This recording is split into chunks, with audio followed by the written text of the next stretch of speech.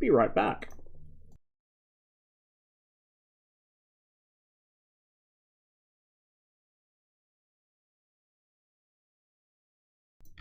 Oh, pro streamer. Hang on, I'll get the music going in a second, guys. I've had a slight crisis.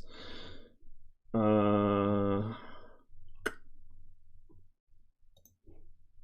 forgot to save the updated version of my playlist to the music bot because I am a professional streamer.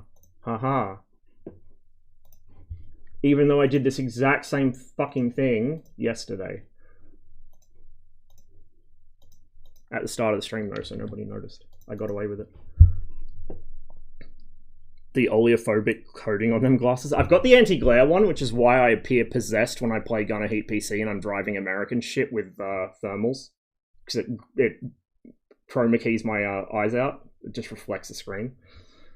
I didn't think about it. I was like, oh yeah, I totally want the anti-glare coating because glare is annoying as a glasses haver. But then I realized, like, oh, that's gonna really fuck with the camera on the stream. Maybe I shouldn't have got the anti-glare. Or maybe I should have got like a separate pair of streaming glasses. That would have actually been intelligent, which is probably why I didn't do it. I'll just quickly catch up on chat before I go grab some food, actually.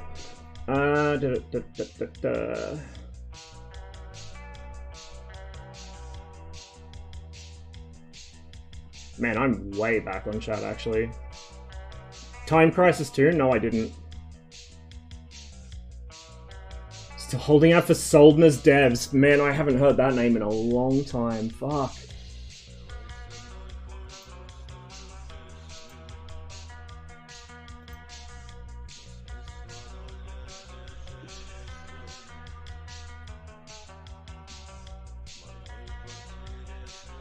Inside had a good piece about a Russian guy trying to fight the disinformation in Russia because he owed his life to a Ukrainian squad mate who saved his life in Afghanistan. Guys of that generation fucked on fucked. Yeah, dude. It's like fucking Chechnya. Like, a lot of the guys that fought each other in Chechnya knew each other from Afghanistan. Like, there's the whole fucking conversation between Alik and his Chechen mate, which is just the most depressing shit. Just the most incredibly depressing shit. Especially because, as I recall it, like, the stories on that are many and varied.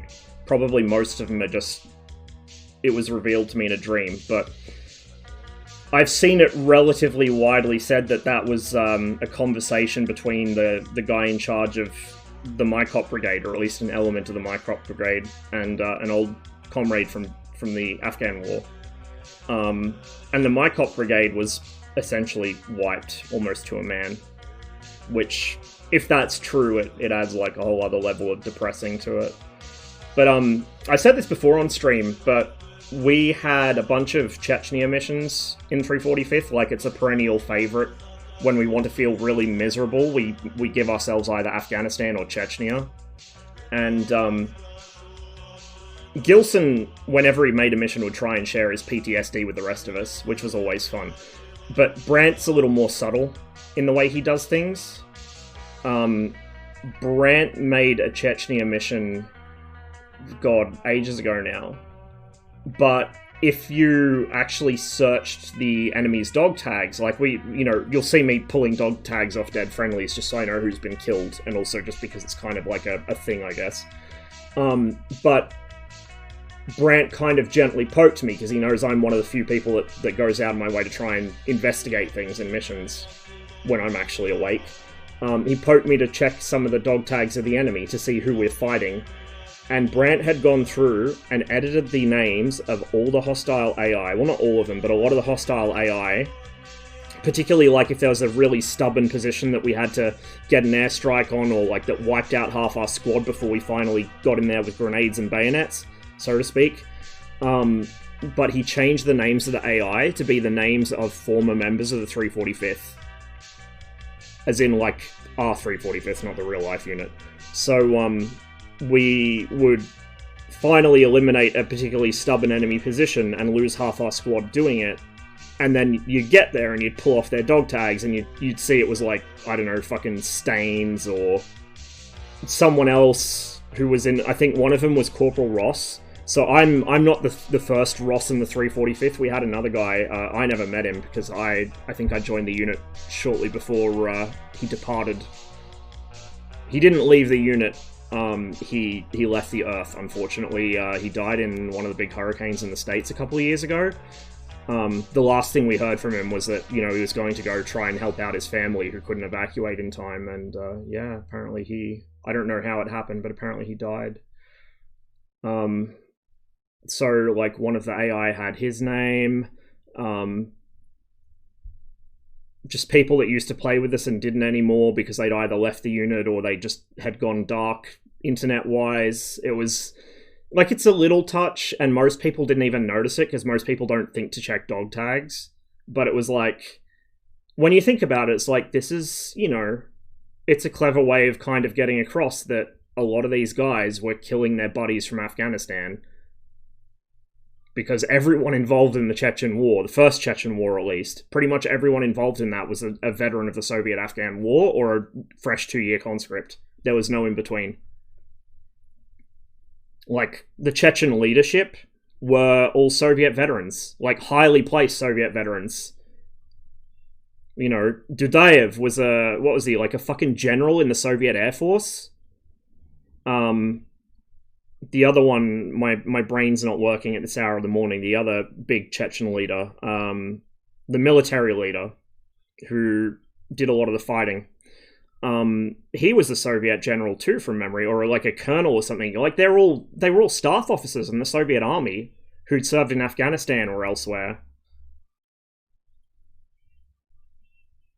Pretty dark, and the same shit's probably happening in Ukraine. Like, especially with how intermixed families are from the Soviet era or from even the empire before that. Like, a good chunk of my Russian friends have discovered since the war started that, like, actually that, you know, just by happenstance of where their parents worked, that's the only reason they're Russian, because their families were Ukrainian and they moved to Russia for work purposes or military service or something like that. So the only thing that makes them be on the Russian side of things is where their parents were when the USSR collapsed.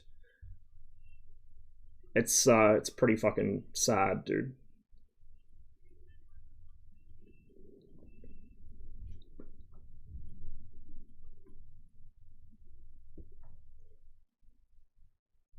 Wasn't surprised they did it. Something seemed different this time. I was not... Yeah, like, to be fair, I kind of did not pay near enough attention to the domestic political situation. Like, I knew it was fucked, and I'd known for some years that it was going bad places, just from, like I said before on stream, if you listened into the speeches, even with my broken Russian, if you listened into the speeches that Putin was giving on Victory Day parades, even since 2010 when the whole Allied team turned up, and everyone was all friendly and holding hands and singing Kumbaya on Red Square. Even back then, the speeches were starting to get, like, worryingly nationalistic and starting to really try and Russify the memory of the Soviet Union. So I should have paid more attention to it, and I should have expected it, but I guess, like, there was just an element of, haha, surely they won't be that stupid. Haha, surely it's not that bad. You know, it's the classic, it can't happen here.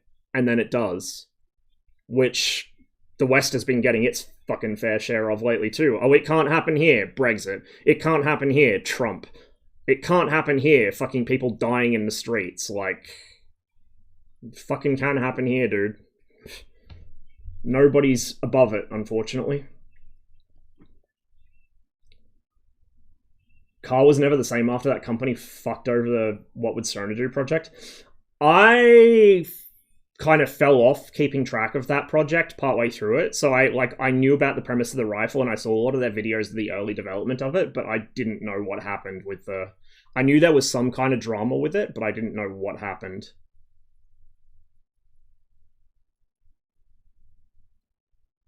Worry about Carl sometimes. He kicks the hornet's nest more and more often. I think Carl is just the kind of person that's his lot in life. Some people just... they can't not call things as they see them. They can't not kick the hornet's nest. Like, it would be intolerable for them to not do it. You know what I mean? Like, they wouldn't be able to live with themselves. in Carl's case, he stirs stuff up politically when he sees injustice. In the case of a lot of ex-military guys, they chase the dragon by finding somebody who's got a fight going on and joining it. Like, a couple friends were very, very tempted to go to Syria. I briefly considered it for a while before I realized I would be more hindrance than help. And also I can't tolerate heat, so that would have been fucking funny. Just some people... I don't know. There are some days in human existence where you need a certain type of person who exists for no other purpose than that kind of day. Hard over heck, Captain Hector Waller. He was described as one of those. It was a quote. It was from Admiral Cunningham. There are certain men on Earth who seem to exist for those inevitable St. Crispin's days of human affairs, and Hector Wallace is one of those. I think the quote went something like that.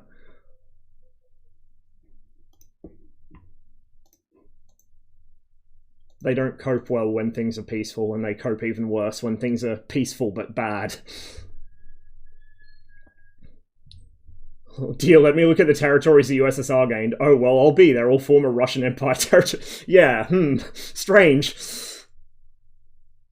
Including retaking the Baltics just before World War II, and then again just after World War II. Well, during World War II. Liberating in many sets of air quotes. So my family, that part of my family anyway, on my paternal grandfather's side, that's our neck of the woods. Well, their neck of the woods. I'm not going to be one of those people that says, oh, my great-great-grandparents are from fucking Lithuania, so I'm Lithuanian. Like, nah. But that's where that part of the family's from. They were Litviaks, Lithuanian Jews, and they fucked off from Lithuania, which at the time was part of the Russian Empire, because the pogroms happened. They didn't wait around for the revolution.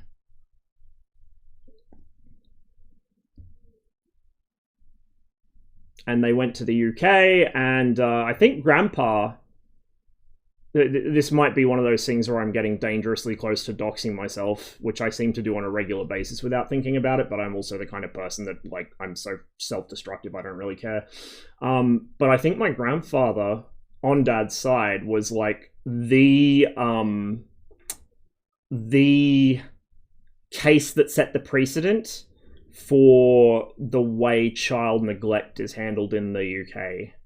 Because, like, his parents were alive, but I don't remember what the issue with his mum was, but his father was like a really severe alcoholic, I think, and just didn't look after him, and so he ended up becoming a ward of the state and was raised in like a not a residential school. That's a very loaded term when you're talking about Canadians, but he was raised in like a boarding school or something for orphans and whatever in Lambeth.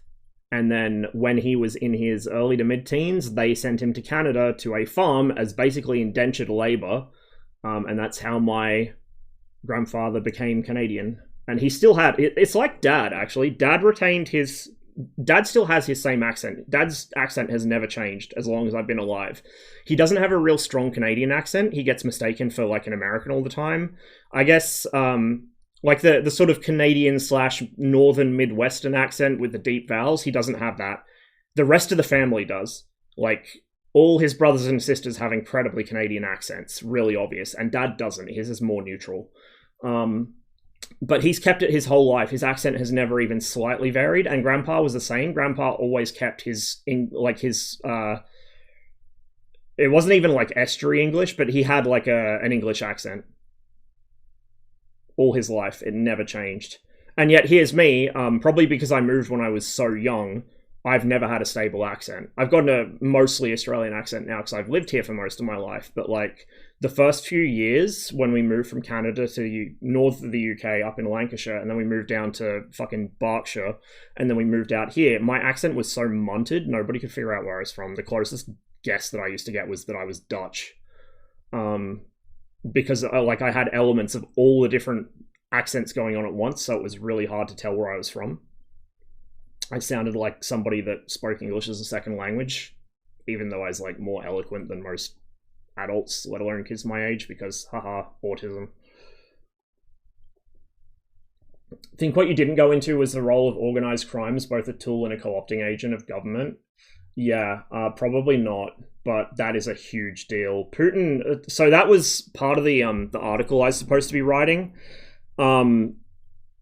which is just languishing on my PC. Maybe one day I'll finish it. It's 13,000 words, and I would consider it half done at best. It's one of those topics. Like, I fell into a fucking hole for a weekend working on that, and I still barely scratch the surface.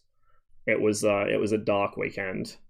But yeah, in that article, that was one of the questions proposed to me to cover, was like, a lot of it's, oh, where's Putin from? What's his background? This, that, the other. Like, why is Russia doing this? What is the Russian perspective? Like, what's the historical context from the Russian perspective?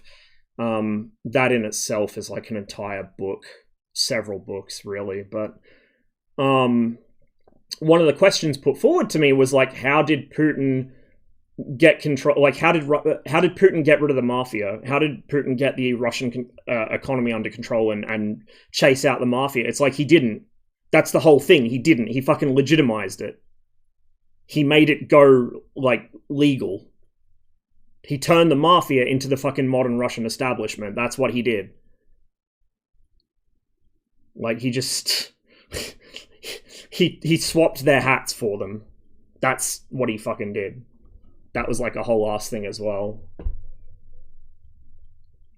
It was interesting, too, though. One of the questions put forth in that, I forget which it was. I'll have to... I don't know if I want to go over it on stream one day, because it's, like, intensely political and really grim, and also, as I said, 13,000 words. But maybe, like, go over some of the questions one time.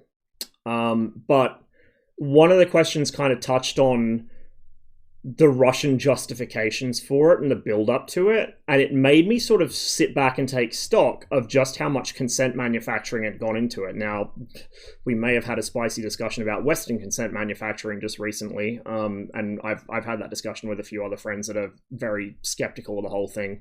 Not like pro-Russian skeptical, but like, this is miserable, everyone involved has something bad going on, why do we live in this timeline kind of skeptical. Doomers, essentially. So it was interesting because, like, the Western consent manufacturing, yeah, we all know how that works at this point. We've gone through it enough times to go on adventurism in the Middle East. We know how that works. But the Russian consent manufacturing I hadn't really considered, even though I'd been exposed to a lot of it as somebody interested in, like, that part of the world. There was, I forget the name of the series. It was something from the future. It wasn't fucking Prekrasnaya Daleka, not the Soviet series. But like the name was sort of a play on the same themes. Was it Visitors from the Future or Soldiers from the Future or something? It was basically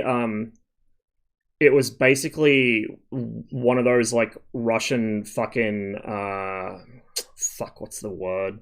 The alternate history military adventurism novels where, like, Hitler, there's one that's unironically called Comrade Hitler, I'm not shitting you. And there's, like, Twitter threads exploring this concept if you want to look into it deeper, but there was this film series, and it was a bunch of Russian teenagers from the modern day, you know, typical troublemaking teenagers, no discipline, rah, rah, rah, out in the streets after dark. They fall into a time portal and get taken back to World War II and have to serve in World War II.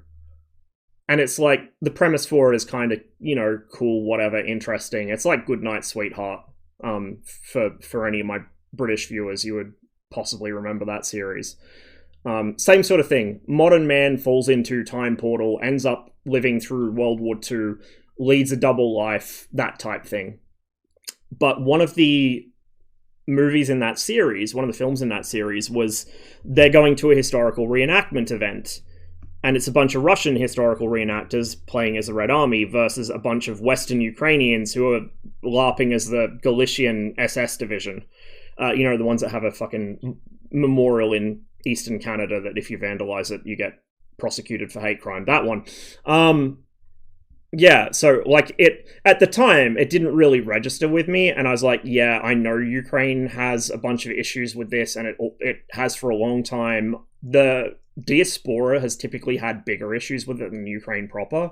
Like, if you go into some of the cringy shit fucking Christia Freeland said about how expat Ukrainians, like the Ukrainian diaspora in Canada, are more Ukrainian than actual Ukrainians that live in Ukraine. There's a lot of there's layers to this shit.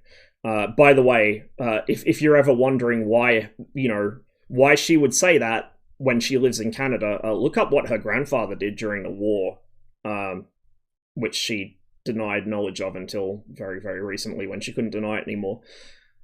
So you have this weird dynamic where the diaspora are hyper nationalistic and have a bunch of worrying politics, but Ukraine itself has had issues with it for a long time. Ukraine has demographic issues where the western part of the country is very different culturally to the eastern part, because the eastern part's full of Russians, some of whom were already there, a lot of whom were moved there, during the Soviet times because their work was there, or just successive waves of Stalinist demographic fuckery before they put a stop to that.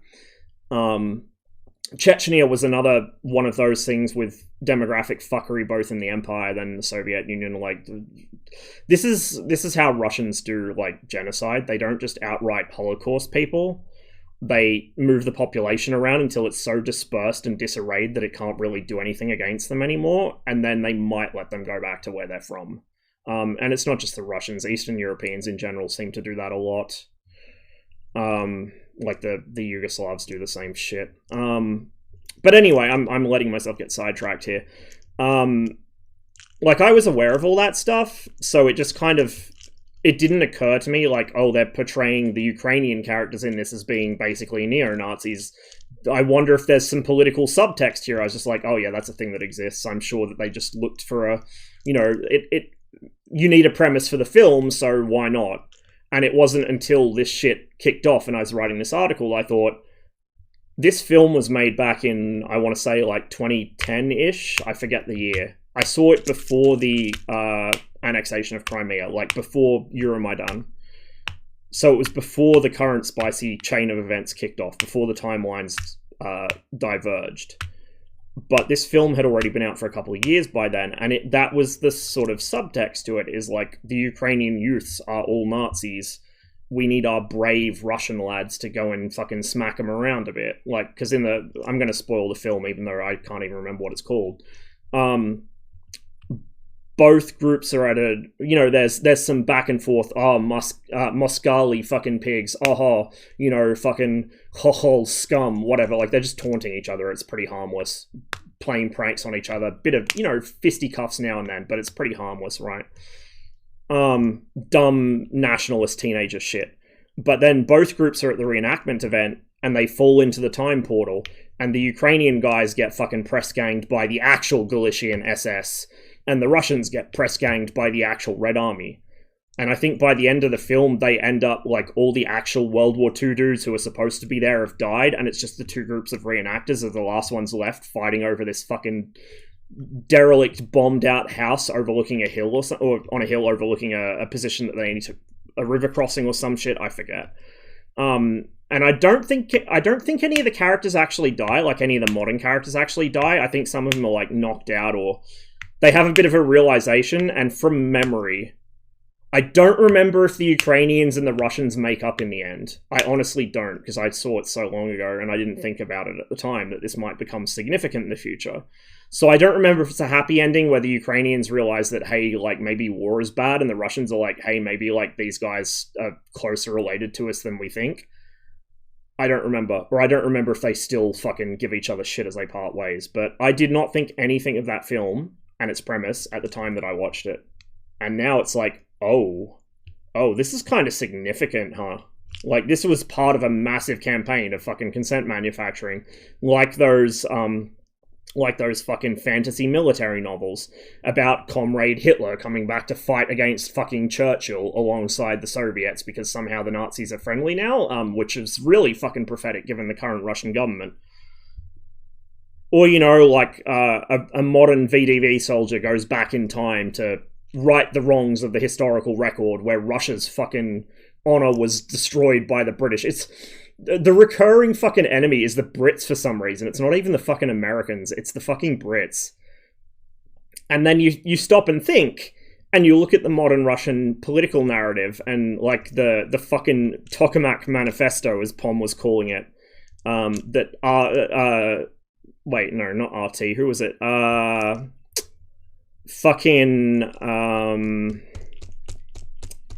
What is Vestia? My brain's not working. One of the state media outlets accidentally released, like preemptively, a couple hours into the invasion, they released this fucking unhinged manifesto about the grand historical destiny of the Russian people. Like, by the way, the hallmark of fascism, grand historical destinies. Anytime somebody cites one of those, you can be sure they do funny salutes.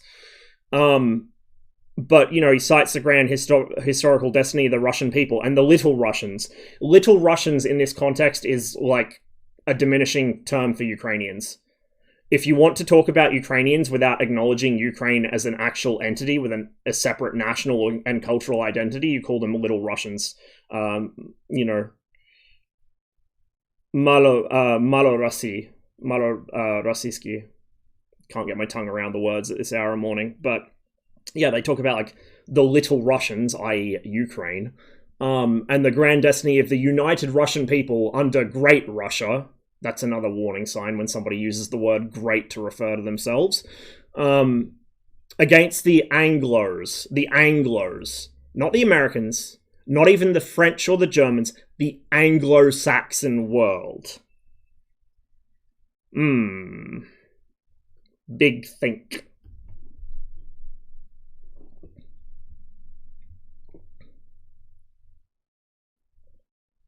Wagner's my favorite part. Who's going to be our front at the anti-Nazi battle? They're called Wagner. Perfect. They're called Wagner. They're led by a guy who has the dirty bird tattooed on his fucking heart, like over his heart, and has SS fucking runes tattooed on his collarbone, and is obviously a fucking skinhead. Not the good kind of skinhead. Fucking skinheads, man. Like, the good skinheads have caught it so bad over the past fucking couple decades, because everyone just associates skinheads with, like, racism and fucking Nazism now. It's like that movement was completely different when it started. And all the, like, you have groups like Rash, I think it was. Rash, I'm pretty sure. Something against... No. Have I got it backwards? There's, like, different skinhead groups against racists. Sharp, that's it. I had the fucking acronym backwards. Skinheads against racial prejudice. Yeah. Like, you've got groups like Sharp, who are trying to be out there repping, and it's like everyone just assumes skinhead equals Nazi. Feels bad, man. But also, like, you can tell which subculture someone belongs to by the color of their suspenders, and it can mean different things in different areas, so that's a little bit of skinhead fucking trivia for you. Figure out which colors are the bad ones where you live, and watch out for them.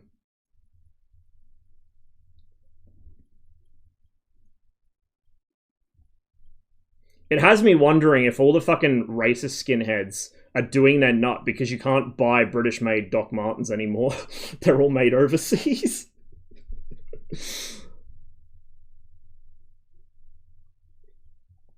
I laughed more than I should have at finding out this week that Zhirik's replacement is named Slutsky. Slutsky's a pretty common surname. There was when I was a teenager, I think it was the Winter Olympics one year we're on, and there was a Russian figure skater whose surname was Slutskaya, because like Russian surnames, right? The end of the surname changes based on gender. So Slutsky is the male surname and Slutskaya is the female one. And me being a teenager, I read it as Slutskaya, and I was just like, ha ha ha, funny surname, ha ha ha. Or Semyon, the first time someone sees the name Semyon written without the, or even with the E with the fucking diacritic or umlaut, well, it's not an umlaut because it's not German, but like the double dots over it that tell you it's a yo, not a yeah. That's always a good laugh. Weren't lace colors a thing too? Yeah, probably. There's a lot of, like, really deeply encoded shit in subcultures like that is just assumed knowledge within the subculture, but if you're outside of it, you have no fucking clue what you're dealing with.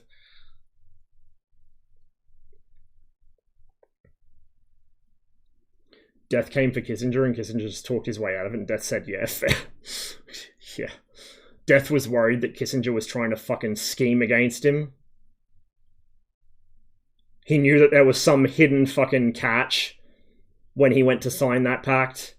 It's like, no, I'm not making fucking deals with you.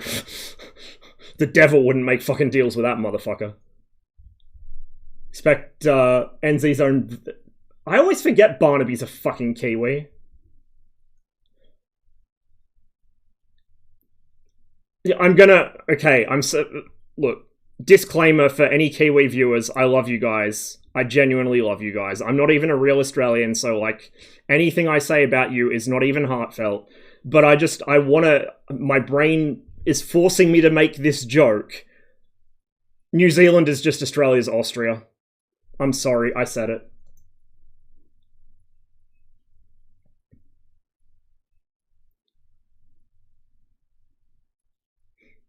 You could make a point that Canada is America's Austria at this point, what with fucking Zodiac Killer. He was Canadian. He's from fucking Calgary, isn't he? Teddy Boy's from fucking Calgary. It's all you need to know right there. They ain't fucking right that far south. Nothing good comes from that half of Alberta, except dinosaur fossils.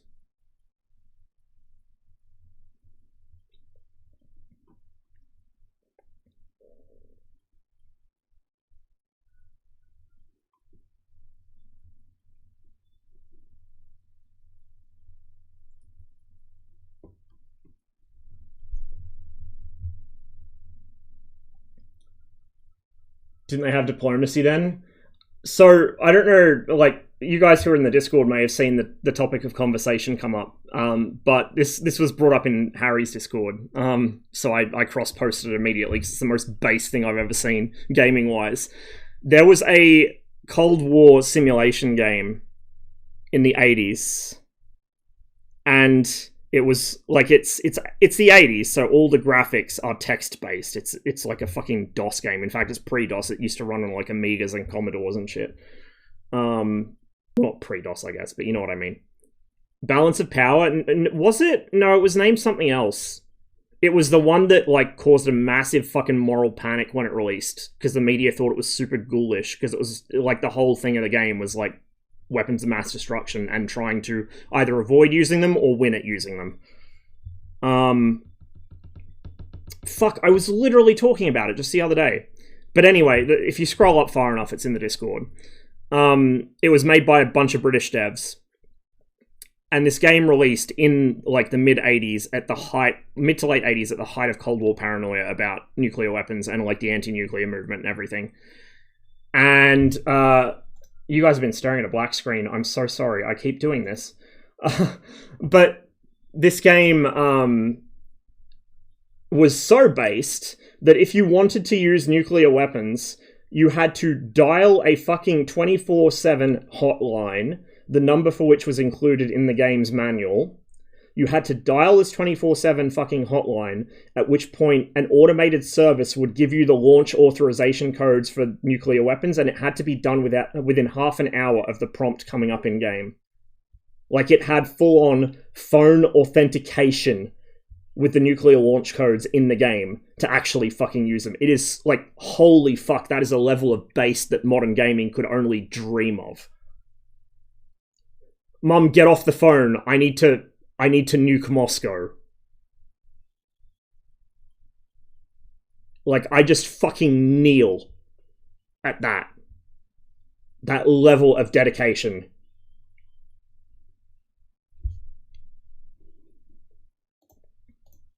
Actually, you know what? Fuck it. While I'm sitting here talking instead of getting something to eat and a drink, I can actually search my own Discord.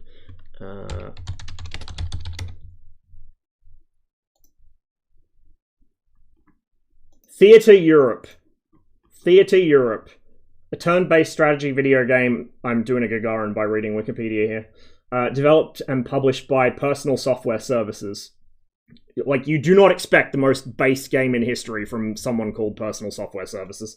It was first released in the United Kingdom for the Commodore 64, ZX Spectrum, Amstrad CPC, and Atari 8-bit family home computers in 1985. Fuck, this thing ran on the Amstrad? I'd be worried that you'd launch a nuke and the Amstrad would go Amstrad.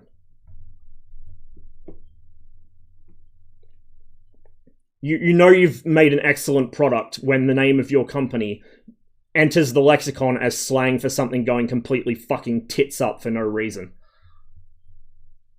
Atari 8-bit family home computers in 1985. Yeah, like the time. The only way it could be even funnier is if they released it in 83 during Able Archer. Although I guess nobody knew how bad Able Archer was at the time, so 85's a good time period for that. In an interview with Your Computer magazine, Gary Mays stated that Theatre Europe received heavy criticism for the campaign for nuclear disarmament. You know you've done something right when that happens. The CND accused the developers of bad taste, despite Cockayne claiming that the organisation never looked into the product. That sounds about right as well. Shades of, what was his name? Jack Thompson, the fucking Attorney General during the 2000s. Mr. I'm Gonna Ban Gaming. During development of the game, Cockayne and Mays obtained figures and statistics of various military strengths from the Ministry of Defense and the Soviet Embassy in London. Let that sink in. These fucking mad lads went to the MOD and to the Soviet Embassy to get figures on respective militaries. God's own game developers. He wasn't an Attorney General? I thought he was. Oh, he's just a grifter attorney. Okay, I, for some reason, mixed them up. Get on every single list. You don't measure the success of a man by how many cars he owns, or whether he owns a boat, or how many holiday homes he has a timeshare in. You measure the quality and success of a man by how many fucking watch lists he is on. Hi, Azio. Cockayne asserted that the statistics that developers used were realistically plausible, stating that he would let the, I'm quoting from the article here, it's a direct quote, he would let the horrifying results speak for themselves, end quote, during the game. Game designer Alan Steele stated that during testing he was, quote, alarmed to discover that when the computer played itself, the Warsaw Pact always won a conventional war overwhelmingly. Hey, didn't we speak about this on stream the other day while we were talking about GHPC and War Thunder Brain? Warsaw Pact always won a conventional war overwhelmingly in 1985, forcing NATO to either surrender or begin a nuclear war. Steele adjusted the game to give NATO a chance to win. Least base game developers. And then Max brought up the direct quote about the phone authentication. The game allows the player to request chemical and nuclear tactical strikes against the enemy. A chemical attack is automatically targeted at an enemy capital city. Oof. Troop concentrations, why bother? They have CBRN. Just attack the population instead, forehead. Enemy capital city, and will conclude with a readout announcing the outcome of the attack, such as civilian casualties. In order to launch a strategic nuclear attack, the player is given 30 seconds. I was wrong. Didn't I say 30 minutes? It's 30 seconds. My bad. The player is given 30 seconds to call a dedicated 1-800 telephone number and obtain a special authorization code from the automated answer phone message. The authorization code was Midnight Sun. Once the authorization code has been received, the player will be given 3 separate options on how to proceed. Standby mode will postpone the nuclear launch, whereas the strategic launch will involve one nuclear warhead targeting a city. The third option, known as Fire Plan, will issue a full-scale nuclear strike across Europe and results in a nuclear holocaust which will end the game. Max writes, I need the phone for a bit. I need to request nuclear release. Like, I'm in awe. I'm in fucking awe at the game devs of the 80s, dude. Absolutely incredible. You would, like... the fucking controversies about games pushing the bounds of moral decency these days because you can run over civilians, or you can, like, you know, in GTA you can fucking kill a hooker and get your money back.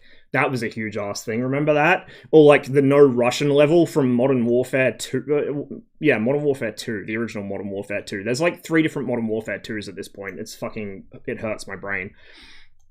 By the way, like a bunch of the who's who at the top of Activision at this point are former CIA members, or like that woman who was pretty much directly responsible for what happened at Abu Ghraib and like made it 10 times worse by visiting the prison. So they like doubled down on it before she visited. Yeah, they're like senior fucking management at Activision. I'm just saying, you know, it's very annoying that aside from all the other bad fallout of the current events we've spoken about on stream, no, Chico, we're done armor for the day. I'm just talking. After the mission, I'm going to get a snack and something to drink in a minute. But we're talking about old 1980s Cold War games. So one of the things about current events, and it was a lot funnier before the unfortunate current events happened, because the fallout from the current events has diminished the effect somewhat. But there was a whole wave of Russian memes about J12, as he's called, the character from Modern Warfare. Is it the new I don't know. Whichever new Modern Warfare recreates a highway of death, but then blames it on the Russians and also says it was civilians, not military. There was like a whole wave of ironic memes, like mythologizing him as a great hero of the Russian people and just misunderstood. It was hilarious. But yeah, like I'm sure it's a coincidence that historic, morally dubious things the US did became things that the Russians or whoever the other bad guys were in Call of Duty series, they became things that they did instead. I'm sure it's a coincidence and totally nothing to do with, you know, the people that ordered this shit when they were highly placed in the US administration. I'm sure it's nothing to do with them being senior management at Activision.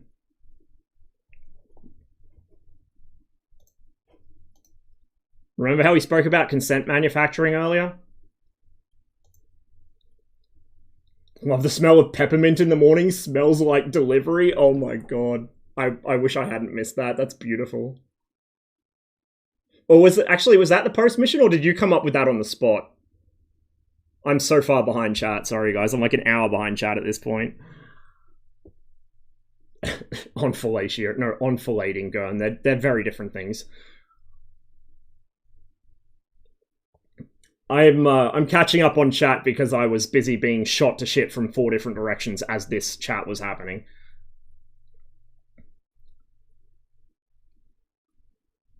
Fucking envelope fire, goddamn mailman aggressive Ozpost. Contact tracking order at 3 o'clock. Oh man. I kind of miss working for Australia Post, but I kind of don't. Like, it was mind-numbingly boring most of the time, but every now and then, like, it wasn't a bad job. The pay was good. You were well looked after. Well, they did fuck up my pay, but everyone fucks up my pay. It's like part of my curse in life is inevitably I will get fucked out of pay just through incompetence, not even malice. Somebody will lose some paperwork and I'll miss like a week of pay or something, and it will take forever to sort it out. So I think Ozpost, I had an issue where they didn't pay me for a full day of work, and eventually it got fixed like months later. But like the co-workers were good. The hours weren't bad, although I did end up staying on past the end of shift a few times. I was given the option to not to. I'm the kind of person that can't say no to shit. The duality of man. Here I am calling for fucking labor strikes every other day, but I'm the kind of person that if you ask me to do something so my fellow co-workers don't get thrown under the bus, I'll say yes, I'll do it. I'll put my hand up straight away. No self-preservation. But I do miss it at times because it was very interesting. Some of the stuff that went through the local sorting center. I got to take home my own mail a day early one time because I sorted my own mail and went, that's my address. That's my name. Just said to the boss, yo, this is mine. Can I take it home at the end of the shift? She's just like, yeah, I'll sign it off. So that, you know, because it's pretty serious business when you're working in the post. Like, you don't fuck with people's mail, right? So even if it's addressed to you and has your name on it, someone has to witness that it's your mail you're taking home. You're not stealing someone else's. But like I came across fleece samples that Mum had sent over to the UK or something, because I went, oh, this is Mum's handwriting. I know what this is. I found out that somebody else in the general area of the general area of the central western New South Wales knows some of our friends back in the UK. Because I saw their name and address on the front of a fucking envelope. I was like, holy shit, someone else here knows the pains as well. What the fuck? It's a small world. Like, it was a very repetitive physically job, so I'd be standing up or sitting down and just constantly making the same motions, pigeonholing letters or stuff like that. So it was surprisingly physically exhausting, and it wears you out because you're just doing the same motions over and over. But mentally, I was actually kind of interested in what I was doing. Because they were like, where the fuck is this place? I've never heard of it. It's a town with like 2 people out in bumfuck nowhere. Its postcode covers like an area the size of most European countries. It's pretty wild.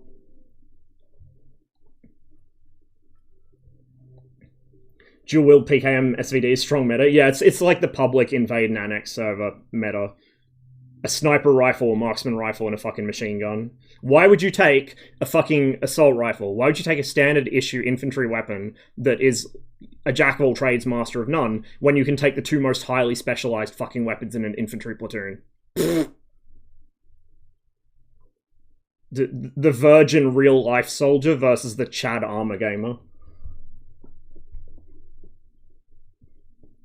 Carrying 40 kilos of weapons in your backpack? Skill issue. Just fucking be stronger, dude. Just have better knees.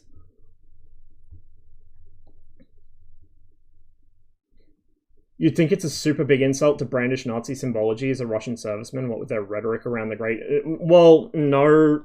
Yes, but no, Scotty. Like, the thing is, this has been running for so long, and it's been so pervasive and subtle that it's... I don't want to stigmatize mental health, so please don't take this the wrong way. I know that people kind of get the wrong idea about saying stuff like this, but the most simple, shorthand, accurate way to describe Russian politics, or like the sort of zeitgeist in Russia, is schizophrenia. Like advanced 4D schizophrenia. Like, even when the Crimea thing first kicked off, you were seeing, or like Novorossiya, whatever, LPR, DNR, puppet states, you would see, like, people who grew up in the Soviet Union, you know, people in their 50s and 60s, parading through the streets with the red banner in one hand, or God forbid, the victory banner in one hand, the flag of the fucking victory over fascism, and then they'd have, like, a fucking imperial tricolor defaced with a fucking kolovrat or something. Like, just the level of insane mental gymnastics involved. And it's probably the same thing with the military. Like, the thing is that the Russian government has effectively redefined the term Nazi to not mean actual Nazis or fascists in general. Nazi actually specifically means someone who opposes not even Russian people, but the Russian state. It's not a term to describe Russophobes, it's a term to describe anyone who stands in the way of the Russian state. And the Russian state doesn't represent the Russian people, it represents a handful of fucking Siloviks and the few oligarchs who were smart enough, air quotes, to not stand up to the Siloviki and get killed or imprisoned or exiled. Like, it's bad, dude. Like I said, the weekend I spent researching for that article and writing it, only for it to go nowhere, which is probably a good thing, to be honest, because it would have been some heavy reading. I'm not sure the readers would have been ready for it. But that was a dark weekend, dude, because like I thought I knew about this stuff, and it turns out that I barely scratched the surface. Once you start really digging into it and researching it, you start seeing the connections form. It's like the fucking V for Vendetta domino scene. Like, that was how I felt for that whole weekend, was the fucking domino scene from V for Vendetta. It all starts connecting and making sense. And you realize that this has been in play for more than 40 years. It was inevitable. Because of something that happened 40 years ago, this became inevitable. And people along the way saw it. Some people saw it and called it out even. Fucking Richard Nixon, of all people, Richard fucking Nixon, of all people, predicted this would happen. He didn't say that Russia would invade Ukraine, but he predicted that if things went off the rails with the liberalization of Russia, which they did almost immediately, because it was done in a very sort of malicious and the way the US does liberalization everywhere it goes. But, you know, he said if the liberalization of Russia wasn't able to succeed, if Yeltsin failed, and you can make the argument Yeltsin, like, even Yeltsin wasn't going to succeed because he was so corrupt, and he was himself a nationalist. But if Yeltsin failed, then, you know, Russia would become this sort of dark force of irredentist nationalism, and we would have problems extending for decades down the line as a result. And it's like, well, that came to pass. Nixon was right. It's so annoying. The most interesting historical figures are fucking pieces of shit. Winston Churchill, like, you know, I've always had an interest in Churchill, and it's not because I think he was a good person. I think he was a fucking piece of shit. Like, not even subjectively, he was a piece of shit. But he was an interesting piece of shit. And occasionally he would have a good take on something. Very rarely, but occasionally he would. And Nixon's the exact same. He was a fucking shitty person who did incredibly shitty things and had a lot of shitty takes, but every once in a while he hit the mark. Why can't people just be simple? Why can't people just be, like, consistently good or bad, you know?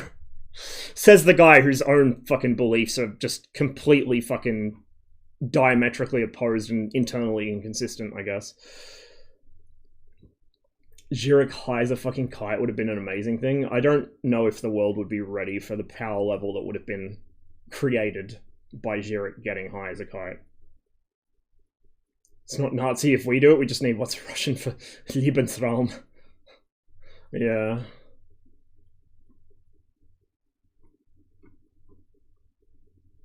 Sorry, Lebensraum. Lebensraum is something different. Lebensraum is the bad shit. Lebensraum is when you have a very creative bedroom life and you need more space to conduct it. That's when you need a big hotel room.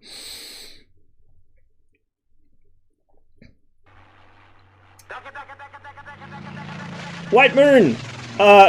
Cheers for the raid. Hope you had a good stream. We're just having a chat after armor. I should be getting some food and a drink, but I got distracted by catching up on chat. So we're having a chat, then I'm going to get a drink and some food, and then we might hop into DCS. We'll see what's going on there, or we might do some Reforger. I do want to do some DCS today, though. Don't have much of either in this house. Yeah. I'm okay with not having Lebensraum in this house. The smaller, the better to an extent. I am kind of running out of space for larger things. I've got a whole, like, one of those DIY cloth and metal pole sort of, how would you even, like a tent, but a wardrobe. I'm sure there's an actual word for it that I'm too stupid to remember at this hour of day, but I got one of them and I've got nowhere to put it that won't block a fire exit at the moment, so I need to figure out what to do with that. But otherwise, like, this flat's perfect size for me. Like, I don't need a lot of space. I don't use 90% of my flat anyway. My bedroom only needs to be big enough for me to have my bed in and not trip over my bed on the way out of the bedroom or into the bedroom, and have somewhere for my clothes. My living room / kitchen, because they're combined, is the perfect size for myself and maybe a couple of visitors. Like, I could probably entertain about 10 people here and it would feel cozy. More than that, it'd be standing room only. My bathroom's the issue. The bathroom's fucked, but that's because the layout's screwed up. Public housing. Not that this is public housing anymore, it's private, but it was built as public housing, so it's a fucking dumpster fire. Actus, good to see you! Good morning, you bastard. Good evening, and thanks for the resub. Hope you've been keeping well. Merry whatever you do or do not celebrate. I'm a terrible opportunist. So I was raised, like, Anglican, Church of England. So I've always just celebrated Christmas. My family have all celebrated Christmas, because we have good little integrated diaspora members. We haven't started double dipping into the holidays yet. My sister's friends do, though. They're much smarter than we are. Get a bit of the old Chrismica going.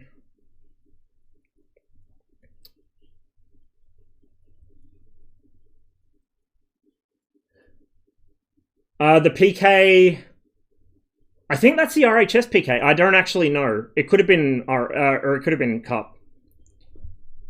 Because the thing is, like, Cup and RHS have a good degree of overlap, and some of the faction presets we have use one of the other set of weapons. So yeah, I wasn't paying attention to it, so it may have been a Cup asset, or it may have just been the RHS one. Because the RHS one does have fairly weird texel density.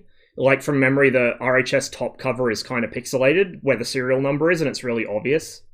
Because you see the serial number every time you've got the weapon, like, stood in front of you in a vehicle, or, like, you reload it, so, I don't know. It's Armour 3, we're not super concerned about graphical fidelity, to be honest, at this point. The real fun one is when you mix Cup and RHS vehicles. Because not only are the fire control systems completely different levels of fidelity, but also the Cup vehicles, the damage models work on the traditional armor method, whereas the RHS vehicles have a completely custom damage model for the tanks. So, Cup weapons are basically like throwing fucking concentrated kryptonite at RHS vehicles, whereas an RHS vehicle can put shot after shot after, or an RHS anti-tank weapon can put shot after shot after shot after shot into a fucking Cup vehicle, and it will not do anything to it. We discovered that one a few times during the course of missions. We had one. It was the only mission I think we've ever used a fucking Sprut SD, the cool-ass little Russian air mobile tank destroyer dude. It's like a BMP-3 chassis with a tank gun in a turret on it. It's like the spiritual successor of the fucking Object 685, which is like the most broken cavalry unit in the original war game. Anyway, it was the one mission we've ever used a Sprut, and I was lucky enough to be the gunner of the Sprut because I love that little thing. I don't know why, I just have a particular affinity for that vehicle. And the mission was going excellently until we encountered an M60, because the M60 is from Cup. And I put like 3 or 4 fucking Sabre rounds dead center of mass, and then it just turned and fucking one-shot us.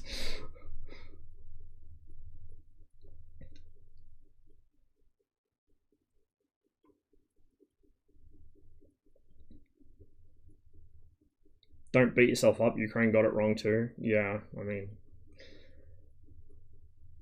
Just like fucking Stalin got it wrong in the start of World War II, right? You kind of... I don't know about Ukraine's internal situation in the lead up to it. Maybe they were putting out the front that they weren't expecting it when really they were. They were trying to do some 4D chess themselves. I don't know. We probably won't know for another 50 years or more, but it does seem to be a thing that when there's an impending invasion and everyone else is saying, yo, dude, they're totally going to invade, it's like, if I just will it to not happen long enough, we can buy time. Which is exactly what happened with Stalin. Like, that's... Stalin knew it was coming, but he said, no, it's actually, no, it's not today. No, it's not happening today. No, we're gonna... It's fine, we'll do it first, and this has led to a whole wave of fucked up revisionism, thanks to modern Russian, air quotes, historians, let alone the Western narrative, which is now being pushed because, you know, manufacturing consent. This kind of... For any of you that witnessed the shit show in Discord earlier, which was my fault, as usual, this was what sparked it off, as I was trying to approach this topic, but I probably did it the way I usually approach things, which is to say, like, into concentrated machine gun and artillery fire, because I'm a very highly intelligent person, obviously. Sarcasm, if you didn't pick that up. VDV dropping on Victorian London, my favourite, yeah, like... They call their legislature the Doom. Yeah, really. That's like that's advanced dad jokes. That's a good one. I like that one. I like shitty puns, but like you need to be a knower to get the punchline. I think that's like one of my favorite obscure humor genres, is like basic bitch dad joke puns, but like you have to fucking be deeply aware of some obscure shit to get the actual punchline of the joke. Well, I guess that's not so obscure these days. when your uncle from Argentina has a German accent. Actually, that was brought up. That was brought up not that long ago. I think it was somebody was shitposting about it. Might have even been Matt. Was shitposting about it, and Super's like, actually, most Argentinian Germans arrived either in the 19th century, or, you know, because Germany in the 19th century wasn't the most stable place either, or they arrived in the 30s fleeing Nazi persecution. Obviously, some very high-level Nazis made it to Argentina, Mengele for a start, but by and large, German immigration to Argentina was prior to the Nazi regime, or was people fleeing the Nazi regime. Argentina is really interesting. South America in general is really interesting demographically, because, like, Argentina, for example, has entire Welsh communities where the spoken language is Welsh. There are probably more Welsh speakers in Argentina than there are in Wales. It's really weird. It's just because, like, South America's been so neglected and used as a fucking red-headed political stepchild by certain major Western powers in the United States that that people just don't, like, pay any attention to it or don't give it any credit. But South America's quite interesting. Just whatever you do, don't fall into the bottomless fucking pit of a rabbit hole that is Peruvian politics. Oh my god. Oh, I'm having flashbacks. Man, you think fucking Russian politics is bad? Peruvian politics is operating on a whole other level of existence. Like, what the fuck? Fujimori, oh my god. Like, imagine, like, a daytime TV soap opera family feud within the same family, played out on a national political scale. It is... fuck, it's bizarre. They've got their own neo-Nazis, but they're, like, neo-indigenous Nazis, so their flag is like the red field with the white circle in the middle, but instead of the fucking windmill of friendship, they have like some pan indigenous traditional symbol. Like, fuck me, dude. Peruvian fucking politics is just ascended. You need to bathe in fucking concentrated DMT to have a hope of achieving the level of thought necessary to understand that shit. Like, protracted, decades-long political crisis where all of the factions involved sound like they were dreamt up by a fucking broken random number generator. Go take a slam on the fucked up political ideologies pokies and you get, like, an actual legitimate Peruvian political party. Probably one with, like, a significant amount of support as well.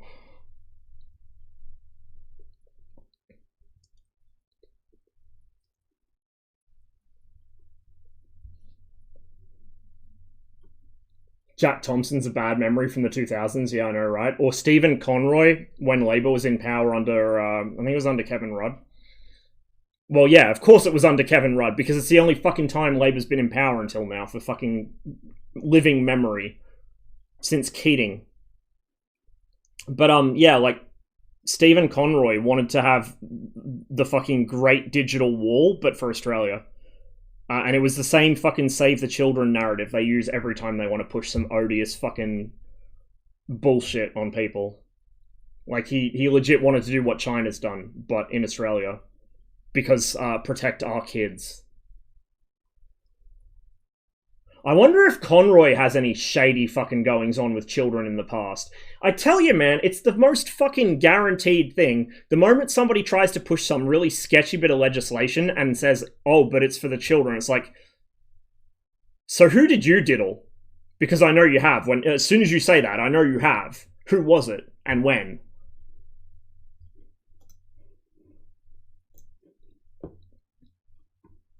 I just got added to another list for defaming Australian politicians, I'm sure. Why is CIA in Activision? For consent manufacturing, dude. Questions that answer themselves. What is the best way to reach, like, dude bros and former frat boys in their 20s and early 30s? Through Call of Duty. It's a nostalgic thing for them. It's not just that, you know, it's not just a content mill for young gamers. Call of Duty has a significant fucking cultural nostalgic pull for men my age of a certain sort of, you know, archetype. There is no better way to reach those people and subtly massage their brains and their worldview than to have the CIA calling the shots at Activision. Or, sorry, former CIA. I'm sure they're totally not still in cahoots with their former employer. Definitely not. Who could possibly suggest such a thing? Sergeant Blank of Fixated Persons Unit. Yeah, I know, right? I gotta say, I'm glad to hear, like, when Jordo went back to his place and was, you know, greeted by the fucking vultures, i.e. the traditional media, and then also the emergency services. I'm glad the coppers there looked out for him. Like, I think we've gone into the whole point of ACAB and how it's not saying all cops are evil people, it's saying the institution is rotten, and, like, you kind of... It either chews you up and spits you out, or you have to turn a blind eye and fight your own moral conflict with yourself about, like, I should do something, but if I do, I'll be up on the chopping block, because that happens, right? We spoke recently about the New York Police Department doing a KGB and having a guy involuntarily committed rather than rat them out for corruption. And then celebrating the fact afterwards and still celebrating it.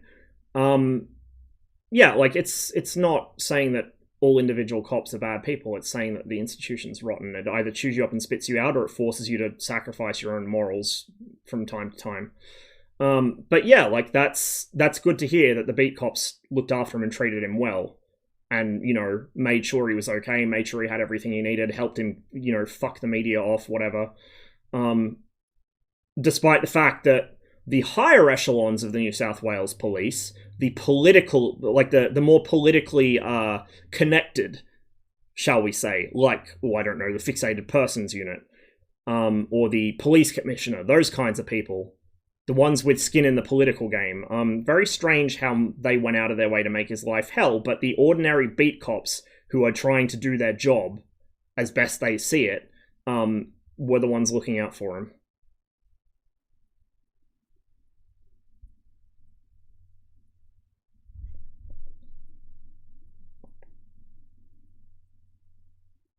Once you hit the executive or C level, success or failure, your career floats upwards. Oh, absolutely. Absolutely. The fucking guys that fucked Nortel, like the guys who are responsible for me being a very angry fucking commie who streams games and subsists on fucking, you know, what little I can get, either from income support when I'm studying or not working, or from shit-tier jobs when I can actually find a stable job. The reason that happened instead of me being a spoilt fucking son of a multi-millionaire is because Nortel collapsed before Dad could get his options all lined up. So that was my reality check. My life could have gone very differently. When I was younger, I was offered, like, in the UK, so when I was only a couple of years into school, because of my academic level in school, I was already getting places reserved for me in very posh and prestigious British educational establishments. It fucking terrifies me to think that if it weren't for the way things actually played out, I might have been classmates with the fucking Tories. And worse still, I might have actually fucking got along with them. Like, that scares the shit out of me. Instead, I got a reality check, which I am going to be existing in for the rest of my life, probably. But anyway, that was what stopped that from happening, was Nortel went under before Dad could unfuck his finances. It caught us at a bad time. And the guys that sunk Nortel, they got massive packages. They didn't get fucking prosecuted for it. Nothing bad happened to them. They went on to the next company to fucking rat fuck it. It's predatory all the way down. It's like the massive fucking asset stripping mergers and aggressive takeovers. Was it hostile takeovers that were happening during the 80s? The thing that destroyed the British economy under Thatcher and, like, made it so that the pound could be devalued by private individuals overseas speculating on it.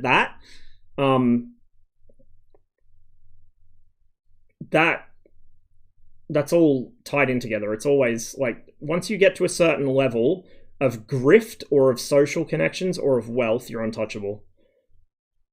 It's why as badly as Muskie fucks up, he's still protected. The only time you feel real consequences when you're that powerful is if you threaten to rat somebody else out and you get Epsteined. Oh, we're on a black screen again, sorry. Oh, the update's out? Fuck yes, I was hoping that would happen during the stream today. That's kind of why I was, you know, stalling for time and didn't start the stream earlier and went and got some sleep instead. We'll do that. Okay, so we'll do GHPC, then we'll do some Refrogger maybe, and then we'll maybe do some DCS if there's time left over. I'm probably missing Mike Delta and Makara doing their thing today, but hopefully I'll catch them either before Christmas or early next year, because I do want to play with those guys. I miss playing with or against.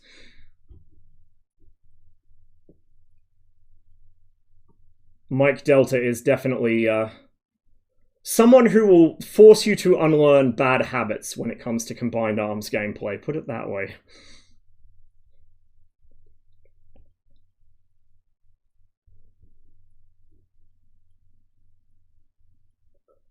Whole thing reminds me of one of the silliest concepts I've ever heard about how a US battalion commander would be calling up to CENTAG requesting permission to fire nuclear weapons because he felt like it. It's not real, but the thought's very funny.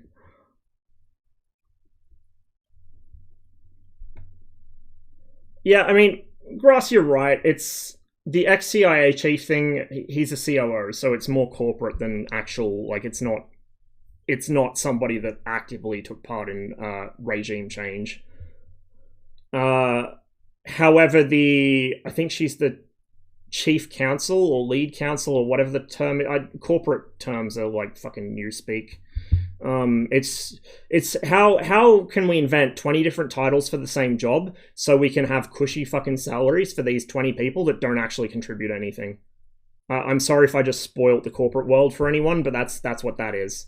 All these terms like COO, CEO, CFO, yeah, okay, those have some merit. They describe the job they're doing, but as soon as you have like chief counsel or lead counsel or senior counsel, like it's imaginary. It's justifying jobs. It's socialism for the rich. But yeah, like she wasn't CIA. I don't think she was. What was she? State Department or something? But she was directly involved in overseeing shit like Abu Ghraib. In fact, I think she was one of the main people that coined the phrase enhanced interrogation versus calling it what it actually is, which is fucking torture.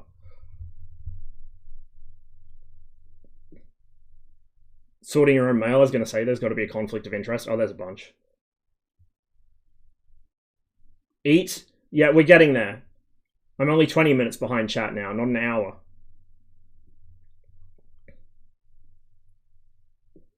Do you have an unassembled hobo bindle for your laundry? No, it's like a wardrobe, but it's assembled like those fucking camping chairs. Like, you just put it together out of metal tubing and canvas, and suddenly you have a wardrobe. The only issue is they tend to, they're a bit, like, top-heavy once you've actually got clothes in them. Especially me, having a lot of winter clothes or, like, military surplus stuff, which is heavy fabric. They get very top-heavy. So be careful I don't go to take something out of it and bring it down on top of myself. Oos, come on. Yeah, it's the default livery. Life is a roller coaster and they won't let me off. Same, dude, same. That's the way it do be, unfortunately. Sergeant and armor unit nowadays. Oh, nice. Do you get all the underlings to address you by your rank?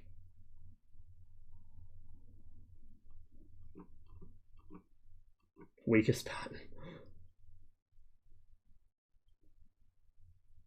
Someone should have told their now former president, if you want to throw a coup, you need to have either military or police, ideally both, willing to make a stand with you. Yeah, that kind of helps. Not everyone takes the time to enrich persons outside their immediate family member. Yeah. Yeah. Oh no, that was a different list, Anctus. That was a different list I was already on.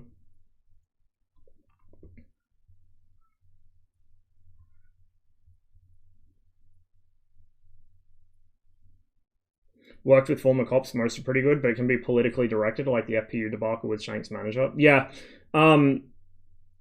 Like, I've known quite a few cops and ex-cops in my life.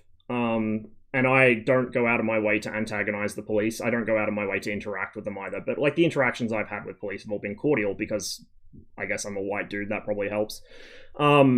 But like, you know, I get they're doing their job. They've probably had a shit day more often than not. So I will, within the bounds of reason, I will not be a dick or, you know, make things harder.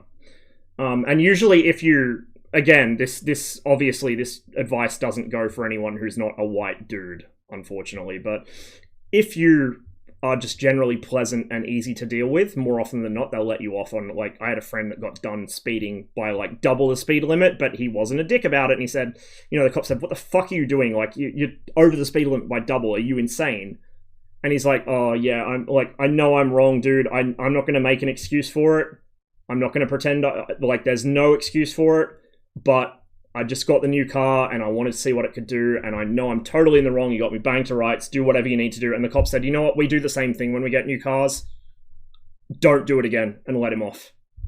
Like, if you don't antagonize them, they usually won't antagonize you unless you're unlucky and run into one of the genuinely shitty ones. But yeah, like it's not a judgment on the individual, it's a judgment on the institution. But having said that, like, some of the guys I knew who were cops, they will just jokingly say something and you'll laugh about it and then you'll think, wait, that wasn't very funny. Like, you can tell that, you know, even though they're not bad people, they're easy to get along with, they go out of their way to accommodate other people. You can tell that if, you know, he probably had a bad day at work one day and went out of his way to fucking hit somebody with a fine that they didn't deserve or some shit. And I'm not going to pretend I wouldn't do the same thing in a position of power. You guys have seen how I get when I'm in a fucking mood. Like, oh shit, look out. But yeah, like, it's not the individual, it's the institution. Something power, something corruption. Owned an insurance adjusting company in my 20s that inspected every county's vehicle in Central Texas. So literally met with sheriffs, deputies, officers, county admins, etc. And can confidently say 98% of them are normal, friendly, moral people who are just like every other adult, just wants to go to work and come home to their families. Yeah, that's been my experience with all the cops I've known.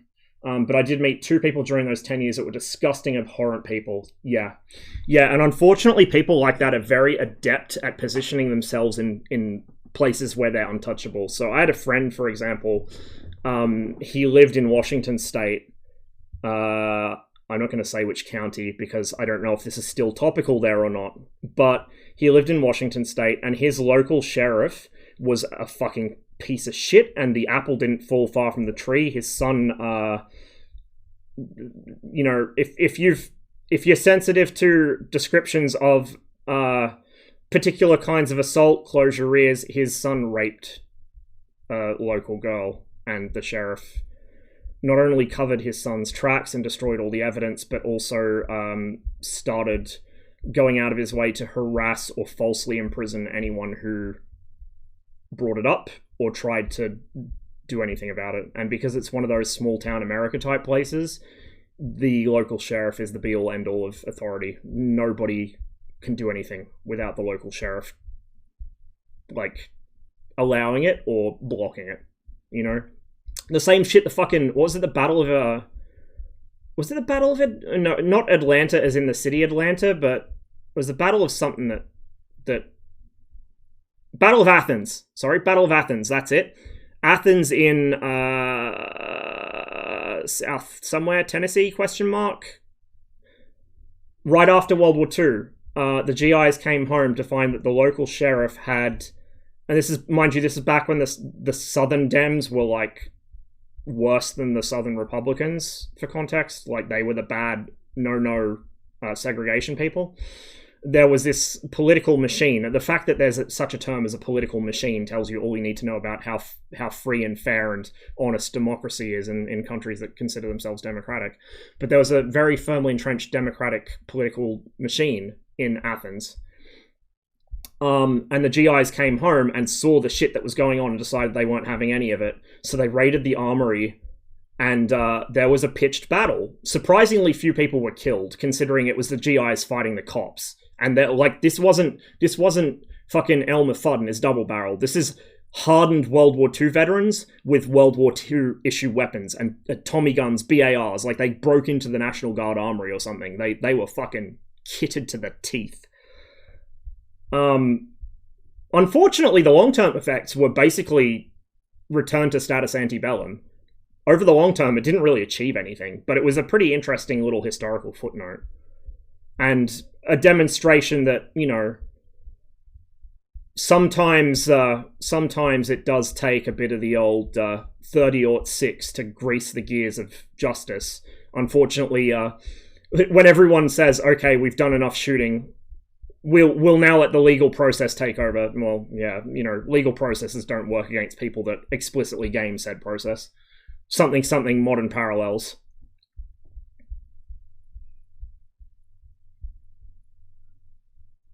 Retorture Lady, you're right in what you said, but I was also thinking about the guy who... talking about the guy who came from the... Yeah, no, I know.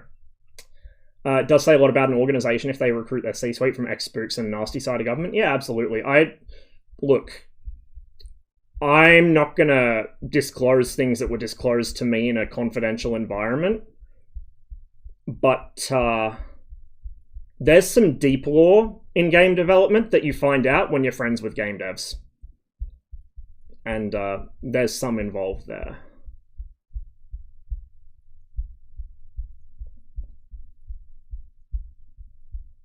Don't care what the cats I heard call me as long as they get herded, that's the way. Only time I enforce rank is when they insult me, that's sergeant asshole to you. Excellent.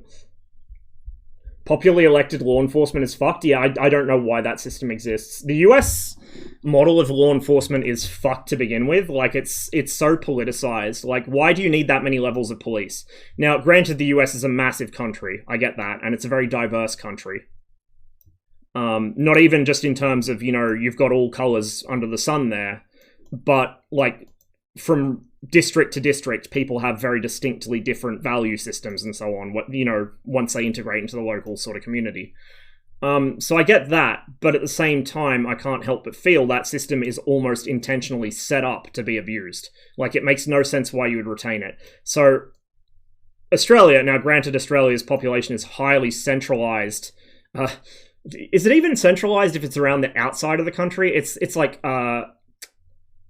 centralized but along the edges of the landmass. So Australia's population is quite densely packed on the coast, so I guess it's not as big of a problem where you have in the US all through the Midwest, and like you've got every 20 miles you got a little town of like a couple hundred people that don't travel much. A lot of them are born in that town, they die in that town even these days with the advent of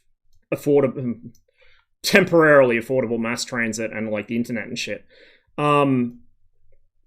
But, like, Australia has federal police who are responsible for the ACT and just things that cover multiple states and territories. And overseas stuff, like the federal police went overseas on peacekeeping missions and so on to help train the police up in Bougainville or in Timor or wherever else. And look after Australian civilian employees that were there with military detachments, like Interfed or whatever. But you got the federal police who are responsible for national stuff in the ACT itself.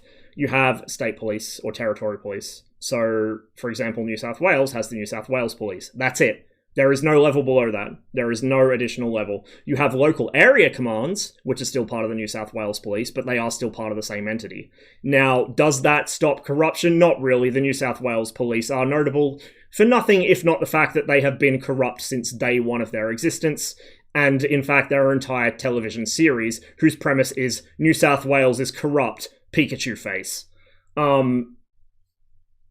But, like, you at least lessen the potential for it, I feel, by having no extra level. Like, I don't understand why the US needs elected local police. Just have a subunit of the staties. Or if you absolutely must have local sheriff's departments, don't have them be fucking elected. Jesus Christ. Have them be picked out by somebody who's in a position to pick like a good person, or at very least not a bad person, you know? Like the US everything in the US has so many layers of politics behind it And we're not even talking the typical US political discourse of liberals this, conservatives that. I'm saying like everything in the US is politicized to like a comical degree, to the point that even the police are politicized. Like, vote for the local sheriff and hope that he isn't going to rig the vote for the next 20 years to keep his family in power, so his family has like their own miniature fucking gem fucking family autocracy over your local county. Speaking of which, I used to know someone whose dad was a bodyguard for Jim. He had some interesting stories.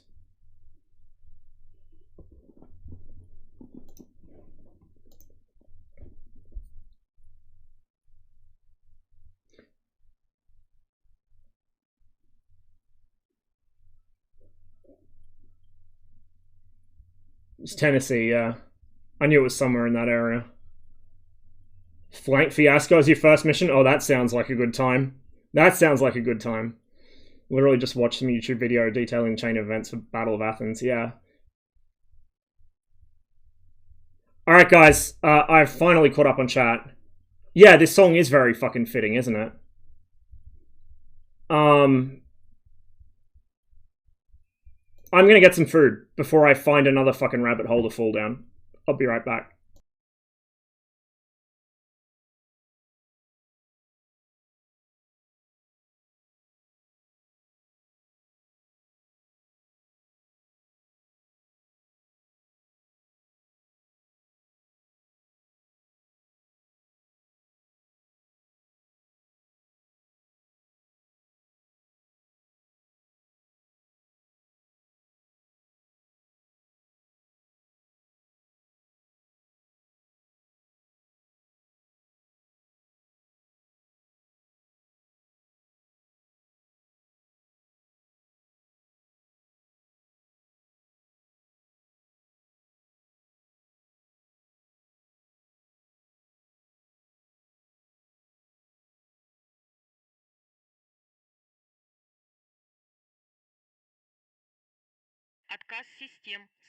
Okay, the food is in the tucker fucker.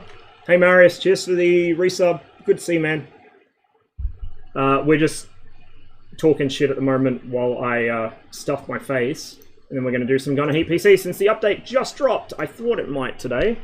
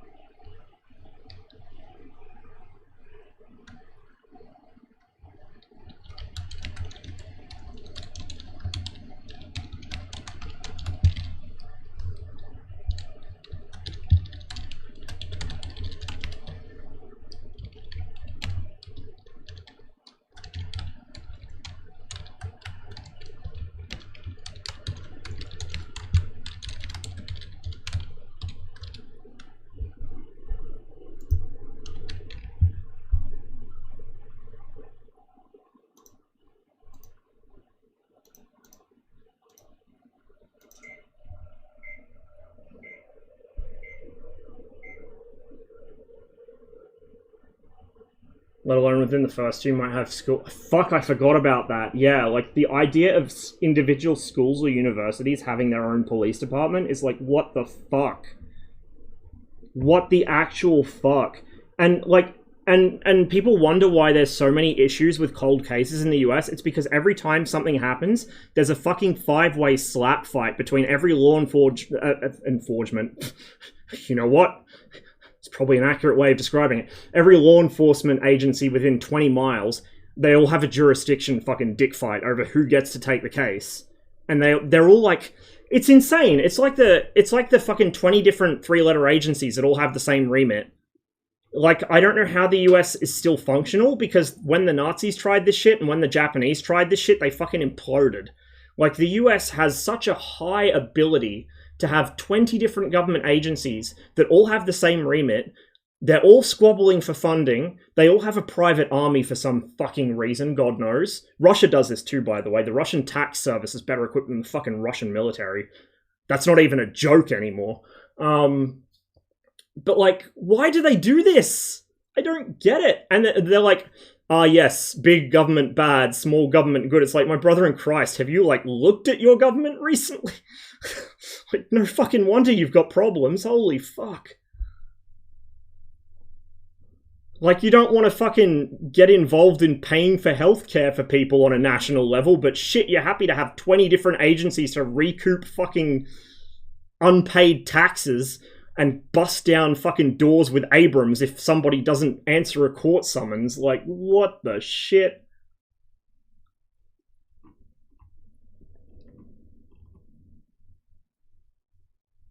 Is it tier 3? Oh, that is a tier 3. Shit.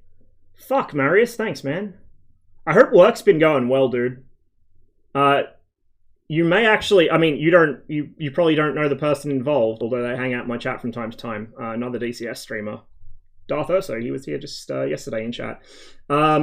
Similar situation to you. He was doing it tough for a long time, but things have really been looking up. He's got a new job. He's doing well now. So seems to be a theme, I guess, this time of year. A lot of people who've been a long time coming for something good in their lives, it seems to be happening. It's good to see. All right, food time.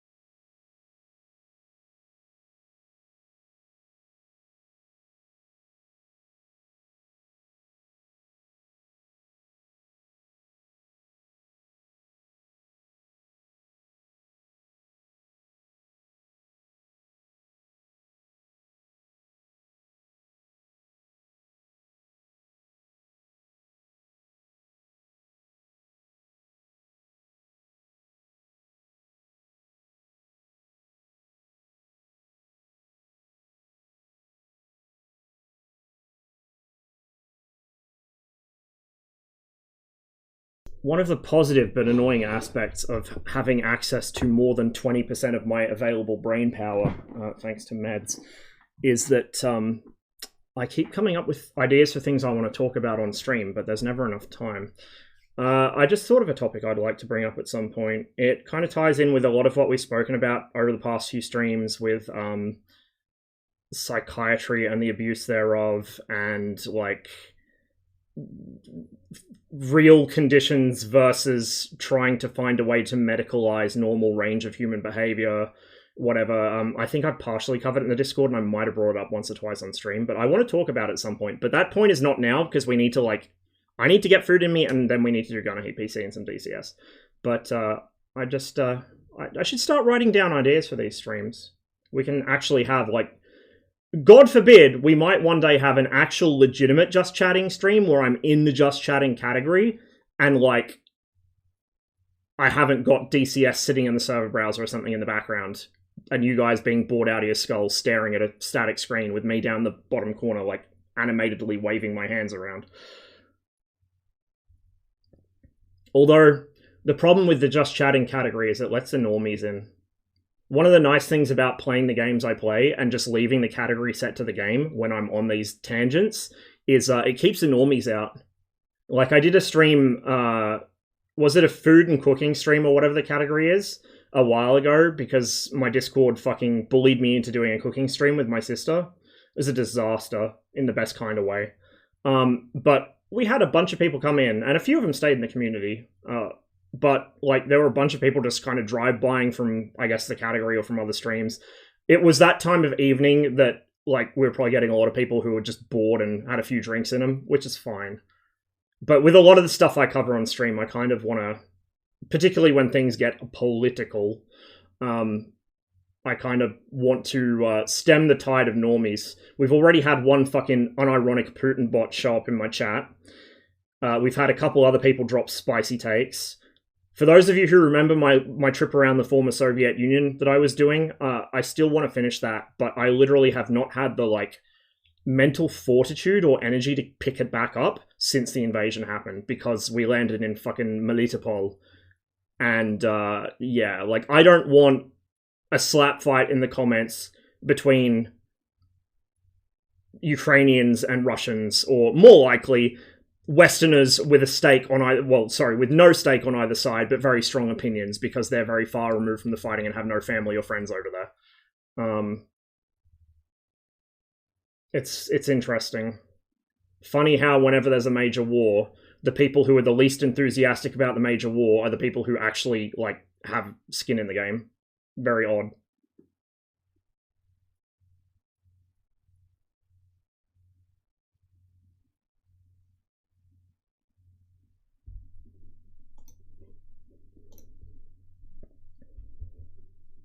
Oh, I also need to clean my glasses, because my dumbass put fucking thumbprints all over them. How can I gonna heat PC if I can't gonna heat C? That was fucking terrible. I'll show myself out.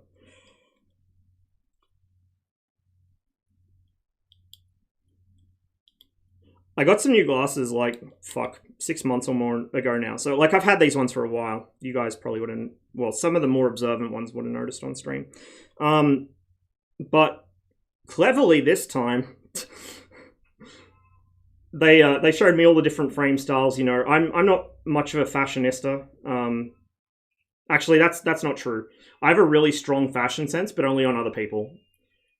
The way I dress myself is just, like, muted colors, usually like black t-shirt and jeans, or like milsurp stuff. Like, I don't really dress flamboyantly at all, even when I probably should. But I have a really strong sense of fashion on other people.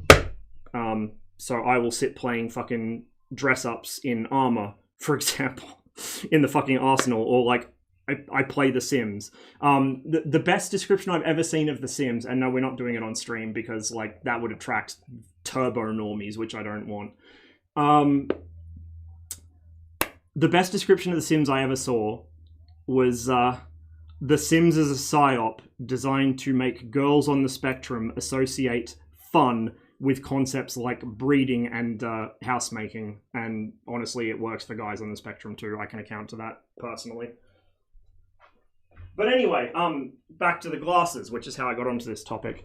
I don't really care for how the glasses look. My main concerns are, is my field of view good enough? Do the frames annoy me? Are they going to be, like, am I going to notice them? Because obviously after a while your brain filters that stuff out, but especially when I'm playing DCS, I'm moving my head around a lot because I am very twitchy and fidgety and I have tics and just generally personal preference. My track IR, I need to move my head a lot to get any in-game movement, because if I had my track IR as sensitive as most DCS players have it, the slightest tick from me and I'd be staring at my own asshole and it would just be unplayable.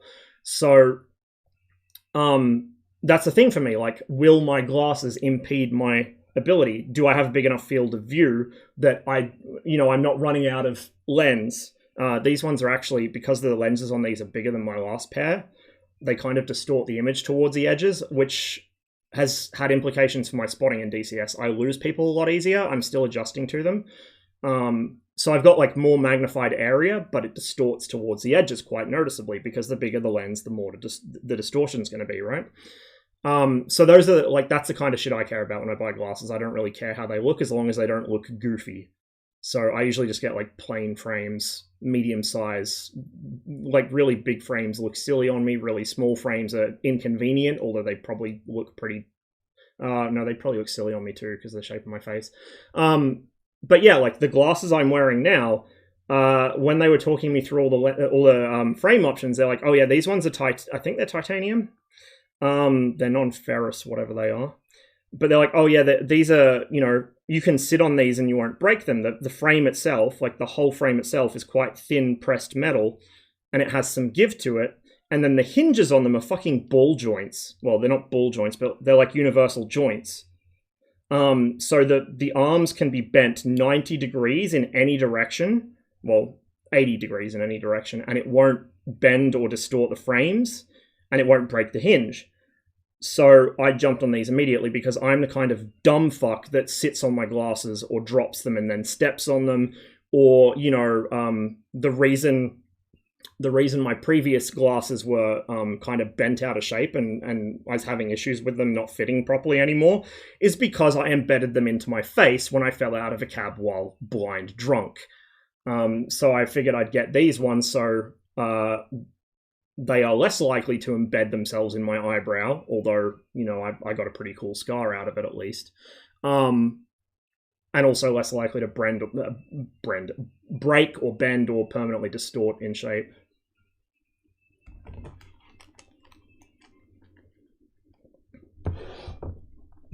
Hate the thick frame glasses. What is it? 1970s? Oh, the engineer glasses. I don't know. Some people can pull that look off, dude. Some people can pull that look off. I don't dislike the glasses themselves, but I think on most people they do look fucking ridiculous. On some people they look really good. It's like how the fucking BCG look, the birth control glasses as they're called, and the standard issue ones you get in the US military.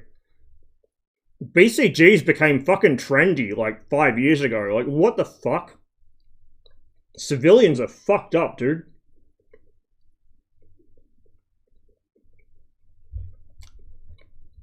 You'd be talking about communism? Maybe tangentially, as it relates to the topic, but no. The thing I was thinking about as material for a future stream is something that my GP brought up with me. Well, GP, he's more of a specialist, but he kind of covers both bases.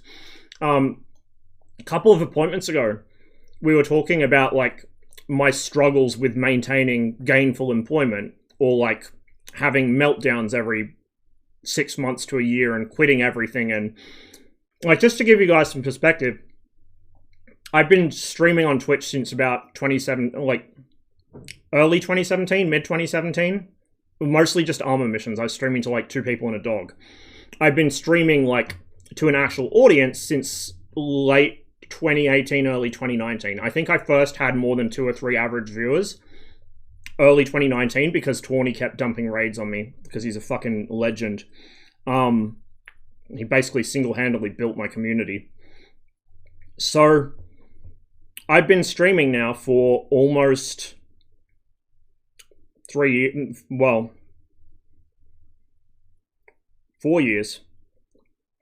4 years almost exactly. To an audience. That is the longest period of my life that I've spent doing a single thing. Now, obviously, this isn't a job. I've spoken before about how much of a job this is not. The hours are like full-time work hours, even streaming like as infrequently as I do, relatively speaking. But the pay is not even fucking a minimum wage. Like, this is not a job. This is a hobby. Don't ever let anyone convince you otherwise, unless you get lucky or you were on the ground floor. I've made the please don't ban me Twitch comparison to certain financial gaming schemes before that may start with the letter P and end with the letters ONZI.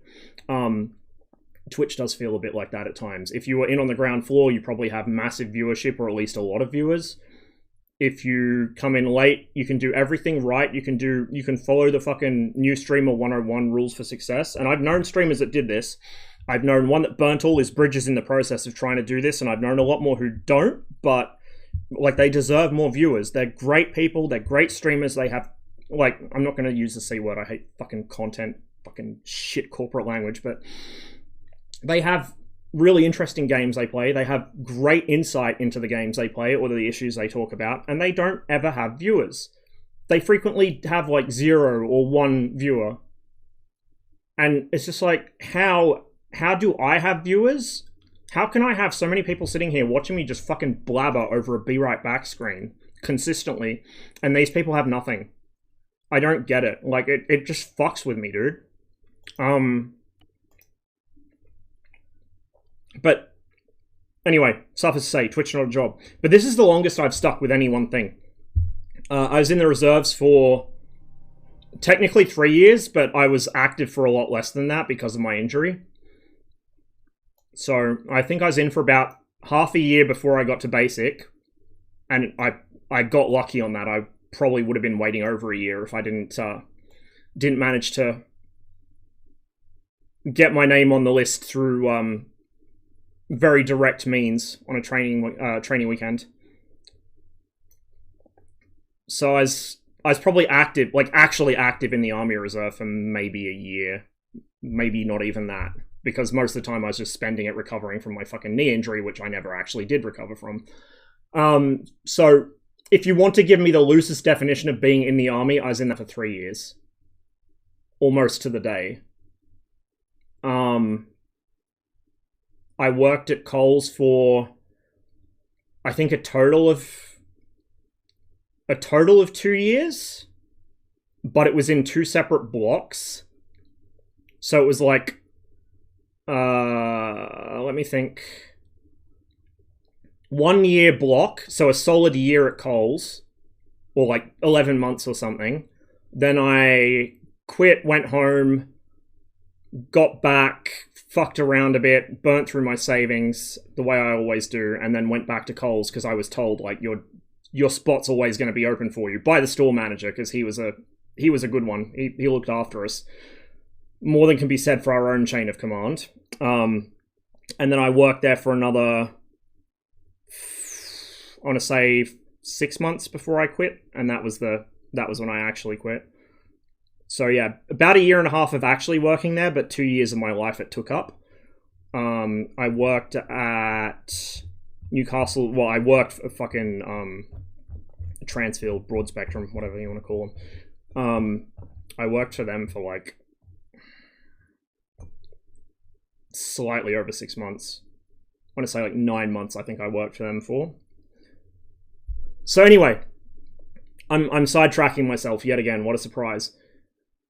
The thing I kind of want to talk about is something that my GP brought up when I'm talking about I just want to be fucking able to live a reasonably normal life. I look at people who can do the same thing their entire life and be happy doing it, and I want that. I look at people who can switch jobs without fucking having a meltdown over it. I want that. And he's like, have you heard about this thing called pathological demand avoidance? And I'm like, no. He's like, you should look into it. And we spoke about it a bit, and that is something I want to cover on stream. I'm not going to say I have it, because it's not even an official diagnosis. It's not in the DSM.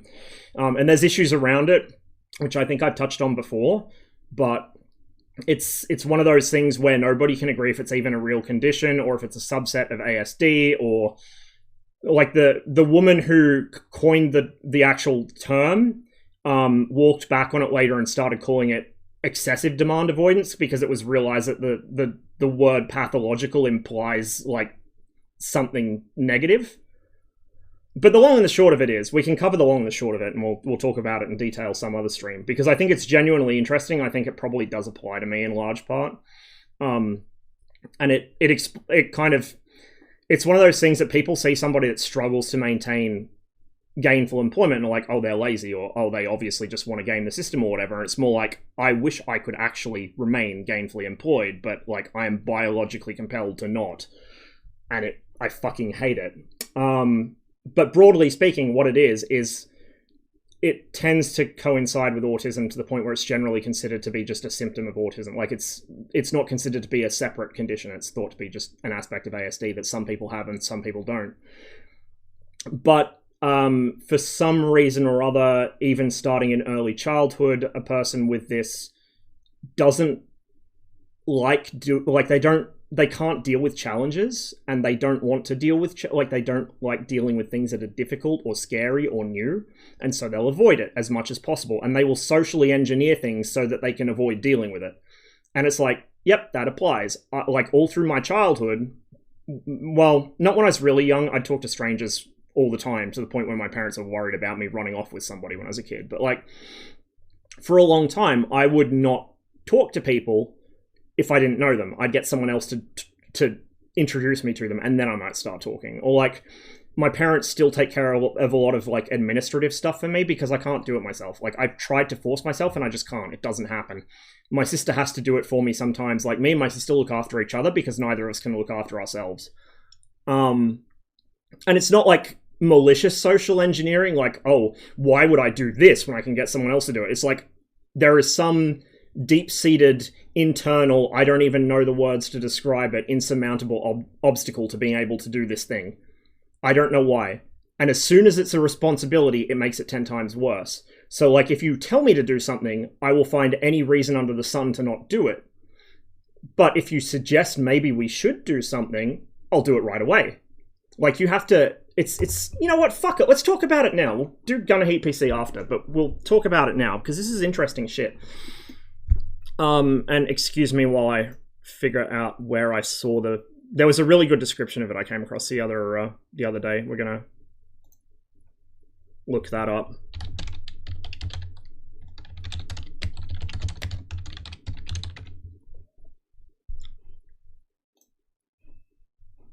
And it's like... in itself, it's a fucking disabling thing because it's outside your control, but it affects your ability to function on a very basic level, which describes a lot of things that tend to come part and parcel with autism.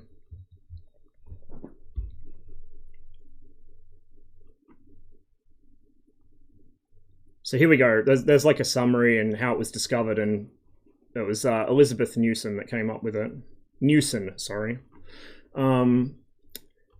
If you look at the features though, resisting and avoiding the ordinary demands of life. Shit, that sounds familiar as I stare at my sink with about 3 weeks worth of washing up in it. I wash things up one at a time over the past couple of weeks because for some reason I can't summon the energy to do the whole lot.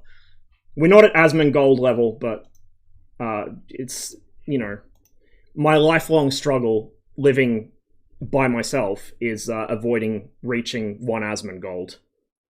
Like, usually I get to about 0.3 or 0.4 and realize I need to unfuck myself, but it's a struggle.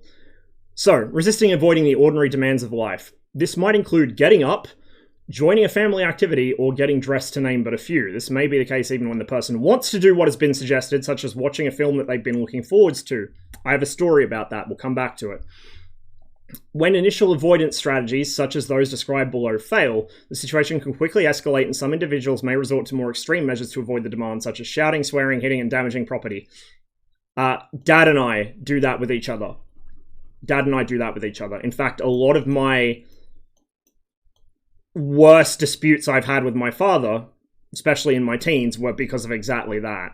And he's as stubborn as I am, so it's like the same person arguing with themselves. That's literally me and Dad. It's with the same person. The only difference is age. So that never goes well. We both end up backing down at exactly the same time and profusely apologizing to each other, but it escalates from nothing into a Mexican standoff really quickly. Others may shut down, withdraw, or run away. This is a meltdown and should be viewed as a panic attack. So the reason I first got put under suspicion of being a little tism-having puzzle piece is because my school backpack used to accrue all manners of shit. It was a bag of holding. I would never empty it out. There were like permission slips to excursions that had happened 5 years before, and they were still floating around my backpack for some reason. And I'm still like this. If I'm not using something, I'll just put it somewhere, and it just stays there. That's where it lives now. So Mum went to clean out my backpack at one point because it legit weighed like 15 kilos, and she's like, what the fuck is wrong with you? Let's get out some of this junk. And there's also important notes in here you should have given me.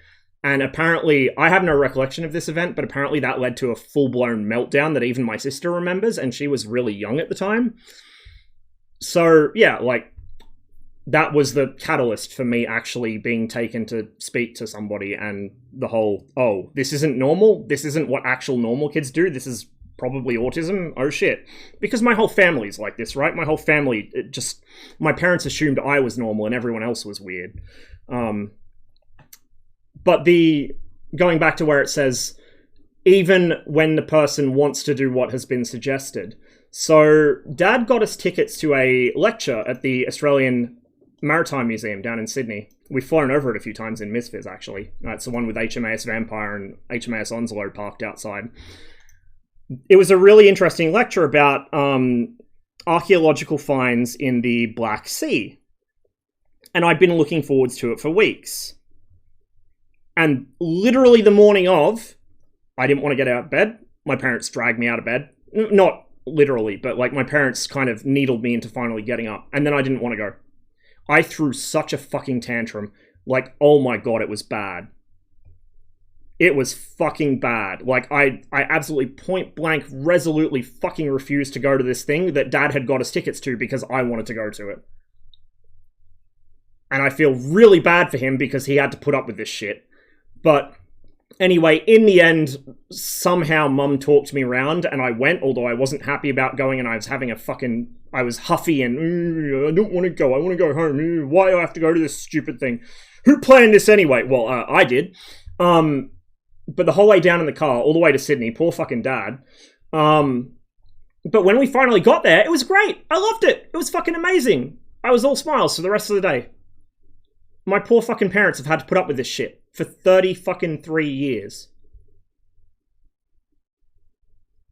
And I never, like, it never occurred to me that was a thing that, like, I just assumed, oh, well, this is just how I am, or this is just how people are. Like, I've never been able to explain it.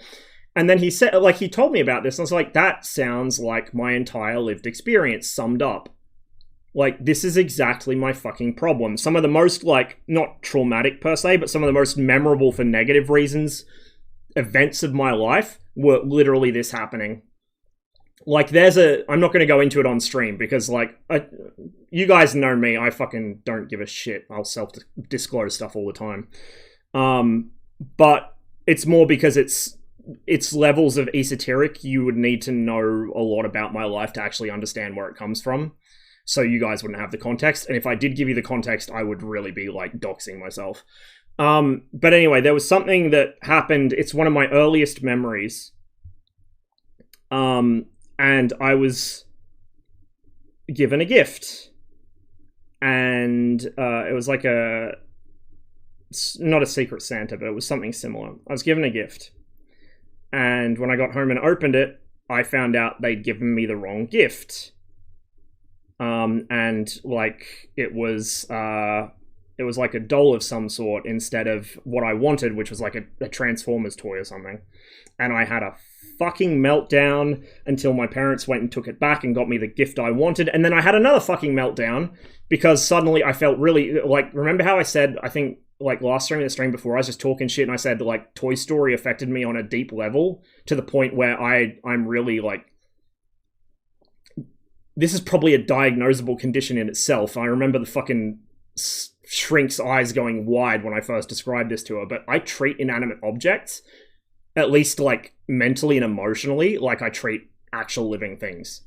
So even though I might get into a rage and break something, it doesn't happen often because this is so powerful, but, like, I'll feel like almost a sense of grief, like I've done something horrible, and that poor thing, what did it ever do to you? It was just minding its own business. Like, Toy Story is a great movie, but fuck, it has a lot to answer for as far as my life's concerned. But yeah, I felt really bad because I'd rejected this toy, and that toy didn't do anything wrong. Maybe that toy just wanted a good, loving home, which I could have given it. There's other kids in the world that would have been happy to get any toy at all, let alone have a tantrum because I didn't get the right one. Like, and this is such a thing that when I'm in a really bad place mentally, that is the first thing that comes to my mind. Like, I'm not even joking. This happened when I was like 2 or 3 years old. It is literally one of my first actual retained memories. And it's almost photographic. I don't remember the toy I got. I remember it was a doll of some sort because they had toys for boys and toys for girls, because of course they did. And I got the girl toy for some reason. I must have had long hair at the time because I was really young, right? I don't know. Anyway, but like, it was, I don't know if it was like a Barbie or like just a more generic, like a baby doll or something. And the thing I ended up getting was like a Transformer sort of stealth plane type thing, which I still have somewhere. But for fucking years afterwards, if I got into a really bad fucking state and went into full-on meltdown mode, that would be what came to mind. And I would start saying, like, the exact same words I said when I had the fucking meltdown after I got home after changing the gift out for the one I was, air quotes, supposed to get. Like, verbatim. I don't know why that stuck with me so long. It still does. Like, I still think about it every now and then. And I'm probably going to think about it until the fucking day I die. And I have no clue why, but this is probably why. And I still feel fucking bad that I turned down a perfectly good toy that other kids would have played with. And it's not like I even care about having gendered toys or whatever. Like, fuck, if boys want to play with dolls, let them. They'll probably grow up to be better fathers than if they didn't. And I play with fucking virtual dolls anyway by fucking sitting around in armor playing dress up with military equipment.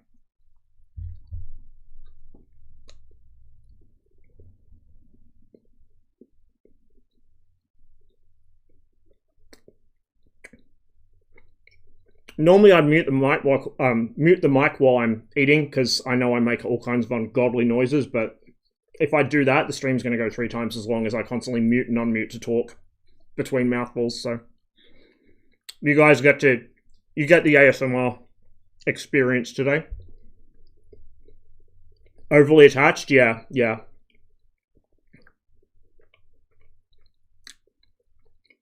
Like, I think I actually... Fuck, was it last stream or the stream before? I was talking about when my parents finally unpacked the container of stuff that we'd brought out from the UK, and then the container of stuff that was from our house up on the coast. And when I saw the state that a lot of my things were in, or even our furniture that we'd had when I was a kid, I was fucking heartbroken, dude. Like, it was like a member of the family had died, legitimately. Thinking about it now makes me depressed, so I need to, like, not dwell on this topic, because it seriously fucks with me. Item 2. Using social strategies as part of the avoidance. Distracting. I like your earrings. Where did you get them from? Giving excuses. I can't walk because my legs are broken. I can't X because Y is probably one of the most used phrases from my childhood, now I think about it. Delaying. I'll do it in 10 minutes. I'd still do that. I'm doing it right fucking now. Withdrawing into fantasy. I'm a cat and cats don't wear clothes. I don't think I'd tried that one. And drowning out your request with noise. I can't hear you because I'm singing. And like, the more I think about it, the more I think about specific things I remember from my childhood, and like times where my parents were clearly struggling to figure out how to do parenting because they were like, my parents will say to this day, if anyone asks them, they'll say I was the best kid on earth. I was so well behaved. I was always like just good. I wasn't difficult to manage, whatever.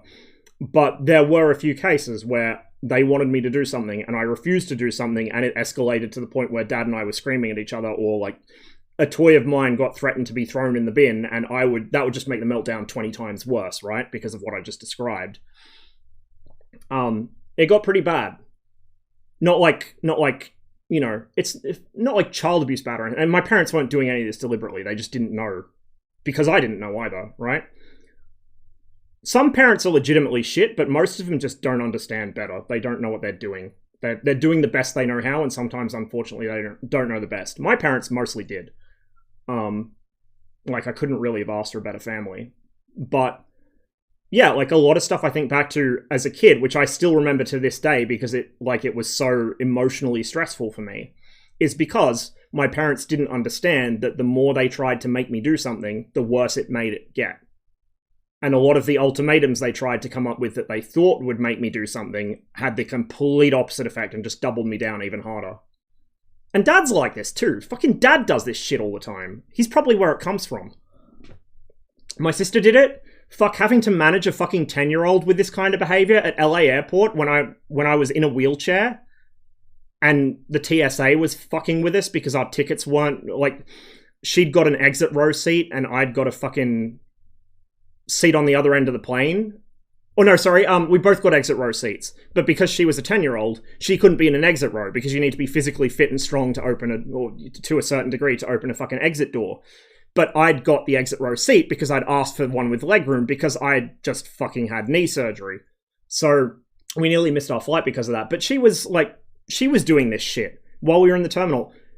Oh no, I'm not going to listen to you. Oh, you can't make me. You're not mum and dad. Like, she'd find any excuse, and all through her teens she'd do it too.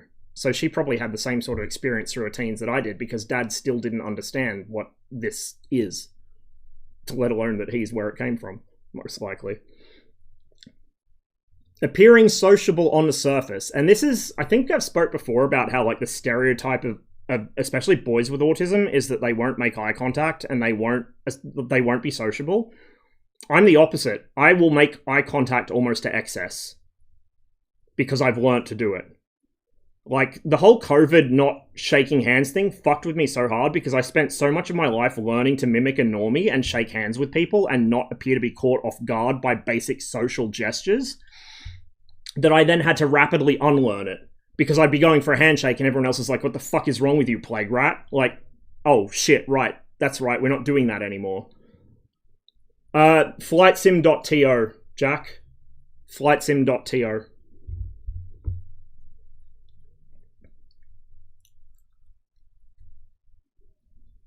But anyway, yeah, appearing sociable on the surface, sorry. People with PDA may have a more socially acceptable use of eye contact, like I said. Their conversational skills may appear better than others on the autism spectrum, but this is still often lacking depth in their understanding. For instance, not seeing a difference between themselves and an authority figure, having difficulty in adjusting their own behavior in response to the needs of others, and not always understanding how or why their behavior can affect others at an emotional level and thus have a negative impact on their relationships. I'm literally just calling myself out by reading this, by the way. Like I said, this isn't an official diagnosis because it's not in the DSM, and I'm not going to self-diagnose and say, oh, I definitely have this, but this sounds familiar, put it that way. It sounds familiar in the same way ADHD started sounding familiar enough for me to get assessed for it and then realize I have, like, the most ADHD case of ADHD possible. And finally got a diagnosis at the age of, like, fucking 32 or something. Yeah, 32, I think. So I got it, like, 2 years ago. No, just over a year ago. I'm 33. Fuck. What year is it? Hate when you're talking with someone and realize you're looking at their face and you can't decide which eyeball to stare at. Yeah, that's very unpleasant. I also, to be fair, I am aware that excessive eye contact is bad no-no, so I try not to do it. But also I'm very flighty, as some of you may have guessed, especially after fucking last night's outburst. The slightest scent of danger and off I go, fucking... holy shit, arm the nukes. But because of that, I'm alternating between making direct eye contact and, you know, doing all the active listening skills like nodding and paraphrasing and yeah, and like picking up threads of conversation, all the shit that you want to do to show you're listening to someone. So I bounce between that and like just randomly glancing around like I expect there to be fucking snipers on the rooftop. And that's probably why I get away with people not noticing that I'm a fucking puzzle piece until they have to deal with me for more than a couple of weeks at a time. Like, most people that meet me once or twice probably wouldn't assume there's anything different about me, but people who, like, regularly spend time around me realize, like, oh my god, I'm a fucking dumpster fire. Like you guys, for instance, which is why I don't feel particularly, like, concerned about saying this shit on stream. I don't fucking care, dude. Look, it's Twitch. Like, probably half of you guys have some issues that you can identify with this as well, so... not talking about it's going to lead to bigger problems, so why don't we just fucking talk about it? It's funny, though, because I used to be, like, super obsessed with privacy. Not just, like, physical privacy. The idea of, like, being seen even partially... I was a never nude as a kid. Well, not, like, fully, but, you know, if... I had hang-ups about public showers and shit, so I'm glad I didn't grow up in the US. But, I'm not like that now. I think the army cured that. I just don't give a shit anymore. But, yeah, I used to be really privacy obsessed, so I wouldn't even talk about my feelings or anything, like, not even with members of the family. At this point, I've learned to be based. I've learned to not fucking care. And if people don't fucking like me for who I am, then fuck them.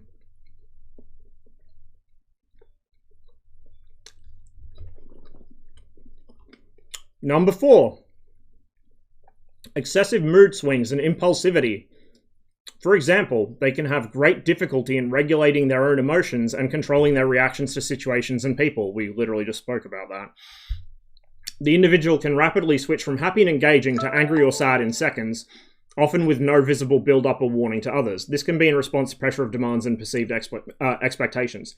So, my sister's very similar to me in that I don't think she gives a shit what people know about her.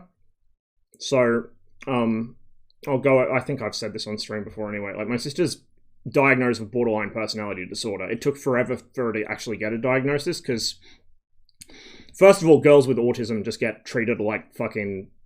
they don't exist by the medical community. And then diagnosing anything comorbid with autism is difficult enough for me as a fucking grown-ass man.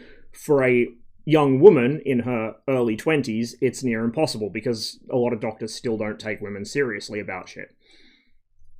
Especially if they're already fucking on the neurodivergent spectrum.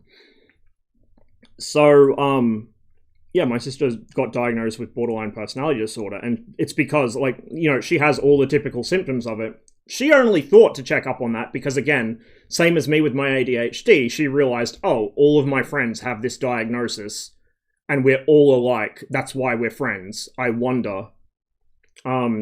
Actually, one of her best friends, I think, was the one that sort of frog marched her down to the psychiatrist to get assessed for.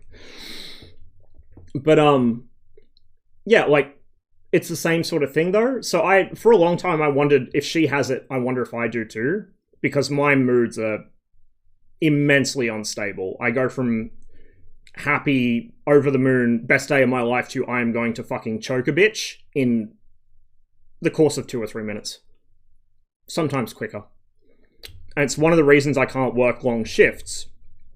Is because, especially, like, jobs where I'm not using my brain as much, because over the course of a fucking 6, 7, 8 hour shift, God forbid any longer, all it takes is one slight hiccup in my day, and it will derail my mood from a normal, happy, good mood, which I go to work in, to I am going to fucking break things and, like, assault somebody. I wouldn't. I've punched a person once in my life with intent to harm, so please don't take this the wrong way.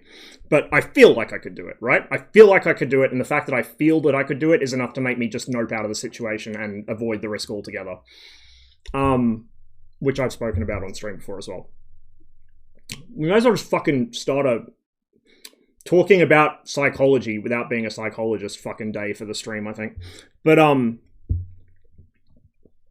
yeah, like, my moods are super unstable, so I wanted that, along with a couple other things like alternating between idolizing someone and they're the worst person ever, which I have noticed myself doing. I thought, you know, well, if she's BPD, I wonder if I am too. I must be something similar at the very least.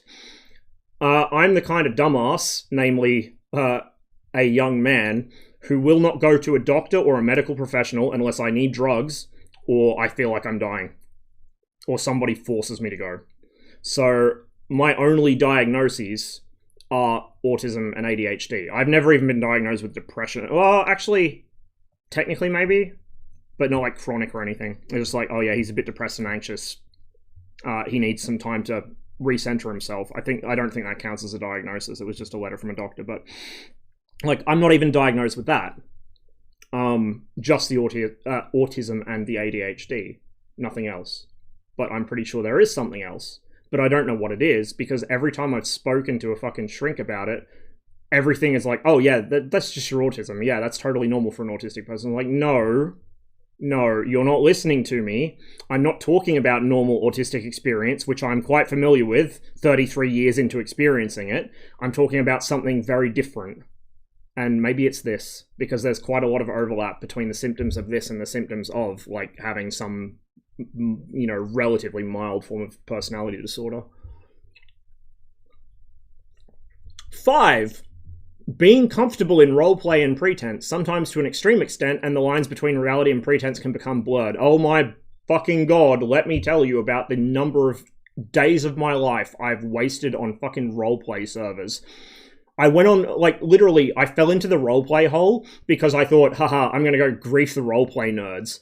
And I griefed the server and I got permabanned. And then I was like, actually, that was kind of cool.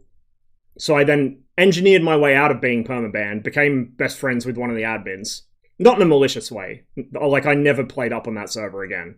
I was a good little boy. But, Yeah, like, that's me. I live in my own fucking imagination half the time.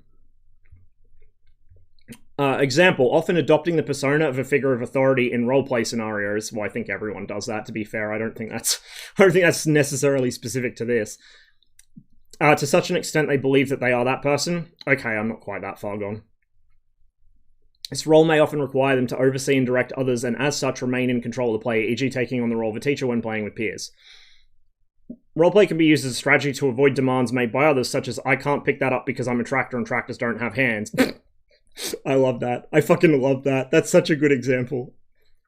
I don't think I pulled that one. I'm pretty sure I didn't pull the I'm a tractor and I don't have hands one, but I admire the creativity.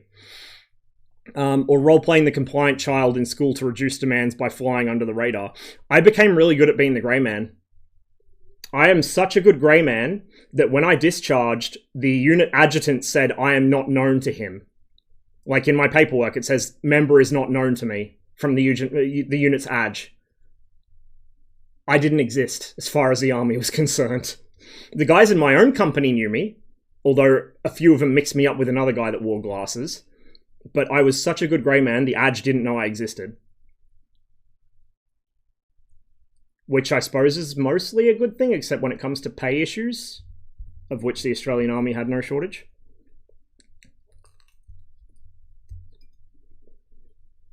Withdrawing into fantasy can also be a form of self-protection, a place where they can go when real life becomes too difficult to manage and cope with. Oddly enough, the times when I have lapsed back into wasting my life in roleplay communities because just I feel a sudden urge to do it, tends to coincide with when my life's not going too well. So I think there might be something behind that. Where am I installing these? They go in the community folder. So go... Sorry, I'll get the slides going. Fuck, we've gone through 4 sets of background slides. That's what, 2 hours, give or take? Jesus Christ. Wait one. As I fucking inhale my food. Yeah, so you go wherever you...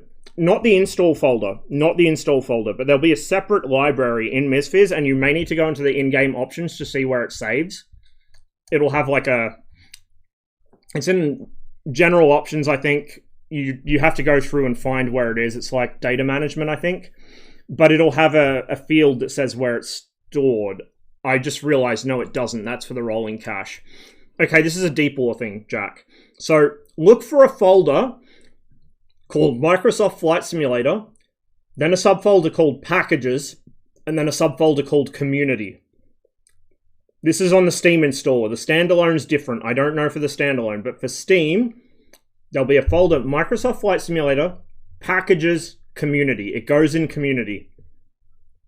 And the folder substructure should be within the Community folder. Then, for example, say one of mine, Texan _ N45 Charlie Kilo, November 45 Charlie Kilo, will go in there. And then from that, it has sim objects and then a couple of JSON files. So you don't want nested folders in Community. You can change where this folder goes. I just remembered it's not in-game. You have to do it through a fucking config file. So if you guys want to change where MizFizz is saving your Community folder because you don't have enough space and you don't want to symlink it, go to App Data. For those that are woefully unaware of how computers work, you get to App Data quickly by typing in %appdata% in the address bar in Explorer.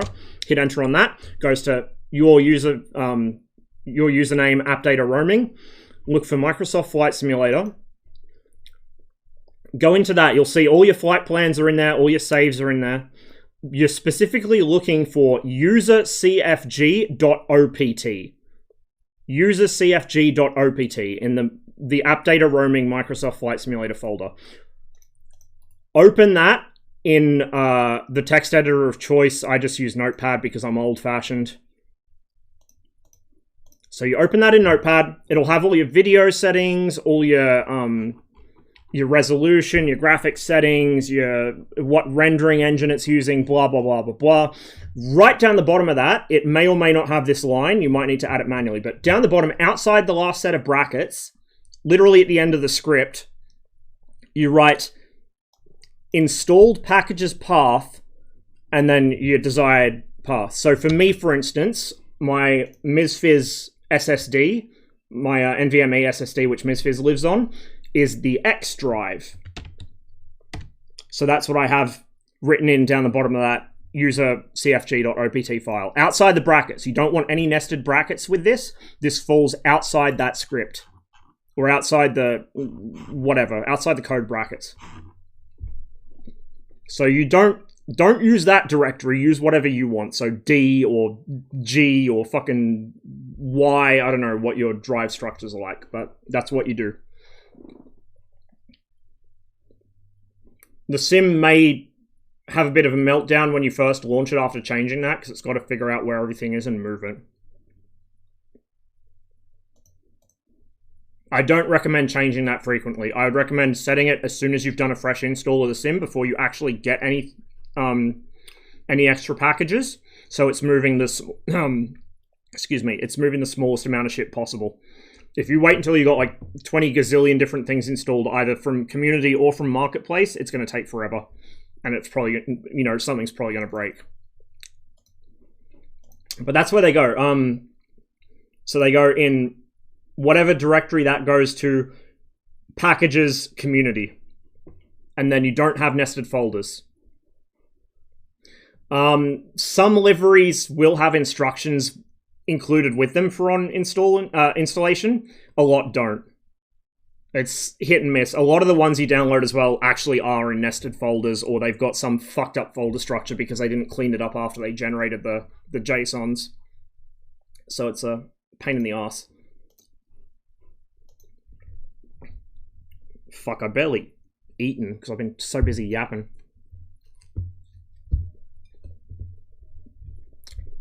Number 6.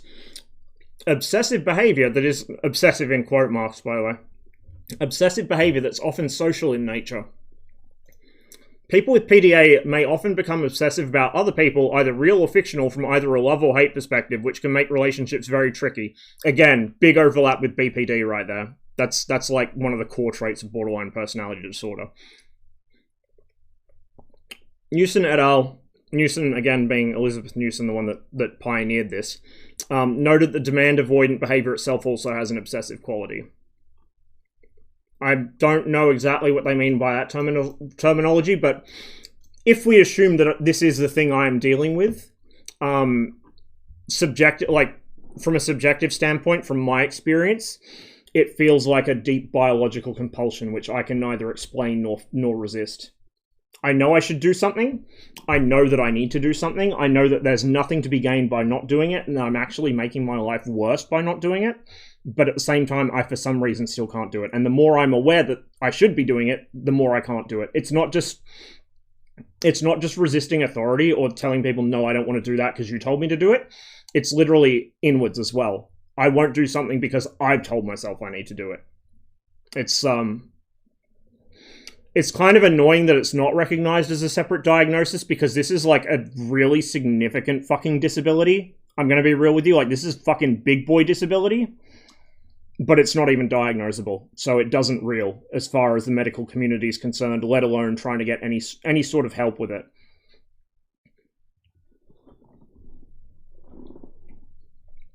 And like I said, it is one of those things that I'm pretty content with who I am and how I am for the most part. And even though there's parts of the way I am that I don't like, I've learned to live with them. But this is one of those things where I genuinely look at air quotes normal functional people and I'm like, fuck, I wish that was me. I wish I could do any of that shit. I really do. Even though I might sit here and say, like, I might sit here on a stream and tear down the fucking social construct of, you know, all the things that a good normal member of society is supposed to do. I'll say, no, that's bullshit. Why would you do that? You know, you're just fucking yourself in the long run. I still look at that and I still go, you know what? I'm aware that that's not a good thing, but I wish I could do it. Just, it would be nice to do it. It would be nice to be able to do it and not think about it. It would be nice for that to come naturally to me. Even if it means I'm getting fucking exploited. Even if it means I'm kind of going through all these unpleasant things. It would be nice to just be fucking normal. Air quotes. What does extreme demand avoidance look like in PDA? Triggers. Demands or situations that will cause anxiety, such as social situations or a change in routine. Changes in routine fuck me so hard. The job at Coles went from I could work here for the rest of my life to I hate it here and I want to leave because my roster got fucked with. I went from working 4 hours a day, 5 days a week with the same co-worker on the same shift doing the same thing every week. That was cozy as fuck. I was so happy. Even on a bad day, like I had enough buffer of morale there that like I'd be in a shit mood for 10 minutes, but then I'd be fine again. As soon as that schedule was changed and worse still became unpredictable, that was it. Like this most recent job I had at the motel, that killed it for me. It wasn't that my co-workers were offloading their personal problems at work and I felt I was ending up doing unpaid social work. I'm okay with doing that. I've done that my whole life. Done that for most, like, a lot of my longtime friends I've done that for. Like, I'm okay with carrying other people's shit for them sometimes. Not to excess, but sometimes. What did it for me was I didn't know what time of day I would get home on any given day. And so me being able to get out of work an hour early was almost as bad for me as getting out of work 2 hours late because it was unpredictable. I'd be like, well, fuck, I haven't got a plan for what to do this early in the day because I thought I'd still be working. And it was the unpredictability coupled into the natural unpredictability of housekeeping in a motel where I might find out somebody else had already done the room. I might find out they hadn't actually slept in the beds, so all I had to do was straighten up the room a bit and vacuum the floor, if that. Or I might walk into a room that was supposed to just be, you know, give them fresh towels and you know, fresh coffee or whatever, and I'd walk in there, it looked like a bomb had gone off, and suddenly it was like, this is a health hazard if we don't clean it. So it would only take the slightest setback or the slightest perceived setback, like if I felt I was working slowly, because I ride myself so badly, right? I've spoken about people internalizing the boss before and how like bad and evil and insidious that is. I speak from personal fucking experience, right? So if I was 10 minutes behind, I'd get more and more flustered with myself until it was half an hour behind because I kept fucking forgetting what I was doing because I was so mad. And it got to the point where eventually on one of those days, I just said, fuck it, I'm going to break something or hurt somebody if I stay here any longer. So I just walked out. Be a great case study. Oh, me and my sister would be a fucking fantastic package deal for a case study. Her shrink has a policy of not seeing family members, and I can kind of understand why, to avoid conflicts of interest where there's, like, drama within a family. But at the same time, I feel like he's missing out by not seeing me as well as her, because the two of us are like two halves of a single person, basically. So, like, without the two of us there, you don't understand what's going on. Because if I want to speak about myself, I actually end up speaking about my sister and vice versa. It's weird. Like, it's this sort of symbiotic thing we've got going on where each one looks after the other because we're incapable of doing it ourselves. And neither of us have a sense of our own personality, but we can see the other's personality. Max and I had an extended debate recently about whether I have a personality or not. I'm still in the negative camp on that, but like my sister can see it in me, and I can see her personality, even though she's convinced she doesn't have one.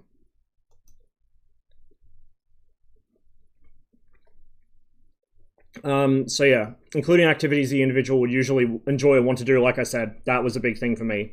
Even if I was the one who'd planned to do something, this shit would strike the morning of. Consistently the morning of. It got to the point where my parents started to realize it was a pattern, and they learned to predict when I was going to throw a meltdown because I suddenly changed my mind about something at the 11th hour. And it's really annoying because looking back on it now, there were so many times I missed out on what would have been a really cool life experience because of that. I'm really glad for the time that a couple times they did it, but particularly with that lecture, for example, that's the one I remember most clearly. I'm really glad my parents forced me to go to things, whether I wanted to or not, because they knew I wanted to go, but they could sense that there was something stopping me. So I'm glad that they were conscious of that. To some degree. Just not enough to realize what was causing it.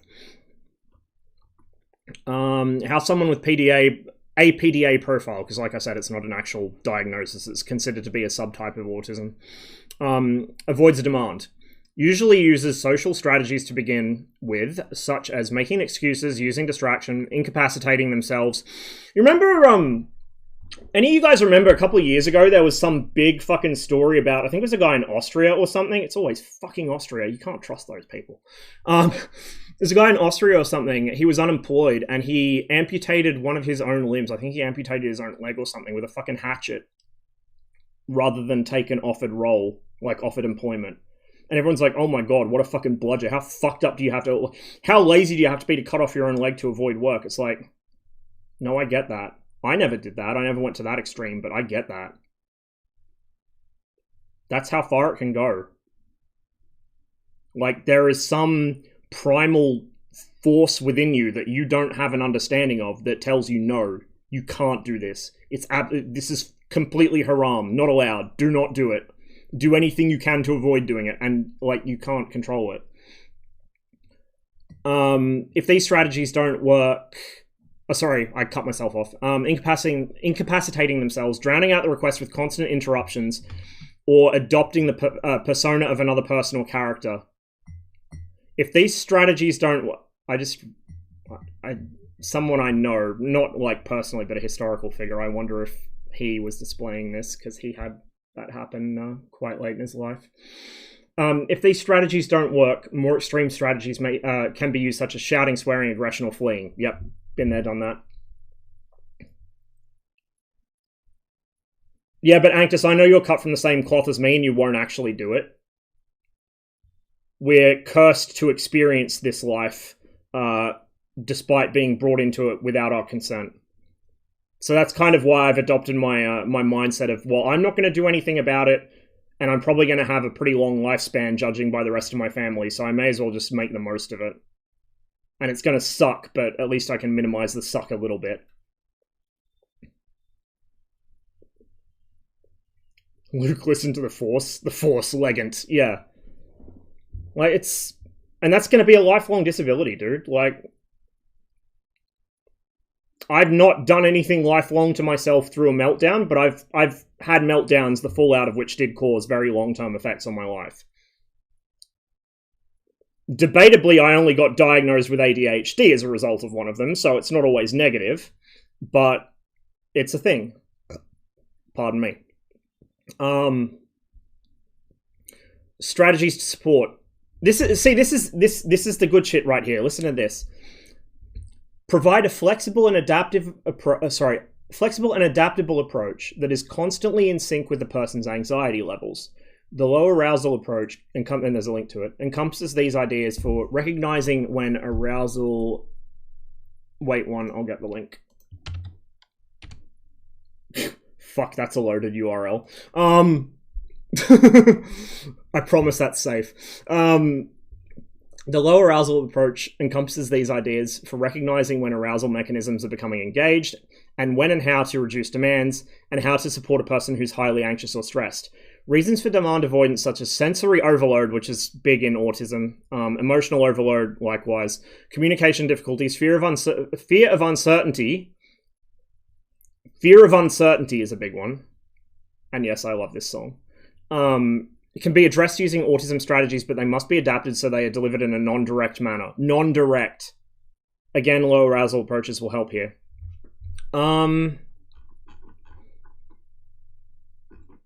Okay, now it wasn't this one. So there was another site I found. Here it is. It's another site I found which had some useful stuff on it. It's considered to be a rare variety of TISM, by the way, which is probably why it's not very well supported. So yeah, this mostly covers the same stuff, you know, key characteristics, resisting ordinary demands, including ones you want to do, extreme mood swings led by a need to control, surface sociability, comfortable in roleplay and pretending, obsessive behavior. So how do we address these challenges to increase compliance and engagement? Here are a few suggestions to make parenting a child with PDA more manageable. Work on building a relationship of trust. Children should be able to feel safe and secure in their environment and should be met with... This is like, this first one is basic parenting. This isn't even just applicable to this, but should be met with consistent responses in order to develop trust in their caregivers. As in, React the same way to the same thing each time. Don't be unpredictable. Unpredictability fucks with children, especially if they're autistic. Being present and an active listener can help promote trust and connectedness. You're more likely to get a favorable response if the child sees you as an ally that they can trust, which is why my parents probably think that I was a relatively well-behaved, carefree kid, because I trust them. We still had moments, but I trust them. Avoid using demand words, need, must, or now. Make indirect requests instead of using demand words. For example, is it okay if we? How do you feel about? I wonder if we can. When you've finished with thing, could you then thing? You can't do this, can you? I'm not very good at it. Or let's see if there's a way to. Like, you're trying to encourage their curiosity and their like enthusiasm rather than tell them you need to do this, because this actually became relevant with that article I was talking about. I left that until the last 2 days before the deadline because it was a demand and I shut down. And the more I became aware of the fact that I was leaving it closer and closer to the deadline, the more soul-crushingly all-consuming the awareness got, to the point where I had a major meltdown for like a week long before it happened. And finally, I managed to force by the power of meds, I got them just in time, I was able to force myself to smash out 13,000 words over a weekend. But this is the thing, like, people ask me to do shit, and I will automatically say yes, because, like, the people pleaser part of my brain is like, say yes. Just say yes. They'll go away quicker if you say yes. So I agree to do shit that I have no ability or intention to do, or even if I intend to do it, I won't be able to when push comes to shove. And then, like, the pressure just stacks up and it gets too much, and the more urgent it becomes, the worse the pressure gets until I melt down. So this is why I have a fucking flip out every 6 months to a year, probably, is because it's just stacking up demands. Even shit like the amount of browser tabs I've got open, I look at it and I just go, nope, and I'll open a new window. Depersonalize requests. And yeah, Anctus, I will send you this.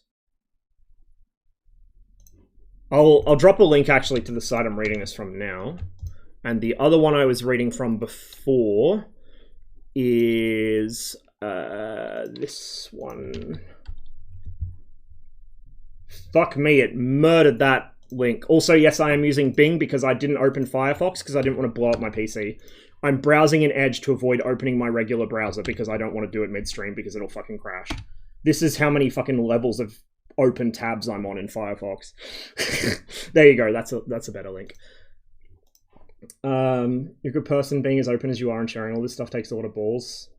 I appreciate it, man. I don't know if I'd say it takes a lot of balls. It just takes, in my case, a very stupid person that doesn't know when to shut their mouth. You wonder why you have a decent audience? Because there are a lot of people in here who relate to the struggle. Yeah, I think, like, particularly with the world going the way it is and everything becoming so polarized, people tend to forget that, like, you don't have to 100% agree on everything to have some shared experiences. And so that's why, even though, like, obviously I have very strong opinions on a great many things, and my Discord tends to lean a particular way on different issues, we won't actively kind of try and gatekeep the community and say, oh no, you're not allowed here because you don't agree with us. Like, that's not healthy for anyone. Fuck, not letting people get involved and engage with the community is half the reason why we're in the situation we are politically anyway, so I don't know, I do what I can, I guess. But this is, like, I think part of it as well is this is good for me. Like, I can just talk and not really give a shit about people judging me.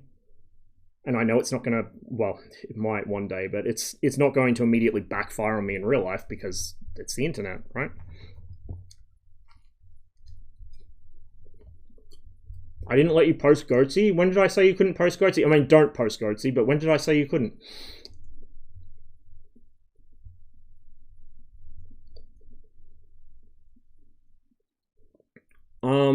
Yeah, depersonalize requests. If requests are made too assertively, questions and instructions can be misinterpreted, and it's likely you'll end up with a child refusing to engage with you. Use written, and like I said, this still is a thing as an adult too. It's mostly written towards parents with children, but this is still a thing as an adult. So I have to, like, find people who understand how I operate, and they will be able to work with me. And again, like, this is probably why my sister and I are so, like, codependent in a way.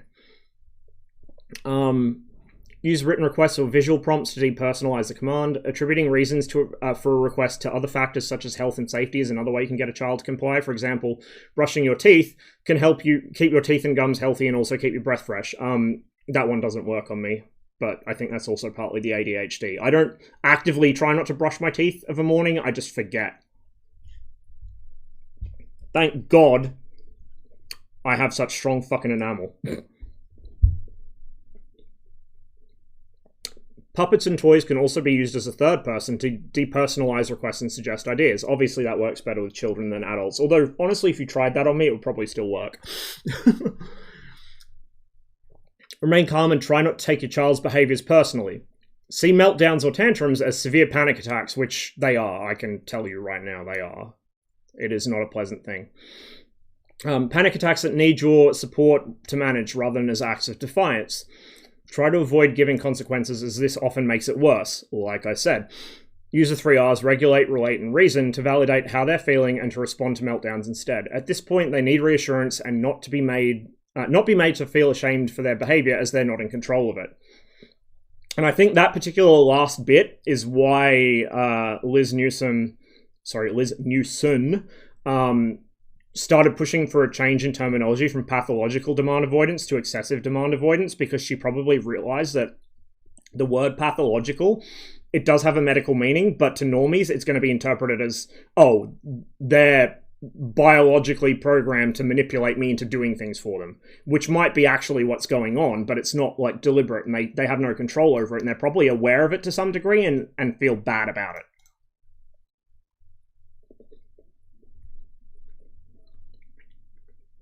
Provide indirect praise. Children with PDA often shy away from praise as direct praise can increase anxiety. Well, fuck me, that sounds familiar. You can acknowledge their participation and input by providing affirmations and praising the outcomes instead. For example, I'm so glad you were able to help me clean up the dishes, or great to see that you were able to finish all the math problems. Not, you did super well, or you're amazing, or you're just the best ever at this thing, because that's like extra pressure, right?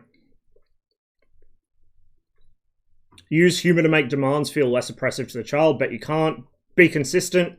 Decide on the non-negotiables. Explain the reasons for doing so and stick to them. To children, consistency makes the world predictable and therefore much less confusing, especially autistic children. And autistic adults, for that matter.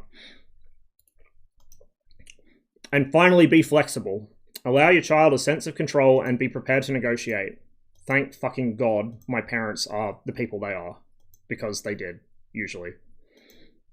Watch out for any signs that he or she might be feeling overwhelmed so you can adjust the demands before the behaviors escalate. This is part of the reason I'm so scared about being separated from my parents. Like, if I move overseas, which I want to do, but if I move away from my immediate support, which is my parents and my sister, I've got nothing. And I need help with stuff. Like, my parents still regularly have to step in on shit because they know I either will forget or I just won't do it because it becomes this. And my sister can't always do it because she's got her own problems to deal with. So that's kind of like where I've been for the last, I don't know, since I realized Dad wasn't 50 anymore. I don't know what I'm going to do when my parents are gone. I have no fucking clue. It's terrifying. Because my life is barely functional as is, and a lot of it's because they look after the, like, administrative shit that I can't handle or won't handle. And without that, I would be fucked. There's so many times where the broken, fucked up state of the welfare system in this country has resulted in something that could have thrust me into homelessness if it wasn't for my parents. Because they bailed me out. They could see I was having a fucking meltdown and couldn't function at all, and so they would bail me out by speaking to whoever needed to be spoken to. Or organising an appointment with whoever needed to write me a fucking letter. Like, those sorts of situations with my parents around, or when my sister's able to do it, it's a very stressful week, but it gets dealt with. That sort of situation without them around is literally, I will end up homeless. And a lot of people who are homeless because of shit like this. Like, they're not homeless because they're bad people. They're not homeless because they gambled away their life savings. Some of them are, most of them aren't. They're not homeless because they have drug problems. They're homeless because they have some sort of disability which is invisible. And they never got help with it that they needed. And little things just snowball out of control. I remember on Something Awful, I think it was in Goons and Platoons, one of the discussion threads about, like, the many foibles of military spouses. There was a story brought up about a woman whose husband was deployed to Iraq or something, and she couldn't open the mail. She had months and months and months and months of letters just piled up on the kitchen table, and she never opened a single one of them. Their car got repossessed, their house got foreclosed, like their life came completely unstuck because she just she couldn't deal with it. Now, that situation ended up being resolved, I think. It was really touch and go, but from memory, they did manage to get something in place. But like a lot of people don't have that, and they just fly under the radar, and they end up completely falling out of the fucking boat because nobody recognizes that something is wrong, and they aren't capable of seeking help themselves. So it is what it is. Anyway, I'm still not done eating because I've been talking so much. So I'm going to shut up. We've spoken about this, so I can check that off the list of shit to talk about on stream. I'm going to shut up. I'm going to eat. I'm going to fucking down this cup of tea, which is probably fucking cold by now. And then we're going to fire up GHPC and check out the patch.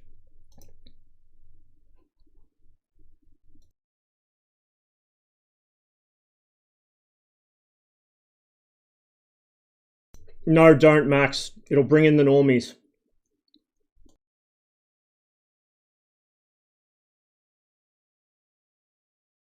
I'm happy with having a small, well-mannered, very supportive, and to each other, not just to me, community. I don't want normies coming in and wrecking the good vibes.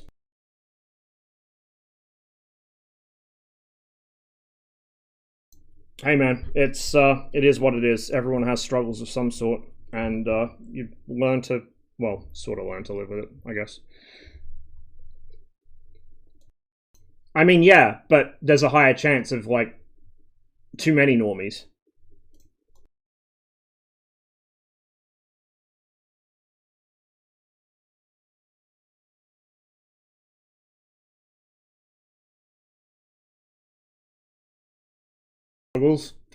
Hot chocolate?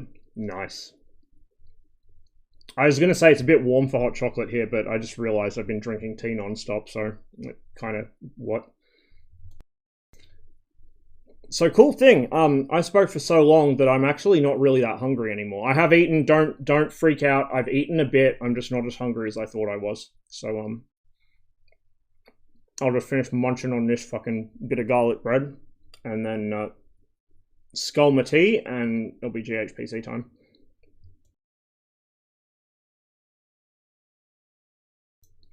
$4K concurrent viewers, and I'm still going to be losing. I'm never going to have 4K concurrent. Never. Never, ever. It's not happening. If it did happen, I'd probably just shut down the stream until they all went away.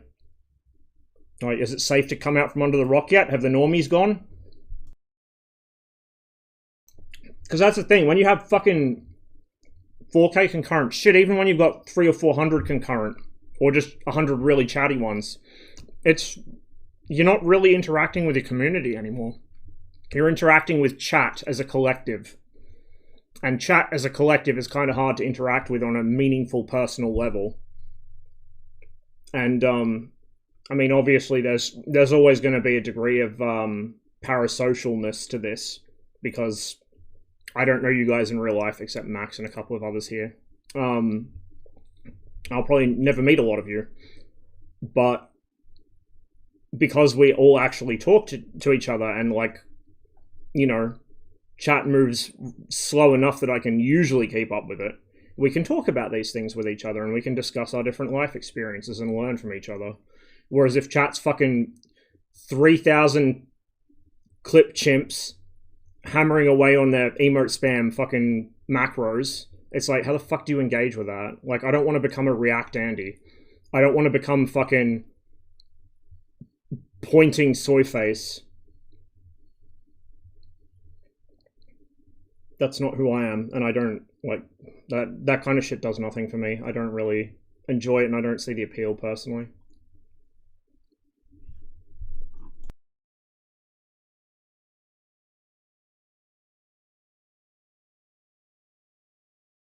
I need a good face. Well, you're shit out of luck because I don't have one. Haha.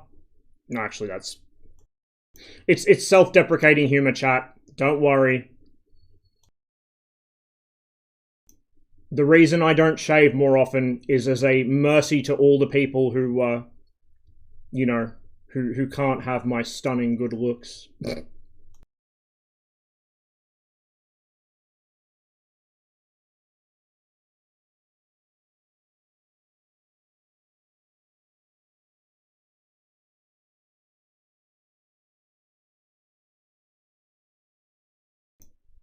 The fucking POV you just called the MiG-21 an interceptor one.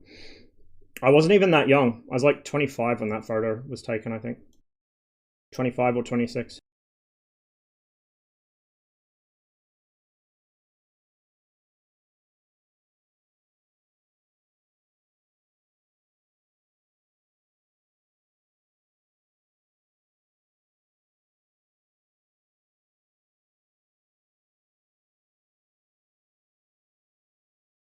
I know most of you guys are familiar with my sense of humor by now, but just in case anyone did miss it, I don't think that badly of my own looks, and I don't think that highly of my own looks either. I look like me. There are things about me I don't like, and there are things about me I very much like. It is what it is. I could change it, but why would I want to? I don't know. Like, remember a while ago we were talking about how a good-looking person with an ugly personality is still ugly, and a person who is conventionally, air quotes, ugly but is a good person, it shines through. Yeah, like, never let someone get you down about the way you look. If you're a good person, it'll shine through. Other good people will see it, and that's all you really need.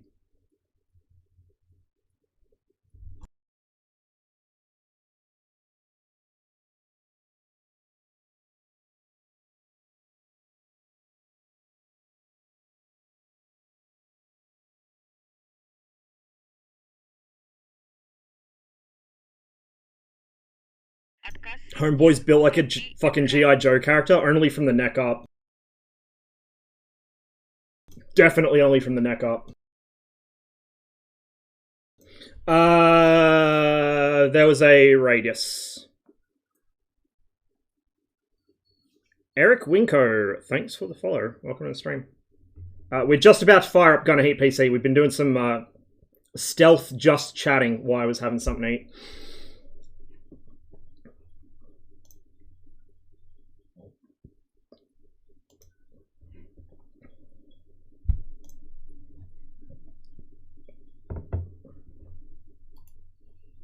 And it's just occurred to me... it's just occurred to me, being the pro streamer I am, I didn't actually queue up the update. So hopefully Steam automatically did it. Otherwise, we might be waiting a couple more minutes just on this screen. I'm not going to go back to the BRB screen. I don't know why I was on the BRB screen anyway, because I'm sitting here gesturing and like I'm talking to the camera, even though the camera was off. Where is it? Gunner Heat PC. Update queued. It's only 840 meg, it shouldn't take too long. Is my camera out of focus again? Motherfucker.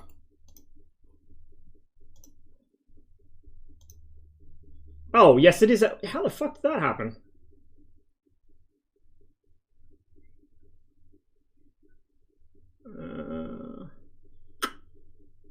There we go. Hello. That looks a little better. I don't know how that happened. Made out of plastic? No, that's one thing I am not.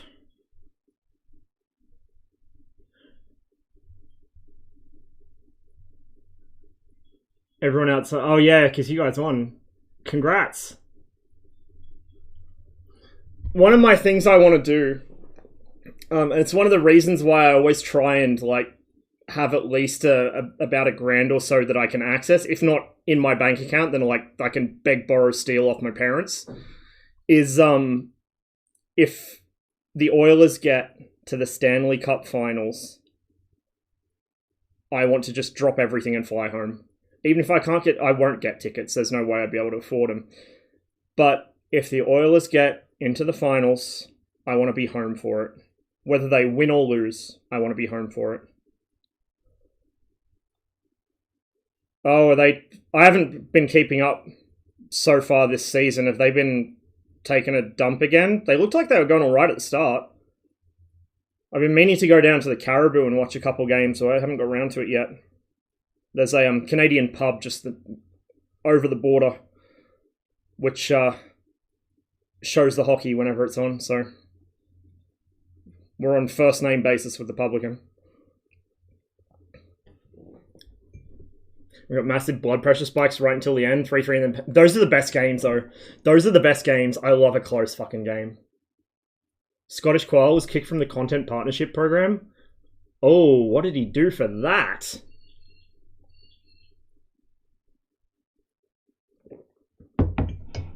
War Thunder drum. Oh, let's go!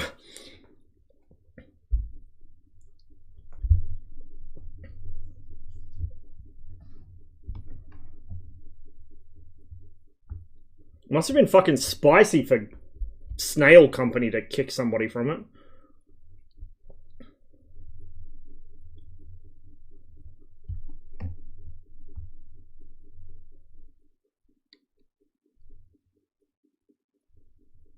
Who's that guy? Was a War Thunder content creator. Fuck, I hate corporate language. Argue with Smith if my info's right.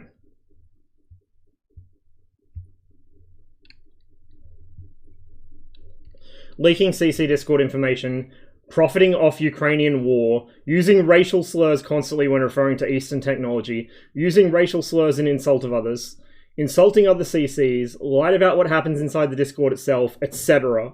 Oh, fuck. Would you like fries with that? God damn. God damn. Well... Fuck around and find out, as they say.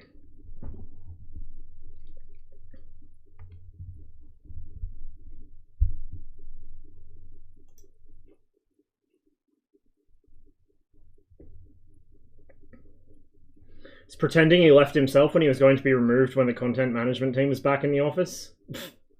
Oh, that was him!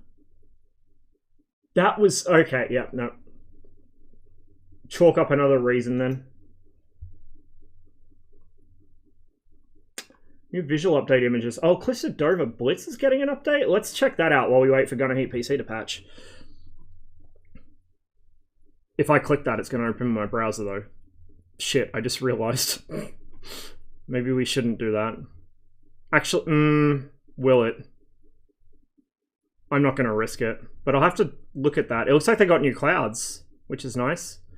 I need to play that on stream more. The problem is it's such a pain in the ass to set it up for the stream because it's one of these weird games that renders separate windows for the menu, for the loading screen, for the actual gameplay, and you've got to get OBS to hook the right one. And if it hooks the wrong one, you've got to restart OBS, which is not ideal in the middle of a stream. So whenever I do Cliffs of Dover stuff, it's got to be right at the start of the stream, and because of the game's population not being super stable or super high, it means that it's a crapshoot whether there's anyone even playing. Which is annoying, because it's a fucking fantastic game. Okay, no, it doesn't open in browser, so we can look at it. Oh, wow, yeah, those clouds are beautiful. They're moving to True Sky. Looks like a new lighting engine, too. Like, the shadows look a lot better. That's gorgeous. We're going to have to do another Cliffs of Dover stream sometime in the not too distant future. Cockpits are also going to be fully 3D. Wonderful. Alright, let's check the GHPC patch notes while it's patching, because Steam's taking its sweet ass time as usual. Oh, it's the VR update. Yeah, that's right. New additions. Visual effects. This is for patch 2022-12-18. GHPC patches are easy to tell when they release because they're the date format. Military date format. Year, month, day. Visual effects. At long last, we've implemented new fire and dust effects. Cook-offs and blast effects are now significantly more realistic and have improved lighting. Our artists use real-world references and modern fluid sim techniques to create the new systems. Pour one out for the artists who had to look at some very depressing imagery to get the in-game material correct. And we're proud of how they've turned out. As with everything else in the game during early access, we'll be adding to and iterating on these effects in the future, which is something people tend to miss. Just because something's in the game now, it doesn't mean it's finalized. Like a lot of the issues the game has, they know about, they just haven't had time to work on them yet, or it's low priority for whatever other reason. We've also improved the fire and scorching on vehicles that were missing it. Trucks, for example, 113s. As well as implementing vehicle suspension failure due to extended fires, torsion bars collapsing when the fire burns out the interior of the hull. In combination with the new fire effects, this should make vehicle destruction and its aftermath a bit more visually engaging overall. I won't spoil it, but that goes a little deeper than they've let on. New content. Filling in the APC slot in the East German forces, the SPW 60PB, BTR 60PB by Soviet designation, makes its debut in this release. An 8-wheel troop carrier that forms the backbone of packed mechanized forces. The BTR has been added to a few missions for now, but expected to make plenty of appearances in the future, especially when infantry are added. Not content with just adding a vehicle, we also introduced 6 new instant action missions, 5 on the Point Alpha map, and 1 on an all-new map, Eastern Hills. I'm going to have to figure out where that one is. I found the others except the Legacy map on Google Maps. I'm going to have to find that one. Expect more missions and campaign content on this map in the future. Also worth noting is the maps that already exist aren't complete yet. Those of you who have seen the original state of the Legacy map and its current state will know that, because they built a whole last series of little villages on it, and like it's a completely different map now than what it was originally. The other major maps are like that too, so Point Alpha, North Fields, Fulda Outskirts, they all have a similar level of incompleteness, shall we say. Like, Point Alpha should have a couple of very, very minor water courses on it. In fact, I think all of them do. Point Alpha should have the inner German border running through it, which it doesn't yet. It's right on the border, like literally right on the border. It kind of cuts off the edge of town that starts with S, whose name I know, but I forget every time I go to talk about it. That one. Fuck, that's gonna really mess with me now. Setzerbach, that's it. Setzerbach. Gisa or Geisa, I think it is. Is it? No, it's not Geisa, it's something else. It's where there's a couple buildings down the long axis of the map, the north-south axis. There's actually a town there as well, but I don't know if that town was built after the wall fell or if they just haven't got around to adding it. But either way, expect there to be more buildings, maybe some minor water courses. I want to say it's North Fields has a couple of quarries in it, which are just like they're abrupt grassy cliffs at the moment. Those will probably be fleshed out as time goes on because they are quarries. So there's a lot of detail that's still to go into the maps from what I gather. They're just iterating on the environmental stuff. Quality of life improvements. A major focus in this update was adding features to make the gameplay experience smoother. The primary improvements are briefings accessible during missions, default key J, objective tracking system during missions, unit switching menu replaces next unit function on the tab key. I found out literally like 3 days ago because I think it was Action or Kavi, one of the two of them, casually mentioned it. No more hitting tab or control tab. I was like, there's a control tab? And a bunch of the other guys that have been, you know, with the project even longer than I've been following it have gone, there's a control tab? What the fuck? Did you intend on telling us this at some point? And they're like, oh yeah, whoops. So yeah, but this replaces that. You've got an actual menu now, and you get a real-time indicator of how fucked you are, because you'll be able to see which vehicles are still available and which aren't. Better filters for after-action report shots, reorganized mission lists in instant action. We know how many of you have been asking about ways to keep better track of what the mission goals are and what's going on, and these new features should make a big difference in that regard. For a full list of changes, see the list below. Let's do it. Oh fuck, this is a nice fat changelog. Completely overhauled flame and dust effects, work in progress, more to come. Added new vehicle, SPW 60PB, East German designation of BTR 60PB. Added a new map, Eastern Hills. Added 6 new instant action missions. Added mission debriefing, default key J. Added an objective tracking system to most missions. Visible in briefing pop-up and whenever an objective updates. This should solve the issue where you'd have like text lines pop up saying your platoon 1 moved to waypoint 1. And then if you weren't paying attention, you don't know what to do because you missed it. And there's no way to call it back up. So this should fix that. Added a unit switch menu that shows current selection and all available units to choose from. Added scorching and... Okay, the patch notes spoil what I was going to show you guys in game. Added scorching and better flammables implementation of BRDM2, M113 and cargo trucks. Added scorching to visible crew members.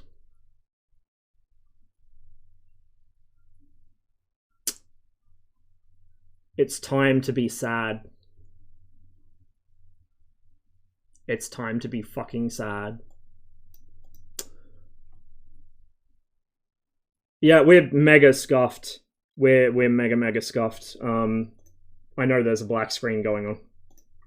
It's because I haven't started the game yet. It's in game capture, but it's not started up. I will try and remember to pause the playlist after this song, because GHPC has its own music, obviously. We don't want to be doubling up on tunes. So yeah, scorching invisible crew members. You just know that somebody was just sitting there having to fucking refer back to the aftermath photos of the highway of death to get that effect correct. The perils of being a developer in a sim game. Added music in AIR mode after win or loss. Added options for player shots only and exclude fire support in AAR enabled by default. So no more getting spammed by artillery in the AAR. Remove non-functional damaging hits only option from AAR. Reworked campaign vehicle selection to take into account the logistical health of the faction. Heavy equipment and personnel losses will reduce availability of first line units until strength recovers. So this is going to make NATO campaigns even easier. However, if you are a shrewd pact player and you're able to exact heavy losses on the Americans, maybe they'll stop turning up with Abrams. Maybe they'll have to turn up with M60A1s. Wouldn't that be terrible? Now, just think how this will go once they introduce the other older ammunition types like 735 and 774. You can't really add any older for the fucking Pact because they've already got 3BM15 as their best until the Soviets arrive. Added chronological limitations for some vehicles appearing in campaigns. Made so you won't get bombed by Abrams in the first mission, probably. Or not M1 IPs, anyway. Original M1s, yes, but not M1 IPs, because they were just coming into service then. When are we making T95E1s fight T64s? No prototypes, thank fucking God. Oh, you could? Where's my 3BM9? Yeah, you could, actually. To be fair, you could. Made NATO equipment losses in campaign have a larger logistics effect. Oh my God, it's almost like all those things we've been talking about the last couple times we've discussed Gunner Heat PC are coming home to roost. The Americans have pretty impressive logistics, but they have less stuff. And their stuff has to cross half the fucking world to get where it's needed. And different NATO militaries have different mobilization schedules. The Brits can be ready in 48 hours or less. The Dutch, you might need a week. Hey, Lush, good to see you. We're just about fire up Gunner Heat PC. The patch literally just dropped like an hour or two ago while I was mid-rant. Added a rare contingency for late-game pact forces in case of severe logistics issues. So I think you get like a second wave or like a second wind as pact. If you're getting your ass stomped, they give you a kind of bailout because like you're already fucked against NATO as the East Germans. The Soviets will fix that a lot. Not fully, probably, but a lot. The game doesn't exist on a large enough scale to fix it fully, but it's a nice little consideration to gameplay there. Added a rare contingency for... I've already read that one. Stupid me. Added a rare work-in-progress system in some missions. Interesting. Added category spaces to instant action mission list and reorganized list. We got folders now, of a sort. Dividers. Added antennas and aerials to most packed vehicles, because they were missing them so far. Reworked the map full to outskirts for performance and stability. I don't think I've had too many issues with full to outskirts, but I guess some people did. The one that for me is noticeably unoptimized is Grafenver, as I've mentioned a few times. Oh, by the way, I switched my encoding back to CPU today, and I fucked with the settings a bit, so we'll see how it goes. I'm curious. I'll have to watch back after the stream to see how armour looked, because in theory the changes I made should have made it go less visual snow when there's grass on screen. Fingers crossed. God knows how DCS is going to behave. I did notice, looking back at a few moments from the last stream, DCS was stuttering. It wasn't dropping frames, but it was, well, it actually was, but like only a frame here and there, so it looks stuttery and not quite smooth. So we'll see how the CPU encoding goes with DCS, and if this works better, we'll stick with it. Technically, CPU encoding is better quality anyway. The main reason you use NVEnc is because it offloads from the CPU. But with multi-threading now given an actual time frame besides 2 weeks for DCS, we might not need to worry about offloading the CPU in the future.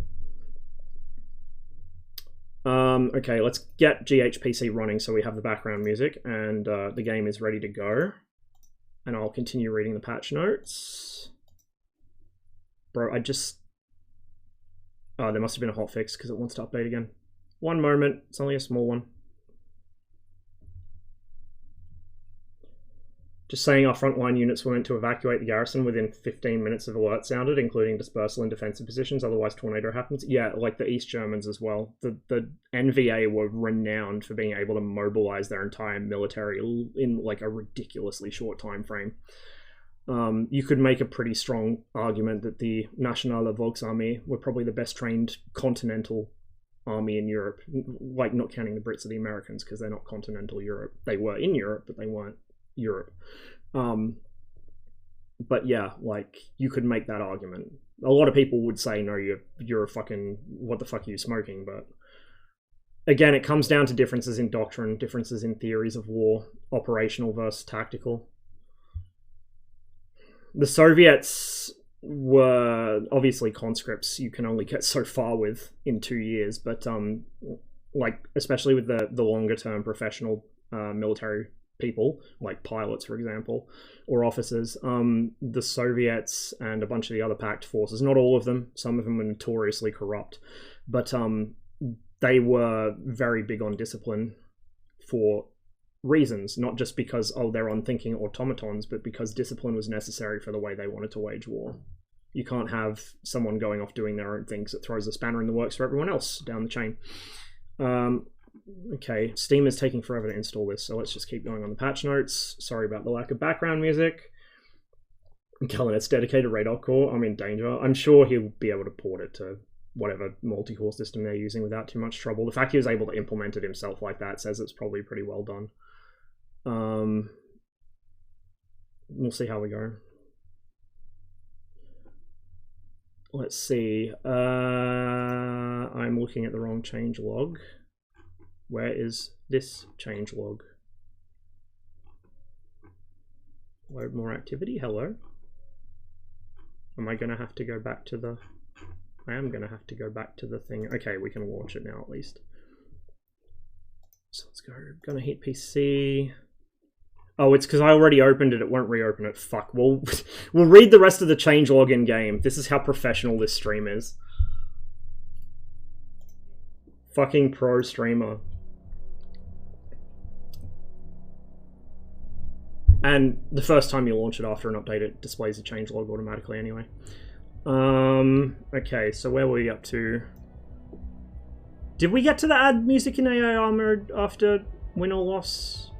That's a good one. Because on the stream it's been oddly silent after a mission. It's nice to have. Okay, yeah, we've gone through that. Rare work in progress, category spaces, antennas. Reworked, yep, we were speaking about that. Okay, reworked the in-game navigation map for full to outskirts for readability. which is the, you know, your map, your player map. Improved AI responsiveness to friendly units being blown up. They will not be oblivious to the guy behind them getting vaporized anymore. Although for the last couple times I played, they've been pretty on point. Improved AI communication of threats to fellow platoon members. It's not instant. From what I gather, there's a slight delay as information is passed up and down the chain. So you might have a second or two to engage a second target before the rest of them go hoomst and evaporate you. Improved AI handling of missed waypoints. Thank God my tanks will not go charging off into the fucking forest anymore. We won't have to have Dr. Octagon playing while our fucking smacked up M60 crews are out driving through. Well, it's a Leopard in the film, so the US Army wouldn't give them any American tanks. What a surprise. But yeah, if you guys haven't seen Buffalo Soldiers, I haven't seen the full movie, but this scene from it, if somebody wants to drop the link in chat to that scene, it sums up my experience with Gunner Heat PC platoon mates on a couple maps so far. So hopefully no more of that. Although it is funny sometimes when it happens. It's such a good fucking scene, dude. Had the worst timing in terms of releases? Yeah, I know, right? Fucking, like, from what I've seen, though, obviously I said I haven't seen the whole film, but from what I have seen, it's a really good film. And it covers something that people don't talk about, which is how fucked up the, not just the US NATO forces in general, but especially the US Army in Europe was in the 80s. It was pretty bad in the 70s as well, but the 80s was kind of the zenith of when it got fucked up the worst, because you suddenly had the ranks getting flooded with new recruits because of Reagan's resurgence of spending in the military. You had very little accountability for stuff, so things were getting stolen and sold on the black market left, right, and center. You had prolific drug problems because either soldiers would bring their drug problems from the States over to Europe, or they would develop one while they're in Europe, or they would have been, you know, if they served in Vietnam, they already had one, some of them. Same sort of shit the Soviets started running into in Afghanistan, drugs-wise, and the same thing the Americans have run into in Vietnam. Bored soldiers with a lot of excess deployment pay and not a lot to do. Bad mix. Like, it's a mercy if they fucking bankrupt themselves on a badly financed fucking, you know, Dodge Charger or Challenger or whatever. It's a fucking mercy if they do that, compared to what they were doing back in the 70s and 80s. Post-war Japanese veteran nicotine addiction rates are an interesting thing to read about. It sounds like it is, actually. I would not mind reading about that at some point. It's outside my knowledge, so I must remedy it.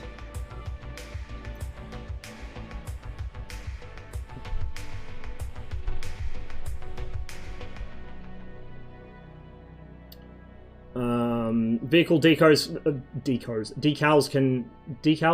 I don't think decals is actually technically a wrong way of pronouncing it. It's how I used to pronounce it before people judge me for saying decals instead of decals. So fuck you, vehicle decals can now burn off.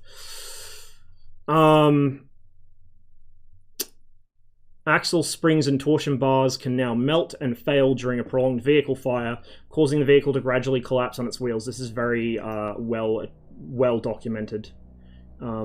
Famously, the Cologne Panther, the Panther that had a showdown, one of the rare 1 vs 1 showdowns that actually happened between tanks in World War II, with a Pershing, one of the first Pershings in service, and I think like one of 2 or 3 in Europe at the time. It burnt for days. Well, it burnt really violently at first. It smoldered for days, and it sagged completely on its suspension to the point the belly of the tank was sitting on the ground after a week. Because torsion bars will lose their temper with heat, right? They're springs.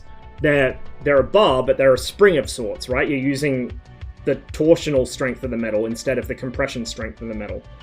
So springs need a particular temper, and springs will lose their temper when they're exposed to certain temperatures, usually like fire. So having the tank burn out, the torsion bars are running through the bottom of the hull, they're going to be consumed by that fire, and so they'll sag as the metal loses its temper, and it loses the thing that makes them actually act as a suspension, right? And the tank just goes... Yeah, spring steel.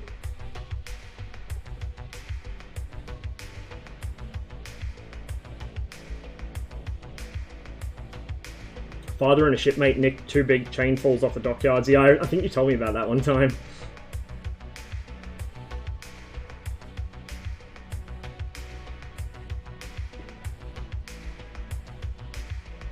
coil springs also torsion? They are. They are, you're right. I'm a fucking idiot. You're right. Yeah, they are. What about leaf springs? Leaf springs are not torsion there. What would that be called? Is that motion like, is that compression? Or is this compression? I don't know. Shear. There you go. Clearly, I am not an engineer, and I have no engineering background. I just know which engineers to annoy to tell me how something works, so then I can just regurgitate it when somebody asks me. And probably get half of it wrong anyway, because my memory's shit. Changed NATO markings to black. Some buff-coloured background paint not present yet. Nice. Because remember, they already showcased very early in development, they can vary the amount of wear on a tank's paint job. They can vary whether it's, you know, olive green, whether it's MERDC, whether it's CARC. They can do all that with overlays. Those are already done. I mean, the NATO vehicles at the initial vertical slice preview had MERDC on them. And they've actually had it removed since. So they've got all of these options just sitting there waiting to use, which is quite neat. And that's also how the scorching's done, is it's an overlay that's applied progressively. Fixed an issue where AI would turn around and expose rear armor instead of driving in reverse. They may still make this mistake if they can't see an enemy in which to turn around. Oh, I lost so many tanks to this. Fixed an issue where the M60A3 TTS would have perfectly crisp wide field of view thermals on 1080p or lower screen resolutions. So the TTS in the M60A3 TTS is a higher quality, from the gunner's perspective, is a higher quality visual display than what the Abrams has for the TIS. However, it's not that much better. That was a bug. So at lower screen resolutions, the A3 TTS, when stationary, would actually be crisper and sharper and even better than it was originally. And as soon as you started moving, it would blur the way it's supposed to. Well, that's now been fixed. So it should still be a little slight bit better than the TIS, but it isn't going to be like, oh my god, I can see individual nose hairs kind of quality like it was last patch. Fixed an issue where AI waypoint path debug could sometimes display in game. That's been an on and off thing, but yeah, that's good to see that they fixed that. Fixed an issue where player vehicle could be taken over by AI driving during a mission. Had that happen a few times. I think those two things are connected usually. Fixed issues with the UI scaling on some screen resolutions. Wonder if that's for ultra wides or if that's just more general, because I know people have tried playing on ultra wides and the results are kind of comical because the devs just didn't really expect people to attempt to do it. Not full screen anyway. Fix missing commander, crew member, and BRDM2. Of course. How have I been playing this game for so fucking long and it never occurred to me that the BRDM should have 3 men in it, plus the reconnaissance team if it's carrying one, and it only had 2.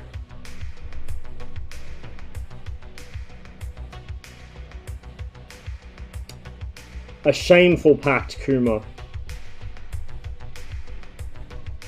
Sad you left your meme hat at the farm. Be funny watching you play GHPC with a tank bump helmet with the NVGs. That would be so annoying to fucking stream in. However, I don't know if they're in frame. I'm just wearing my DPM fucking pattern 95 trousers at the moment because they're comfy. Like, the problem with surplus is if you wear it in public, you look like a fucking weirdo. People think you're going to shoot the place up. But the thing civvies will never understand about military uniforms, especially modern ones, is it's like wearing your fucking pajamas. It's so comfy when they fit you well. Like, I just wear these around the flat. It's like wearing fucking PJs. And I got my Forgotten Weapons Don't Make Shitty Jokes About the French shirt. But we're probably going to be doing some NVA stuff today, so why not? Why not?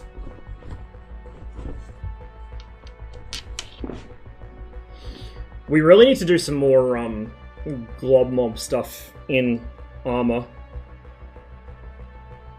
It's been too long. I really enjoy glob mob. It's like there are aspects of it I think could be improved, but I enjoy it.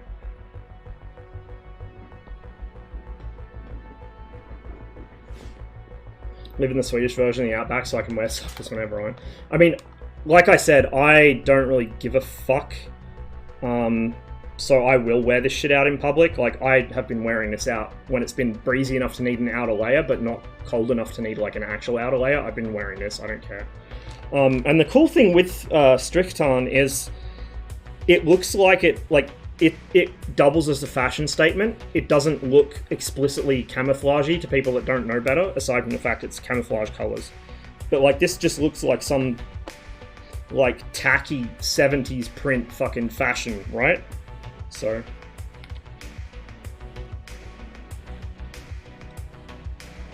these make really good work shirts. Like on the farm, I've got a spare one because Varus Tileka accidentally fucked up my order and sent me a free one, which I won't complain about. That was very kind of them. But yeah, the other one's missing some buttons. It's in general worse condition than this one. So this is my, like, I actually wear this one when I'm going places or like when I just feel like wearing it.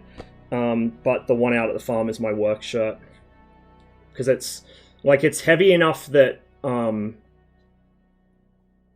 it's heavy enough to, like, provide substantial protection from the sun or, like, bugs trying to bite me or whatever. It's got... the pockets are kind of small, to be fair, but it does have pockets. It has an internal pistol holster. Like, all these East German field jackets, this is standard uniform. This isn't an officer's uniform or anything. This is, like, everyone had this. It has a fucking concealed internal fucking cloth pistol holster. When I got it, I was like, what the fuck? Jesus, East Germans are a bit intense.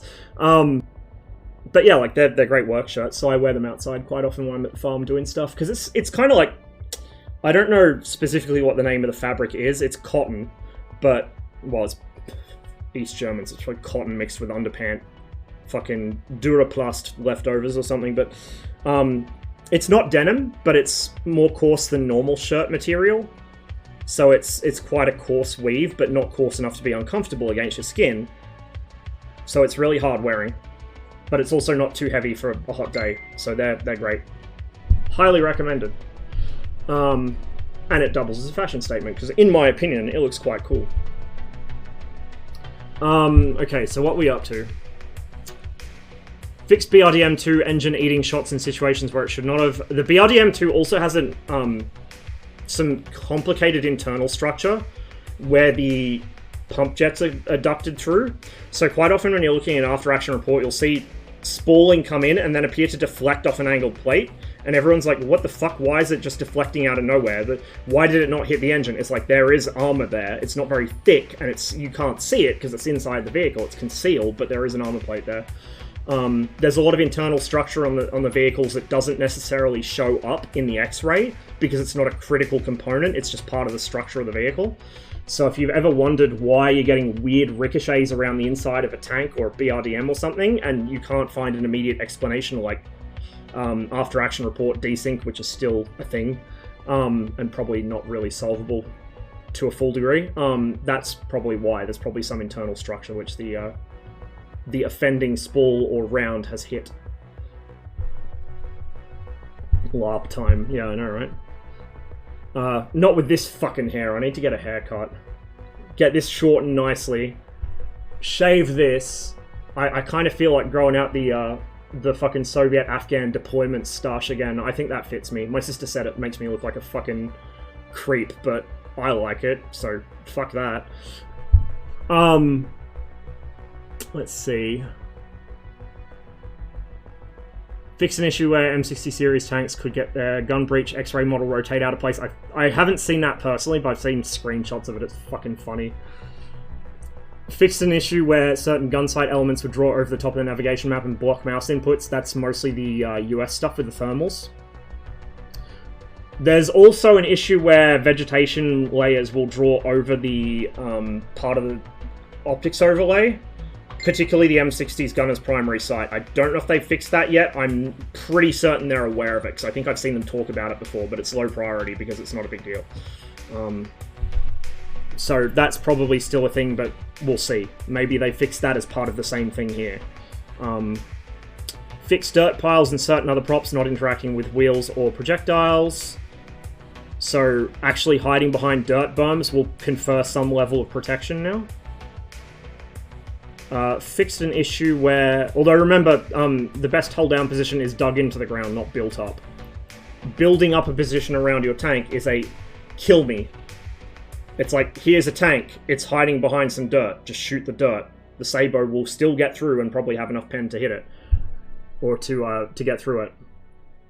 So you'll see, like, particularly a lot of US field manuals, you'll see them explicitly through cartoons or like comic strips or whatever, telling the tank crew, do not build up your position, dig in your position. And there was actually a pretty good video. It's a YouTube short, so fuck knows what channel I saw it on. Fucking hate that format.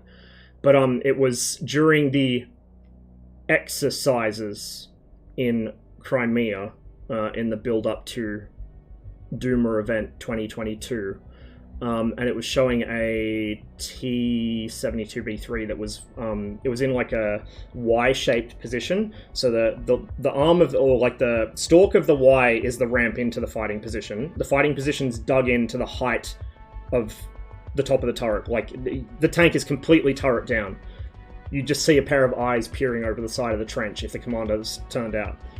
So the tank's fully turret down inside this, and each branch of the Y has camera netting over the top of it, so you can't see what's in it. So what the tank does is it sits in one of those, and when it wants to engage something, it reverses back up onto the ramp of, like the stalk of the Y, the ramp, until the gun can just peer over the dirt, and then fires, and then turns and goes down the other side of the Y, so it's laterally displacing. Even though it's, each time it pops up to engage, it's popping up in more or less the same place. So it's quite neat to see it in action. Too bad about the fucking context. Get a haircut? Yeah, I do need one. I got some greys hiding under all this.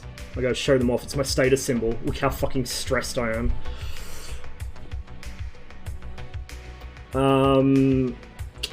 Fixed an issue where spoil and attack Wolverine could be won and lost at the same time. Fixed a game-breaking issue where the HE scale on the T-55A gun sight read 0F instead of OF. I love the Gunner Heat PC team. Between Harry telling me to fuck off when I told him he had his collar tabs upside down for the Soviet motor rifles, the textures on the fucking MRE boxes, which is probably also Harry's doing, saying, who cares, dude, it's an MRE box, go outside, leave the house, please. And then, like, these little patch notes, like, game-breaking issue where the HE scale had the wrong fucking character, and nobody could tell, like, I didn't even notice. And I'm the guy that usually picks up on wrong fonts. Or the one where it was fixed a game-breaking issue where the M1 Abrams tracks visibly rotate in the wrong direction.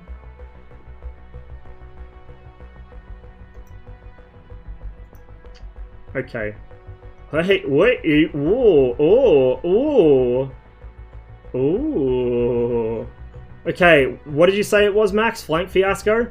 Oh, yes. You're a T-72M platoon tasked with destroying an enemy position from their flank. The enemy has set up a defensive position along a tree line and has already destroyed friendly units earlier.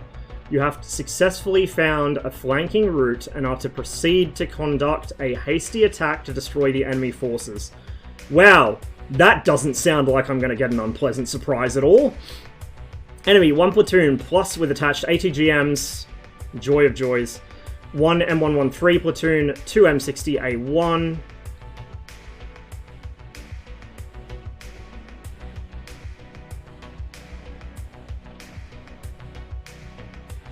They're preparing for infantry. I don't think they're in yet this patch, but they're preparing for them. 113 platoon, 2 M60A1, 1 ATGM section. The attached ATGMs will be dragons. The fucking chaotic Cocoa Pops ATGM. Fucking prohibited Pop-Tart. 3 T-72Ms in your platoon? Yeah, it's a platoon, duh. 1 BMP, 1 platoon joining the attack. Mission, your platoon is to destroy the enemy forces near the tree line. We win if we destroy 60% of the enemies, we lose if we lose 80% of friendlies. We're probably going to lose this at least the first 3 or 4 attempts because I am bad. And I feel we're going to get a really unpleasant surprise. Like, the briefing sounds too simple. It's one of those missions, it's like, oh yeah, the enemy, like, you found their flank, you're going to turn their flank. It's all good, it's fine. They only have 2 tanks, what could go wrong? We will see what will go wrong. Objectives, destroy enemy near the tree line. And here's our, if you forget.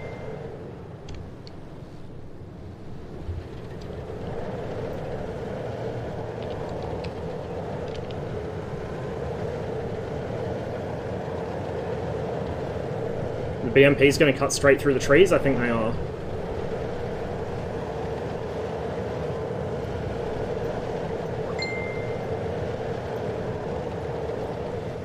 I should probably silence my phone, but whatever. Like I said, my sister and her boyfriend managed to catch COVID after dodging it this whole fucking pandemic. So, mum and dad are checking up, making sure she's not dying.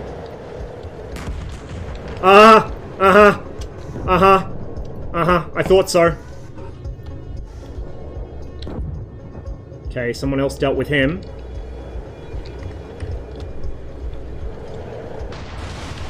Here comes the Artie.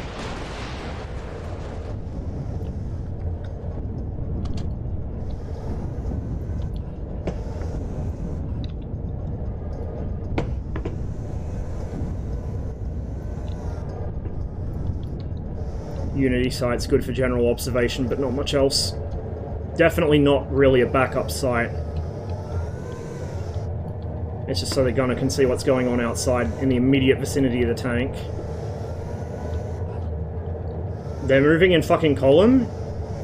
Okay, you guys really want to die, do you? Prepare for an enemy counterattack. Okay, so the BMPs already did our job for us. That's good to know. So let's get into... We're going to do something really idiotic and assume the enemy's previous position.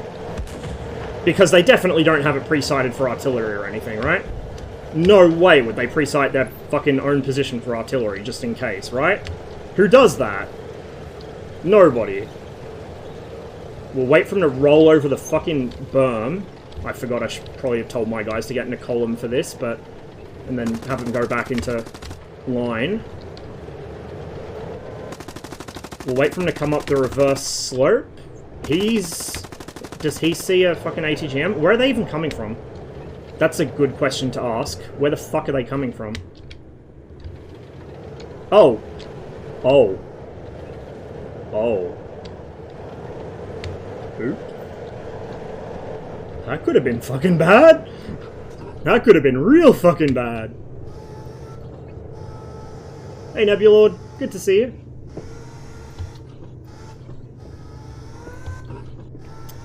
Unfortunately, old mate here doesn't want to use the tree line for concealment. He's happy to sit out there.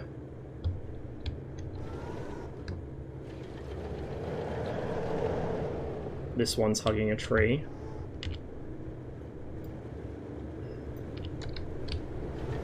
Don't know where they're coming from.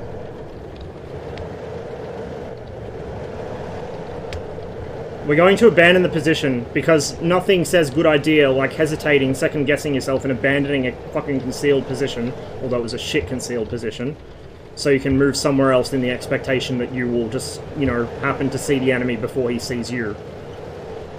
There's a new dust effects, by the way, being thrown up by our tanks.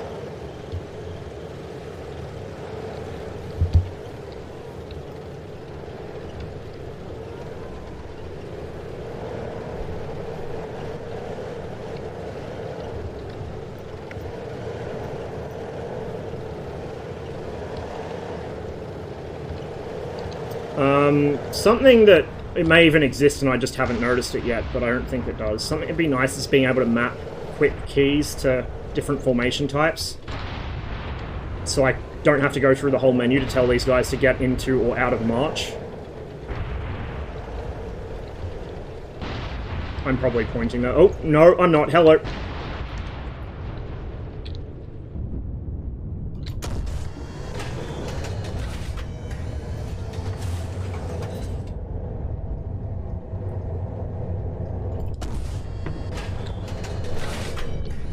Is that M60 active? No, I don't think he is. Could you not park in front of me, please? Oh, he is active. Shit. Commander doesn't see him because there's a bush probably blocking him, or a friendly tank blocking him. He just ate a fucking toe. My brother in Christ, you might want to turn front towards enemy there.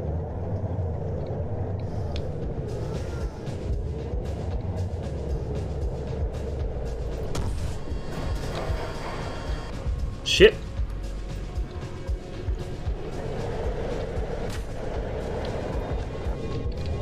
I've already fucked up.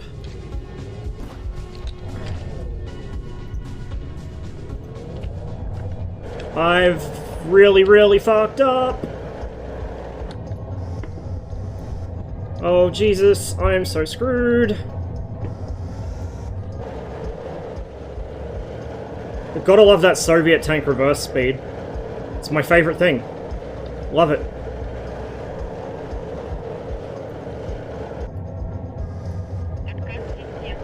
Hey, newbie! It is. Cheers to the resub, man. Good to see ya. Got a Chadley just on the other side of this brush line. There he is. Oh, shit! Why has he got his fucking coax selected? Jesus. My man, what are you doing?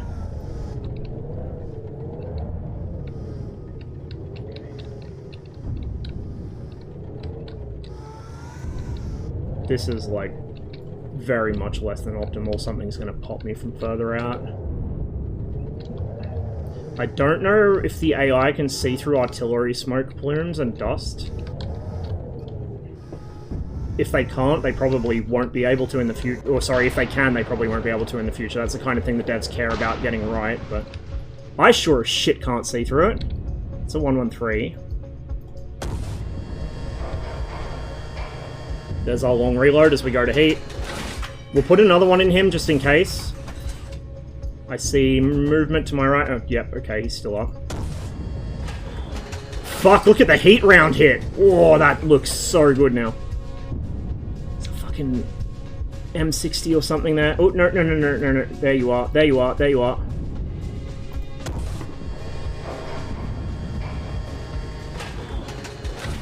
And now we get fucking Sabo loaded again in time for the 113s.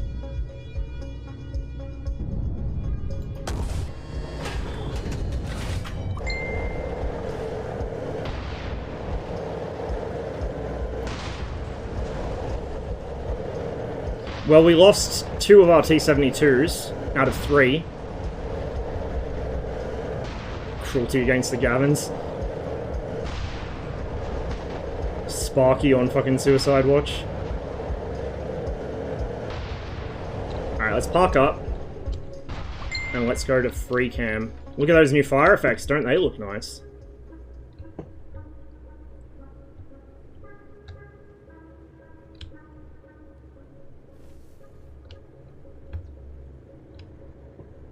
Something quite exciting at some point. Oh. There goes the suspension collapsing. You see that? It just twitched. I think it might still have 1 bar left to pop at the back there. But see how it settles down on its suspension completely as it burns out? That's the torsion bars collapsing. Yeah, the back wheel looks like it's still got one.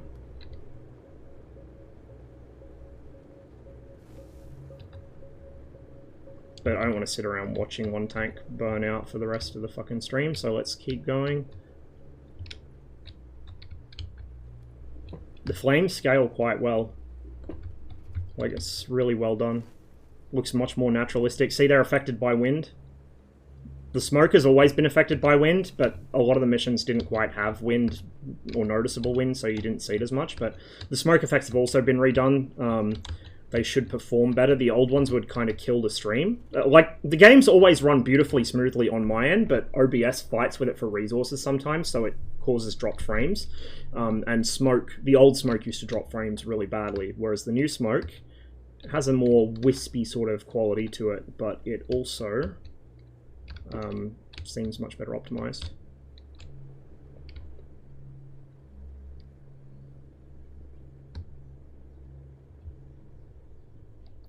Fire transition from, say, ammo fire to fuel and oil fire, so getting less brighter and smokier. Yeah, it'll go from like a full-on conflagration of the ammunition to smoldering.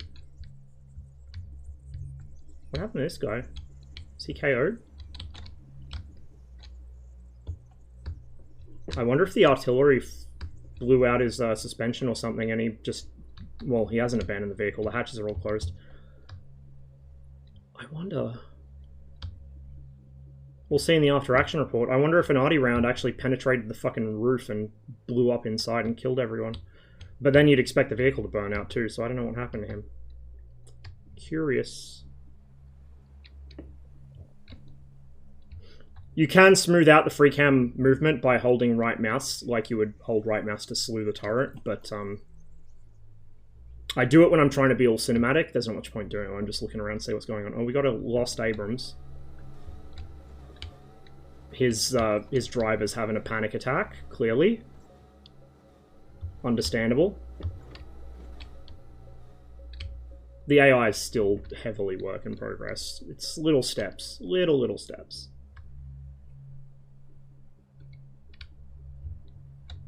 So the Bradleys we have are ITOs. We have ITOs, but we don't have TOW 2, and we definitely don't have 2B. And yeah, 2B is something that I think even Combat Mission doesn't have yet. Or like Black Sea doesn't have. Fuck.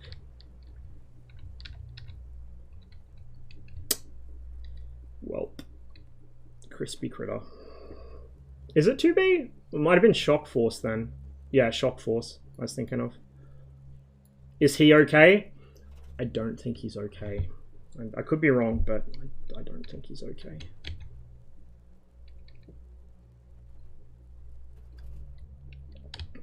So, how many of you are fucked up enough to, or just unlucky enough to have come across a lot of photos of the aftermath of modern combat? I didn't intentionally go looking for it, but I've come across a lot just out of research for other things, or because, you know, Google likes to throw you a curveball now and then when you're searching for something specific. But also, like, there's mainstream stuff, and one of the mainstreamed photos of the horrors of combat was from the aftermath of the Highway of Death in the Gulf War, Desert Storm. And it's a burnt-out Iraqi truck, and the driver is, like, fused to the seat and to the wheel, and he's still recognizably human. You can tell, you can even see the features of his face, mostly. But he's got, like, his lips are gone, because they burnt off. He's just, like, muscle. Charred muscle. And this horrible, like, grimacing... It's not a smile, but, like, this horrible grimacing, like... because his face is burnt off. That one got published in the newspapers, I think. That was probably a lot of the reason why the Highway of Death became a controversial issue. No, it wasn't a war crime, at least as far as I'm aware. But it also wasn't really 100% a military necessity. Like, I'm not going to get into it.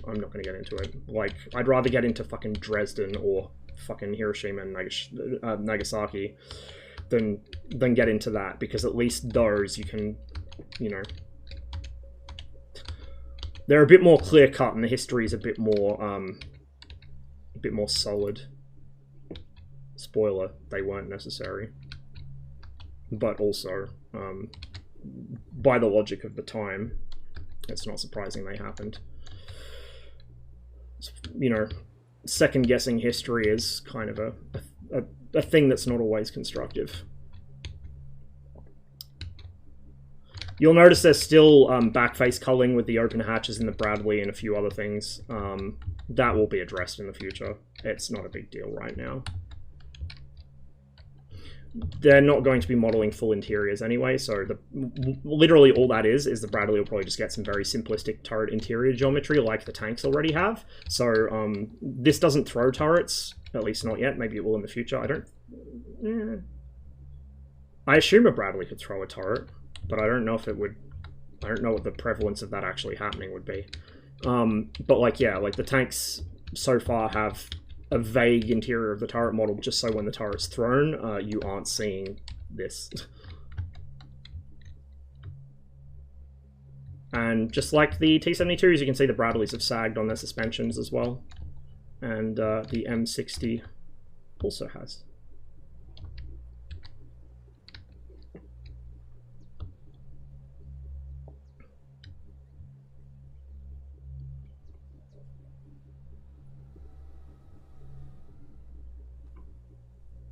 Commander's unconscious, War Thunder, yeah. Like I said, it was, I said this on stream before. I don't even remember if he remembers saying it. But during one of the early Gunner Heat PC dev streams, it was when Harry was still on the team, because Harry had outside work that he had to pick up for a while where he had, you know, he couldn't be working both jobs at once. But he's still, like, spiritually always been a member of the team. But yeah, it was when Harry was originally on the team, and they were discussing back and forth, like, what they want to do with the game, and the question was asked about, like, gore or fucking burns and stuff like that, and Harry said, I want to make you sad. Like, he just straight up cut in over Josh and said, I want to make you sad. And, yep, it'll do that. Oh, wow, yeah, they've updated the charring for all the vehicles, I think, because the 72 usually doesn't burn out that completely. Holy fuck. But it matches well with the visuals of the flames, hey. Some parts you'll see don't have the charring overlay. The ammo boxes for the NSVT. The NSVT itself, because that was added to the model later as a separate element, I believe. I could be wrong. Probably am. And then your little fucking tarpaulin or whatever that is. Yeah, the MG's intact. It's just because it's a separate element of the model. I don't think they've got the overlay applied to it yet. And see again some more... That's not even backface culling, actually. That's just vegetation clipping through the floor of the tank, because the tank is sagged completely on a suspension. Another crispy Bradley. Incidentally, the Bradley's commander... This is one of those things where the original Bradley and a modern Bradley are two very different beasts. A modern Bradley has a commander's independent thermal viewer. I don't know if it probably has a different name on the Bradley than on the Abrams, but it has essentially a CITV coming out of the right side of the turret, right, like about here. And that provides some screening to the commander when he's turned out from the side, but not a lot. But it also means he doesn't need to turn out, because he can see perfectly well outside with his thermal optic and a day channel. The original Bradley doesn't have that. The original Bradley has some periscopes around the cupola, and it has the gunner's primary sight.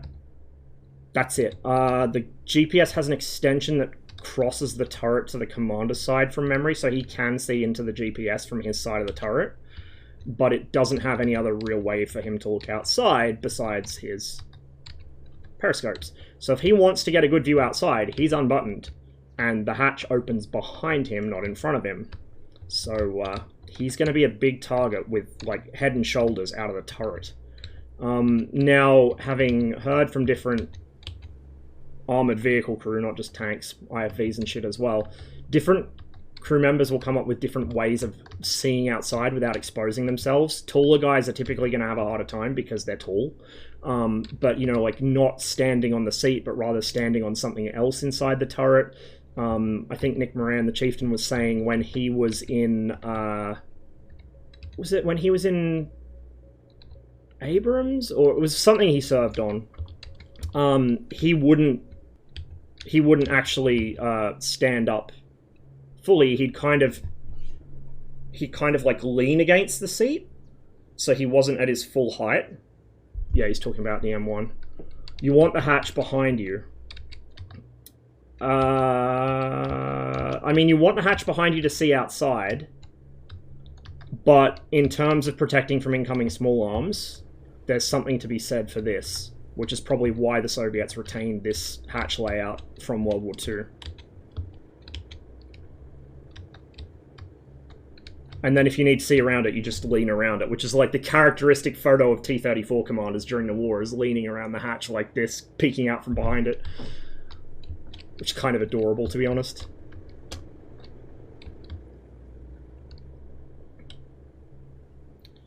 Later, Model 89 Later model Type 89 IFVs, you can ask for a bar to put your foot on to get higher if you're too short. Here's the issue with that. One, you're more exposed to artillery. Yeah, that's fair. Fire in general. I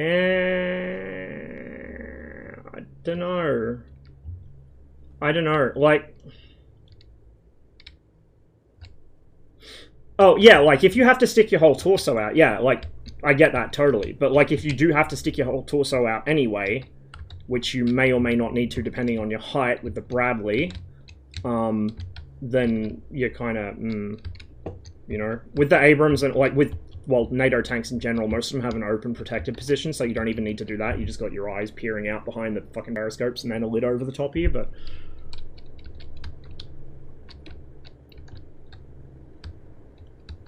One thing that's worth noting, and this is some deep lore you get from actual tankers, although it's a bone of contention between Ukrainians and Russians at the moment, because the war has expanded to include cheerleading for each side's tanks. So I've noticed Russians get very sensitive about suggesting the T-72 is flawed in any way, shape, or form, or saying that the T-64 is good, and Ukrainians do the opposite. You guys know me, I'm a T-64, complete T-64 stan. T-72 is not bad, but I prefer the 64. But something that you will hear from Shawshank when he's talking about the T-72 is the hatches are really heavy. Like, they've got really thick shit on them. I think it's part of the CBRN protection, like the anti-radiation lining. I'm not sure what exactly it's made of, probably lead mixed with something else. Lead alloyed with something, or lead with another coating over it. But apparently the T-72's hatches are super heavy, and like you have to really get up and them out of the way, whereas he said with the T-64 you can just kind of reach up with a palm and push it and the hatch will open itself. Like the spring's strong enough to open the hatch fully, whereas the 72 you have to get it past halfway open and then the spring can open it up. All our BMPs survived, that's something, I guess.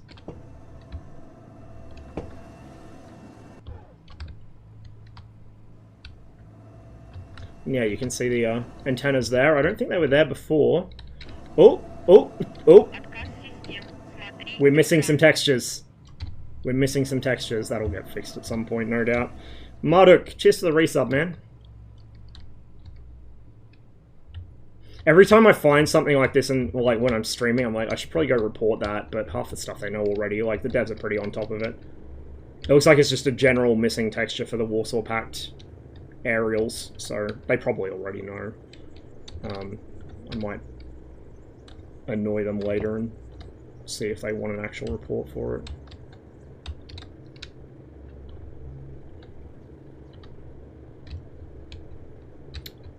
It's probably just me, and I haven't played the game for a few days, so maybe it is just that, but I don't know, something feels different about 72. Like, maybe something was changed on the commander's cupola or something. I'm probably just on crack. So where's this friendly force that was already wiped out? It's down the hill from this position, I think. So this is where the Americans were positioned initially. So what have they got up here? We had that tow that I nearly drove into that my buddy dealt with for me. So there he is, just chilling in front of the tree line. Why is he in front of the tree line, not in the tree line? One, vegetation, not good for wire-guided missiles, although that's not simulated yet. The wires can get tangled and snag and break. They can short out, which is why you don't fire tows over water or try and hook them over the top of a fence or a building, because the wires will droop enough to contact it and short out. You want a clear field of fire with these things, so that's probably why he's in front of the tree line rather than behind it. Aside from the fact that just being this little bit further ahead, he also might have just a slight bit more angle down into that field. It's hard to tell from up here. Why have tows dismounted? Give me the M901, that Angry Wally. That thing's going to be pretty unpleasant, but the Soviet fucking ATGM carriers are going to be a level beyond. Like, the 113 with 2 tows and then a reload is nasty. I don't think it has thermals. The way it was implemented on the original fucking Legacy Proving Ground, it did, but I think they found out since it didn't actually have thermals. It was just day sight only. Or I might be mixing things up. Was it combat mission? They only had day sight. Might have been combat mission. I've been watching a lot of combat mission stuff lately, so I'm getting it mixed up with GHPC. Okay, so it has thermals, all tow. Alright, well, there's that then. Or maybe I was misremembering that they were talking about like the tow thermals being nightmare vision instead of what they had before. Either way, 2 shots with thermals on a 113 versus 5 shots, 4 or 5 depending which vehicle and which missile. I assume the 90... Wait, no. Does the 901 reload automatically, or is it like the Bradley where a dude has to pop out the back and risk bopping himself in the face with a fucking missile? Stop using fucking NATO names. God damn it, Max. Yeah, so it's that versus an automatically reloaded undercover fucking system with more missiles, but no thermals, and a really mobile chassis. The Soviet ATGM carriers are going to be really unpleasant. I have to watch the VOD. Good night. Catch you later, Cotty. Thanks for hanging out with us today, and I hope you have a good sleep. Better than I had, at any rate.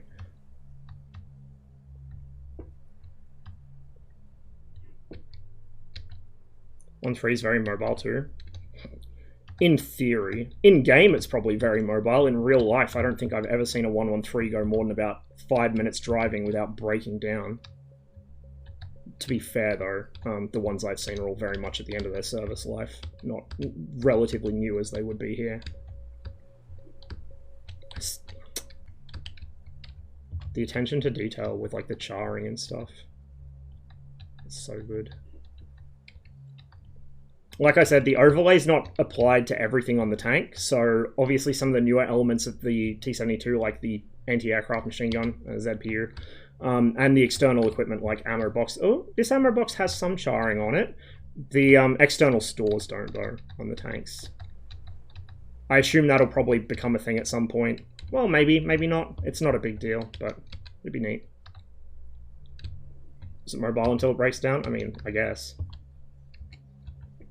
With that lovely big fucking warning placard in the troop compartment telling you about fucking carbon monoxide poisoning. Very confidence-inspiring. Like I said, the tanks have rudimentary turret interiors for when the turret's thrown, so it doesn't look completely empty. That's the external equipment clipping through it. So, just as a vague sort of... This is the loader's spot. The US prefers a right-hand load, so the loader's on the left. That lever is the safety for the gun, I think. So the loader throws that to get the gun into a state where it can fire. Or, actually, it might be to open the breech, I'm not sure. On the Abrams, there's a big fucking lever right here by the breech, which is the safety. M60, I don't know. So I should probably not talk out my ass. This is like a lot of the FCS and stabilization equipment around the turret. Got your gunner. The gunners, Cadillacs, the Americans call them, I think. Cheburashkas, if you refer to Warsaw Pack tanks. So here's your sights on the M60A3, right? This is the thermal sight. This is the TTS, tank thermal sight. Then this is your auxiliary sight right here, I believe. Or no, sorry, I'm asked backwards. No, I'm asked backwards. This isn't a fucking A3, you dipshit. It's a fucking A1. No wonder. Okay. I was going to say. So that's your auxiliary sight. That would be your, probably your day sight, because it's centrally located in front of the gunner, and that would be your night sight off to the right. Because the passive sight's separate, I think. I'm pretty sure the passive sight is a separate unit, like it is in the Soviet tanks. It's not not shared with the day sight. I could be wrong though. I don't know that much about American tanks, so please fact check me on this shit. Don't take my word for it. The M68, which is the American license-produced version of the L7A1, has a very distinct shape. Like the arse end of the gun is cylindrical. I don't know why. I guess they just thought that that was easier to manufacture or something, or some other optimal property. But yeah, that's how you identify an M68 versus an L7A1, is the shape of the arse end of the gun. The L7A1's a typical boxy shaped breech. I think it's just an M60A3 model interior, which is whatever, a game-breaking bug. Yeah, you're right. I'm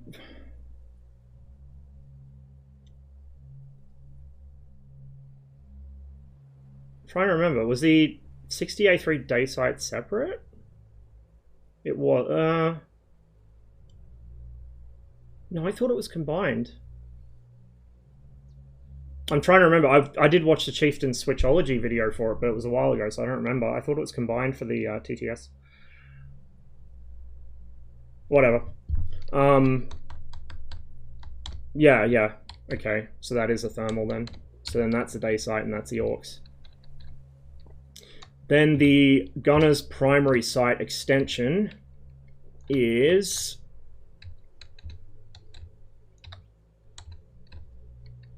presumably that. There's the 6-pack. You got to hit all 6 of those to fucking reset the lays.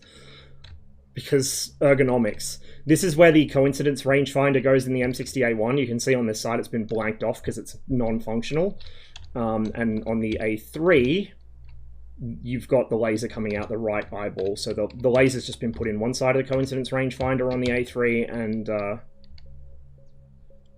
the fucking other side's blanked off. But yeah, this is externally an M60A1, but it looks like internally it's using the A3. You're right. I just realized that now. It would have the full bar across the top. I'm glad one of us is awake. So yeah, with the A1, you wouldn't have this. You'd have, I don't remember what that box does. You'd have something up here, but you'd have the whole span of this across the entire top of the turret, which would pop out the other eyeball here for your thing. The LRF system's the commander? Yeah, this is. Those, because I remember those are the 6 buttons you got to fucking mash to reset the lays before it feeds it to the ballistic computer.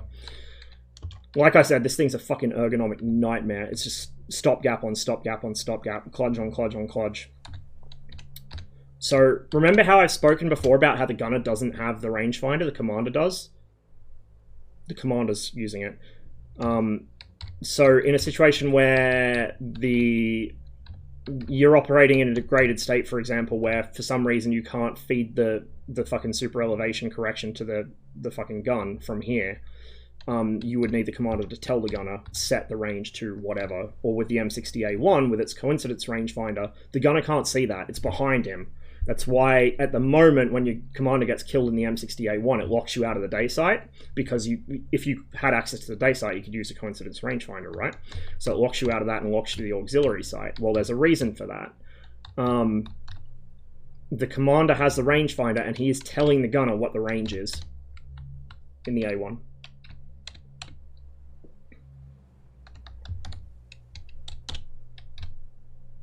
The later T64s... I think it started with the BV, but I could be wrong. The late T64s went to the 5-layer scheme the T80 used, which is better, like flat out better. The turret, I don't remember how it compares to the T72 in the late models, but the hull is much better. And Shawshank also pointed out how to identify a 5-layer T64B versus or BV versus a 3-layer in one of his more recent videos, which is quite cool. But yeah. Like, the T64's armor was amazing when it came out, but the T72 kind of leapfrogged it. Especially the actual, like, good T72s, not the T72M1, or the T72M, even worse. The T64 flat out has better armor than the T72M turret-wise. Hull-wise, I think the 72 is a little better, but I could be wrong. I always forget which tank had superiority in which year. The 72M1 has pretty good turret armor though.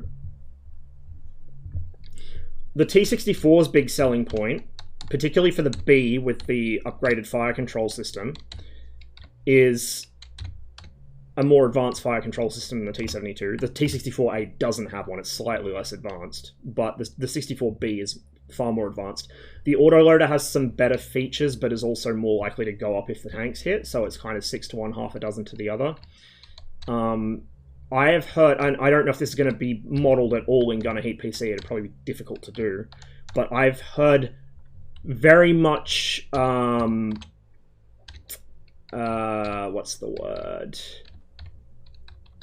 Anecdotally, from Soviet Army T-64 crew, that the T-64 was considered to be a superior tank in Germany because it was really good at crossing mud, river crossings, things the T-72 isn't great at. It has a much softer ride than the 72. The 72 rides really rough. Even now, like, if you compare them, the 72 rides rough. So, it's swings and roundabouts, really. Catch you later, Alush. Thanks for hanging out. Have a wonderful rest of your day. This is the site for the 50 cal, which isn't implemented yet. You can use the 50 cal, it just doesn't have its own separate site, so it's kind of like difficult to use / pointless, but it will get it. The commanders will get their optics. Don't worry, it's coming, just don't know when. Oh, we got a partially crispy critter here. Oh, man. Poor dude. I mean, if it's any consolation, he was dead before he burnt up.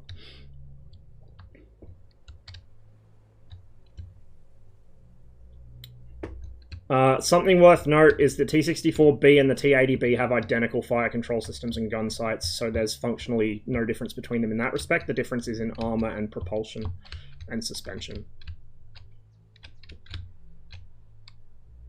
Yeah, it should be. 1A33 fire control system, 1G42 sight. I think the T-64 ended up getting 1G46s in some of the later variants, but not within our timeline. Like, I think the Ukrainian ones have 1G46s because they retrofitted them. I don't know if they came with them from the factory, though. Those are, like, the Ukrainian ones that are all still in service are all fucking 64 BVs anyway. Late production 64 BVs. Oh, for armor, yeah, okay. No, you're right. It is complicated for armor. I'm actually curious, like, are there tanks that got knocked out down here, or is the briefing telling me porkies to scare me? It did say they were down here, and that's what that tree line's overlooking. I have a sneaking suspicion that there weren't actually any vehicles down here. Just to, I guess, save fucking resources or something. You shouldn't be coming down here to look for them, since you know that friendlies were knocked out in this location, so it's like, why would you go down here? It'd be very stupid to do that. Although... I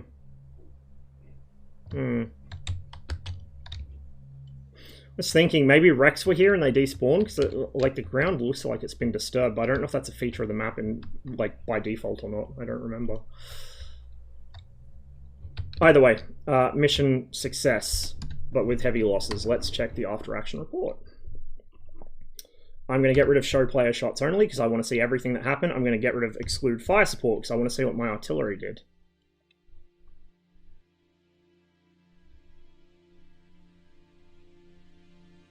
New track. New track.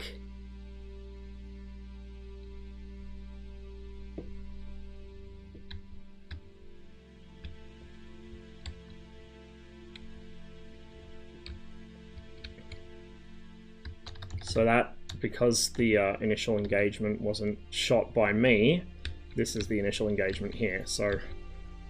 He made a pretty impressive shot. The AI's visibility through foliage is still a work in progress, but it is being improved. I think Josh had a brainwave of how to improve it further the other day, because he kind of was like, How did they see me when he was demonstrating something from memory, or when he was playing it himself?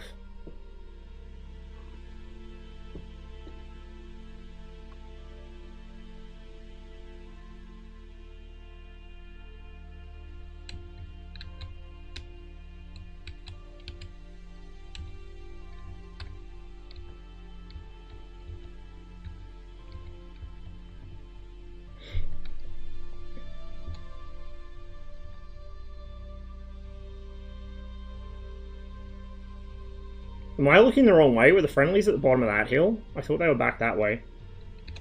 Whatever, we'll have a look in the after action report. We can still free cam in this mode, so...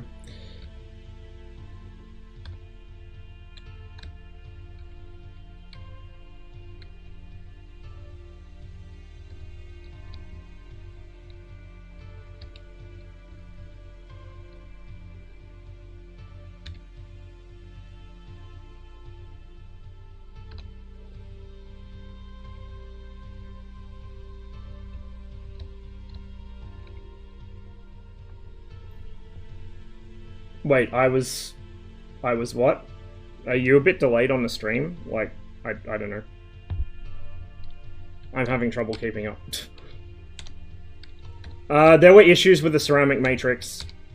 The initial plan for the ball armor was kind of plagued with problems. It was one of the reasons why they went away from it, and I think they came back to it later in production, but I don't remember for sure. It was one of T-64's many, this tank is way too far ahead of its time things. Oh, the M60 was probably trying to run. Oh, right place to look for... Yeah, okay, yep. You're probably right.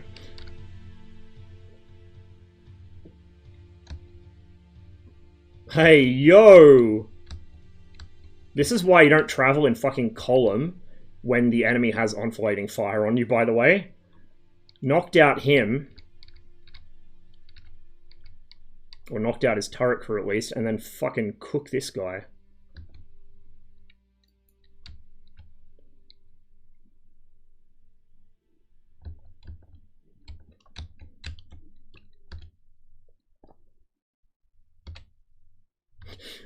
The M60's running, the Bradley's, like, not quite sure yet what he wants to do. I thought I shot a bit low on that. Should have, like, I was aiming center of mass, but I should have aimed slightly, like, higher center of mass. Would have gone straight into the turret ring or the ammo. The raised engine deck on the American tanks does tend to save them a bit from rear shots. At the expense of their engine, but...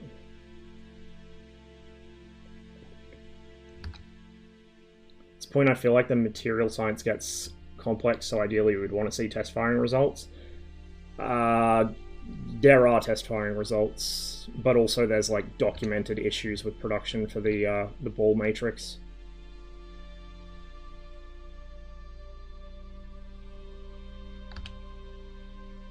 It's cool to have a fucking new track reveal in the AAR. I'm still dying for fucking 1985 to get into the game. I think that's my favorite song out of the GHPC soundtrack. It's so good. And they use it a lot in trailers. It's a fucking excellent trailer song, but out of the whole soundtrack, it's my favorite. It's just a vibe. Toe to the side of the turret. That's not going to be a good time. There's so what was it we saw him tank? That was me getting fucked.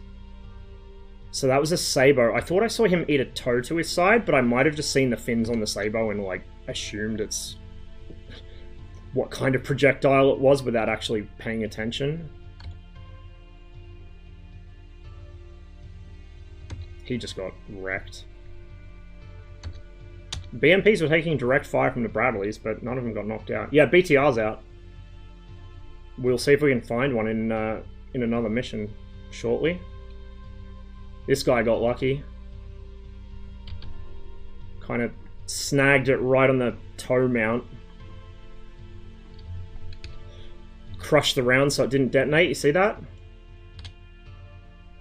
That one fucking did.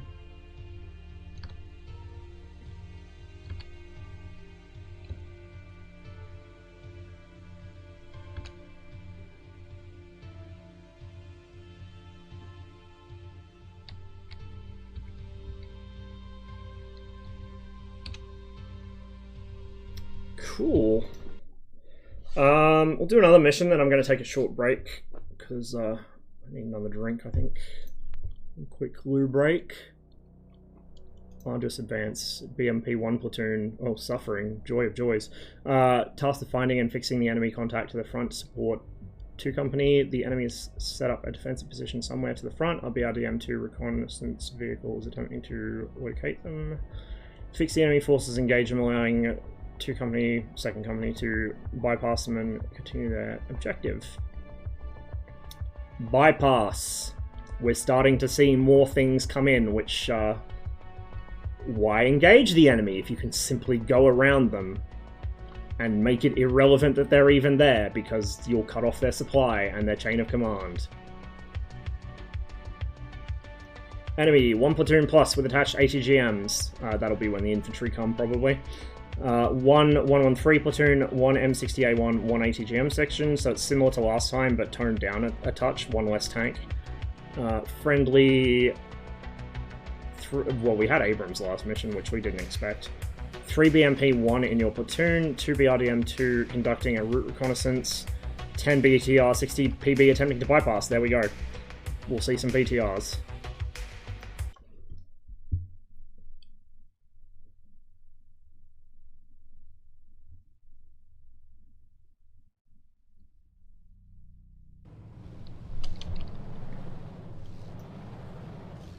Follow the BRDMs and wait for a contact report.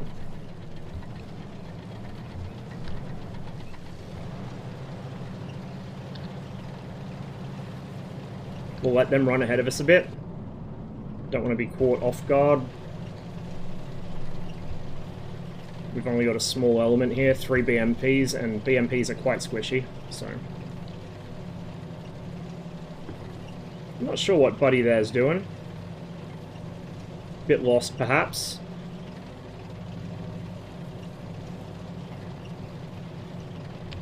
Okay, I think he's woken up.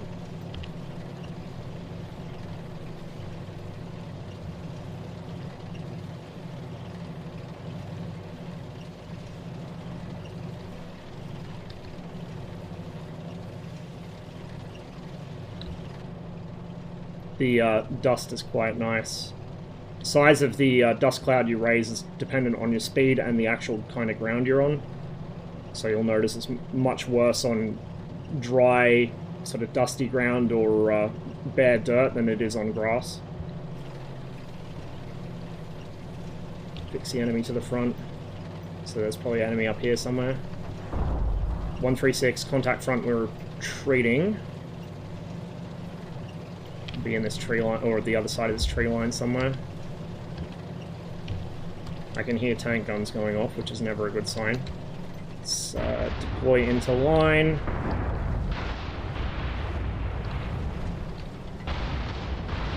There's the BRDM falling back. I'm going to be super exposed up here.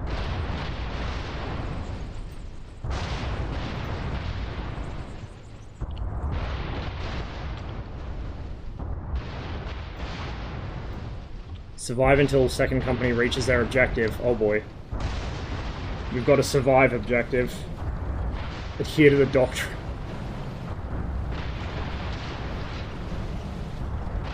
I'm bad at applying the doctrine on the tactical level. I understand the operational level of it, but not how to convert that into boots on the ground shit. That's my problem, right? That's why I'm not good at war games.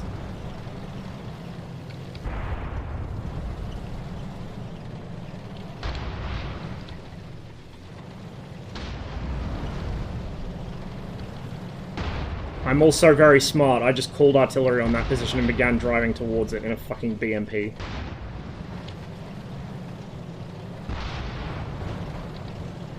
Knowing my luck, that tree line is completely clear and the actual threat is down in that one.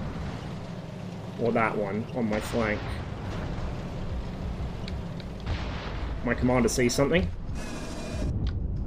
What does he see? A tart?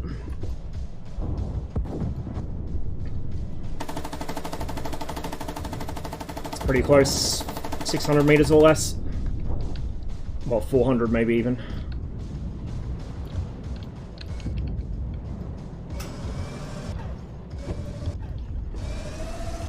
Something to the right that they're engaging.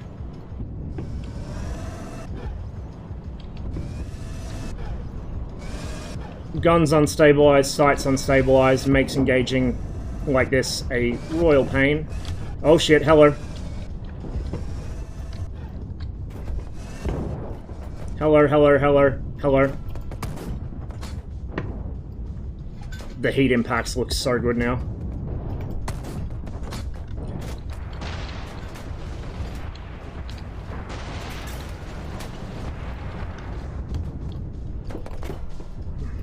Come on, come on, come on. Oof. It's over.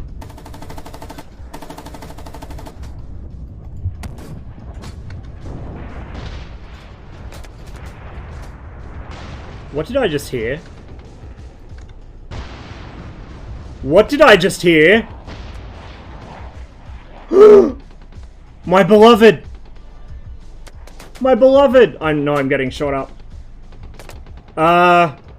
This session? Not really. In terms of, like, supporting the project, yeah, quite a while.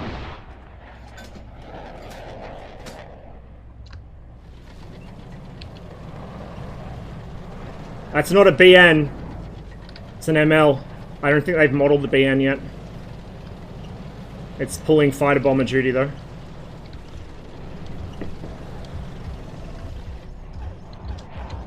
You're still alive. Let's solve that problem.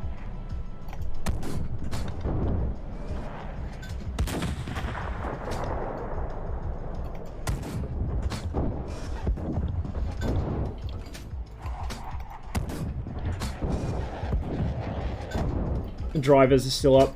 Gunners are down, though, because I was just poaching off the gunners from over the hill. To make sure. All NATO force has been neutralized. Ayy! Happy days. We lost, we might have lost a BMP. Hey, I'll take it. 2 survive. Yeah, likewise. That was actually the thing that made me first fall in love with the MiG-23 and eventually come to prefer it over the more, like, modern Soviet fighters, the 4th gens, was footage from ZUP at 81, and it was a pair of MiG-23s flying low at 45-degree wing sweep over Soviet ground forces on the advance. It was just like the most aesthetic shit I'd ever seen. I drew a whole new level of appreciation for the 23. This guy didn't get crispied, at least. He'll be recognizable when he goes home to his family. This one, not so much. F. Also F.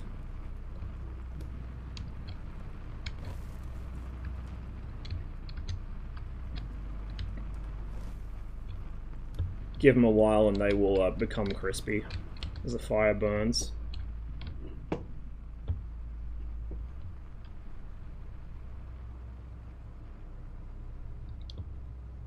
Too bad the 23 didn't hang around. I'd like to see that boy. We might restart the mission and just go into spectator cam and pause it and go have a look at him.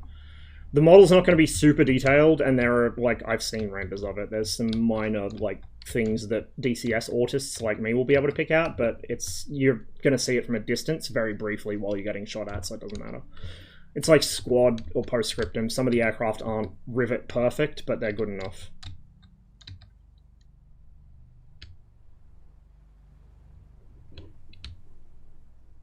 So there was their 1M60. He was kind of exposed. I'm surprised he was sitting there like that.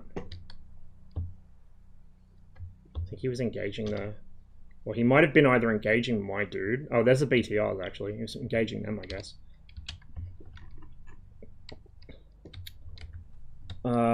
Saw a World War II reenactment video. A bunch of German guys being strafed by the only airborne IL-2 in the US, and it looks so sick from the troops' point of view. Oh yeah, that would be awesome. Okay, this guy's not even knocked out. He's probably lost a track or his driver's out or something, but he's still, like, active.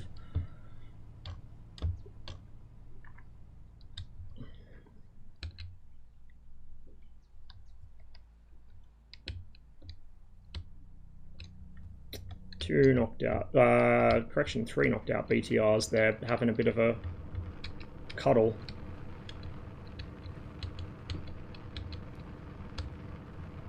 They're clipping into each other, actually. Probably one of them got knocked out and the other two just rammed into him because they kind of couldn't pathfind around him in time. Again, AI stuff is expected at this point. It's a constant work in progress.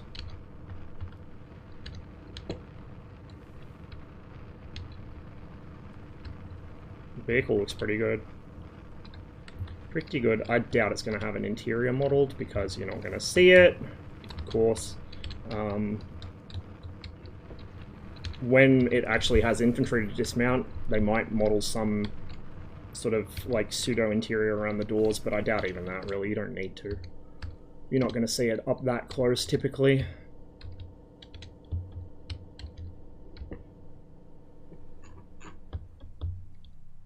And there's another one knocked out down here.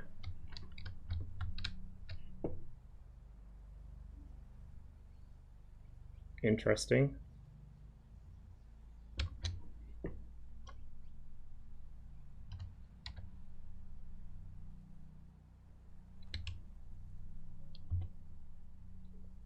I mean, it's... The thing is, like, the BTR is one of those vehicles that you're not going to get a full grasp of why it exists or why it is the way it is just from driving around with a little pop gun and a turret. You need the full context of the infantry and the other forces that go with it to understand why it is the way it is. Otherwise, you're basically just driving a bigger BRDM that's even easier for the enemy to hit in terms of like target size and what it can and can't do. Obviously, they have completely different roles. Where is the rest of the company? Is that them up there? No, those are trees. There is an objective marked on the map. I probably should have looked at that. This is Setzelbach. So the inner German border runs right through here. It kind of cuts off at the edge of town. That road actually I think is part of the border road, and then it goes down there and then whoop down there, and it's going to cut off a significant chunk of the map.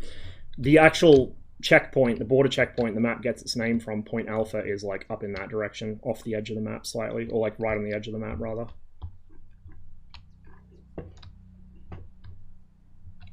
Okay, since we haven't hit end yet, let's hop to this fella and we can have a look at the BRDM. Or not BRDM, BTR, sorry. Brain Square.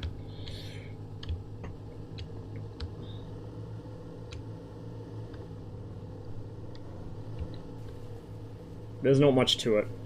I mean, it drives around, it has wheels, has a turning radius of a boat. It's got exactly the same armament and turret as the BRDM, so there's no difference there at all.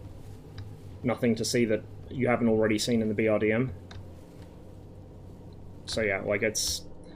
Until infantry are in, you're not really going to get the full appraisal of this thing, and even then it's going to be kind of a limited view, because it basically just exists to carry troops. Excuse me? They're a little enthusiastic with the mating rituals, apparently. Bernhard, oh yes. Yeah, I remember seeing that in the stream. Okay, let's go ahead and... So that was my first shot. We're going to get rid of show player shots only and fire support. Fire support about doubles the number of shots, but I'm curious to see if any of it actually hit anything. Or if the enemy stuff hit anything. So we'll go right back to the start. Transfer all the infantry to one another. They might. They might well. Pretty stick hook shot on that toe.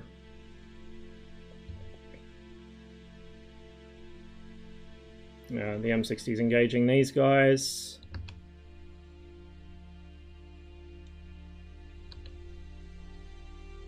And there was artillery landing in amongst them.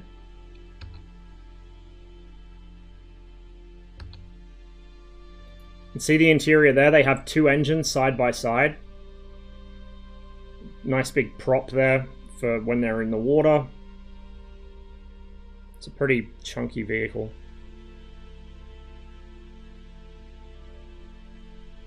And the arrangement of the back end of the vehicle with the locomotion, the two engines and the little water prop, kind of dictates the awkward way in which you mount or dismount the vehicle with those hatches in the side. Not the easiest thing to get into or out of. The BTR 70 and 80 remedied this kind of by spacing out the two pairs of wheels further and adding like a sort of coffin-shaped lower door, which wasn't really much of an improvement at all.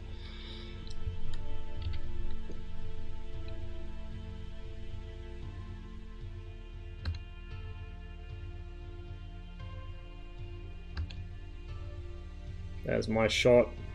First shot into the M60 did absolutely nothing except annoy him.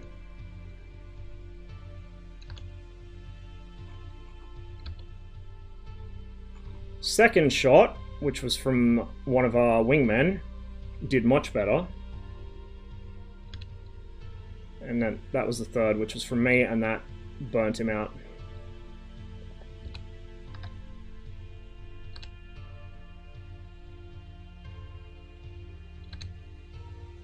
Yeah.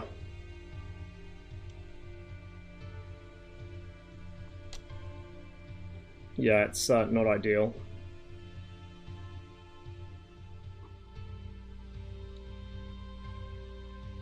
Well, that would explain something. They got into a traffic jam on a knocked out vehicle, which is the front one. And then an artillery shell hit them and probably knocked this guy out.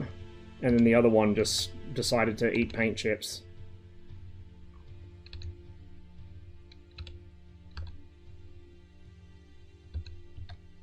Fuck, if that first hit didn't knock him out, that one sure did. Jesus.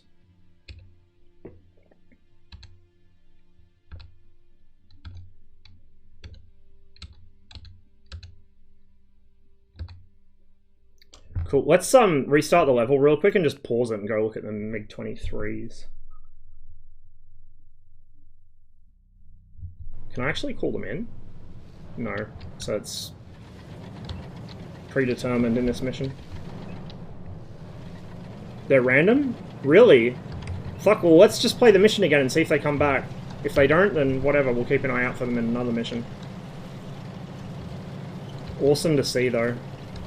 And hear.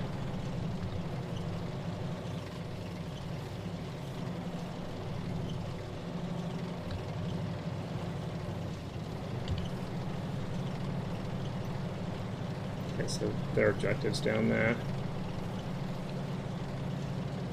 The RDMs are having a little fucking dodge 'em car session down there. You right, bro?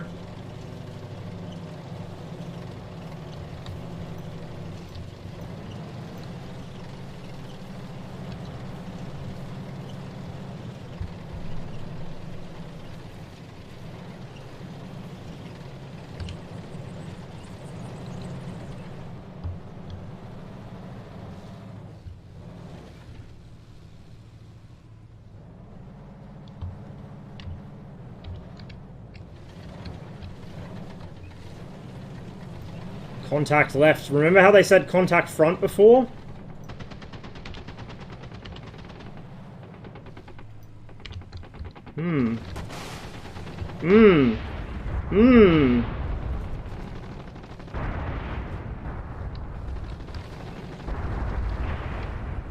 Come on, come on, get the guns in.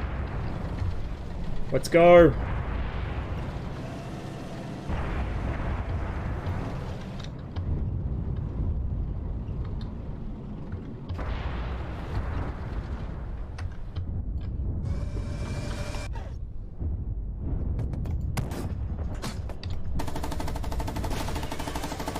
That was a penetrating hit, but it didn't damage anything. I should have waited before rolling out.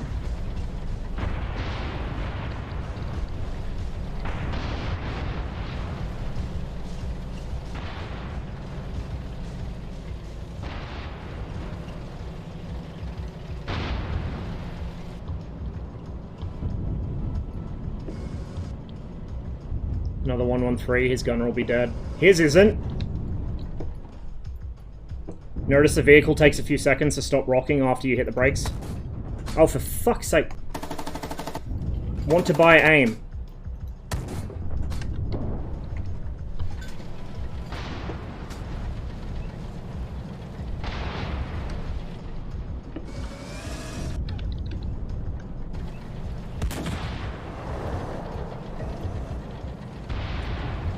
One thing to note with the AI is the commander only scans forwards of the turret at the moment. He doesn't scan the full 360 from the cupola, which was mentioned in the most recent dev stream.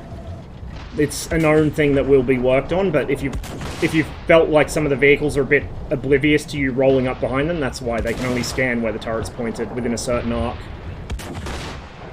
Could you, like, not nearly shoot me, please?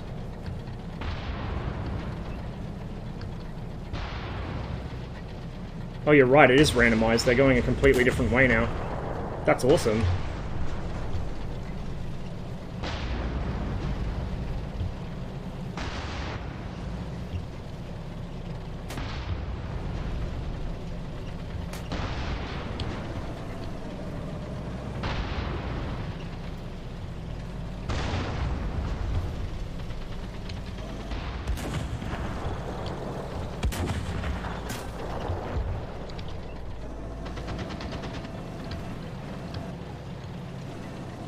Tanks behind me.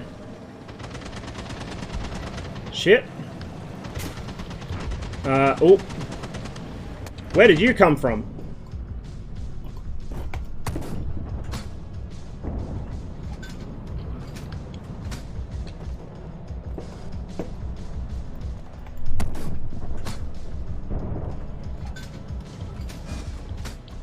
Still active? Jesus.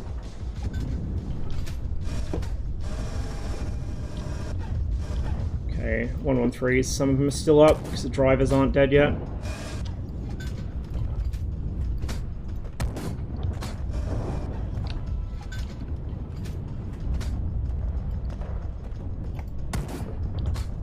There we go.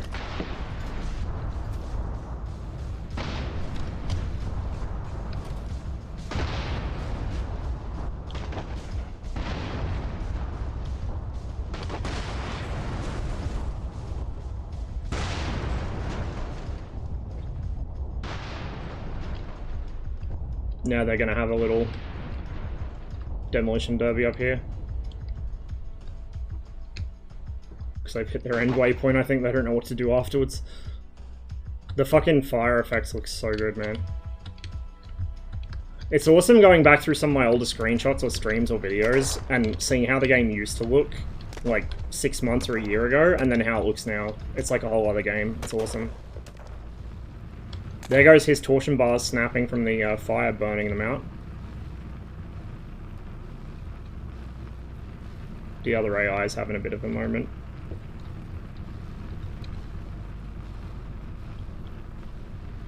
There he goes, he settled it. Another one's popped, he just settled a bit more.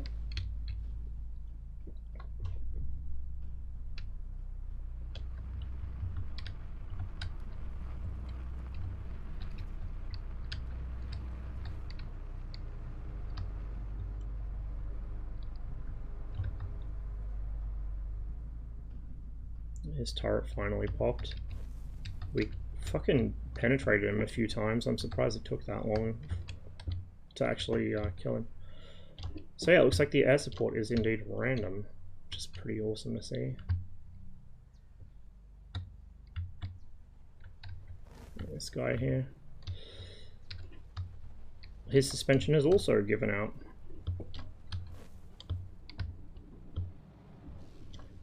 Alright. Whoop.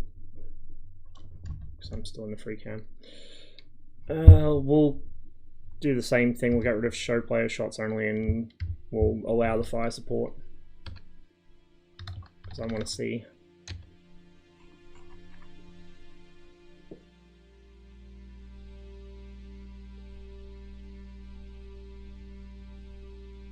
Yeah, maybe. Maybe. See that the this round landing seems to have killed. Well, he was already dead, I guess. This round landing seems to have killed the gunner on the second 113. The third one was okay. And then, yeah, this guy got manually removed by me.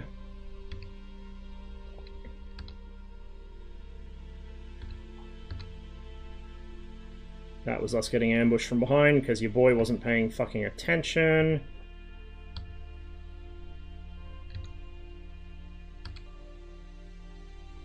That was my first shot, so most of it got eaten by the external tin work, but a bit of the, well, the jet got through the turret ring, so it still did some damage. Not as much as I would have liked, but it did something. Second one rendered him incapable of fighting back, and the third one was the kill shot.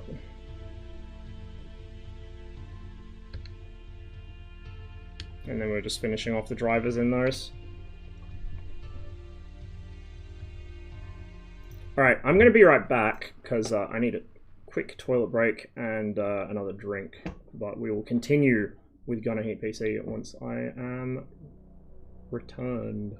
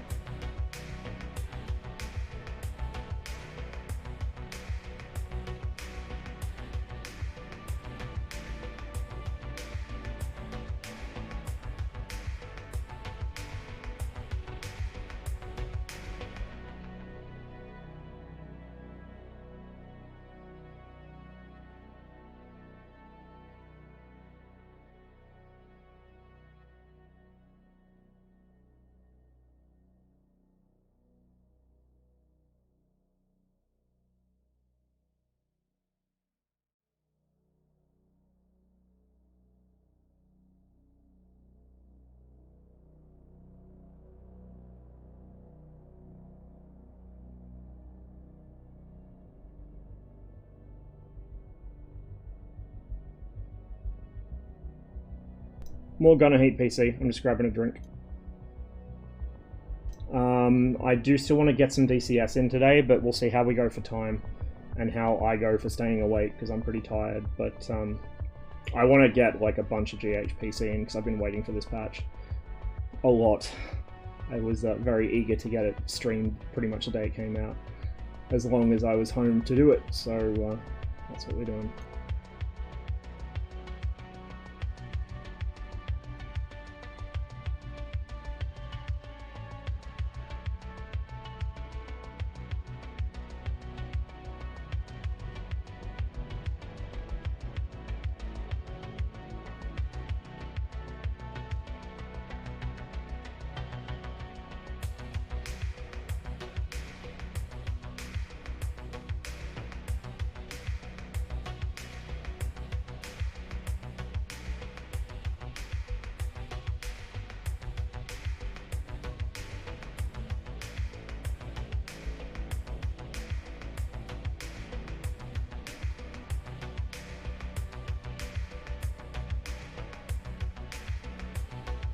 $64 might be a bit much even for me.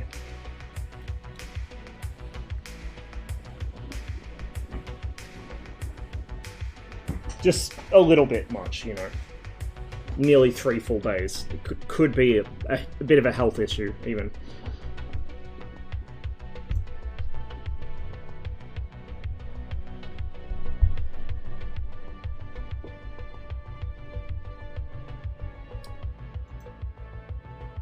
I've returned.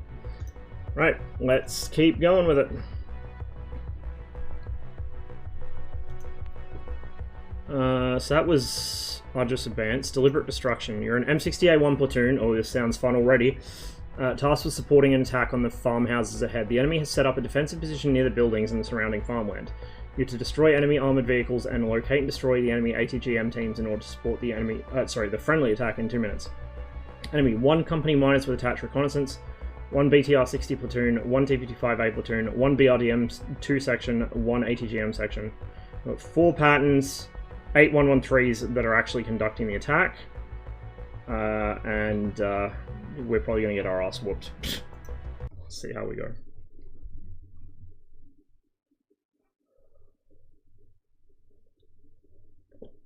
We got 2 minutes to do this. Oh, and it's night time. Yeah, boy.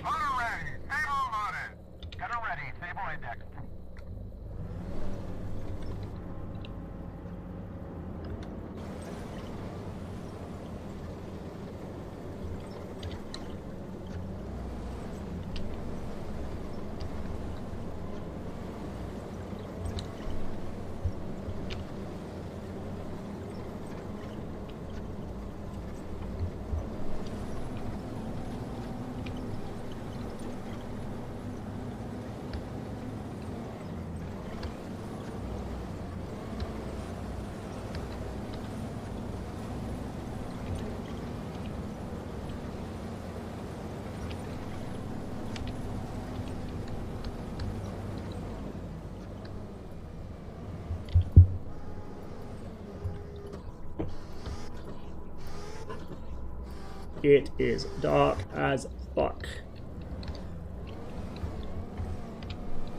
So we know that the enemy position is on the farmhouse.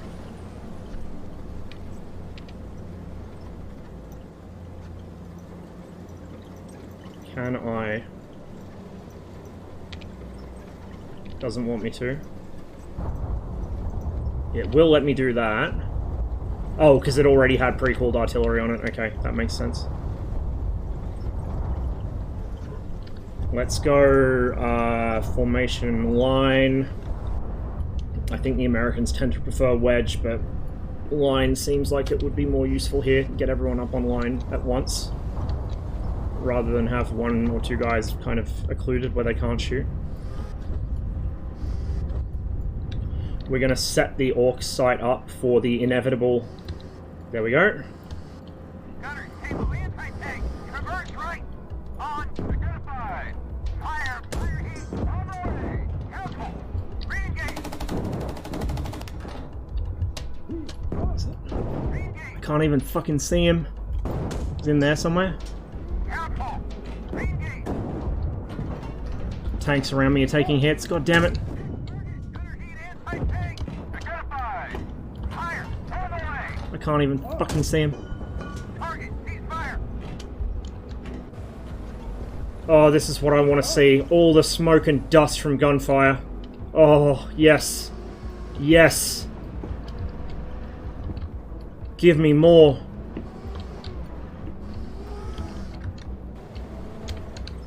Gunner heat tank. Converge left. Steady. On. Identified. Fire. Fire Tabo. On the way. Careful.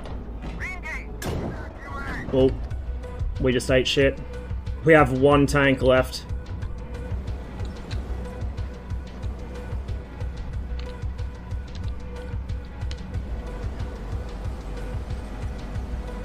This is going to be a redo for sure.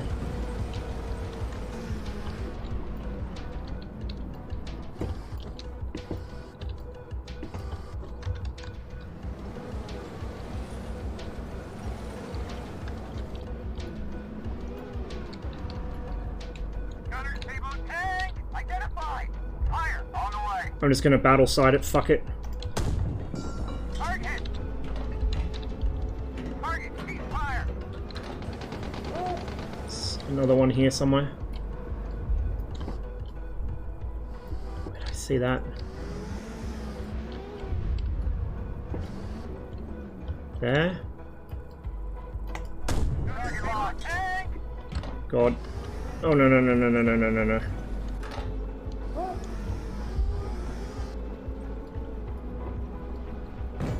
Oh my god. Gunner Tabo tank.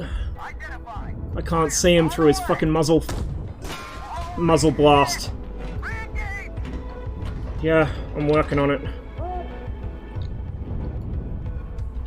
Target line. Oh, this is the real shit, guys. I cannot see a fucking thing through my own muzzle blast and his. I can see his convoy lights. Identified. Fire. On the way. Fuck me.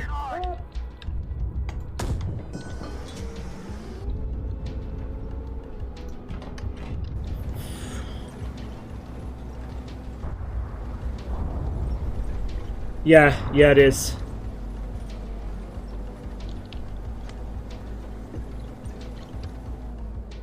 That's why I usually switch back and forth between the orc sight and the fucking passive.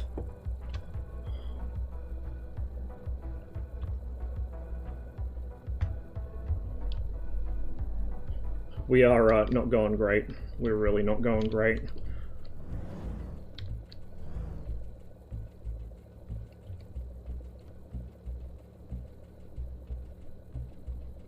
See what flares coming down. Thermals won't see active IR.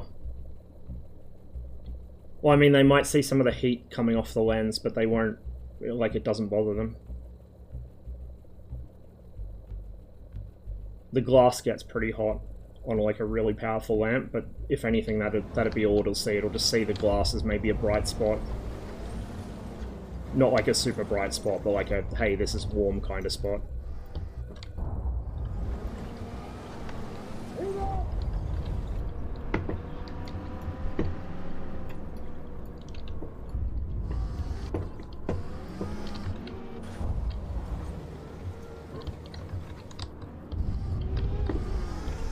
I don't like that I've still not found these. Oh no, I did get the ATGMs, didn't I? What else have we got? Those are all 113s.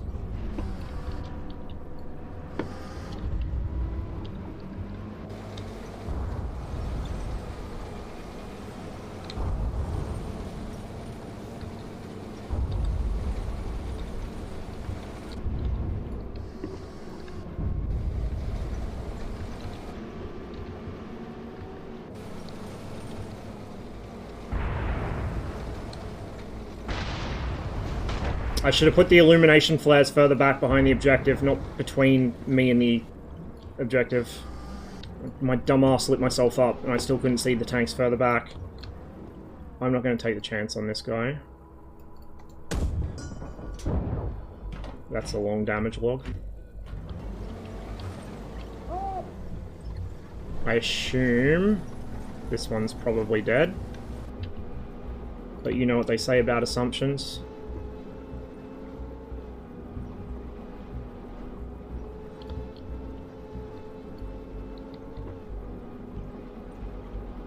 Well, he's not firing at me. Yeah, the 1-on-3s are all up here.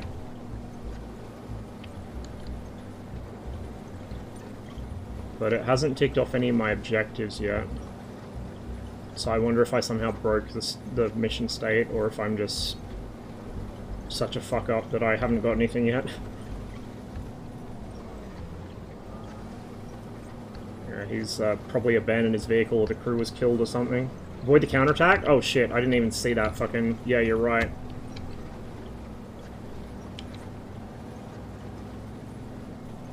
God knows where it's coming from. Probably no, it wouldn't be behind us, surely. Be like down here somewhere. Down to the left, probably.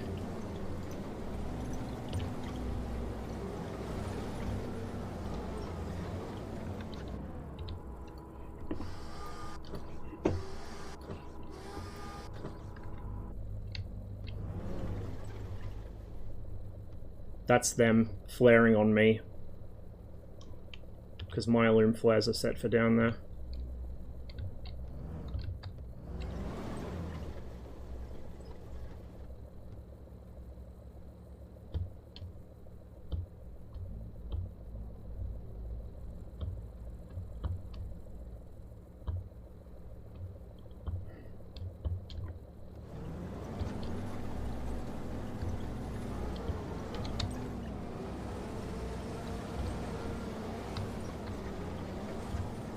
I do like that they give you some prep time to get set for the counterattack. That's nice. It would take time to like communicate that one's needed and set one up, so it's realistic as well. Fucked if I know where it's going to come from though.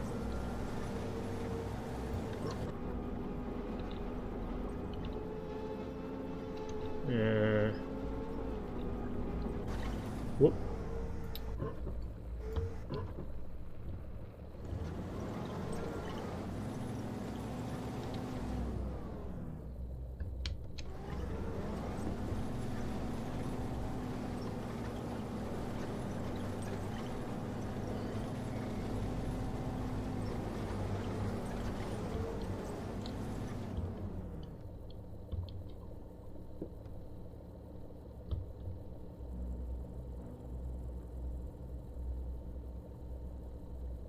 I mean, it does say that I haven't destroyed the enemy vehicles and ATGMs and supported the friendly attack yet, so I wonder if I have sequence broke the mission somehow.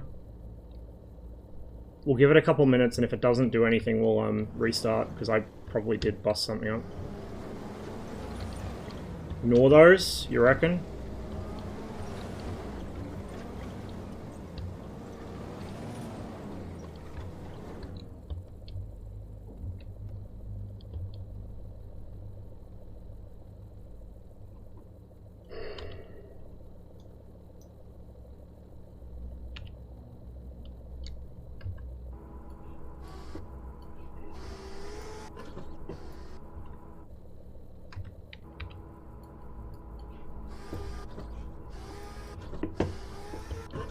Shit. Hey!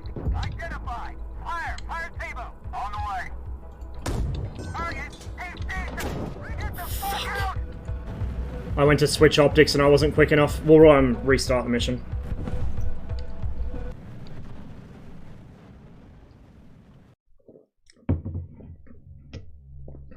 I often find myself hitting the wrong key to switch between primary and backup sites when I'm in a panic. Table loaded.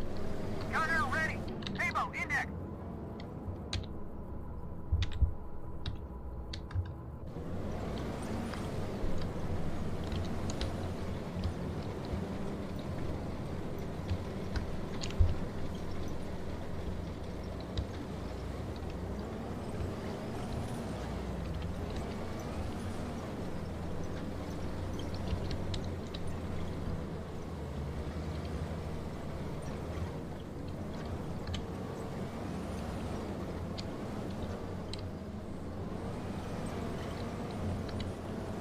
Late chieftains had thermals from memory, but they were kind of shit.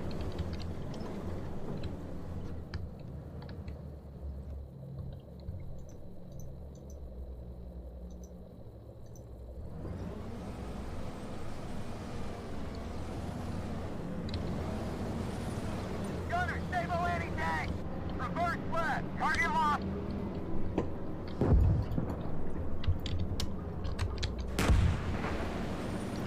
These guys. Gunner, stable anti-tank! Identified! Fire, fire, heat! On the way!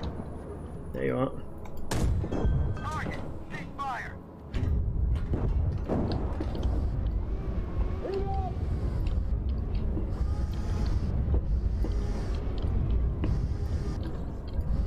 Okay, he's down. Don't see the other.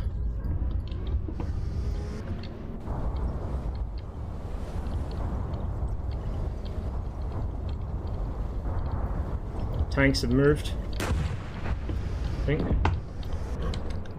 What are you firing at? You're firing to the left. Probably at the BTRs.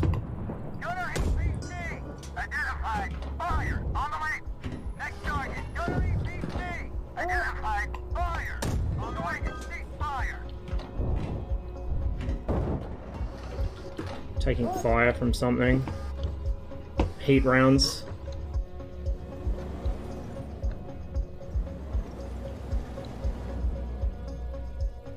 Surely not.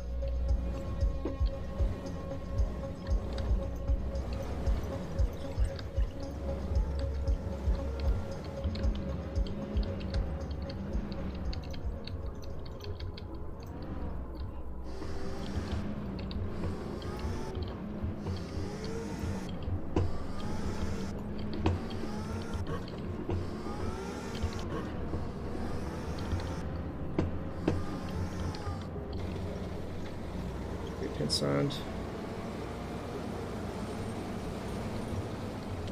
For an enemy counterattack.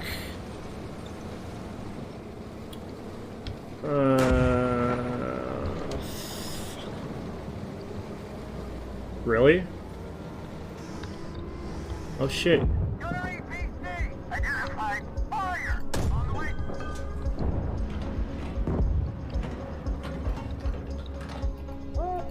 Target! Cease fire!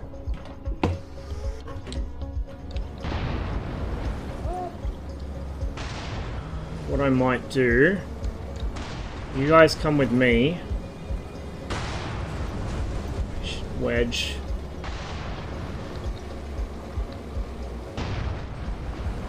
These guys can go to the farm and occupy that. We'll take the high ground over here and maybe turn the flank of the 55s as they come over. Or 72s, depending what they send. We can use this as a slight hold down, I think.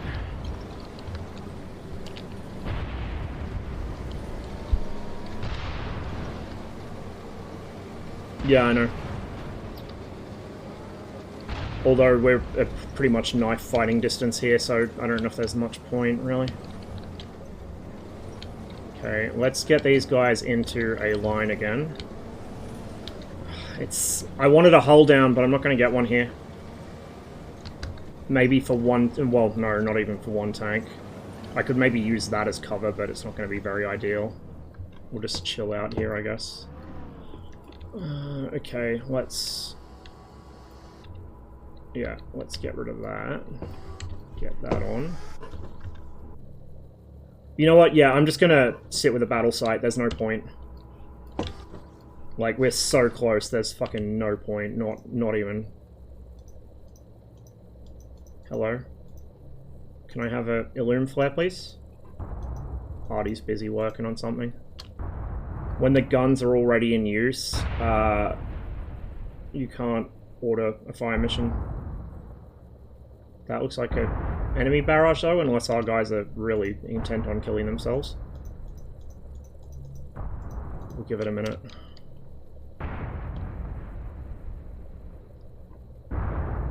Their flare is in front of us, so...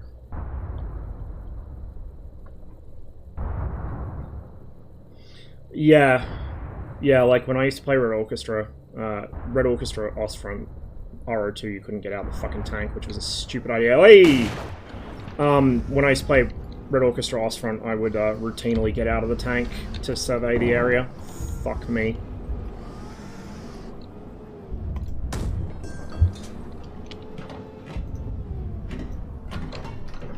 Shit. That was high. Wind flare. Still can't drop it because the artillery's in. Fucking shit. Oh, look how long the smoke stays. That's awesome.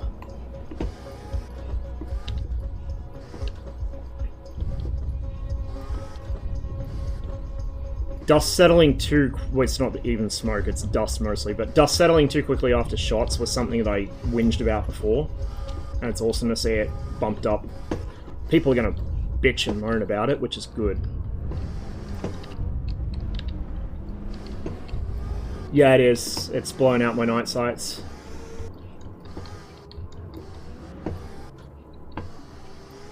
I position here thinking they're going to come from my left, and they come from my front instead. Shit. They're going to toast the 113s before I come into my field of fire. There's one just there. I saw his machine gun popping up behind the ridge. Oh! Fuck me! This guy's tracked. Shit.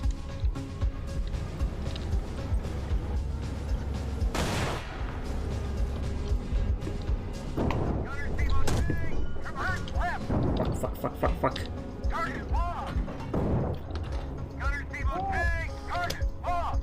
There he is. Still that one to my front though. Shit, dude. This could have gone a lot better.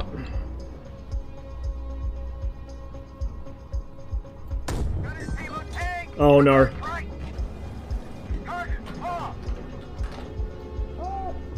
That was not my best shot.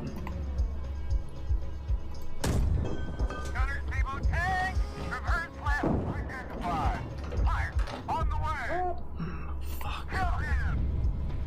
Working on it.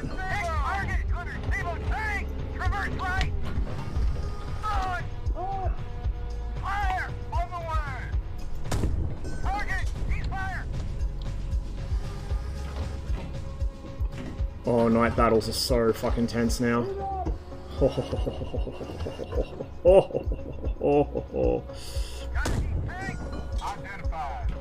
that's about 800.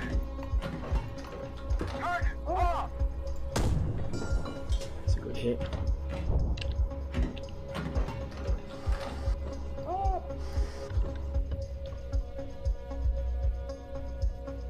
Fuck, we got wrecked.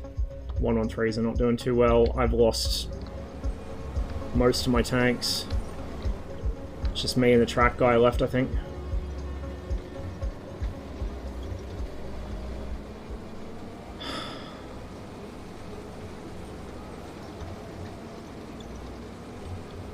Kind of exposing myself to move into this position, but at least those 113s seem okay.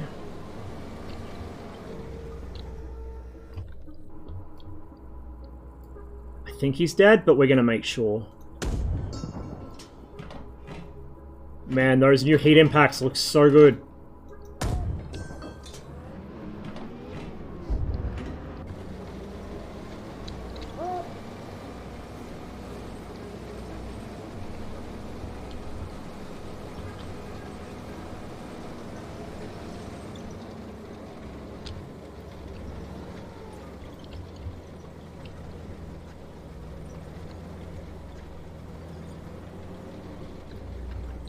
I have a feeling one of them might have got snagged in the forest and is going the long way round, because we were taking shots from way in the backfield there that would imply one of them's lagging behind a bit, but I don't know.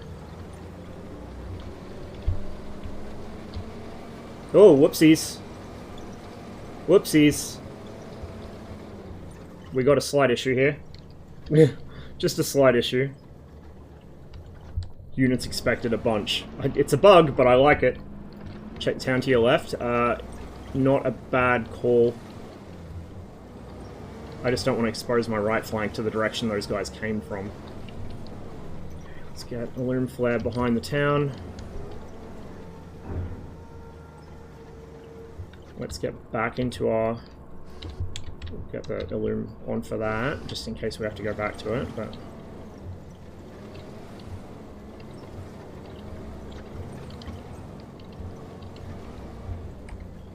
I need to find a better bind for my cruise control keys, rather than having to reach across my keyboard for them. Mind your range? Oh yeah, good call. AI likes to set it to whatever the actual distance is, rather than using battle sight.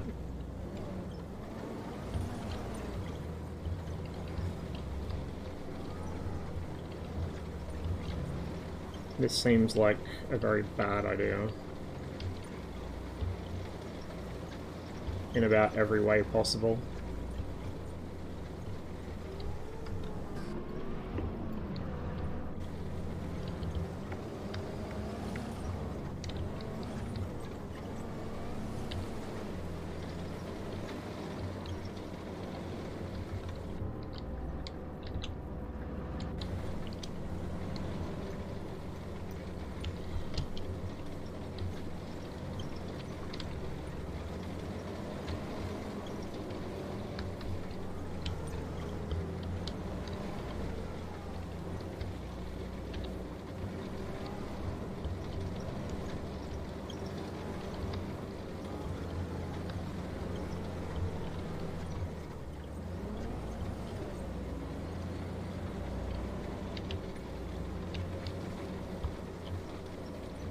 I don't think they're in the town. I could be wrong, but I don't think so, and I don't really want to drive in there and check. That would be very bad for my long-term health. I might double back. I'd say there's probably one stuck in a tree line or something, back the way they all came from.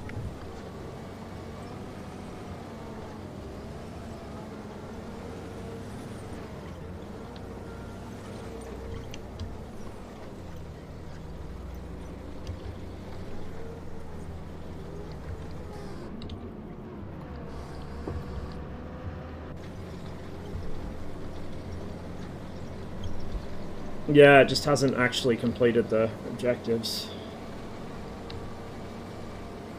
But I think the mission's got a few issues with the scripting, considering it's doing this. Was it? Did it give me the filler text last time I hit, like last time I played it through? I don't remember. Now, was that the initial burst of the flare I just saw, or was that a light? Well, no, I know it's a bug, but I'm saying, did that bug happen on the first run, or was it only this one? Because the first time it didn't complete any objectives either. Didn't, okay.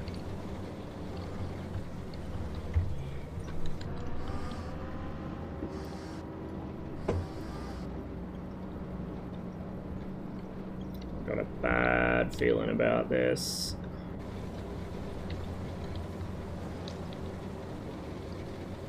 It's a wreck.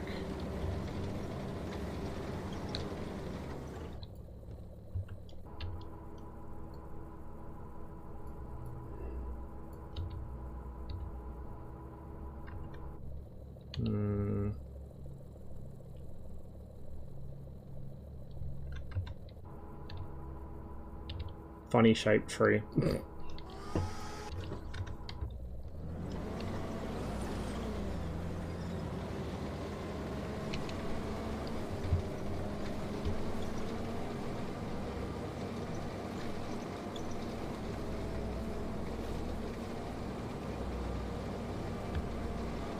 So they came from this general direction. I think they actually came down this road itself, so...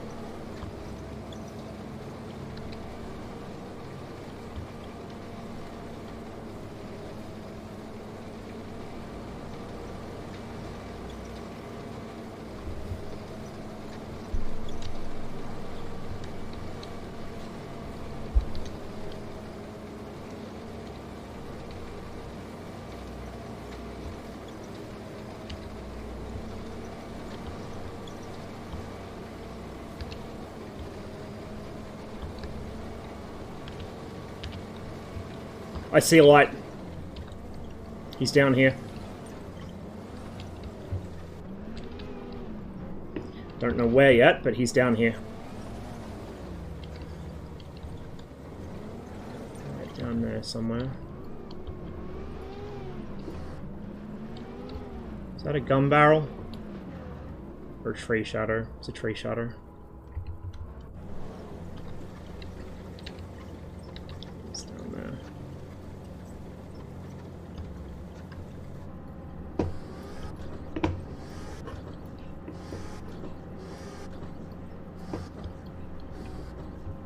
Other side of that tree line, maybe.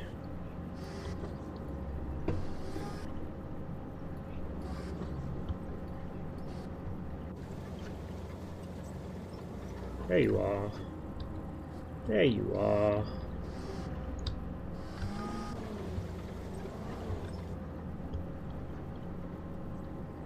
Gunner heat tank identified. Fire on the way. Oh fuck, there's a bunch of them.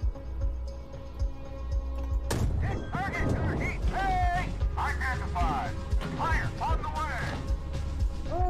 Target heat fire. Fuck, that looks good. The new destruction effects are... Let's see if we got a third. It's a platoon, or it should be a platoon. There should be a third here somewhere. Come on, keep moving.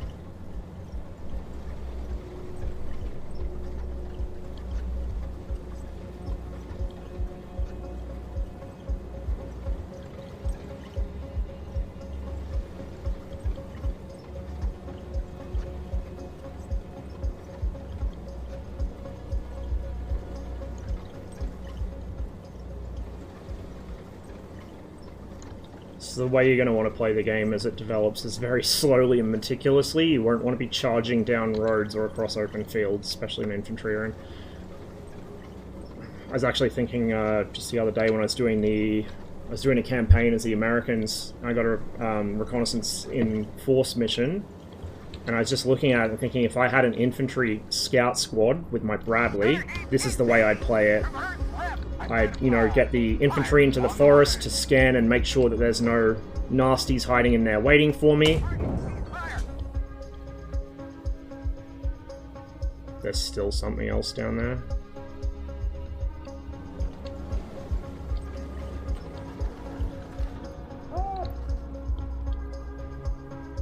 You.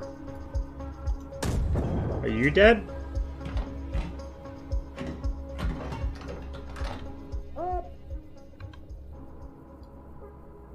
Give him another. That was a solid hit. He's burning. Oh, fuck. How good does it look? So there's a platoon of T-55s. No, correction, that's two. Where's the third? Oh, there he is. Wait, no, that's fucking burning debris from him. Was there really two?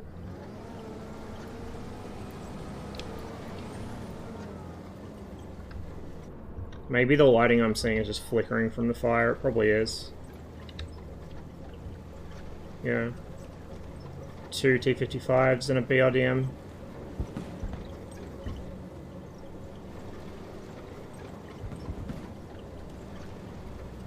Oh man, that looks good.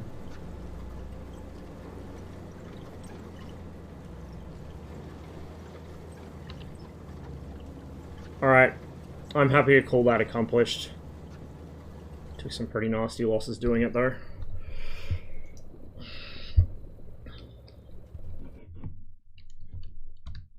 Oops, that's not what I want to do. Let's get rid of player shots only. Am I going to keep artillery? It only adds 10 more hits, so yeah, let's do it. So that was my shot. Shot his elbow. I didn't even see the second ATGM. Look how close they are together. I didn't see the second guy. Thankfully, somebody else must have hit him, or he just ran away when his buddy got his arm physically removed from his body. That was the guy that got tracked. That was pretty much immediate.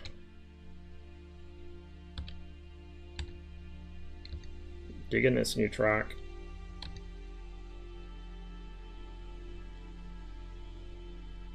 Very ethereal. Very suited to watching the horrible ways in which your dudes died in a battle.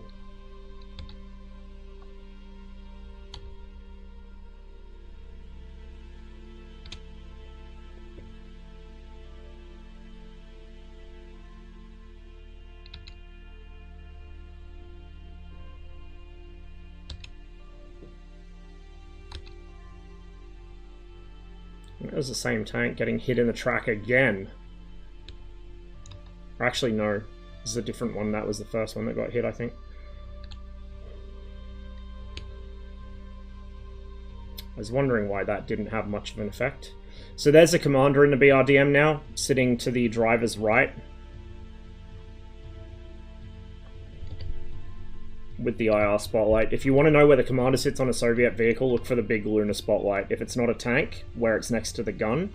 Even if it is a tank, it'll have a smaller one on the cupola, but if you want to figure out where the commander's sitting in a Soviet non-tank vehicle, just look for the lunar.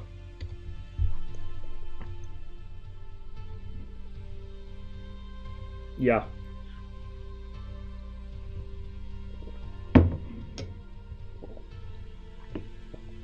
Two-man crew's correct, but, like, without the dismounts operating as dismounts, it kind of, like, technically yes, but technically no, I guess.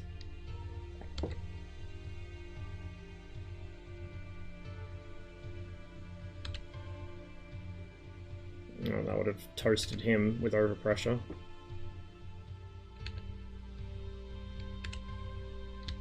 The 113s were having a bad time.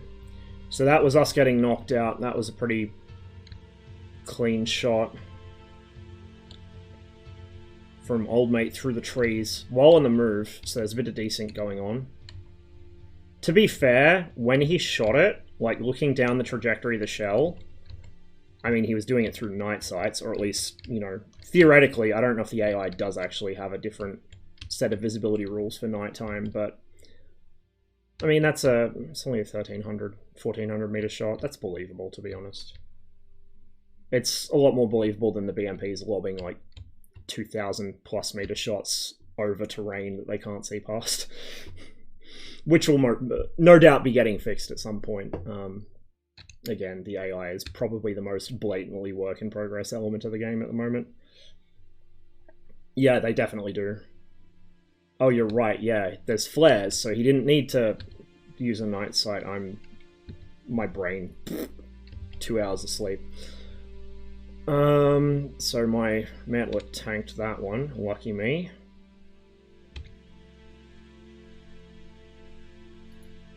Trust no one. Not even yourself.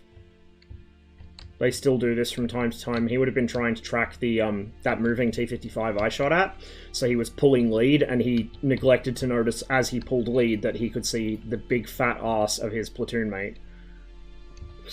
They do that with some regularity.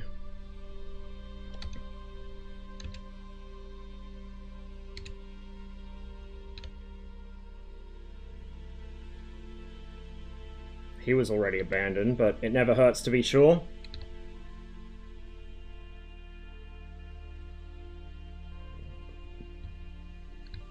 Yeah, so it was two T-55s and a BRDM back here. And that was me making sure, because he still appeared to be active to me. Cool. Well, I think the mission has a few issues with the scripting, but overall it plays pretty well. There's deliberate destruction. Night infill. This is the one that Josh played on stream, I think. Mission destroy. Let's do this. We'll go through the new missions, and we might do 1 or 2 of the old ones, and then we'll do some campaign stuff, I guess. Just to see what the new campaign stuff looks like.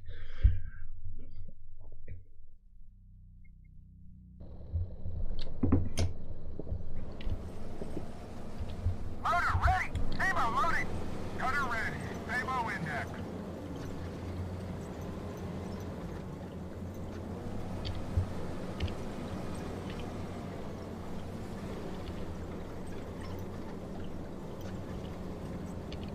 Follow this tree line a bit and then come through that gap, I think. So take it relatively slow, because I don't want to blunder into a bunch of angry East Germans. And we won't drop any illumination until we're in a position to actually fire. I don't want to alert them early, although they may become aware anyway. Which they did when Josh streamed it. I don't know if they saw one of the AI moving, or if they saw him briefly through the trees, or if they just got a feeling in the pit of their stomach. Hey Ton, good to see you. Update dropped. Oh, yep. Oh, fuck. Okay. I think they're suspicious.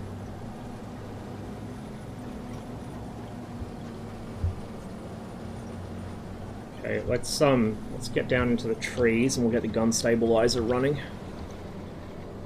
once we're in position, so we don't schwack it. Gun collision's probably not going to be a thing, or if it does appear, it'll be in a limited form just to stop the physics from glitching out and flipping tanks, as it does in every other game with gun collision.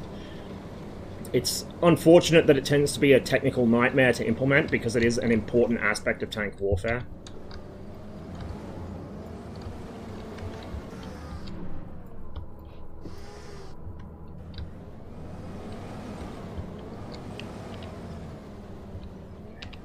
Over this hill.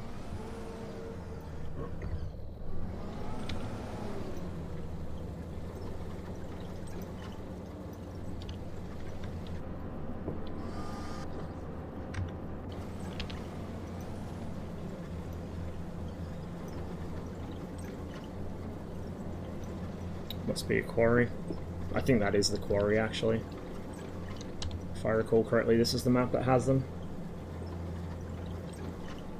Tune, formation, line. Scoring VR working again, then it broke again. Sounds about right. Compromise could be it just doesn't let you fire if the gun's colliding, clipping through an object. That might be the way to go, because you can bypass armor at the moment if you do the fucking War Thunder meme and stick the gun through the other tank. So that might be the go. Just fire gate the tank as long as the gun's collided with something.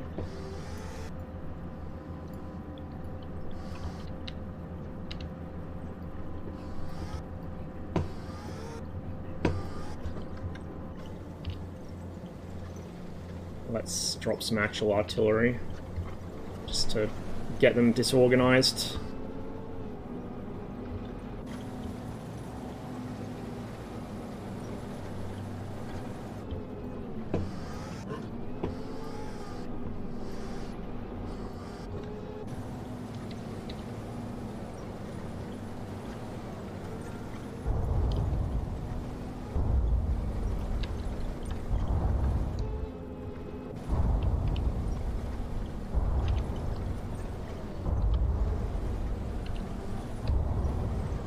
Well, they know where we are.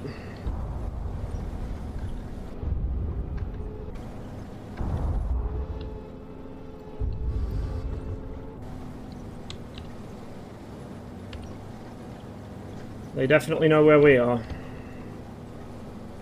Don't have line of sight yet, but...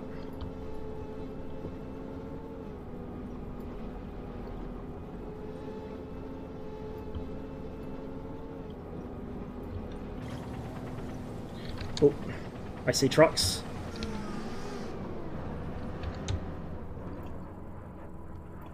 I hear a jet.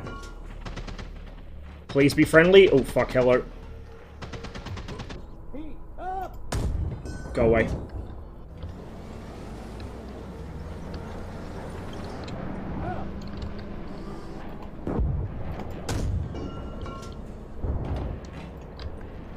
Sit down there. Illumination flare. I don't see it. It's obstructed. Oh, there you are. Hello. Re-engage. Next target, gunner EPC. Reverse left. Alright, identified. Fire. On the way. Fuck, I don't see it. We'll just fire blindly. It's in there somewhere. Wait. I see you.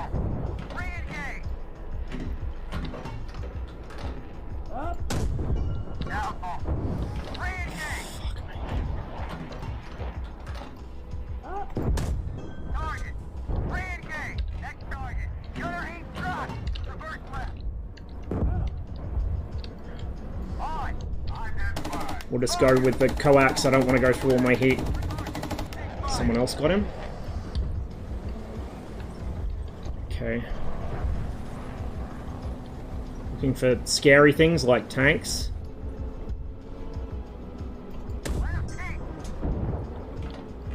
Last heat is going to be an issue. I have to rely on my wingmen to engage soft targets. Looks like the tanks have been hit already.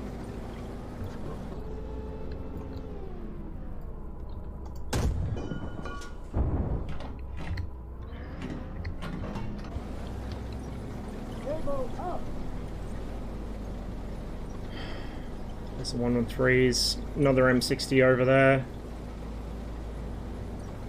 Gunner, stay both front. Reverse right. Identified. On the way. No, we're not. We're not wasting sable on that. Fire.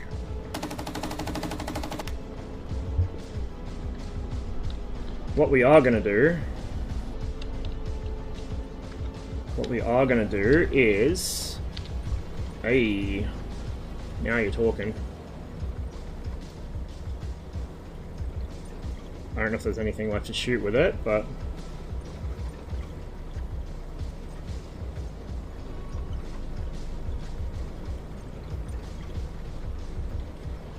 is that all? Guess it is. Crispy critter.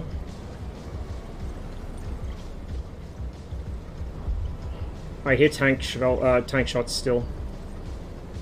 Concerning.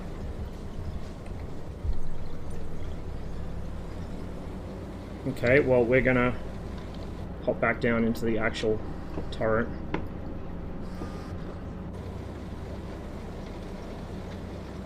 This is the rise. TTS is a lot less terrifying at night because you can actually see. And the T-55s and 72s can't Tarkov you with their fucking Luna.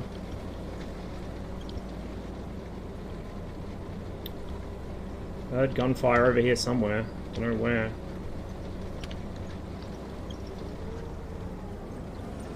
I'm kind of exposing my flank a bit. Well, a lot, but...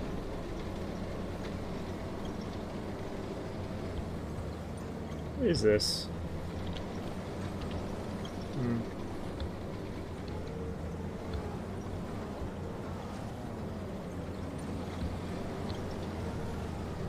Alright. Let's take up a position in tree line over here, and then we'll survey the carnage. Not sure whose jet that was I heard. I don't think the jets have unique engine sounds yet. I know the focus is to get something that sounds like a jet rather than get the distinctive medium-pitched whine of a fucking R35-300. But at night, it's it adds an extra layer of scariness not knowing whose fucking shit's overhead.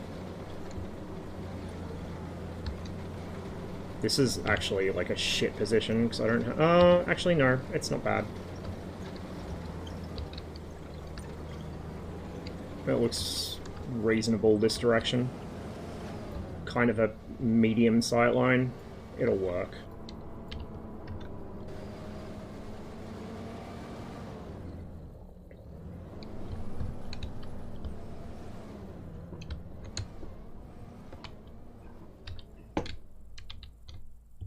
We still have the thermal view in spectate so we can see what's going on. Spot errant units.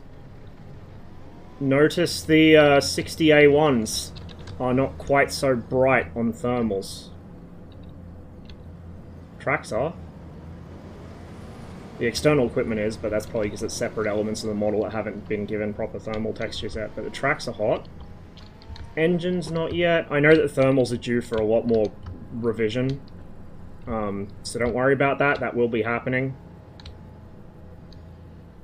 But you can see that some of the newer vehicles, like the 60A1, aren't quite so uniformly bright on thermals. The BTR's pretty bright, but he's also on fire, so, you know, that could have something to do with it.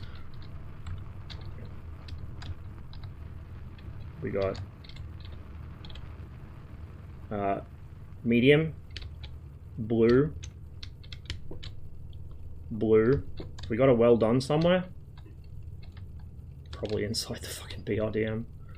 But yeah, the crew charring is pretty oof. Poor dudes.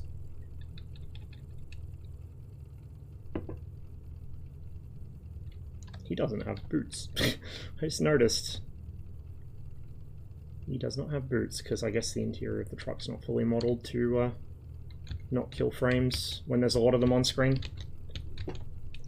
The tracks are going to stay warm for a while, yeah. When the tank's been moving, they're going to stay warm for quite a while.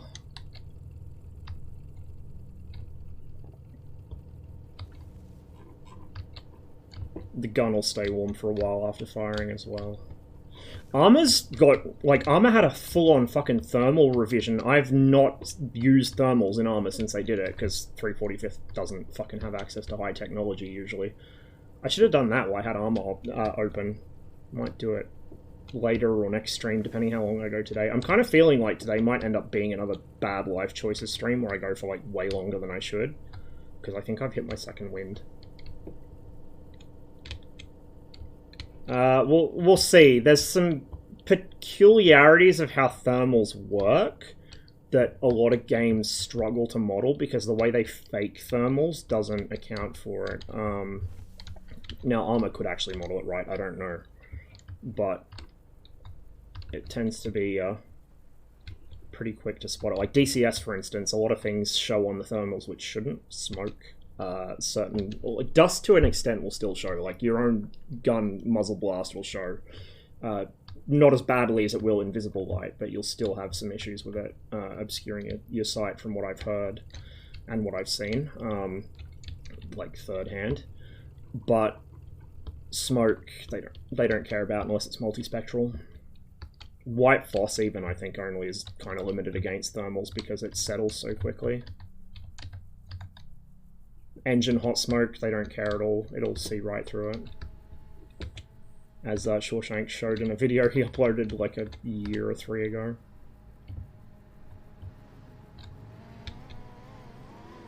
Actually starting to get slight frame drops in the game. Not big ones, but just little, slightly, I can notice.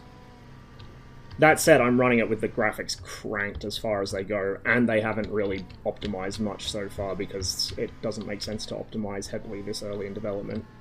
You'd just be like retreading the same ground over and over. It wastes dev time.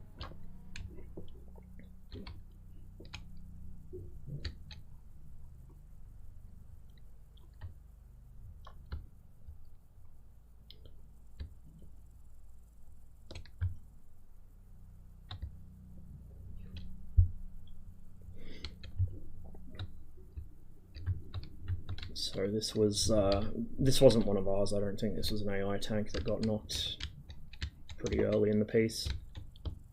Still dropping flares. It's probably ours. So, hang on, what's that terrain feature we saw? It looked like it was meant to be a quarry or a building or something. You can see the outline of it faintly. Maybe it's going to have a building or something here? I don't know. It's takes me back to DayZ Standalone when it was still relatively new and they hadn't modeled in the, like, they had the north part of the map, but they hadn't put in any of the buildings or foliage yet. So you could see the layout of the roads on the ground textures, but you couldn't, like, there was nothing else there. It was just open ground. But I explored up there pretty early before any of the buildings or anything were in, and kind of had an idea, like, I knew when they started adding cities, I knew the rough layout of the city before anyone else had been up there, because I used to go up north and kind of explore and see what had changed between patches. The loom flares really add something to the fucking survival horror element of this game. I dig it. I really dig it. Okay, let's have a look. So we're going to go, as usual, we're going to show player or non-player shots, and we're going to show fire support, since fire support did fuck all this time, apparently. Didn't even hit anything, supposedly. Because the objective markers aren't always on the enemy position. They're where they're expected to be, but they might be, you know, 500 meters from it or something. So it's calling Artie on the marker is not as big brain as it seems. I feel like Music got louder when I opened the menu.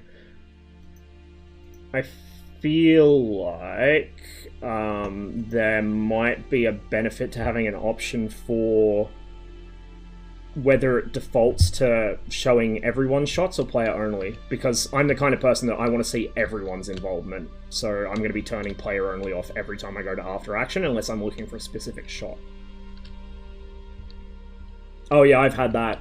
I've also had one direct hit in Abrams. I think one direct hit 72 as well. Like, it's not pleasant when it happens. Doesn't happen often, but when it does, oof. I think I had one BMP that had a round near miss, as in, like, it detonated almost immediately under it. Like, right under the corner. Fucked it up, and then a second round just went straight through the roof.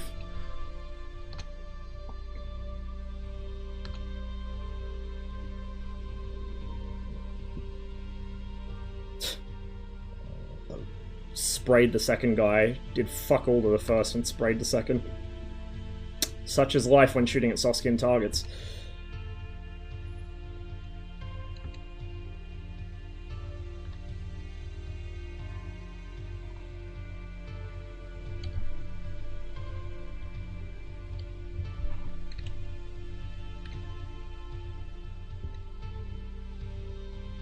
Yeah, see, we're all shooting at the lead truck, and it's all just overpenning and going for the second.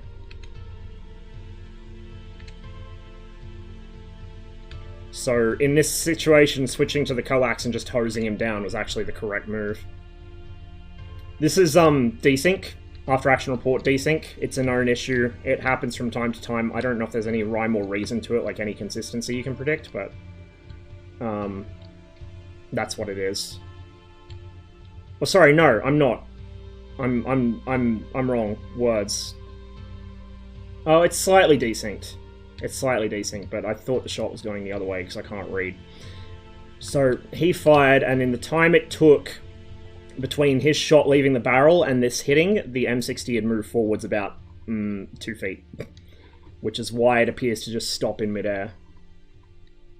So yeah, that is desync, it's just I was reading it the wrong way, if that makes sense. This is desync too. The way you can see that the heat shell apparently goes whole through the tank and then just breaks up on the inside? Maybe it actually did. Maybe it didn't fuse. I don't think... Do heat rounds tell you when they detonate? I don't think they do. Yeah, no, they don't. So I think it did penetrate. It just didn't create a lot of spalling until it was already most of the way through, because it hit at a really weird angle. I'm actually surprised it fucking detonated. Because these older heat rounds don't have shoulder fuses, they only have a point fuse. So unless the point of the round hits, it won't detonate. It'll either crush into the armor or just ricochet off. It's why BRDMs and now BTRs are so frustrating to engage with heat from the front, because that sort of duck bill shape at the front makes it yeet them off into space without detonating. Although the BTR's lower front plate is quite large, so it's less of an issue there than on the BRDM.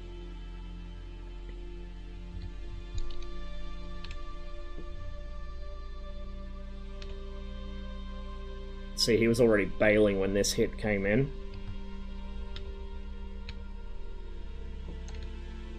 So we didn't even see the tanks until right at the end. The other M60s blundered right into them. We're not going to see the shots that killed this driver because I've got small caliber excluded. If I unexclude that, it's going to spam the shit out of us, so we won't. The BTR would probably go up more violently because it's probably got more ammunition in it for the motor rifle troops. The BRDM's only got its own reconnaissance team, plus its own ammo, whereas the fucking BTR is going to have shit like disposable anti-tank, it might have anti-air, it would have small arms and stuff. So I would expect the BTR to go up more violently. BRDM carries extra RPG as well. That's some reconnaissance in force, alright. This guy rammed his dead buddy in front. This is another peril of traveling in fucking column in combat. This is how you conduct an ambush on a column. You shoot the lead vehicle. Well, this is not how you do it because this guy fucked up, but you shoot the lead vehicle, it forces them to stop. You shoot the trail vehicle. They can't reverse. They're now stuck between the two vehicles, and they have to figure out where they're being shot from and where they can go. So, as much as I hate to give the guy any credit, because he's a fucking... He was not what he was made out to be, and meanwhile, based Kurt Nispel got no attention because he didn't like the Nazis. But Michael Wittmann, the ambush at Villers-Bocage, that's what he did. He shot the lead vehicle, shot the trail vehicle, and destroyed like another 17 between them before the Brits finally figured out where it was coming from and he had to withdraw. Then famously got shot in the open in the middle of a field like a fucking moron, and that was the end of him.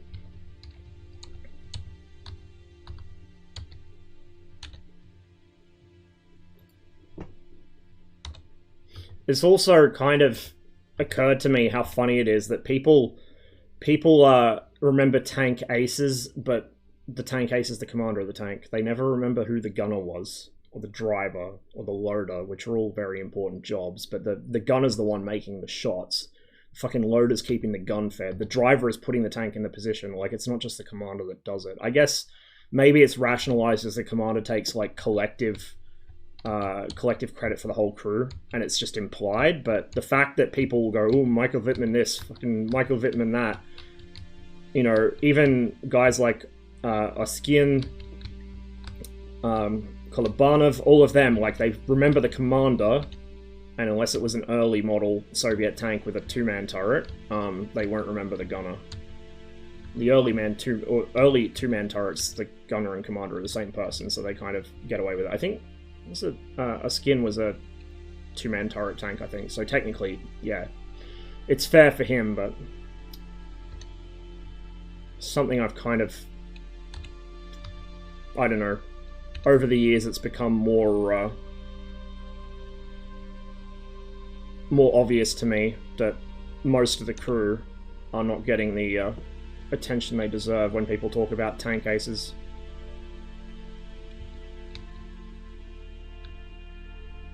This guy was already dead, I think. He even looks like he's burnt out a little. Like, his suspension looks a tad flat. He's got a hatch open. Loader fucking yeeted. And the commander, so... I just like to make sure you shoot a tank until it changes shape or changes color, because you don't want to risk passing it by and, oh, it was playing dead. Whoopsies! So yeah, generally the practice is to shoot it until it changes shape or color, i.e. smoke comes out, hatches pop open, and or it explodes violently or catches fire.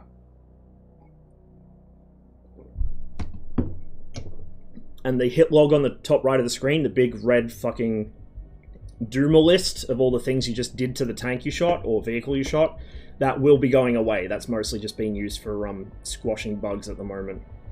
So that will be going away. Don't get over-reliant on it. I'm trying to break the habit myself. Under pressure. Oh, I like the name of this. You're an M60A1 platoon tasked with withdrawing under pressure. We're fated to die. Maybe. From the advanced elements of the enemy battalion moving towards its position. The enemy is expected to conduct thorough preparatory fires, i.e. we're going to get arty to shit, and advance along parallel routes to provide a route for their main body. So they're moving across a fairly wide frontage and trying to figure out which part of the front is weak enough to punch through and bypass any opposition on the other part. We're starting to see... I don't know if we'll ever fully see it in its true scale in the game, because it's kind of outside the scope and scale of it, and it would be difficult to do with this level of simulation because of the sheer number of units involved. But we're beginning to see some elements of the bigger picture come in, and the way the Soviets and the Warsaw Pact fight wars, just through the mission briefings even. So the game, as you can probably tell from me playing it, the missions are quite quick and punchy. They seldom last more than 5 minutes if you speedrun them. If you play more cautiously like I've started to do, some of them can take up to an hour.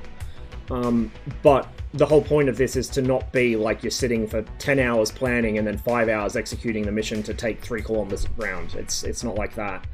Not that I'm saying there's anything wrong with that. That absolutely has its place, and I love doing shit like that. But what I'm getting at with this is, because the missions are designed to be shorter set pieces, these are going to be piecemeal engagements where you're a defensive screen, like a US defensive screen, and you get bumped by a combat reconnaissance patrol. Or maybe the advance guard, if you're really, like, lucky. You're probably not going to have the full strength of a fucking battalion crash into you, let alone a regiment or anything larger. If they did model that, what you would see is you'd see missions where there's pauses. You get a reprieve, and you think, oh, we've done it. The advanced guard... Well, like, forward security element? Yeah, you're right. You're right, I've got my numbers mixed up. Because the advanced guard is... Yeah, that'd be a battalion. I'm not good with numbers, in case anyone hadn't picked up on that yet. But thankfully you have Max here, who is much more up on the doctrine than I am. I'm an equipment Kuma. I'm just starting to learn the doctrine these days.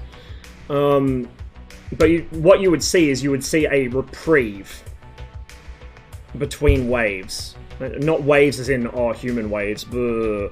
That's not how it works. You would initially bump into very light reconnaissance forces who are moving around conducting reconnaissance by fire, essentially. They're going to see where they get shot at from and go, ah, there's enemies there, let's not go there, and report it back down the chain. Give it some time. Max would know the spacings better than me off the top of my head, although I've got the graphics for it somewhere. But give it a bit of time, and you see a larger force appear. It's like a step up. Each time, it's a step up. It's like fucking tower defense, right? From the perspective of a NATO force, which, for whatever reason, decides to hold its ground and not retreat every time it gets bumped, you're basically playing tower defense against increasingly large waves of enemies until you're either smothered by the main force of a regiment just bearing down on you, or you get bypassed because they find a weak point somewhere further along the line and they just fucking go straight past you if you're not there, while you get fixed by a smaller force. So this is how the Warsaw Pact intended to fight this war, was put out the feelers, figure out where the weak points are and where the strong points are, where possible avoid conflict. Like, wherever possible, if you know your enemy is here, like, your enemy's here, you got other enemy here, your objective's in between them, and they can't mutually support each other, you just go straight through. Or if there's a gap somewhere on a flank, you go through that. You don't want to directly confront the enemy if you don't have to, because you're just throwing away your force for nothing, right? Like, if you don't need to dislodge him from where he is, just don't. And it won't matter that you've got an enemy force now behind you, because you're running amok in his rear area, fucking up his logistics and his communications. And if he wants to fall back, particularly in Germany, which happens to have some rivers, like a lot of rivers, he's going to have to cross one of those eventually. And so you can just be sitting on the high ground overlooking his crossing points, and what's he going to do? Combat reconnaissance patrols a few kilometers ahead of the force security element. They're a platoon, often reinforced. That's the goal. That's goal is to drive fast and act as tactical recon. Anything that CRP cannot deal with on its own has the FSE deployed. The FSE is unable to overcome the resistance on its own. It maintains contact and pins the enemy and allows the battalion to deploy and outflank the enemy. Distance between the FSE and the battalions up to an hour. Yeah, like, the timings increase with... proportionally, I want to say. It's probably not directly proportional, but they increase proportionally with the size of the unit that's coming next. So you would need an hour-ish to prepare orders for a battalion-sized element. So the delay is built in. It's not there because they just thought it'd be funsies if they made it wave defense. That delay is there so the battalion commander can work out what the fuck is going on and what he needs to do, and then issue orders to his troops. Like, it's very finely engineered. It's a very well-oiled machine, in theory. In practice, shit jumps off. War never goes the way you expect it to. Who knows if it would have worked. But you could look at it and say, it worked in World War II in a more simple form. They learned from that and refined it as much as possible. You could say it had a pretty good chance of working. Especially since the Americans were looking at the wrong part of Germany, thinking the Soviets were going to send their main attack through Fulda. Yes, that's a whole other masterclass of bamboozling. The Americans assumed the Soviets would send their main attack through Fulda, because if the Soviets sent their main attack through Fulda, A, it was the shortest distance to pinch off the different NATO elements from each other. B, it would cut off the Americans from getting up north to support the British. So the Americans figured, they'll try and cut us off and kettle us into the mountains down here at Fulda. This will be the main attack. I don't know if you've noticed from GHPC, but Fulda is not the greatest tank country. The sight lines are short, the terrain is very there's a lot of tree lines and creeks and things like that. It's not great for tanks. The North German Plain, on the other hand, is literally, if you could make terrain designed for massed mechanized warfare the way the Soviets intended to do it, the North German Plain is literally what you would get. So Fulda was going to be a major attack, but not the main event like the Americans thought it was. Yeah, exactly. So it's still going to be a major force. Like, that's the whole thing. You still have a major attack going through Fulda, but it's not the main event. Which is kind of what the Americans had thought it would be.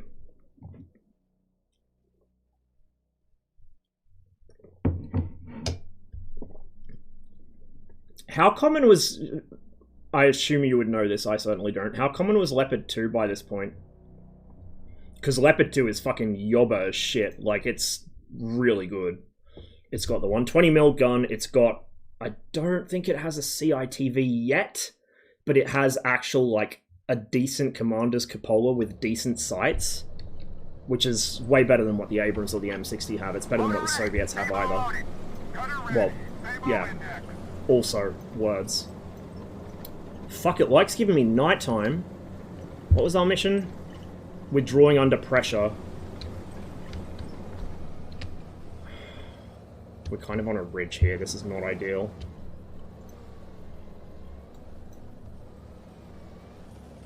Let's try this here.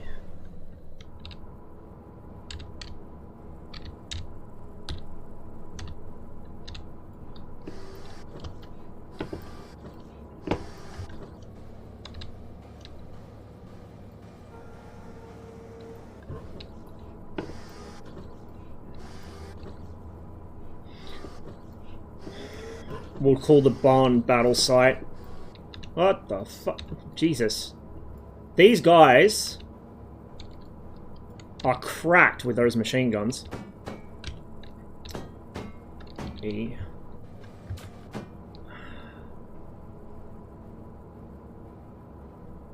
$16 or $17 maybe. We'll call it 16 and correct from that.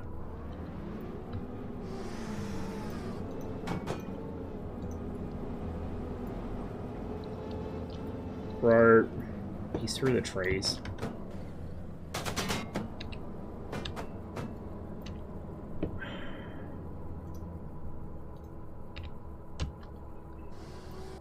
It'll be a BRDM, so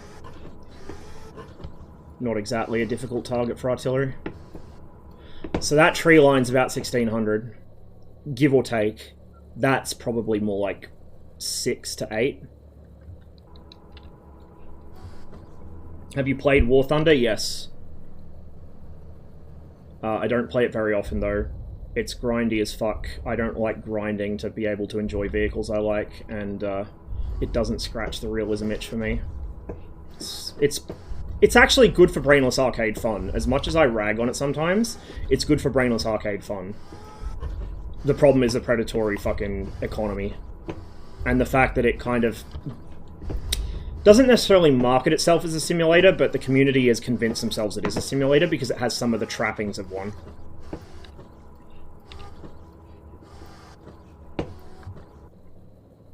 No grind in this. No economy. Well, there is an economy of sorts in the campaign, but it's not for you to worry about.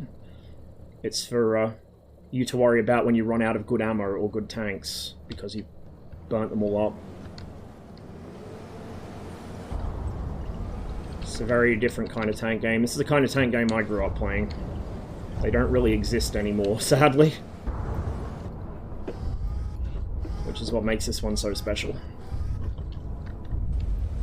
Fuck me, the Soviets are taking their time. What? East Germans, sorry. Brain fart. No Soviets yet. Wishful thinking. He's annoying me. I'm tempted to just send a Sabo back at where that trace is coming from.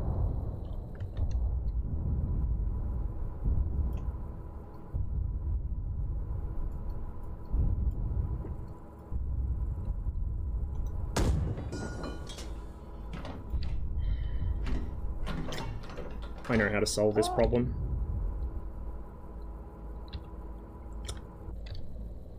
Maybe.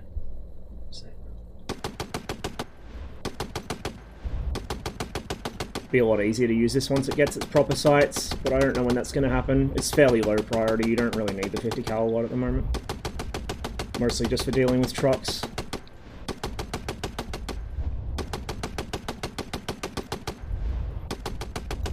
Yeah. He's far enough back there, I'm not really going to have much hope of hitting him.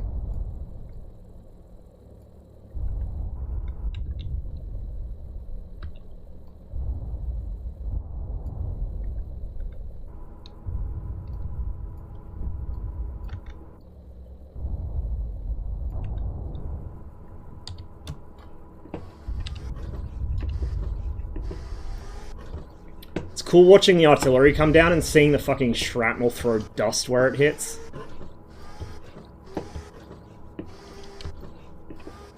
The effects are really well done. And they're done, like, on a budget, performance-wise. That's one of the other cool things, is, like, the effects look really good, but they're really simplistic in terms of how they're done graphically. So they don't take much in the way of resources.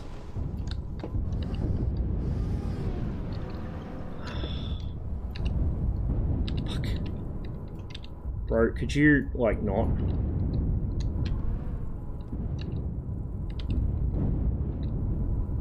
Is that a convoy light? No, it's not. It's one of the markings on my site. Problem is they see us, so we're gonna get artillery to shit. I don't know if I was supposed to advance up to the bomb and hold it. I don't think so. Honestly, the barn or the farm's just a forward fucking reconnaissance element of our force. They're mostly there to draw fire and figure out where shit is. There's not much point holding the farm itself, because as soon as I get pushed too hard, I've got to fall back across all that open ground, which is suicide. I'm actually going to pull back, but there's a tank shell. We're going to pull back a little further, I think. Dude, pull back. Come on, come on, come on.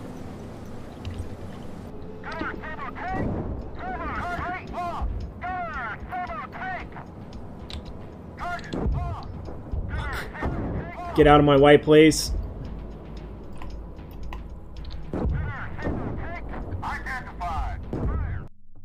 Oh, game crashed. I haven't had that for a while. That's alright, we'll fire it back up. I know some people have been having quite a few game crashes with it over the last couple patches. I rarely ever have crashes with it. I think part of it's the optimization. This mission and the first one? Okay. Well, hopefully it won't be recurring on this mission, because I like the premise of it a lot.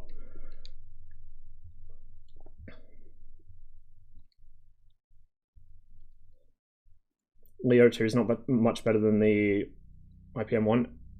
Armour, no, but, like, the fact that the Commander's optic is, like, better designed is kind of a big deal. It's one of those soft stats, so to speak, things that you don't really think about until you have to deal with it, and then you realize, like, holy fuck, this changes my entire life.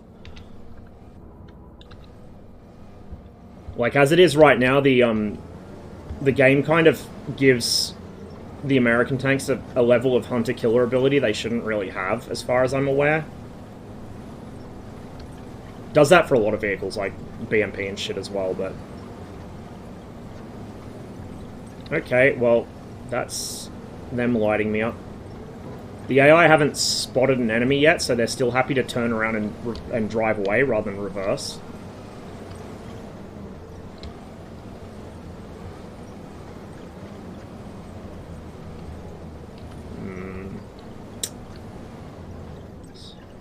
Not really the best hold down terrain. Okay, platoon formation line. It's going to be putting the flare in front of the enemy, but whatever. I see a lunar lamp.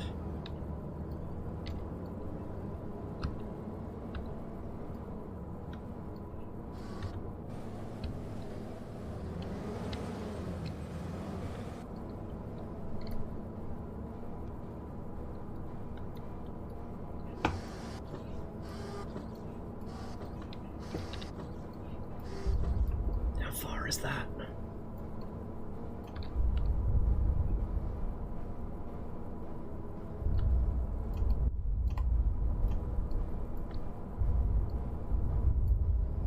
Call it somewhere around 16, 17. We'll call it 16. If we shoot low, we can correct up.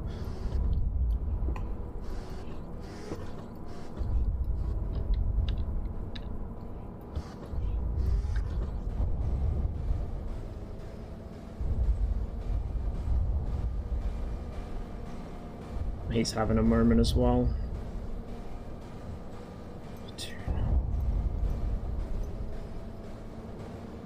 Really? That's not going to stop him from doing that? Okay, well, whatever.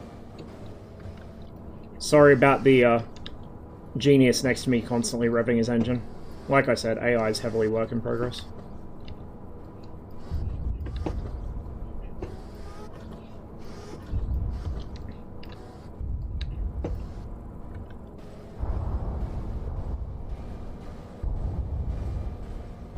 What's the bet they come from that direction this time?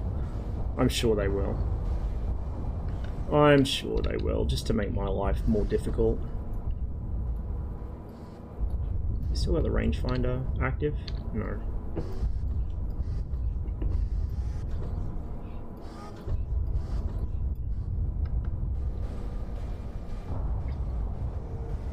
There's an artillery hit. I just saw flash and monkey brain activated, but it was artillery. Okay, they're dropping flares over the farm.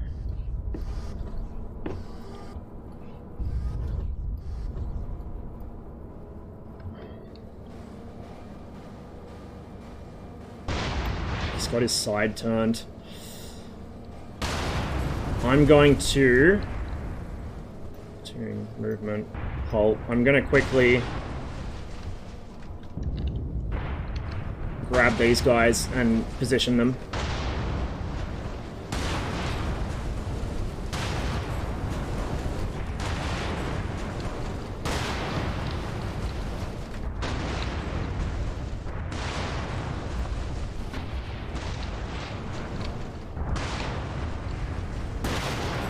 Oof.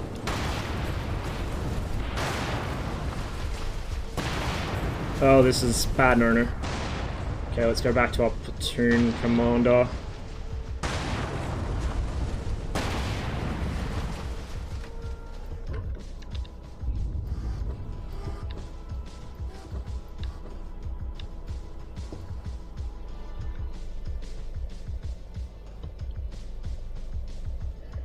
Drop another illume on that axis. I'm sure they're going to come from the left now that I'm lighting up this side.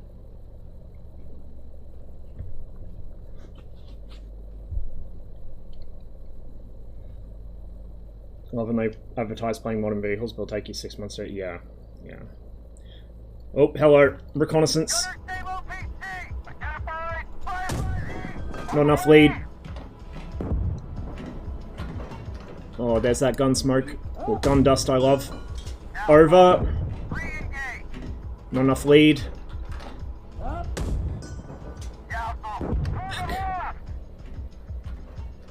Well, he's safe till he pops back up. Someone hit him? Let me just pop over the ridge. He's way closer than 1600 now, so we're gonna... We're still over. Shit. Fuck me, really? Where are you seeing this? Over here. He's calling out target lost and repeatedly yelling out because the trees are obscuring them. I was wrong, it's not 1600. We'll just go battle site. Fuck it.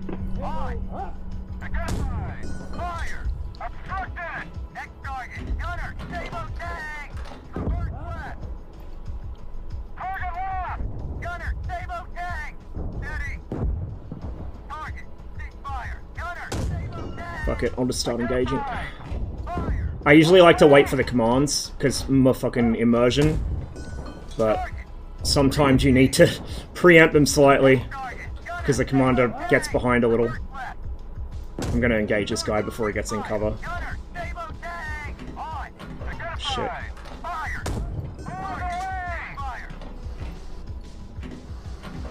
Draw with the 113s. We'll cover them and then fall back. We've got enemy coming from the left side.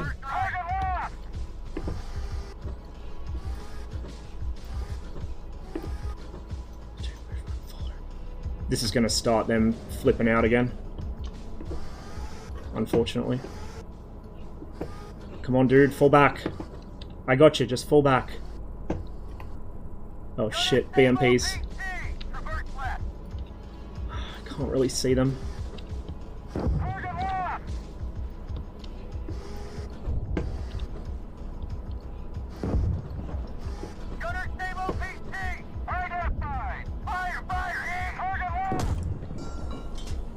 It's about 1600.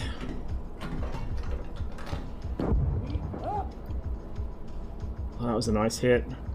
The heat effects, man, they're so good. Okay, they're coming through there behind the tree.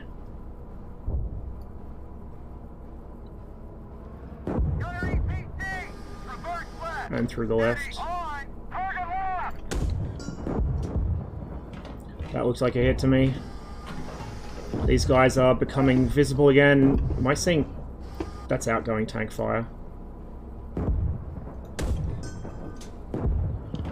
Not enough lead or too much, can't tell. He's behind a tree when I fired at him. That was a hit. He's burning. He's burning too. Crispy critters all around. Morati. Are you dead?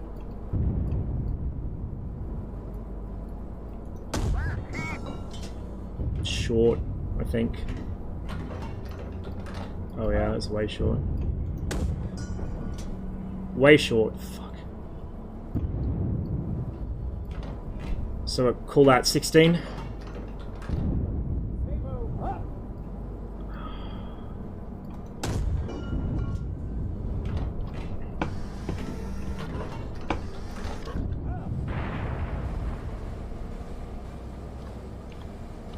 Or with the 113, so the 113's pulled back yet. One's destroyed at least. I think a couple are pulling back.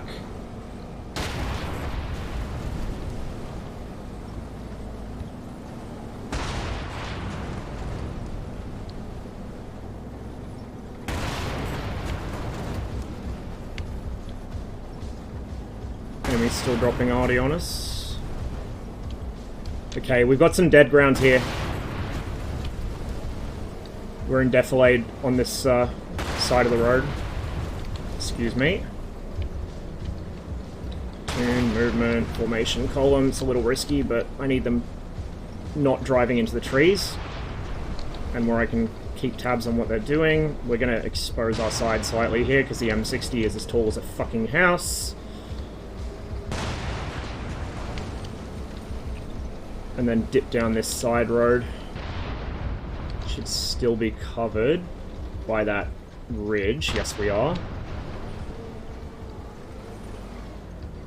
My buddies should hopefully catch up. We'll get a gun front, hopefully without... Well, we can't schwack a tree, because like I said, there's no gun collision, but in theory, we wouldn't want to schwack a tree if we could. Let's continue down to the withdrawal point. There we go. Relatively straightforward. A lot of night fights in these new missions. I like it. I really like it. Especially with the 60A1. It's painful in the best kind of way. Attrited. Attrited's a word. However, the spelling, attrit. Yeah, spelling needs a pass, but... If I had to guess, this is probably written up after like a fucking 48-hour coding slam, so I can excuse spelling errors.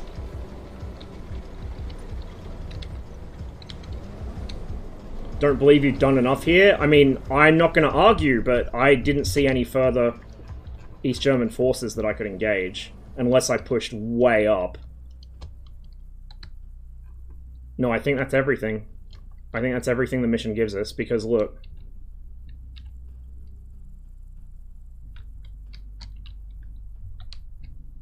We hit this guy, so he's probably knocked out. This guy's dead. This guy's obviously dead. This guy's dead. So we had a single tank platoon with BRDM push down that flank. We've got a dead 113 there. Where are the houses? Where's the farm? There it is. Dead 113. So we lost a 113. Knocked out a platoon plus reconnaissance there. 2 BTRs. They do burn quite nicely, huh? Crispy, crispy critters. Imagine when they're full of infantry. Oh, it's going to be horrible. That one's knocked out. Didn't burn up, but he's knocked out. And then these ones are knocked out. One more new mission. Oh, there's a guy way back here. There's a guy way back here. He got lost, I guess, on the way to the battle. He's still active, but we accomplished our mission either way. Out of sight, out of mind. Oh, yeah, you're definitely not getting out of those if they go up. I mean, I've seen videos of them getting hit by 125, and thankfully you didn't see anything in detail, but the noises were enough. Oh, I didn't go through the after action report. Whatever. So that's everything on this. So let's go on the new map. It is, isn't it? Eastern Hills. Native narrative. You are an M1 platoon tasked with supporting M113s and taking objective yellow. 2 to 4 platoons for ME armor consisting of BTR-60, BMP-1, T-55A, and or T-72M. 4 M1s in your platoon, 4 113s in second platoon. 2 113s in third platoon. Your platoon is to advance and secure battle position Alpha in order to support second and third platoon's attack on objective yellow. Okay, let's see how this goes. New map, so I'm going into this completely blind.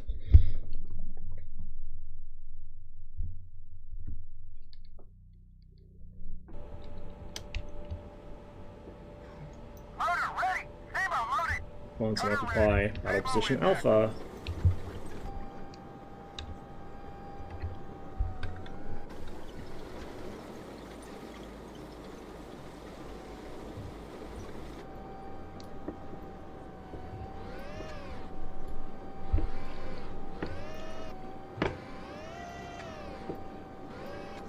I mean, that's when turret inertia's into. I know that it's kind of been delayed because they'll have to refactor a lot of the fire control systems to make it work, but should change the way things play up a little. Get rid of some of the twitch shooting ability you have at the moment and make it a little more calculated. Make it clearer why engagements have enough time for the commands to come in. Abrams just saved us. That was short. I should not sit still. He was not so easy to see. He didn't come up that clearly on the thermals, I was surprised. Okay, let's continue. There'll be more where he was, most likely.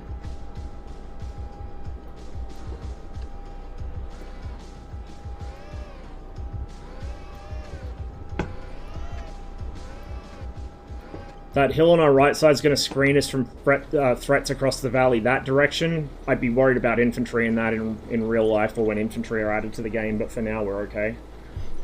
So that'll screen our right until we get up level with the... Is this the quarry? No, it's not. Quarry's... Wait, this is the new map. What am I saying? The terrain in this area looks kind of similar between maps. Like, you have a lot of these conical sort of hills. Because all these areas are within a couple kilometers of each other. So, geologically speaking, they're going to be the same, more or less. Uh-oh.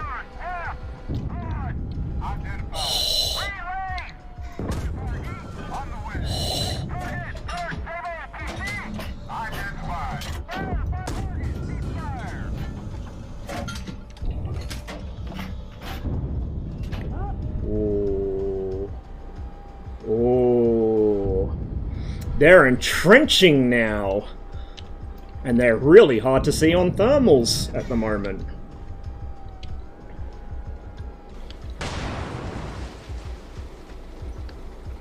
T90M? I think he did, yeah. From memory, he did.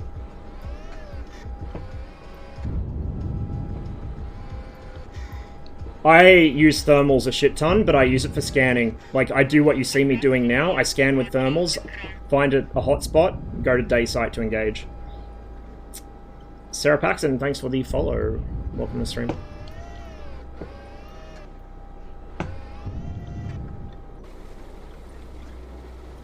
Just taking my time. I'm not in a rush. Being in a rush is a good way to die. The Abrams is strong, but it's not invincible.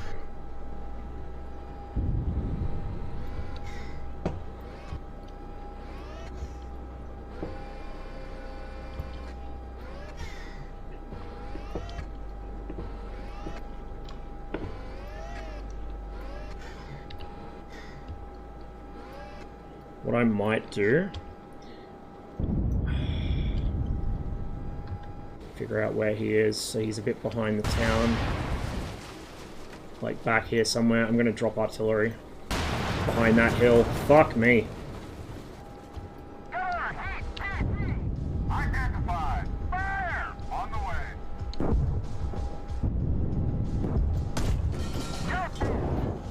way. Short. I don't have a clear shot here. I'm gonna go to the Orc site.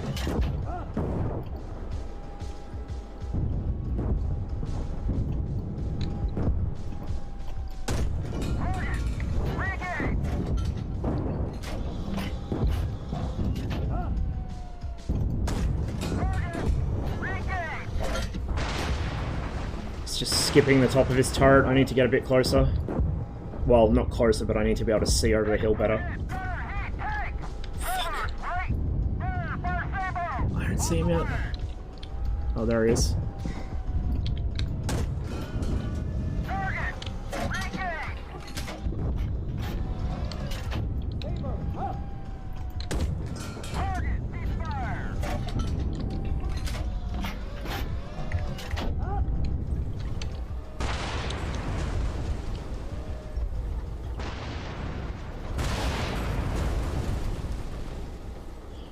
Co-op in this is going to be so awesome.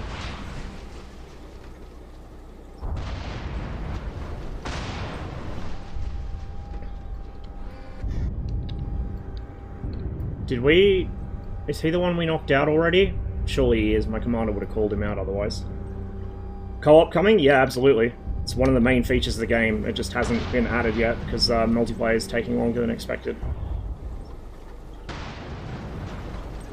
PvP is a maybe if they can keep the spirit of the game and have it actually be fun, because obviously this is not a battle arena type game like War Thunder. It's actually meant to be played fairly slowly and methodically. So PvP is a maybe, but co-op, including multi-crew, is an absolute yes core feature.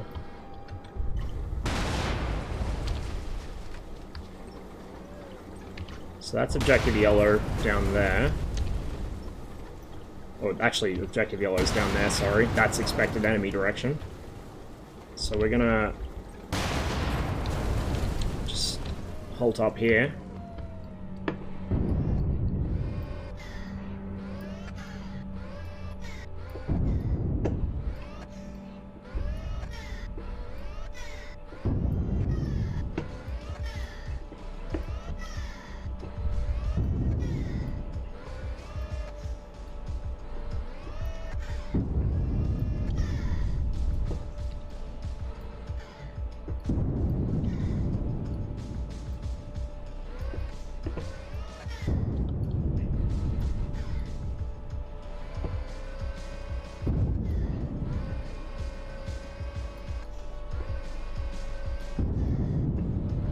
The amount of smoke and confusion now, it feels so good.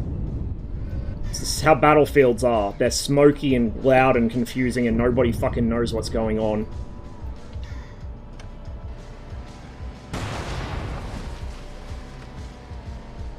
Okay, let's roll up just over the brow of the hill so we can get some fire on that objective before the 113s get toasted.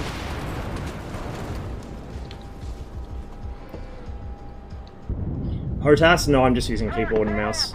You can use HOTAS to play it, but I don't know. I haven't tried it yet. Driver and gunner got wounded by that arty hit.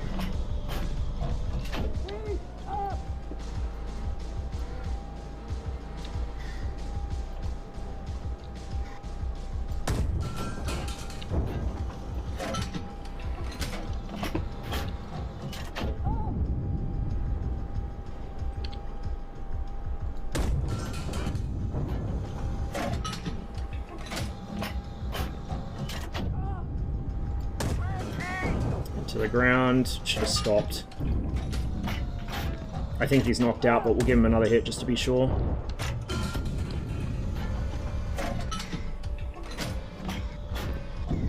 The artillery's fucking chewing up the 113s. Oh shit!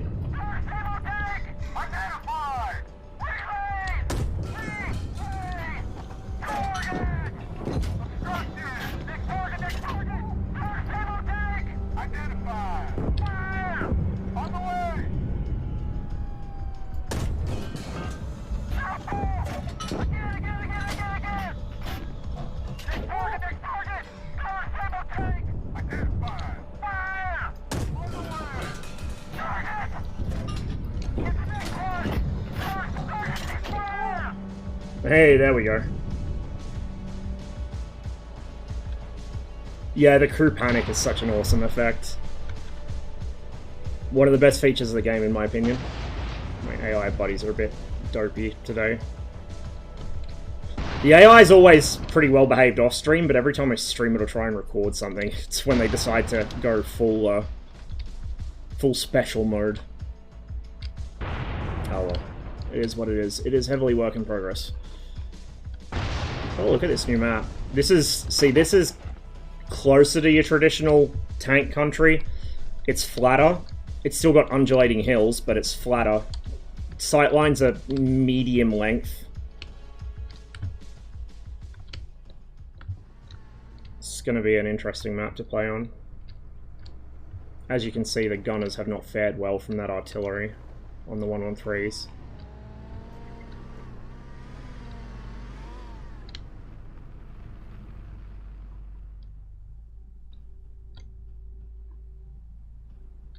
Quite like this one. I really like that position that was built up, where was it, over here? This was fucking dirty. Oh, actually, no, it wasn't even this one. This one, sorry. This was dirty.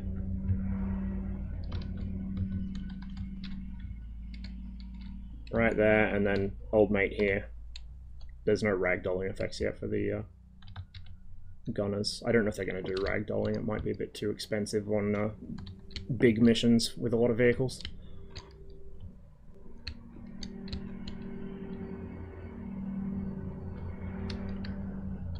Some nice ready-made firing positions.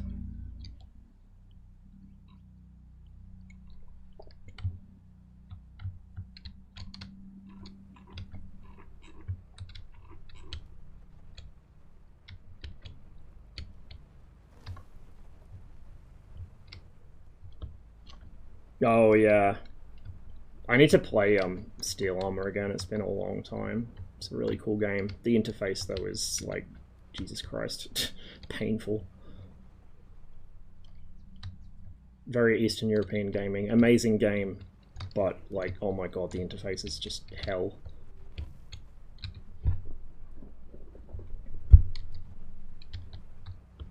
God, the new effects are so nice. Alright, speaking of the new effects, I happen to know a mission. We're just gonna... Actually, no, we're gonna look at what killed my crew there. Well, not killed my crew, but wounded my crew there, because I'm curious. Let's get artillery support showing, and we'll get everyone's shots showing. It's a fair bit to go through, but we'll do it. I know a mission that'll show the new effects really well, so we'll do that next, I think.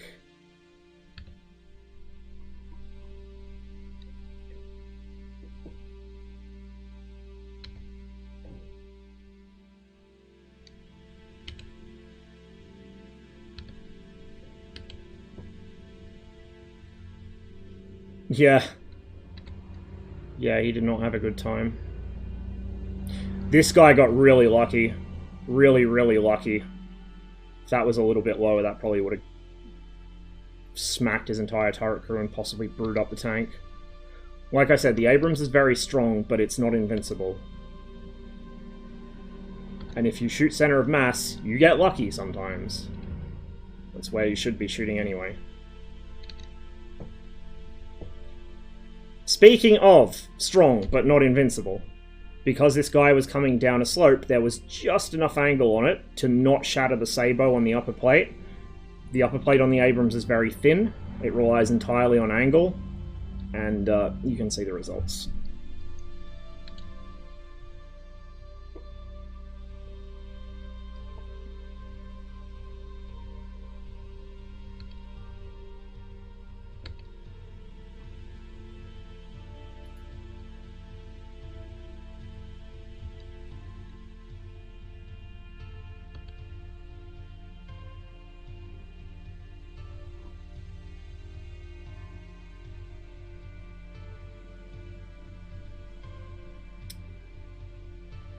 That got through.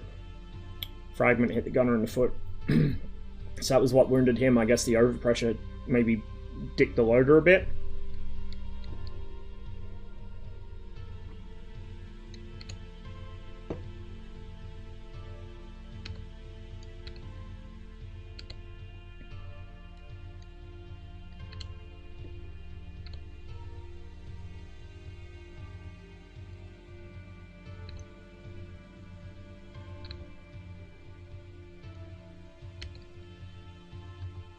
He got lucky, his turret ring stopped that. Not so lucky. Follow-up shot did its job.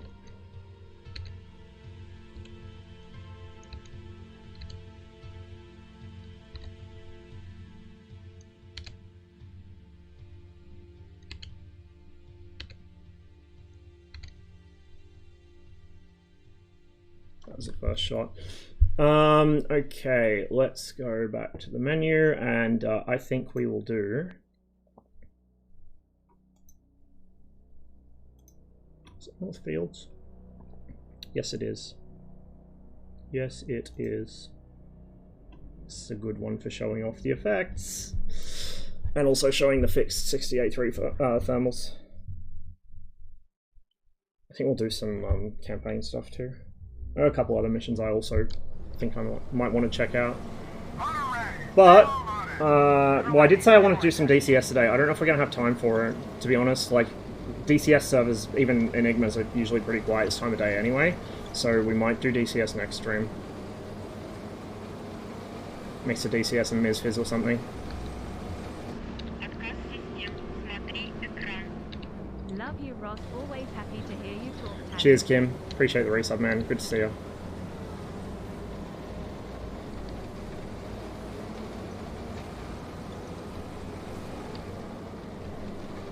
See how this goes.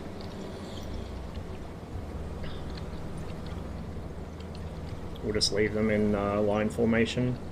Guy on the left's going to expose himself a bit, but it is what it is.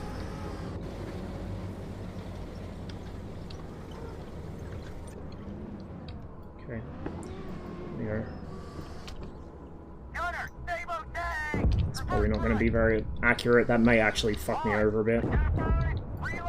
Whoops, I've got the wrong thing set up. Right. Oh, he wants me to hit him. I can't see him.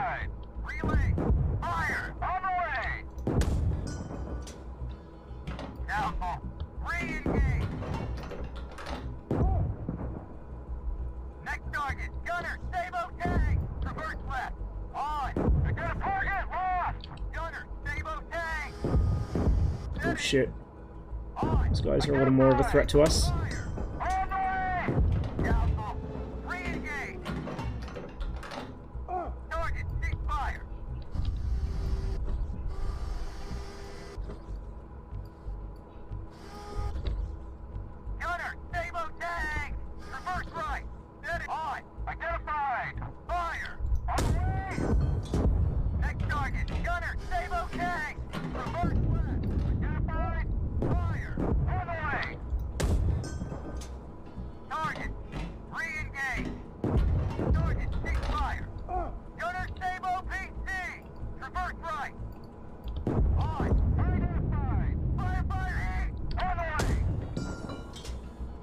Over.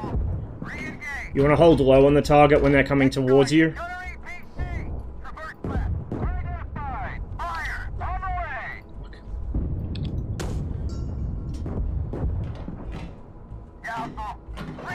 Can't even see him. There we go. Oh shit. I don't see.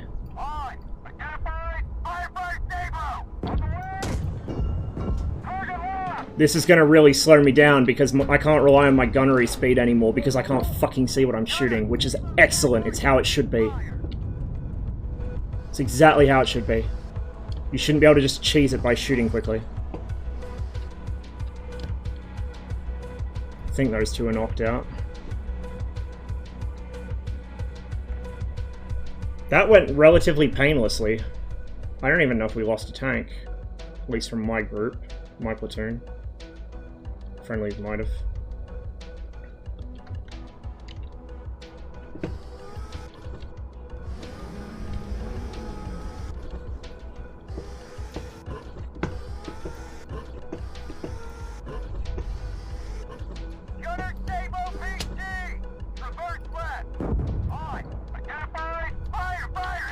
Hiding behind a wreck? Oh, he was.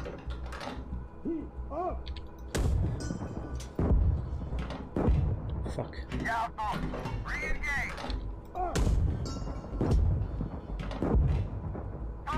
There we go. Those heat hits, man. They look so good now. Alright. We'll just skip the after action. Let's, do some campaign stuff. Start a new one. Let's do Pact, because I love pain and suffering. Let's start with something relatively not torturous and do a spoiling attack. These tend to be, like, not guaranteed death. The defense missions are if Abrams turn up. The company attacks are just regardless, because you're only operating as a single company, and you're operating the way NATO would, leapfrogging by platoon, rather than, you know, doing things the way that you would expect the East Germans or the Soviets or any other Pact nation to do them.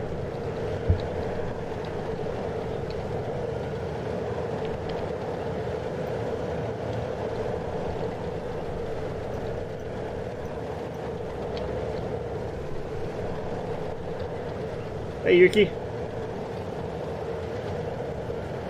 We just had a patch drop for GHPC today, so we're trying it out. It's been really good so far.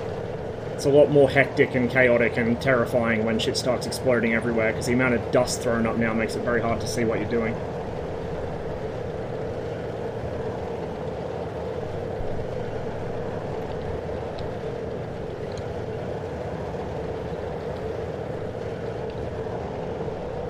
It's changed quite a bit since then. Still a long way to go, but quite a bit. We've also seen our first fixed-wing aircraft in the game, a MiG-23. Didn't see him real well, but we saw him. Yeah, understandable. I have, like, quite a decent amount of time for games. The problem is that I always end up playing the same ones. Like, DCS eats all my time, so... I've got so many games I've never played, but I really should.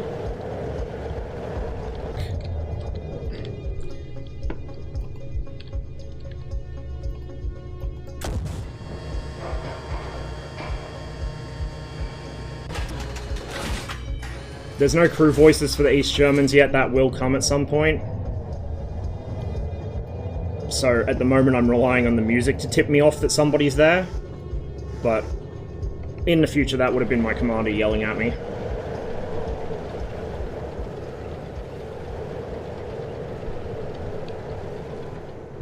Oh, this is different. This is different. I've never seen them do this before.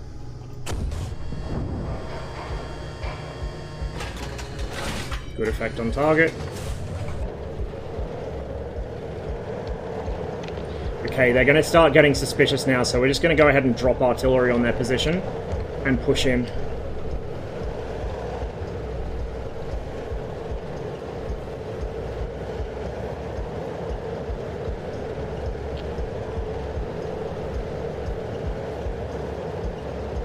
Usually I'd fire from this position, because I've got this nice little gully to fall back into if I need to, but we're going to fire from here today, I think, just because I'm pressed for time now that they know I'm here. We're going to go ahead and... oh, fuck me, they really know I'm here. We're going to go ahead and deploy into line.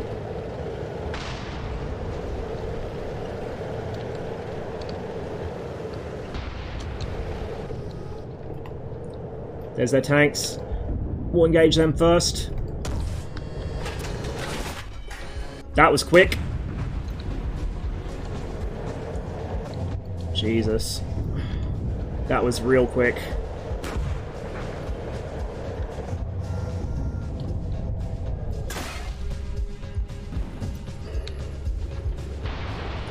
I did not position myself well for this engagement. Also, we're not in an M1, like a T-72M1, we're in a T-72M, so we have the weak turret, which is not helping our case here.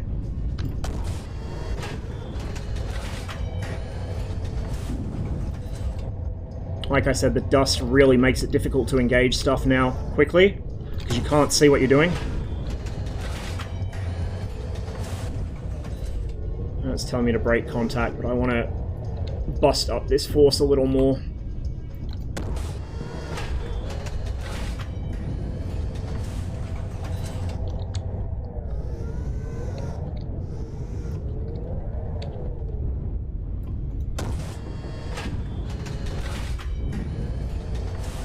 This Super M60 or something? I don't know. It was some weird thing that I don't think anyone actually ended up using. Or maybe the Turks did. They've got all sorts of weird M60 upgrade kits.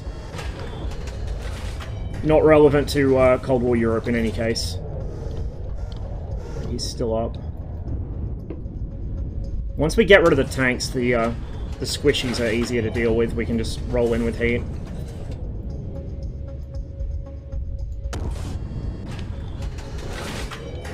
We're not having much luck with this M60 though.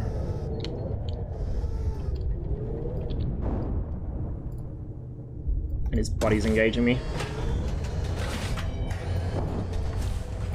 Can't see him. Oh, now he moves. Fuck. We can't shoot anymore because the gun is fucked. Now it is definitely time to fall back.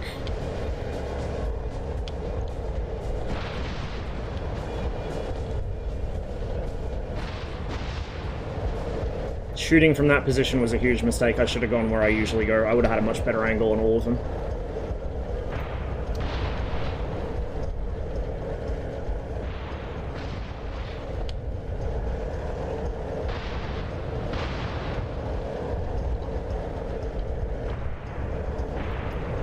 Just pull back a little further so I know that I'm not going to turn my side to them. I'll have this hill covering me.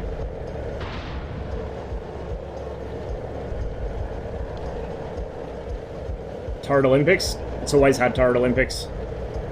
The M60s throw turrets with some regularity as well, but obviously the 72 throws it, because if something hits the carousel, there's not many places for the pressure to go.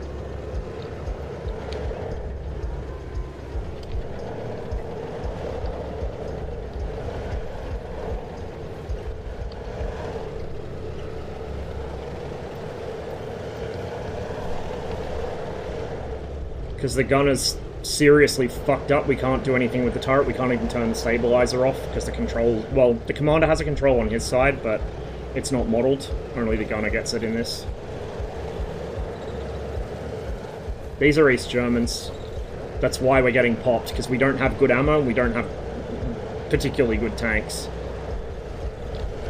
When the Soviets turn up, we get the real shit. We get T-64s and T-80s with good ammunition.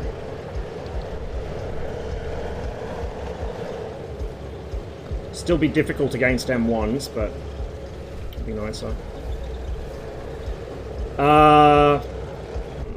It'd be kind of awkward. There's not a lot of room to move. Like, you'd have to really lean over, and I still don't know if you'd be able to reach it around the gunner while he's sitting there fucking screaming and writhing around. Because it's on the controls for the stabilizer on the left hand, like, side of the turret, above the gunner's left arm.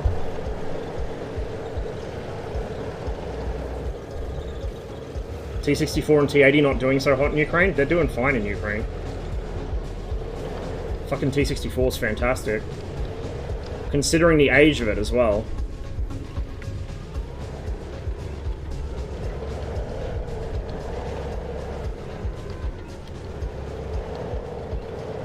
Acceptable casualties. The Russians are mostly using 72s still. There are 80s though, they started bringing them in pretty quickly. 64s I think mostly went to the militia.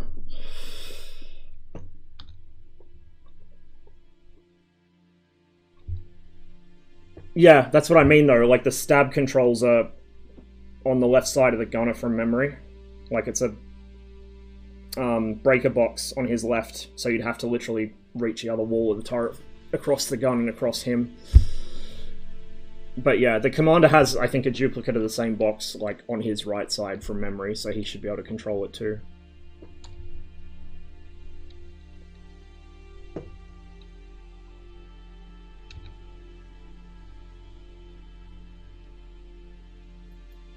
We'll get rid of player shots only again. Although, I don't think my platoon mates got a whole lot in before they got erased. Yeah, that was not optimal. That was me getting deleted with my first tank. That was the second one getting deleted before I could switch control to it. It had a nasty little piece a single piece bounce down and into one of the propellant charges for a Sabo round. Or actually, no, correction. That's a heat round. So it must have detonated the heat round or something.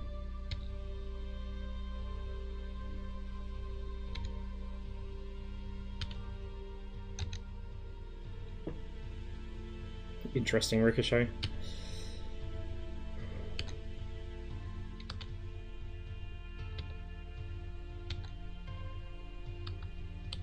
And see, our issue we were having killing him is that the gun was just eating everything. I probably should have aimed a bit further left, but the T-72 doesn't have any cant correction, so if you're on a slight slope, you have to account for it manually. Unlike the 6480 or either of the American fire controls, or like computerized fire control systems. The M60A1, you've got to do it manually as well.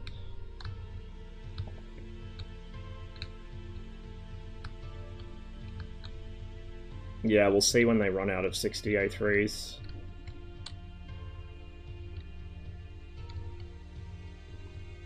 Said our gunner was severely wounded. He got hit in the foot.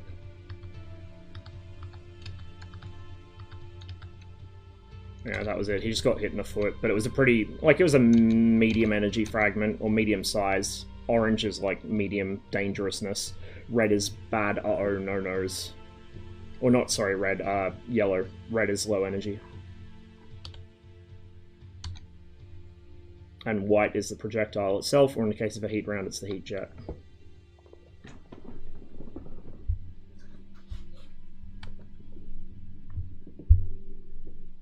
Yeah, it probably does hurt a bit.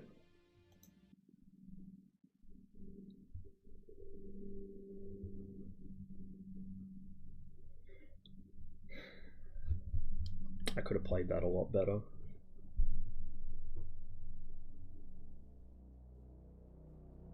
It wasn't massively conclusive. Recon in force. We'll do a reconnaissance in force. Also partly because I don't want to fucking do a company attack this early in the campaign and doom myself to failure.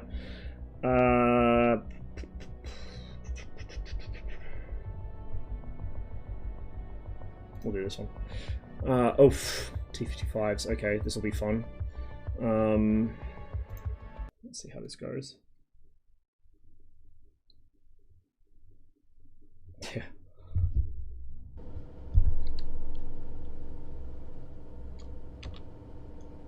Okay, it's this one.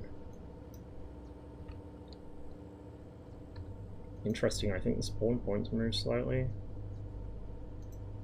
We'll get him into column. early, so I don't have to micro them as we're under fire.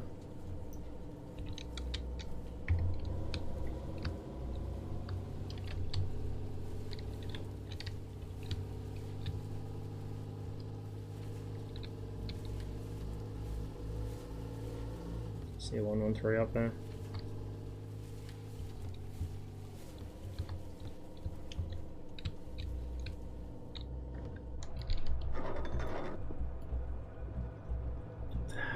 Fuck, I don't know how far away that is.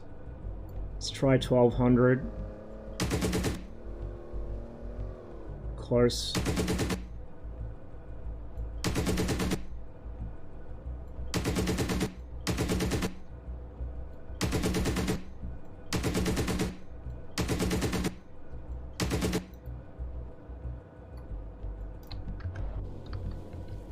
I might... Bro! How? How has this happened? How did you achieve this? Well, that kind of fucked my plan. I was gonna have him hold Overwatch here while I push up, which is different to how I usually do this mission, but... not today, apparently.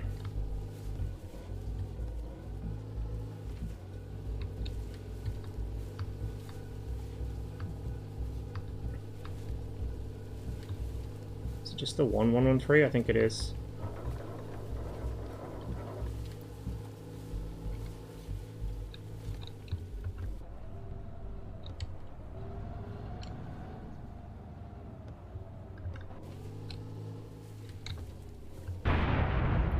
Just pulling artillery.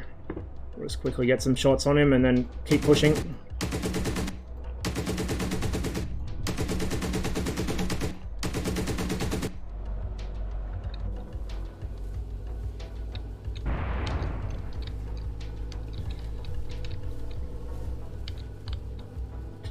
Bit tipsy, yeah, just a little.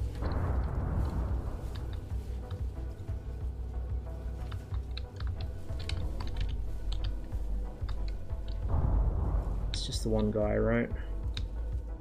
Yeah, I think it is. I don't know if I've actually killed him or not. I think I have. We'll just put the last 6 rounds of this belt into him. Just to make sure.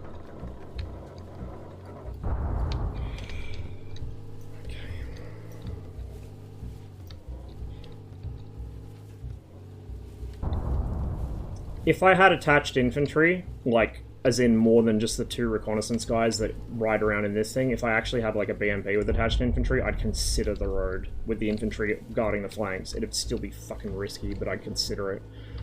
But we're gonna just push through the side route here, which is gonna make it difficult because the terrain's not the best, especially for something with no stabilizer, but we'll see how we go.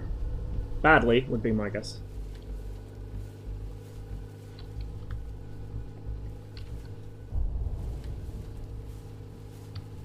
It's nice they actually burn now. Makes it a little easier to tell when you've actually knocked one out.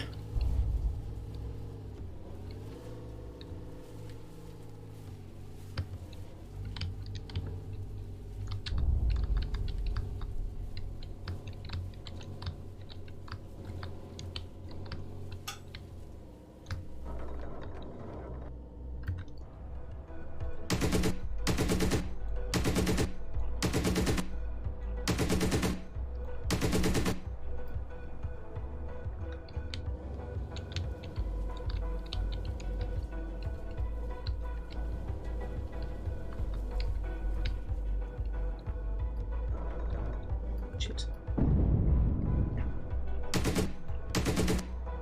Okay, he's brewed up already. Fuck me. What a great time to have to reload.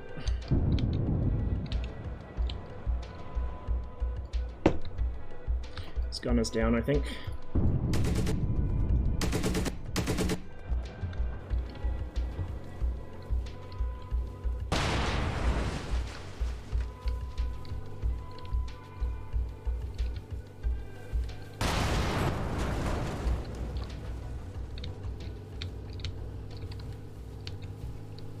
A little close to the forest for comfort, but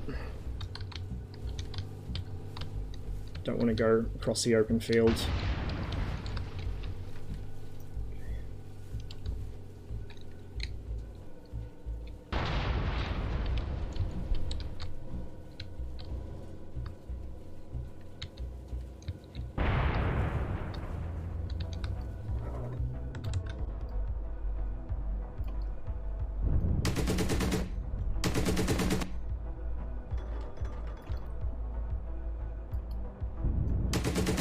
My own gun was stopping my rounds. I don't know what's going on there. Sometimes you get a bug where that happens. I'm not sure why it's happening.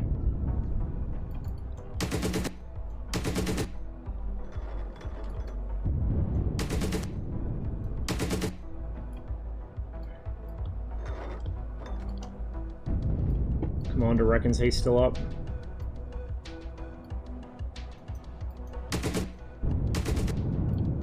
That Artie's getting pretty close.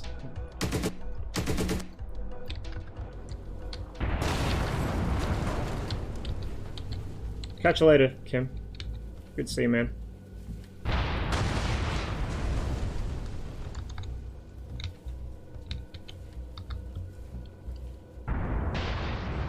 Wine being full of antifreeze. Oh, there's a thing at the moment with some brands of dark chocolate being very filled up with lead and cadmium, so you guys might want to check up on that if you're fans of dark chocolate.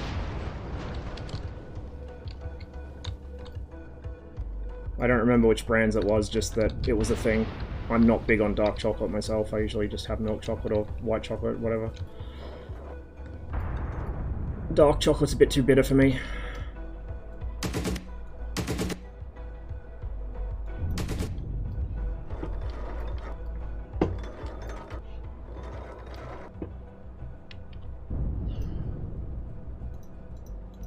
Can I...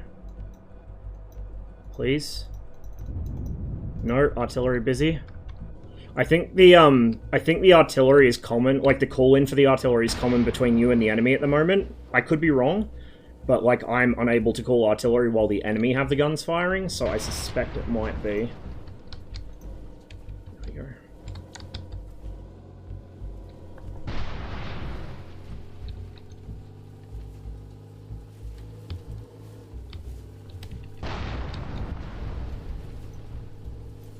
Something about this looks different. I don't know what. I doubt they've changed anything, but something about this mission layout and this part of the map looks slightly different. Fuck! Well, we got unlucky. You know what? Let's just take the whole force. Fuck it.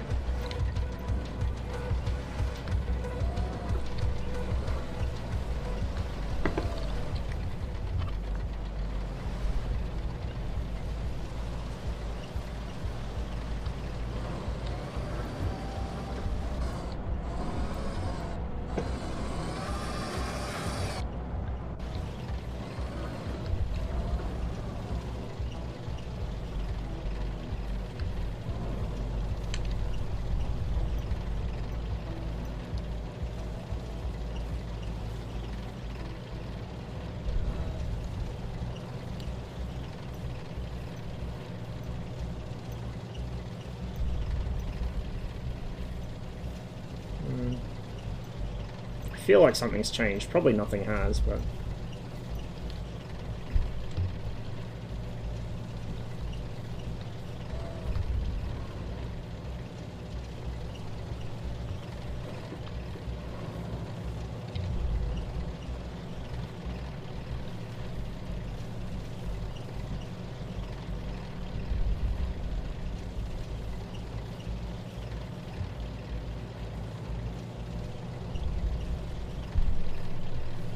I need to buy more chocolate. I've run out again. Didn't take me very long.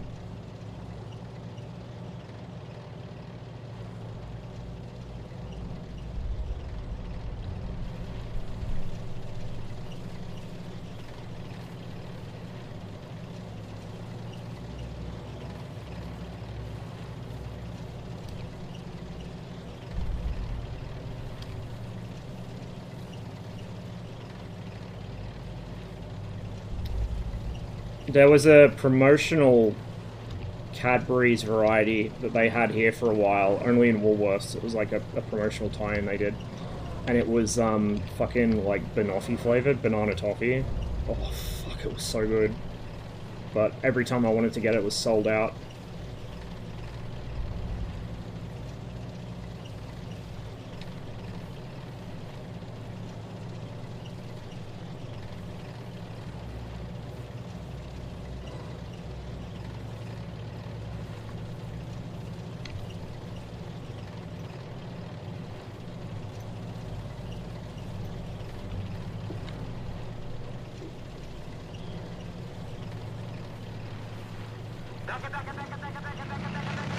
Hey, White Moon. Cheers for the raid.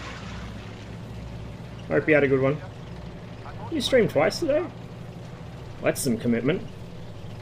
I'm still going because I don't know when to stop, apparently. Done a bunch of the new missions in Gunner Heat PC. I've proved my incompetence once again. I was going to do some DCS today, but I don't think I'm going to have time. I'm just too engrossed in playing this, to be honest, so we might pick it up next time.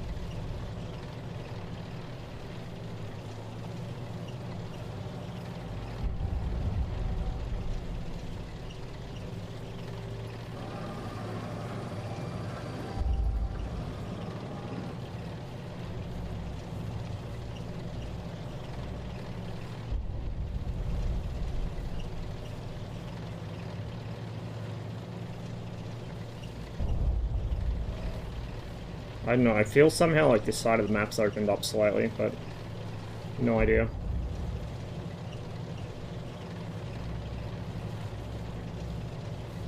And this wasn't the map that they said they adjusted for performance reasons in the patch notes from memory. I think it was it Full to Outskirts they did that on? Not Northfields.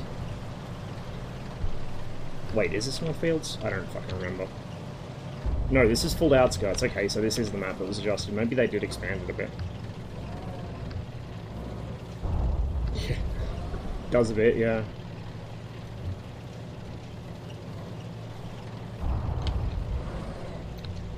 Okay, let's open out into a line.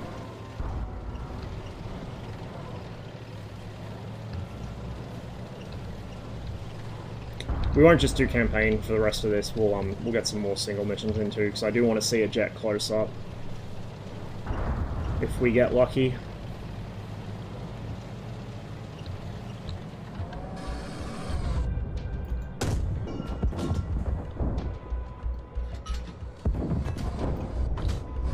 Really? That was still alive? Those heat hits, man. Fuck, they're good.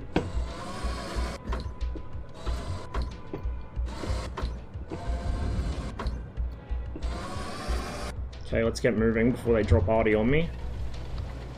Let's kick out to the left a bit. Give that town a bit of a berth. Because I'm sure there's going to be some nasty little men with tow tubes in it.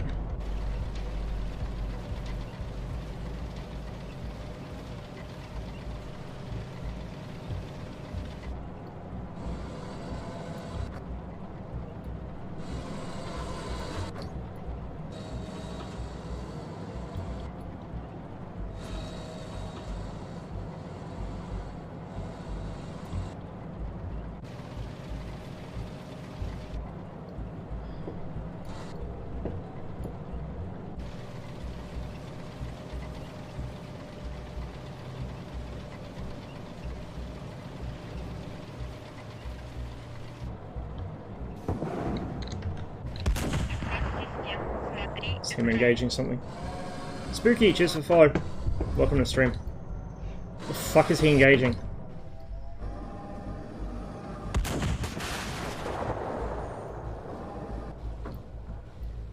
Something behind that tree, I think.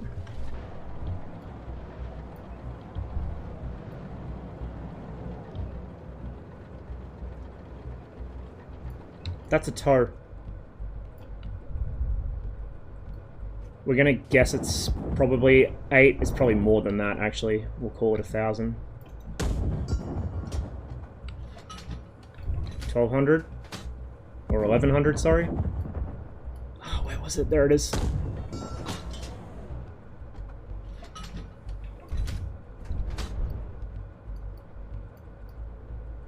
I think he's abandoned the launcher. I don't see the little dude on it anymore.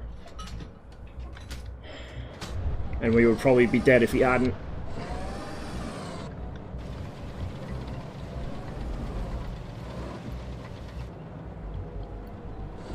And that's why we don't just go charging in.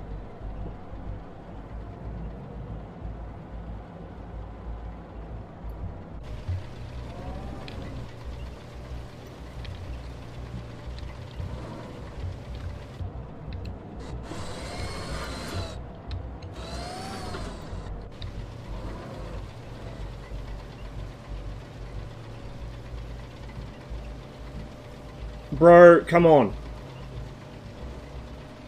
Bro, come on, dude. Both of them. Jesus. I really am not having any luck with the AI drivers today. I swear it's because I'm streaming. Every time I stream, this happens. They work fine off stream, and as soon as I stream, they're trying to climb fucking trees. Alright, we want to pull back, because there are tanks coming.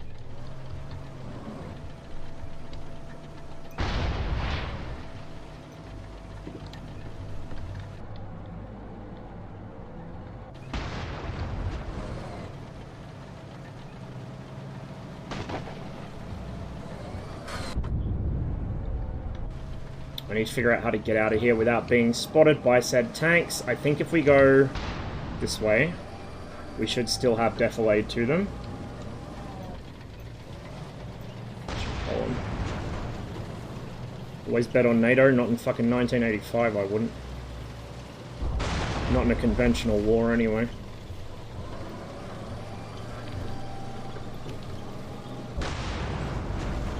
In the 70s, in a conventional war, I'd bet against them. We're gonna have to expose ourselves here.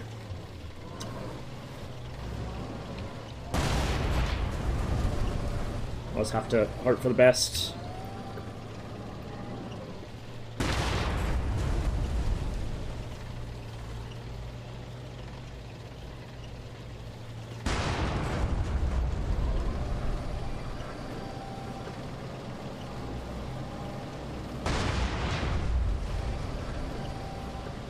I think we're home free.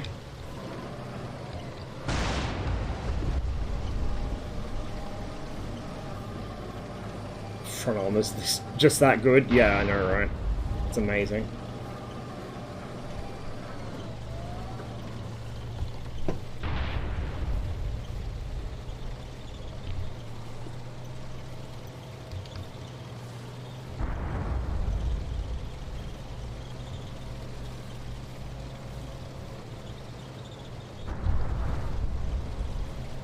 Till when were the Centurions still around? Depends who you want to know for. The Brits, I don't know, I want to say like 60s, 70s, probably 70s, like early mid. Maybe later. The Swedes, fucking 80s.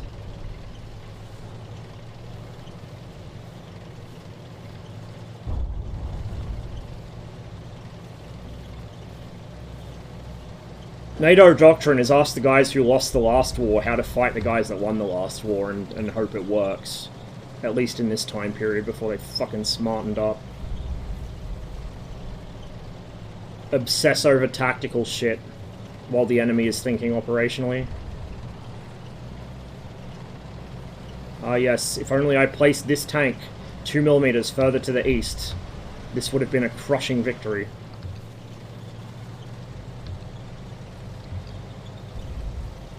Am I not allowed dramatic flair? Freedom and justice in the fucking 80s? Seriously? From NATO? I don't think so. The opposite, yeah. Current doctrine, I know nothing about current doctrine, to be honest. It's changed a lot. Information warfare has done some funky things.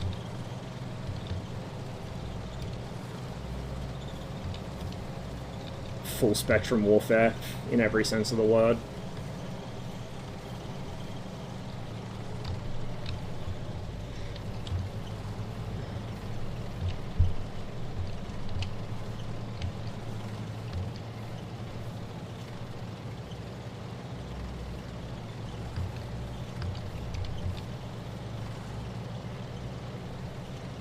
Just cut across this field here and up this hill. I'm not sure if they're going to pursue me all the way back. I hope not, because they're going to have me bang to rights out in the open here if they do.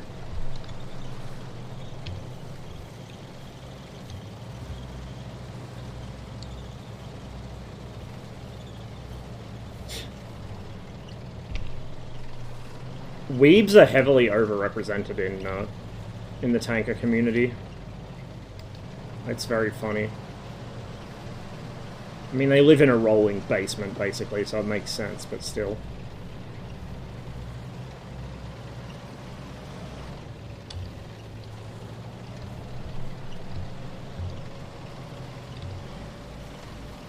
Considering they banned discussion of current conflicts in the Discord, I don't think that's going to happen anytime soon, Marius. And I have no problem with it not happening anytime soon. It's depressing enough seeing it in real life. Thank you.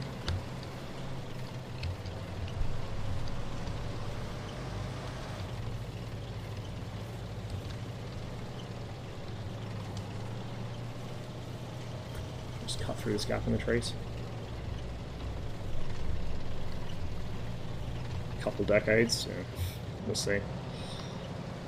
I want to see them do like older stuff. I want M103s and T10s, that kind of fun shit. Wouldn't say no to some like, I'm sure they'll do Desert Storm, because I'm pretty sure that Josh, Action Scripter, is a big fan of 73 Easting, so I'm sure that'll happen eventually. It's like the quintessential battle for NATO tanks after the Cold War. But, interesting. It's not registering we're in a fallback position yet. There we go, now it is.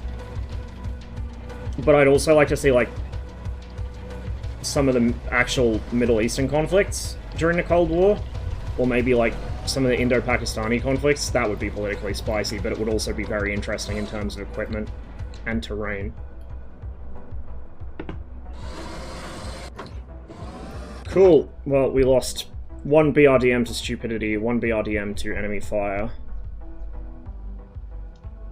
Technically, with these reconnaissance enforced missions, you don't actually need to even kill anything. You just do the waypoints and then fall back without dying, but I have a habit of wanting to kill stuff in this game, so it's kind of... It's not going to show much in this after action report, because it was all small caliber, so we'll just skip that. I do want more missions where you're forced to fall back under pain of death, and if you don't, you fail a mission. I'd really like that kind of time-sensitive, impending doom sort of feeling. 6-Day War? 6-Day War would be really interesting. Company attacks are going to be so bad. Oh. Do a defend area first. This is still going to be painful, but it should at least be a little less painful than a company attack.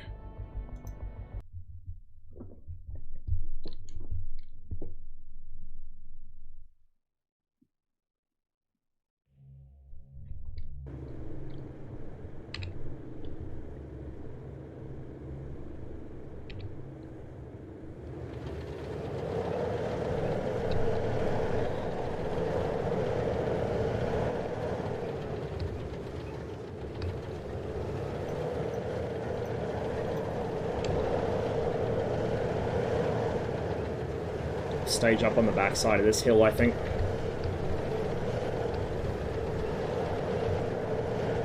A little close for comfort if they come over it, but at least then I've got shots across the way to here, and if I need to redeploy north, I can do it quickly. If I just sit back here, I'm going to get toasted as soon as I start moving. Like, if I wait for them to come and then react to it, they're going to get me in the open, so I'd rather get on the backside of this hub of terrain and decide from there what needs to happen.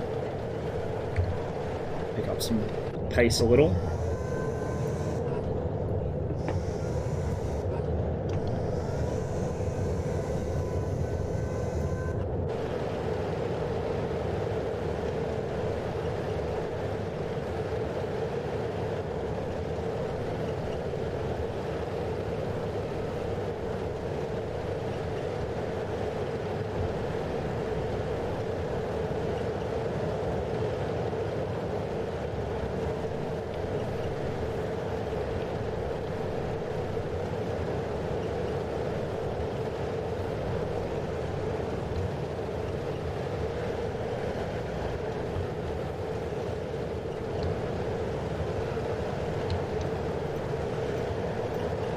These guys into column. Let's not skyline ourselves to both sides. Bro, come on. Stop driving into trees.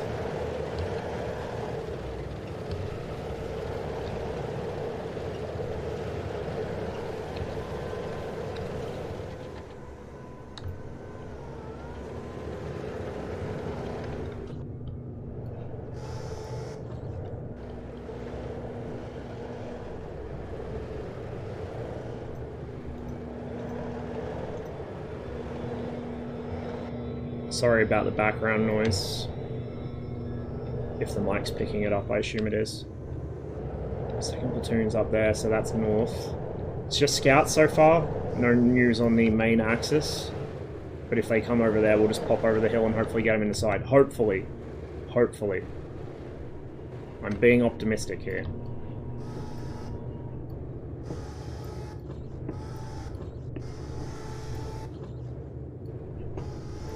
Yeah, it's someone out there with like a weed whacker or something. Oh, there it goes again. Oh, it's a fucking leaf blower. That's probably what it is.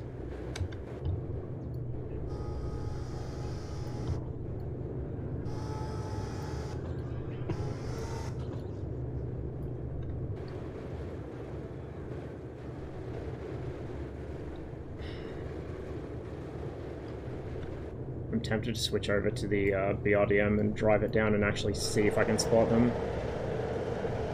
I just don't want to find out I'm on the wrong flank in the BRDM and then come back to find all these guys brewing up. But we might do it. Oh, BMP, sorry, not BRDM.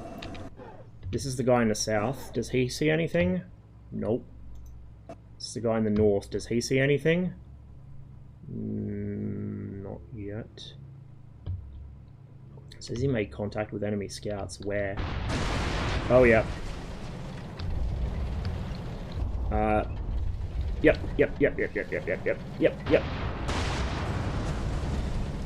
We'll just get him back onto the backside of this road here. There's not really any cover. Shit. Oh, there's a bit of a berm here. It's gonna make it hard for him to return fire, but we can at least get him kind of safe. Now we go back to our 72M1.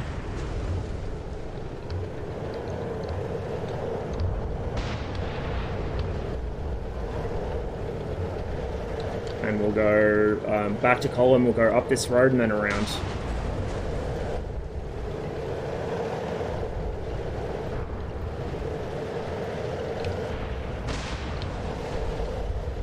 They obviously see me.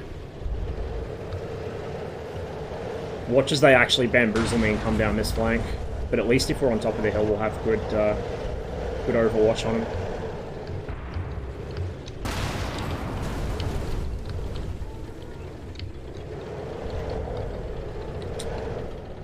As these guys get out of the tree line, we'll tell them to get into line. Come on, guys. Oh, we'll just tell them now. They're probably caught on trees. Fuck.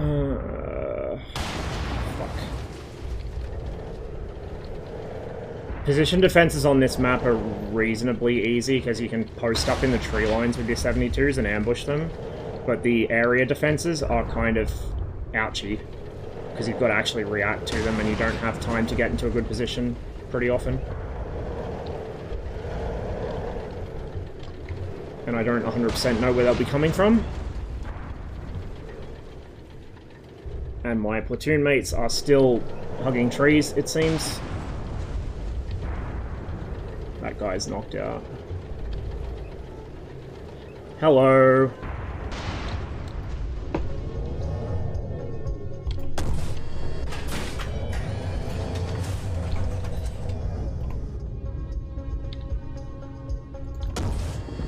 Terrain, fuck. My gun's getting masked by the hillside.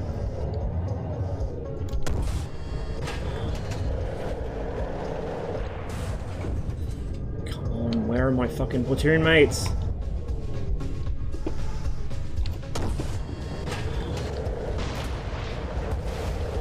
Toes!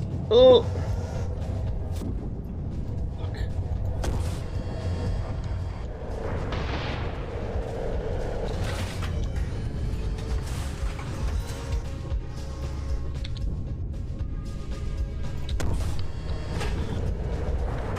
Super exposed here. Super exposed. I'm dead.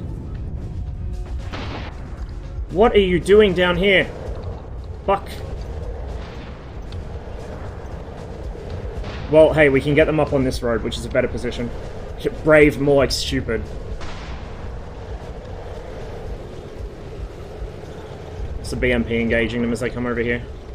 We'll leave him in column and just have him shoot down this way. Oh, Fuck me.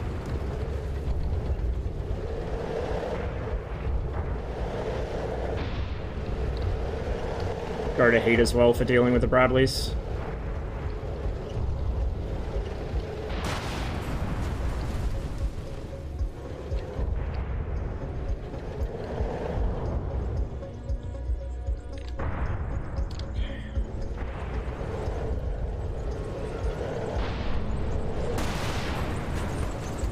Probably not the best idea pushing down this tree line either, but we'll try it. How? He is still alive. What the fuck? How silly of me to assume that the fucking BMP had dealt with him. Now we go, whoops, line. Hello.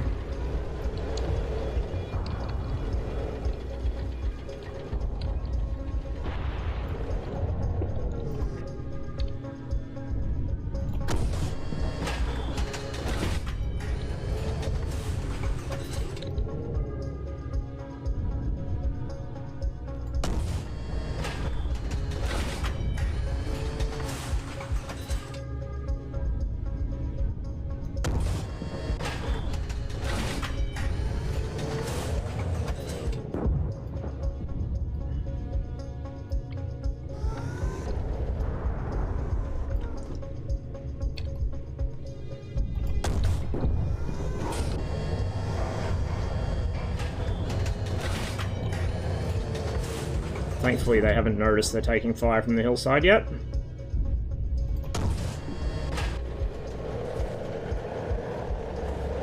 Left is clear for now. Okay, he seems to be doing okay with his little tree hugging routine there, so we're gonna just squeeze behind him and begin engaging from here.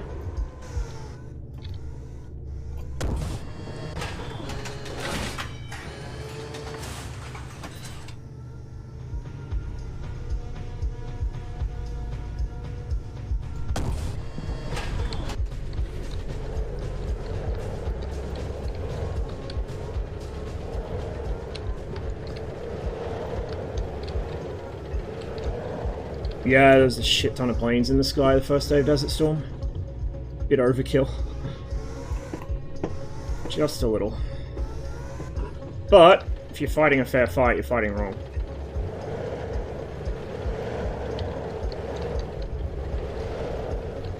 There's an M60 down there. Is he active? I cannot tell. Let's put another round into him just to make sure. He looks like he might be burnt up though.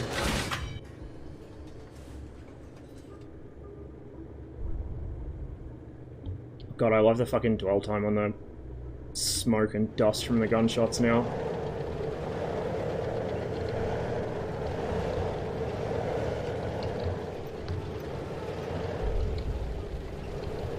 Let's push down a little. He's missing his turret. He's burnt up. Let's push down into this tree line. The more of them I kill, the better.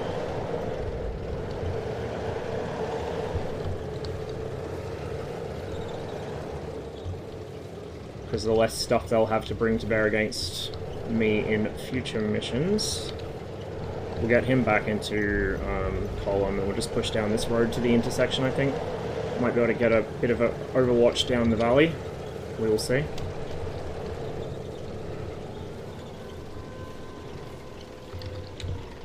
Fuck, hello! From the hip.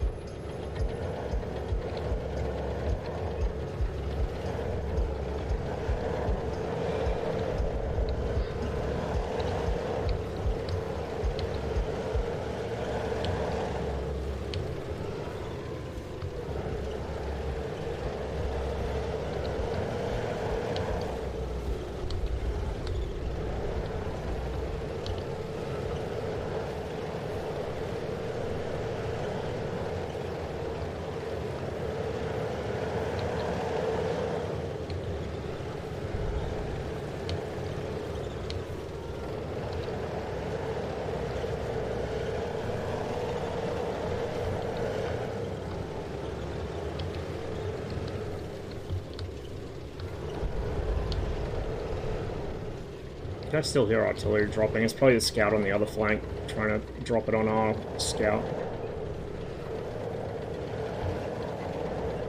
Alright, we'll just park up here. It's kind of in the open, but... I just wanted to see if I could catch them as they retreated.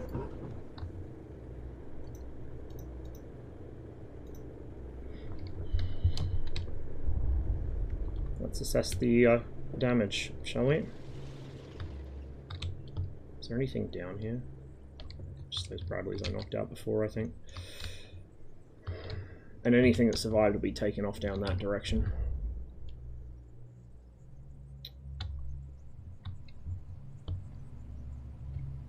Our BMP isn't burnt up, but his turret's not scanning, which probably means he took a hit.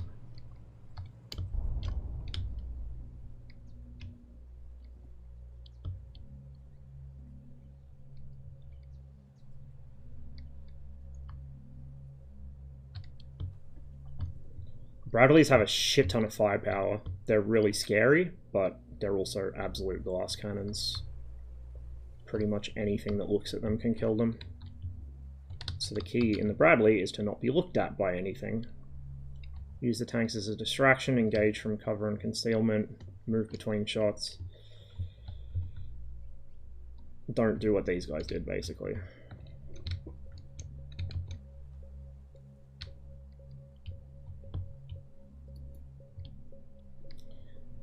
Doesn't seem to have been that many tanks in this attack.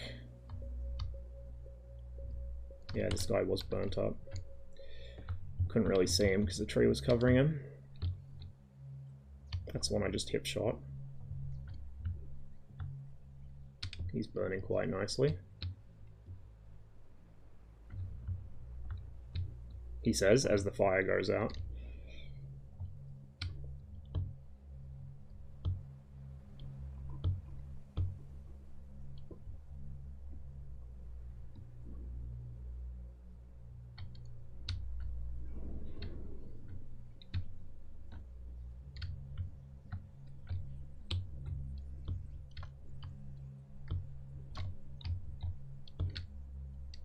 If we go nice and high up and hit the thermals, we might be able to actually see where any survivors ended up, if there were any.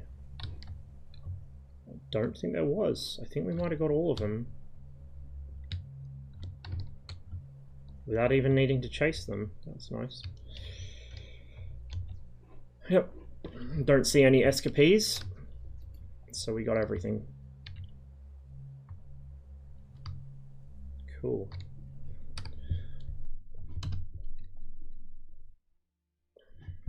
We'll go all hits, not just player hits, but we'll leave the artillery off.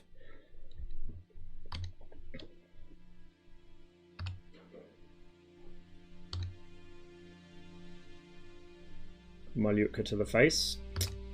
Not a good day for him. That was me getting hit by a toe, not a good day for me.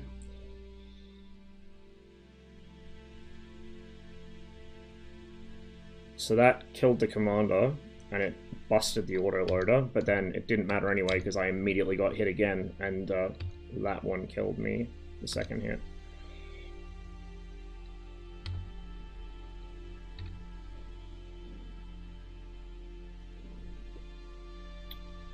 Sorry, do I have that backwards?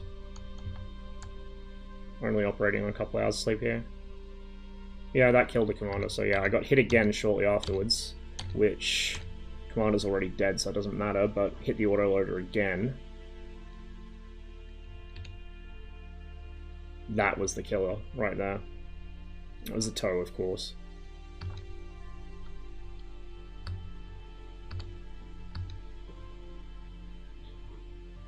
So he did get hit. And yeah, the gunner was killed. Sabo went straight through him.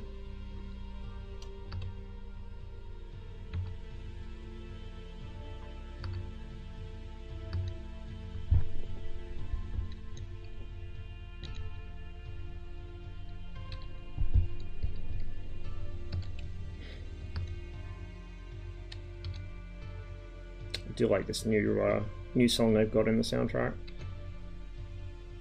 Which seems to be specific to after action reports. It's the only time I've heard it so far.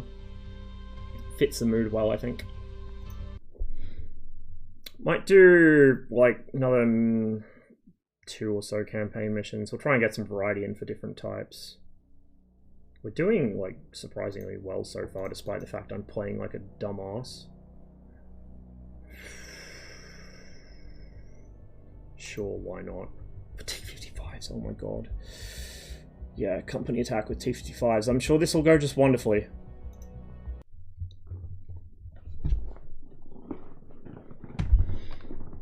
If we're against M60A1s in particular, we might get away with it, but we won't. Against Abrams, we can forget it. We're going to die horribly and achieve nothing.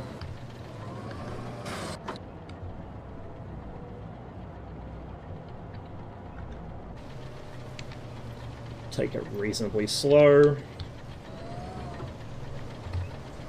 So I don't want to get caught in the open.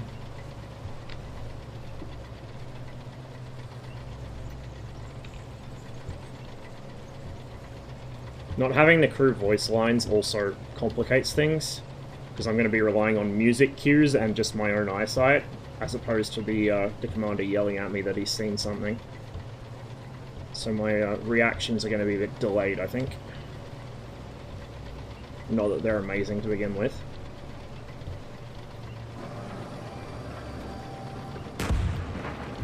Someone see something?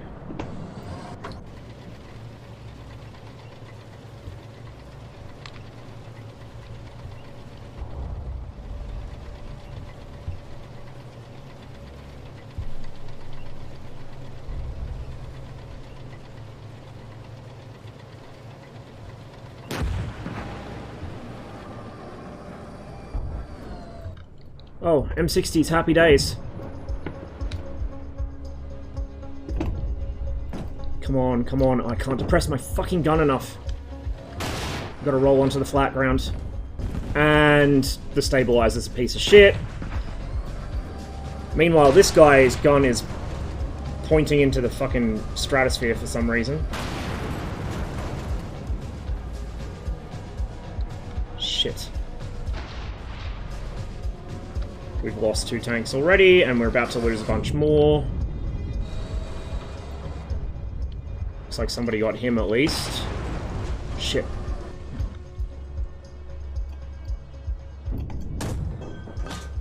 Over. Someone else got him. Luckily.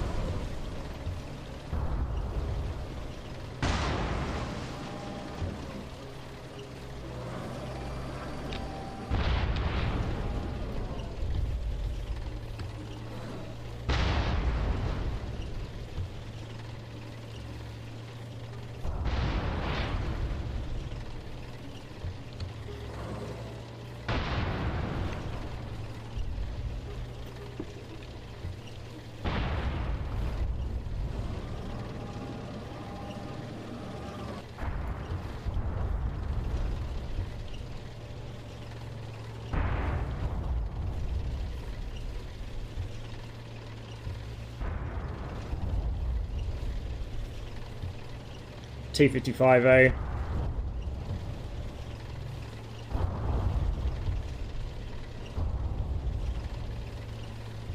Not nice. It's a company attack, fighting M60s. I've already lost 2 of my platoon of 3. Looks like the rest of the company's getting smacked around as well. T-60s. T-60 is a World War II light tank. T-64, don't know when, but it will be coming. T-64 is what I'm waiting on. What are you? Is that just a funnily shaped bush? I think it is, yeah. Getting paranoid.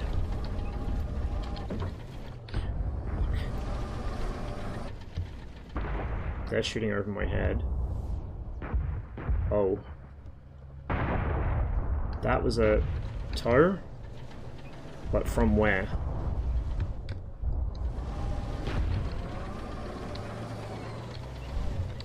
Over there?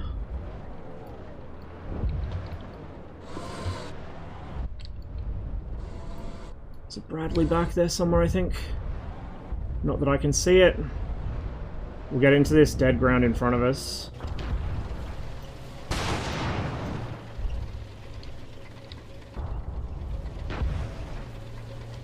Trying to figure out if they're in that tree line or the close one. I think they're in that tree line.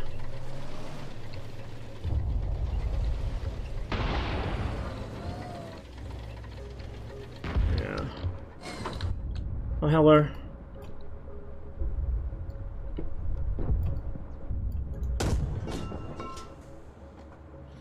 Short. 18? Question mark?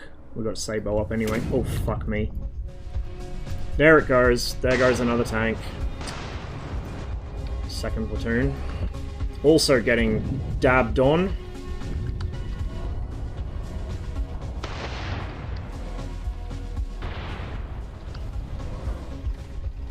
Where are they even taking fire from? Oh shit, are they getting shot from the right? I think they are. No, the East German voice lines aren't in yet. The Soviets haven't arrived at all, so...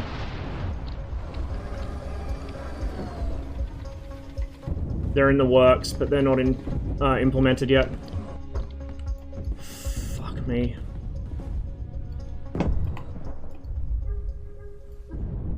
I guess that's like...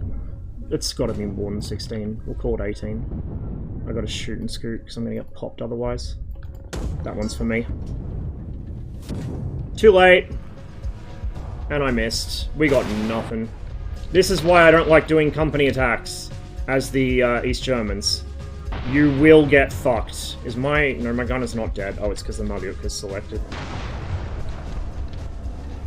You will get absolutely fucking destroyed. More often than not.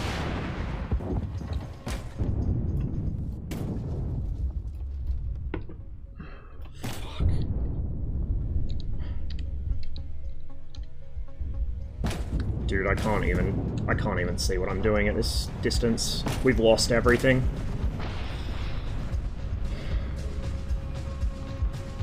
That's what a couple of, well, concealed Bradleys can do to you.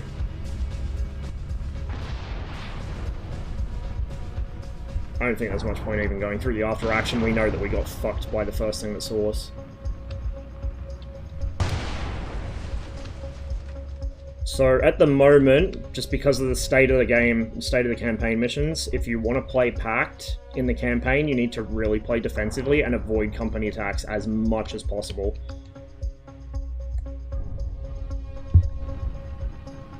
Because even against M60s, you're going to have a really, really bad time. It would have been a little better if we had T-72s instead of 55s, but we still probably would have lost a lot of our force, if not all of it.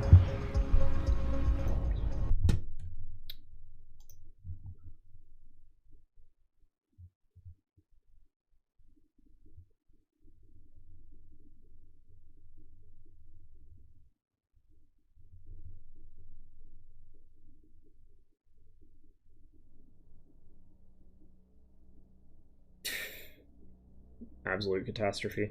The US can be attrited faster. Like, if you knock out more of their equipment, you can kind of make up for your own losses, but still, it's not good to lose that much of your force in one fell swoop. Defend positions. We got a raid. We'll do a raid. T-72Ms.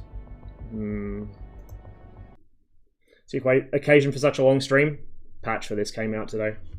I was going to do some DCS after armor, but because this got patched, we're doing this instead. And DCS will probably be next time.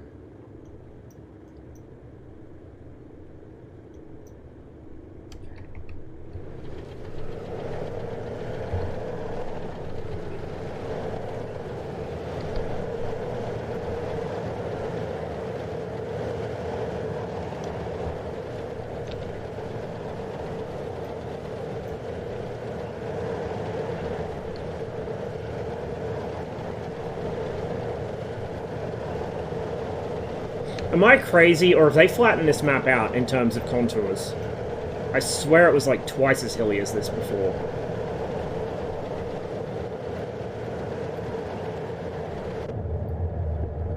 Probably just me imagining things.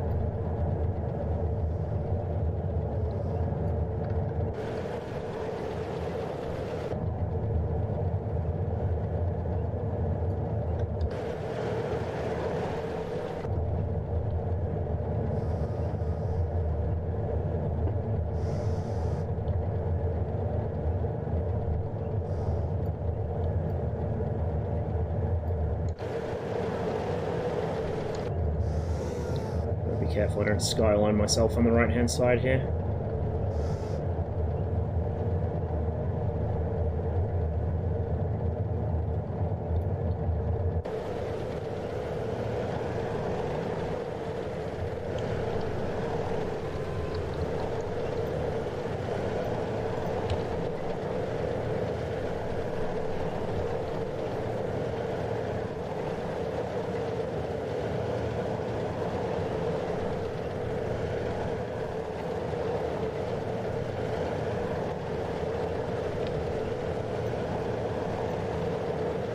Risky to shoot from the top of this hill, so we'll work our way around the back of the peak. If there's any actual reconnaissance here, there is a contact report, but he may have moved. If there's any actual reconnaissance here, we'll kill it, and then we'll probably try and shoot off this side of the hill, so we're screened on our right across this valley.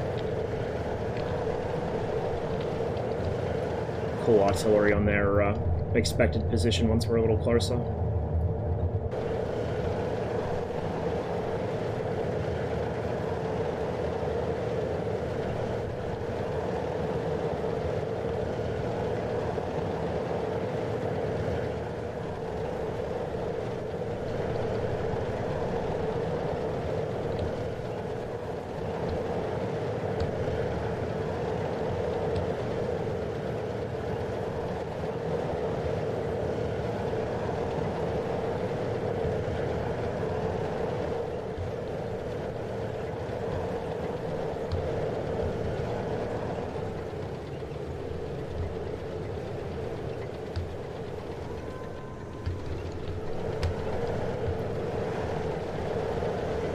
Stay behind these trees.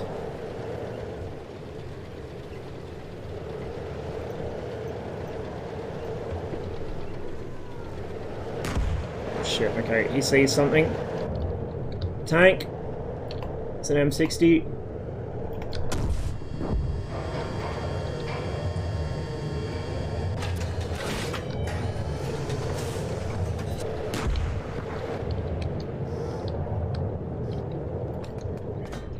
Some 113s.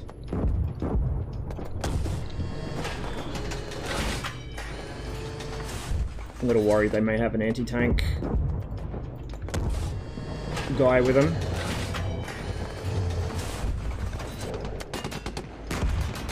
Oh, hello. I was wondering where you got to. Fuck out of here. Is he seriously? No, he's not still up. I was gonna say. How? Now we call artillery since they very clearly know we're here.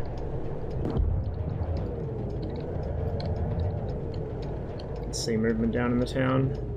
Could be the trucks trying to escape. Oh, yes, it is.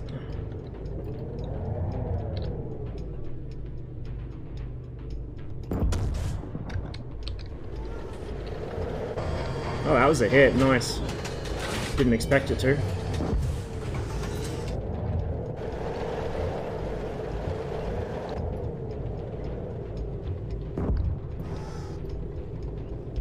There's Another truck moving there.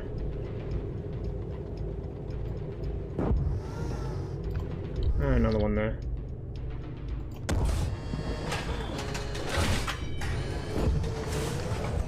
Don't like the fact my guys are firing over my head like that. It's a little iffy.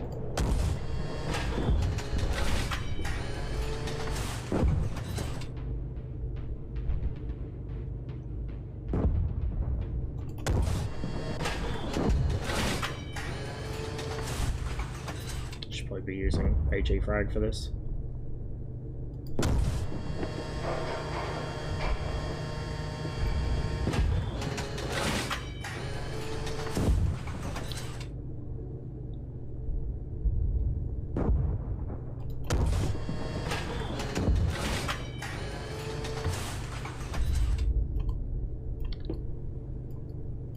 Burning. Put some into him.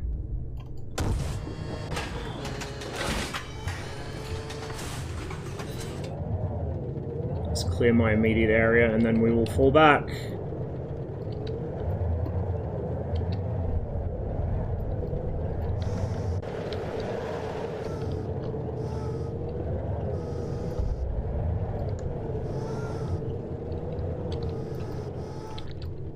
Shit.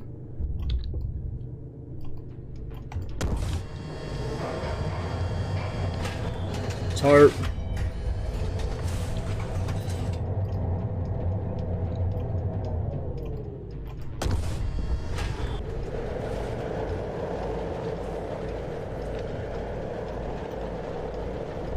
It's like down there somewhere. On that high ground.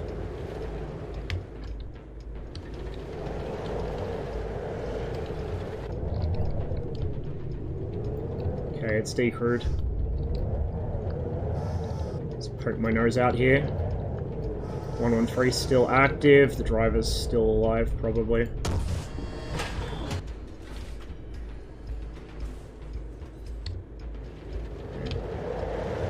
Let's pull back.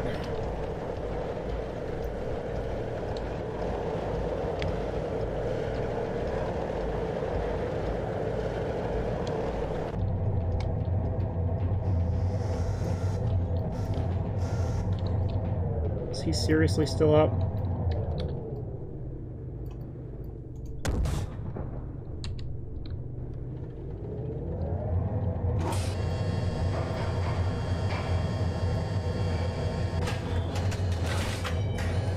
Oh, hello.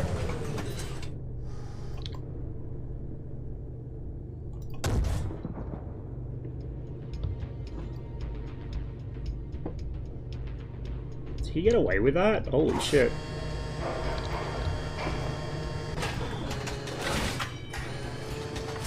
We need to do a restock here in a second.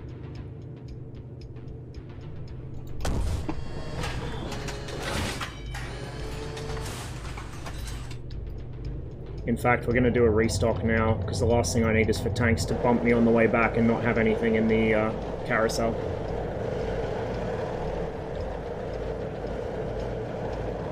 Coax isn't going to be very much good over this distance. Like, it's going to be difficult to hit anything, especially moving. It's not going to have much energy when it arrives. We'll drop artillery in that town again since he's doing donuts down there. Coax is only 7.62. It's mostly for infantry at closer range. And the Dushka's not usable yet. It will be, it just isn't yet.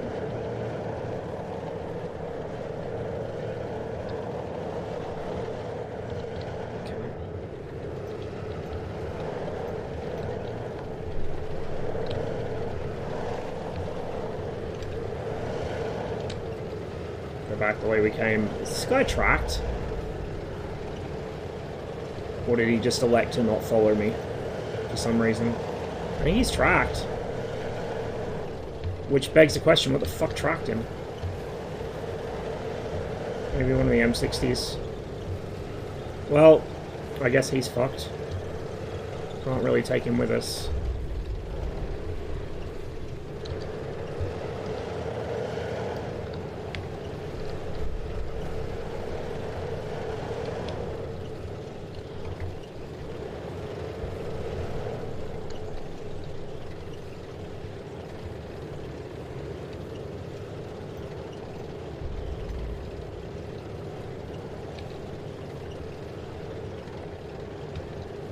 Not sure where the other guy's gone either. Oh, there he is. Right behind me.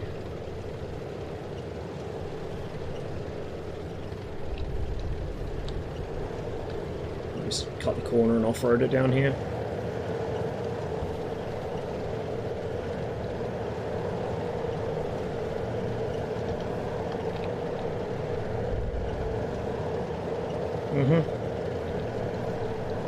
Yep, because unlike certain other games, this isn't going to give you magical track repairs that happen in 10 seconds or however long it is. Be lucky to repair a track in ideal conditions on a nice sunny, warm day with no fucking artillery or incoming fire of any sort in like half an hour. Maybe even that's probably too fast, more like an hour. So, the idea of repairing anything damaged on the tank, realistically, while in combat, it doesn't happen. Just flat out does not happen. You either stay in the tank and fight as a bunker, or you dismount and run. You wouldn't even have a recovery vehicle come up. You'd pull it away after the fighting is done. Most tanks can get by with a couple of the road wheels wrecked. It'll affect their ability to cross things like trenches, or it'll, you know, make them a little more prone to bogging in mud because the weight's not distributed as evenly, but most tanks can move with a couple road wheels missing. The issue is if something actually breaks the track, or if your, you know, driver or idler are screwed up.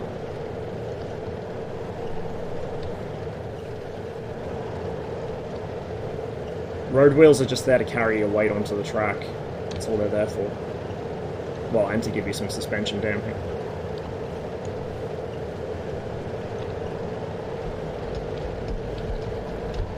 Cool. We got away with that. While we're at it, let's just yeet some artillery on that, on the assumption there's something there.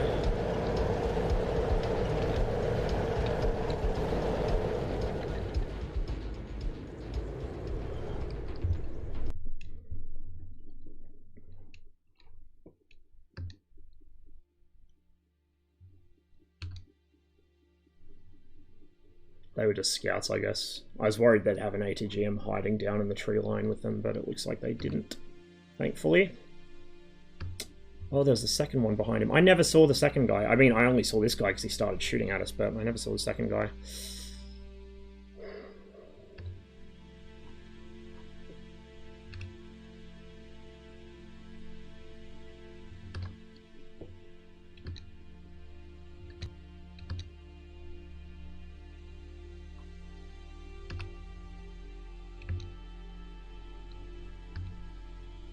This is just going through my shots only. So if we go F6, yeah, there's about double the number of shots if we count the AI. I would like an option in the game settings to turn that off by default.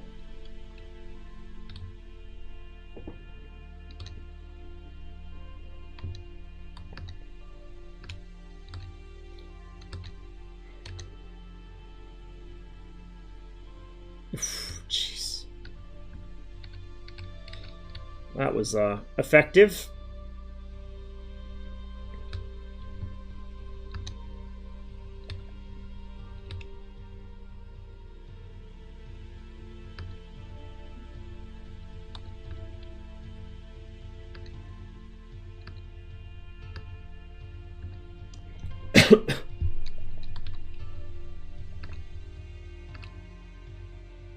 Hear what Rhino did today? No.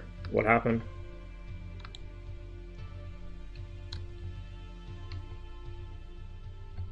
Killed 2 planes, down an engine in the hind? Jesus Christ, what a lunatic. Holy shit, I fucking highlighted it. God damn.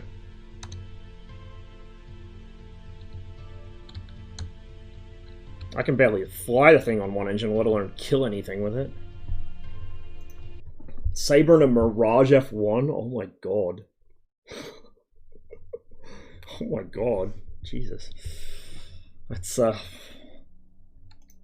gold star material for sure. We'll do a defend position, because he's a fucking T-55. Maybe not. Like, I like the T-55 a lot. It's just painful in the campaign. Especially if Abrams turn up. Spoiling attack leopard. Let's do another spoiling attack. I enjoy these. We're in a 55A, but we're against M60A ones. The Bradleys are going to be scary, but Bradleys are squishy to artillery. Raj came back to spawn camp and got killed again. Oh my god. I love it. I absolutely love it. Ah, this is the one where I get spotted.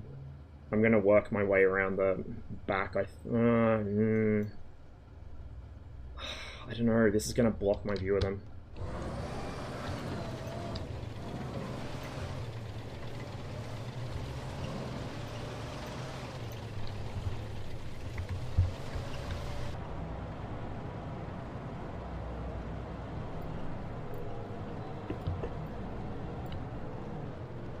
This battle side at 12, because we're going to bump into their scouts before we hit the main force. Speak of the devil!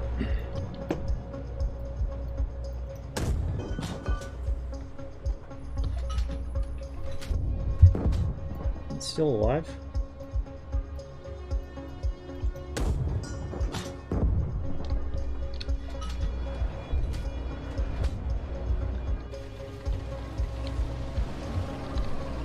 Be careful on this one. I don't want to expose myself too early, which I'm about to do. Stay on the back side of this slope until we've got a better shot. I can see their fucking forming up area down there already.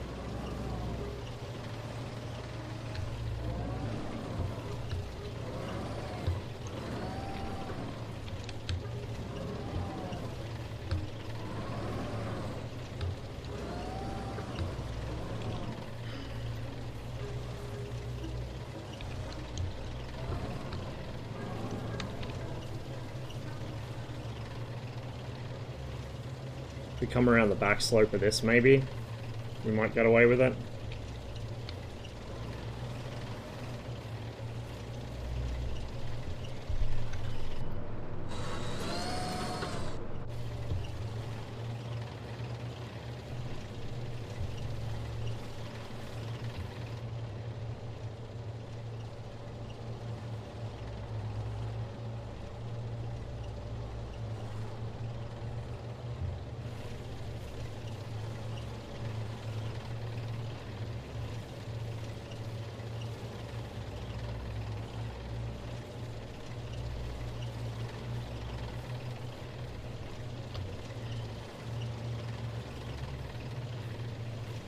It's going to be a long shot.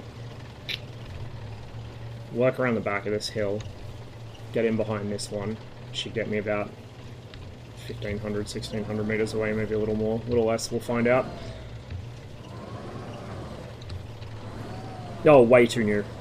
Cut-off date for this at the moment is 1985. If it wasn't in central Germany in 1985, it ain't in the game. They'll add more theaters later, so you could see things like T-90s in the future, but in different theaters. Because there's no point, like, it's not a War Thunder type thing where they just give you a sandbox with a shit ton of tanks and tell you to go kill each other in arena deathmatch. You have actual complete theaters with correct equipment for the theater. And correct terrain. We've been around all the Cold War classics. This, for the East Germans, T-72 in a couple variants, the export ones. The Soviets weren't using T-72s in the area. T-64, T-80, couple variants of 64, and then the 80B.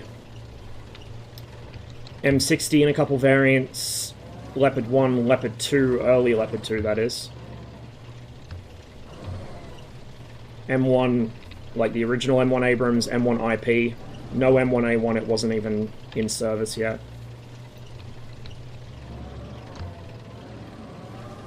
BMP-1, BMP-2, Bradley, the early Bradley, M113, Marder,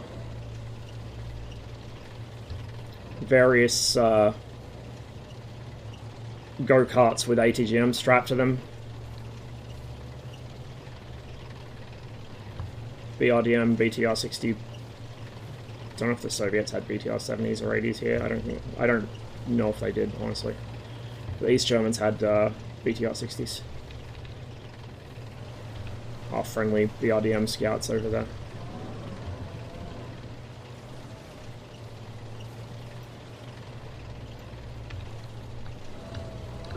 Oh, I'm going to push this guy into the trees, which I don't want to do.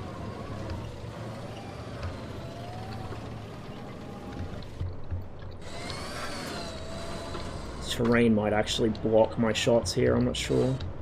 Ground's flatter than the other position I could have fired from, but I got to this position without exposing my flank, which I can't do from the other one.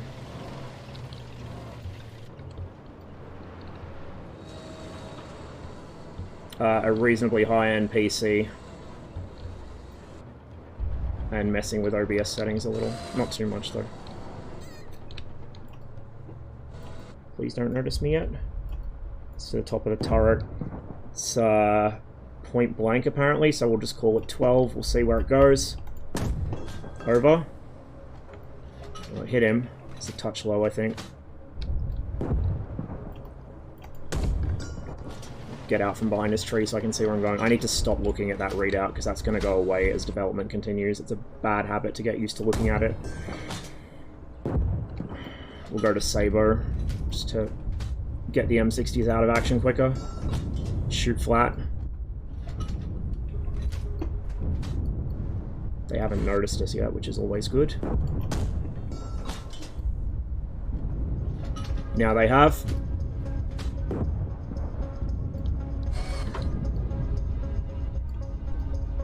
Is that an M60? I think it is.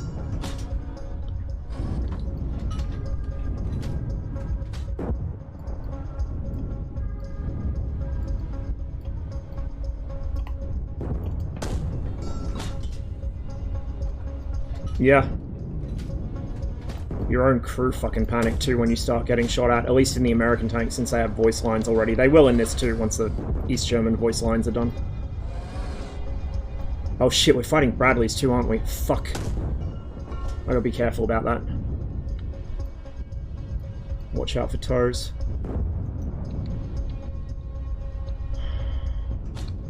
BR-412.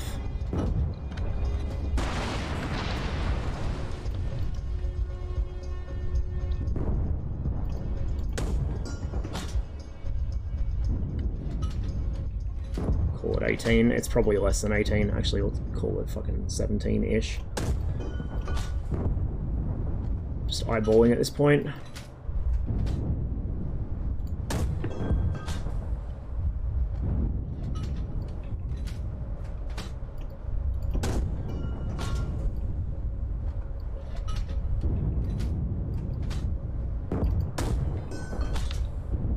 Artillery's still dropping. I can't call a fresh round.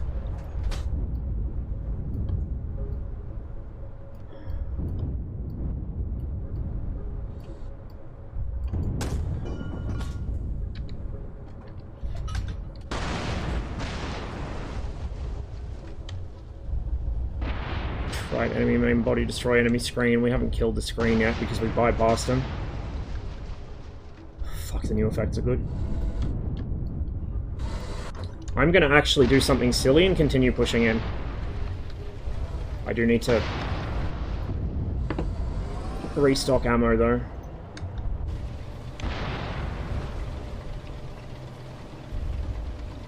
I'm gonna drop artillery.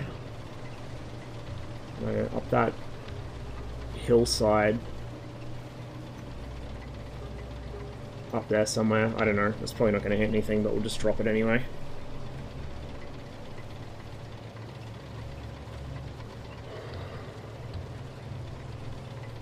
How do you range this thing? Stadiometric markings and guesswork. Bit of both.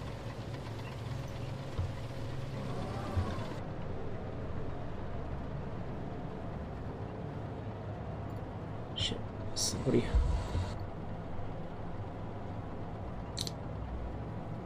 Is he hiding behind a wreck? Oh yes he is. I think. Or was that friendly outgoing?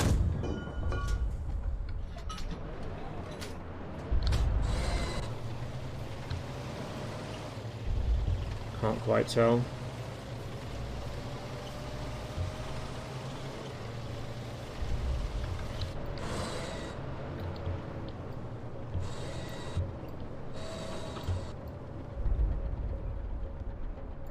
He looks kind of alive to me. It's over.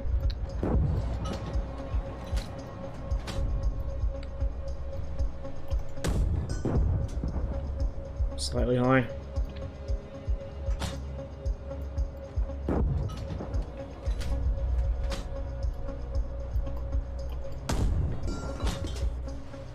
What are they engaging? Sure yet. Oh, hello. Commander sees something. 113.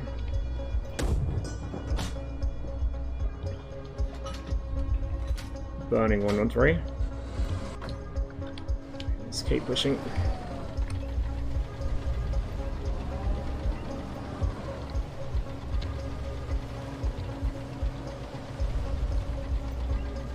Give it another restock.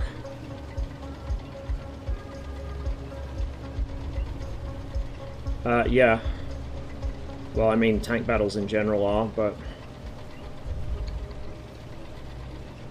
The good thing is we're not fighting any M60A3s or Abrams here. Well, I mean, there are allegedly Bradleys. I haven't seen any yet. Bradleys, it's not implemented yet. Like, the thermals don't see through smoke yet. They should be able to.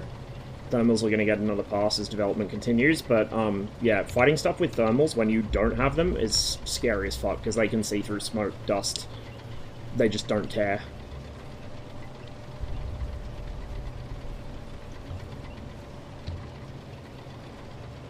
Day or night, doesn't matter. There are limitations on it. But, for the most part, it makes it a lot easier for them to see you while you can't see them. Shit, there's another fucking M60. And I don't have a armor-piercing round up the spout. Let's try and pop him in the face with this. Is that him? No, he's on the right side. Body's engaging him.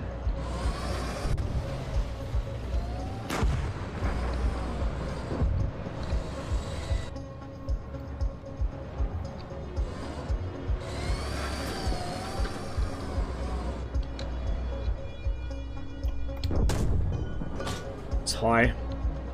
Because we're literally at point blank range here. Also, there's parallax error between the gun and the sight.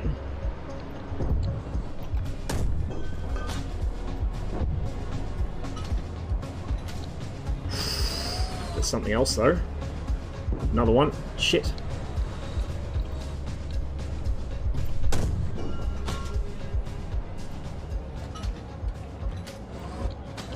And another one.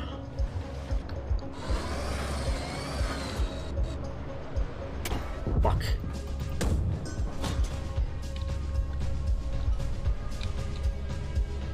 I think this is the first time in a long time I've had a tank lose its power, as in lose its engine, and not brew up from it because I'm so low on ammunition in the hull racks. So we'll grab the new platoon lead, and we'll work with this guy.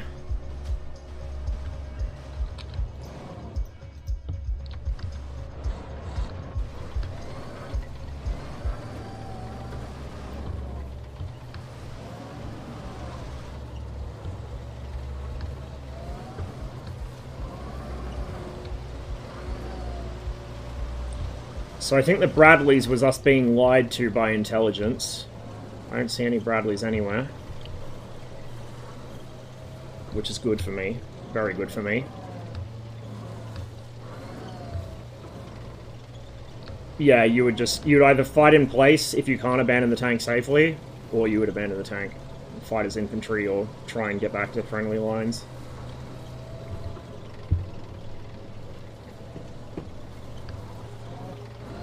Because there's no way to safely recover it under fire. Like, armoured recovery vehicles exist, but they exist to retrieve tanks after a battle's been fought. And be resistant to any, like, lingering threat of artillery or small arms. They're not for going into an actual ongoing tank battle and pulling tanks away. Likewise, you're not going to affect any useful repairs in the amount of time that a typical engagement lasts at all.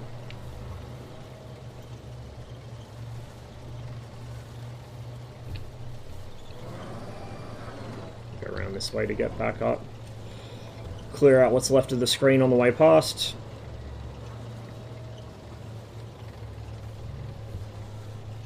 That went a lot better than I expected it to, honestly. Considering we haven't even lost any crew out of that other tank, we just lost the engine. They even bother pick... Absolutely, yes. Absolutely, yes. You don't pick up your tanks, you'll lose the war. The Germans found out the hard way. The Soviets reasoned that they could afford to take more losses on the advance than NATO, or the Germans, depending which war you're talking, could take on the defensive. Because when you're on the defensive, once you lose that ground, you can't recover your shit and repair it. The enemy can recover it instead. But when you lose vehicles on the advance, you can just recover them at your leisure and get them back in service. Part of the reason the Allies had so many fucking more tanks than the Germans is because they would just repair them when they were knocked out. The whole fucking Belton Cooper debacle with death traps. He wrote that book because he only ever saw knocked out Shermans. His job was literally to repair knocked out Shermans and return them to service. So of course he has a fucking biased opinion on the survivability of the tank because he only sees the ones that got, you know, hit and knocked out. And then they went back into service anyway, which the German tanks virtually never did once they were knocked out. I mean, the Germans had enough trouble recovering the fucking things even when they still held the ground that they'd been knocked out on, let alone afterwards. Likewise, the Soviets worked pretty intensively to repair tanks where they could. If the tank's like a total hull loss or it's burnt up or something, you might be able to salvage individual bits of equipment from it, but like if it's been mobility killed, like it's been detracked, or if it's been mission killed, like the gun or the optics or turret drive or something's been knocked out, like it's no longer combat effective, but it's not completely burnt up or just blown to smithereens, you could absolutely repair it.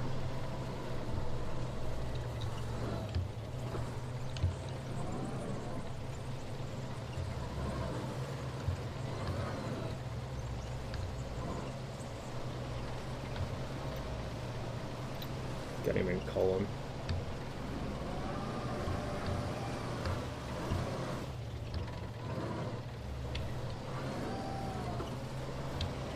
Divert off the road here and come over the hill.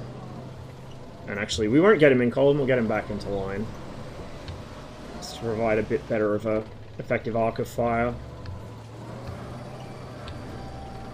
Don't be a bunch of ducks in a row when an enemy has a shot down your column. It's generally not good for you.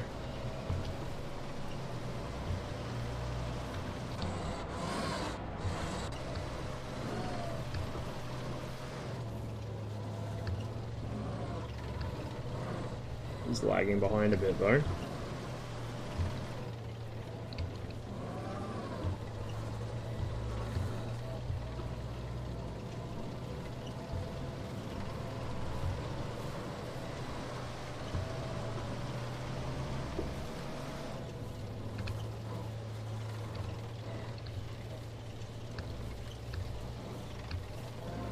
I think after this one we'll do the traditional spectate steel wedge, because it should look amazing with the new effects. And it's, like I've said before, it's probably one of the better hints at what could be to come for some of the pitched engagements in this.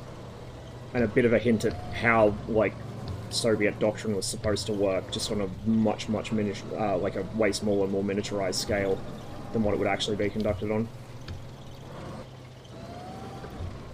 So we'll watch that through, see what the AI does with it, and then maybe play a couple more of the new missions, see if we can get another aircraft sighting. That guy is never where it says he is, interestingly enough. I don't expect the positions to be super accurate, but like he is just never there. Oh hey bud.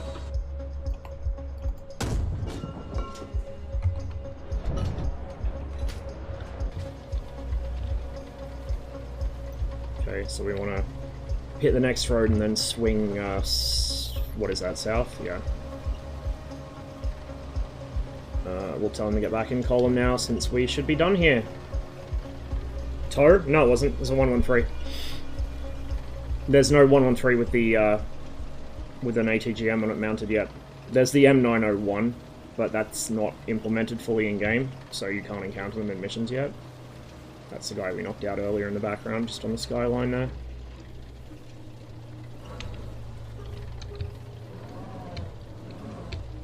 The 50 cal would have opened up on me. If he'd had much longer to react. That was probably my round you saw, like, some of the smoke from my gun. But he was pivoting his turret towards me, so...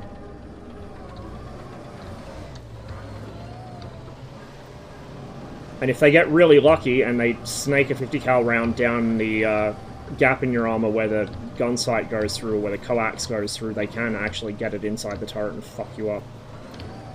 It's very uncommon and unlikely, and the further away you are, the less likely it is, although the AI is kind of cracked at making precision shots. But yeah, like, it can happen, it does happen. I've done it to the AI, I've had the AI do it to me. That will become a quarry in a future iteration on the map. At the moment it's just a very oddly shaped grassy gully.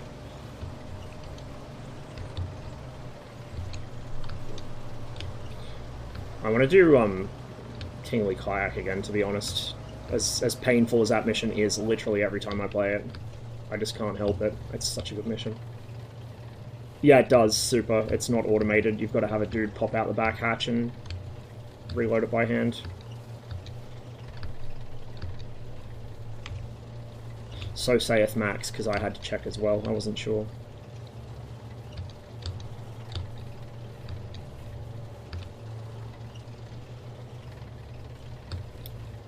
Why are you pulling left all of a sudden?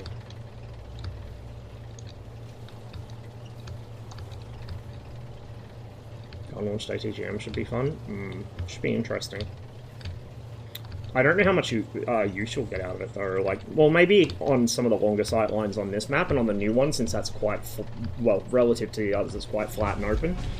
It might see use there, but like on a lot of the maps, you just won't really have the opportunity, I feel. Okay, let's get rid of the filter for player only. We'll leave the artillery filter.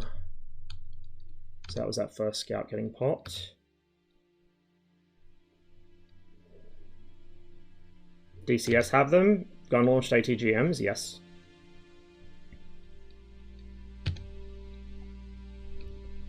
I don't use them that much because they're kind of suboptimal in DCS. The fucked up way combined arms works. You're better off just lobbing HE at shit at long range, which makes no sense, but that's the way it is. Zach uses them a lot, though. You would think so, but if they're hovering, yes. Like, if they're dumb enough to hover, yeah, absolutely. If they're not hovering, which most of them shouldn't be, anyone with a brain shouldn't be, Sabo's the best bet. It won't do much damage unless you get lucky and clip a rotor or the tail boom or something, or get the actual crew. But Sabo flies so flat and so fast, it makes it much easier to hit a helicopter.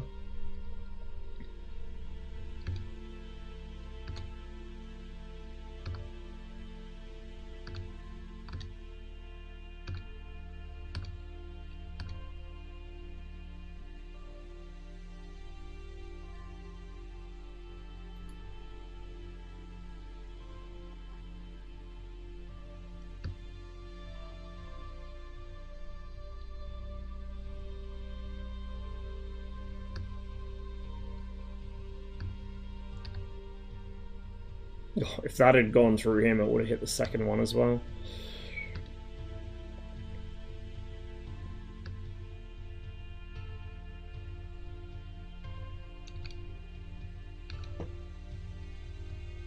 BR412. Gotta love it.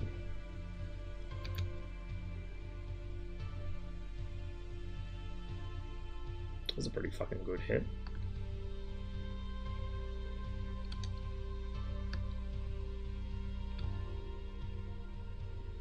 That was me just getting rid of an HE round.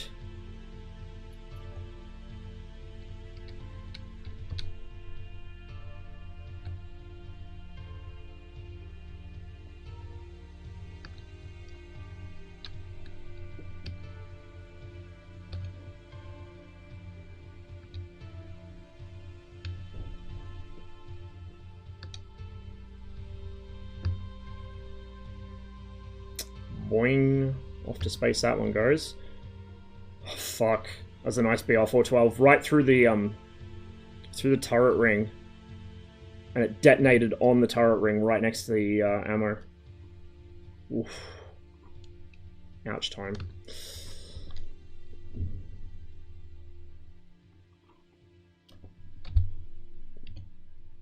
That's an interesting one too, because that's a BR-412 that detonated behind the gun mantlet. And it threw enough spall, it must have detonated right against the armor. That's some of the thickest armor on the tank though, so I'm surprised it did this. Threw enough spall back into the tank to hit the ammo in about 3 different places after like taking off half the loader. BR-412, man. Don't knock it. Okay, that's oh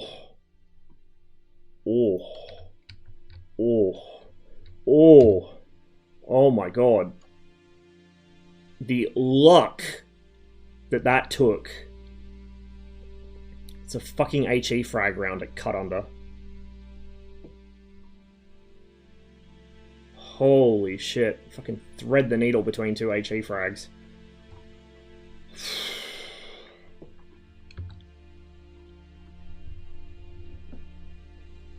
Another good BR-412 shot. Detonated inside the fucking ammo rack.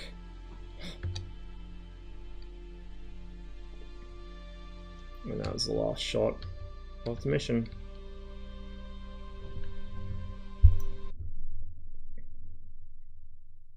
So we'll do Steel Wedge, and we'll spectate what the AI does. We might play it through, actually like play it myself as well, but I want to watch what the AI does. Because it's always cool spectating that one. We'll save this mission. We will, or save this campaign rather. Go back here. The campaign's nowhere near final. It's essentially just a framework to give you randomized or semi-randomized missions at the moment with some sort of progression. The final campaign will look a lot different, be a lot more involved. We'll hop to a 113 at the start, so we're not influencing the outcome of the mission by being in a tank and then not playing it. We'll go to a 113 and then we'll go free cam and see what the T-55s do.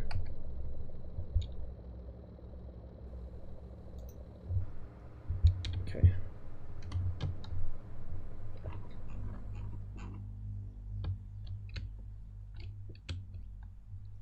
So, what have our packed friends got for us here? 2 platoons BMPs, 2 platoons of tanks. Okay. 3 platoons of tanks and 1 of BMPs. 1 of BMPs seems to be the most optimal setup for them on this mission, but usually it's split half and half, more or less. Okay, so let's go ahead and unpause and see what they do. As soon as they crest that berm with the road crossing it, they will be in line of sight to the M60s. And you'll begin seeing them engaging. Firing from the short halt.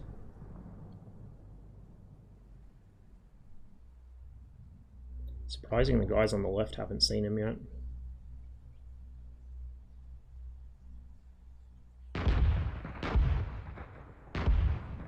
There we go. Now they're awake. Tree pathfinding broke up the left platoon a bit. So it's going to mess with their momentum a little. The MPs are firing Malyukas. Well, 2nd platoon. Oh, there goes one. There goes another.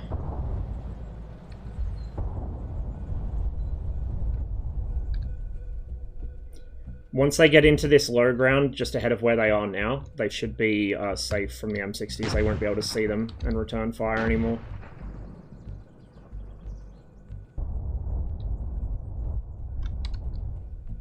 But we're already down a whole platoon of T-55s, essentially. Because that guy's brewing up as well. There's a BMP. Goes another BMP. Actually, no, it was the same one. He must have tanked the first hit. Got lucky with it. 2nd BMP.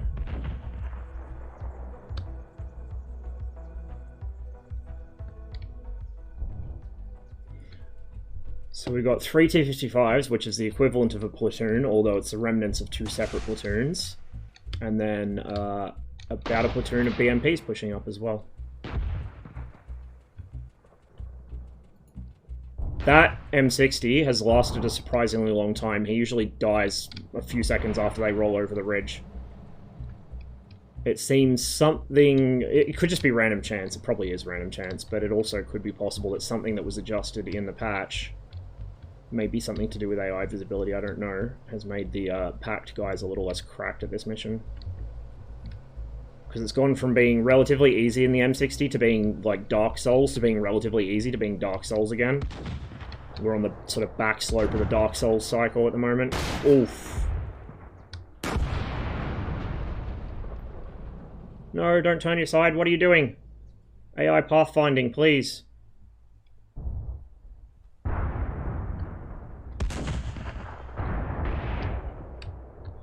So we got a whole platoon of BMPs moving up. There goes that other T-55 down there. He'll move through the low ground and probably roll up on that M60. Oh, yep. BMPs are engaging him too, and getting engaged themselves.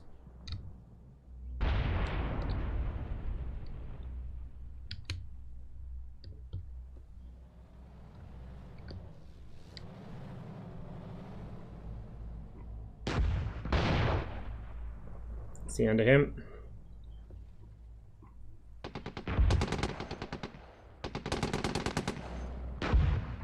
When my M113 gets hit, it's going to jump the camera. So that'll probably happen any moment now as they overrun the town.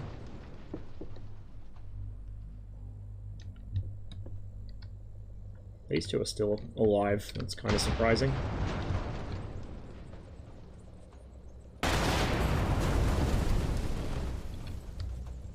That's close artillery hit.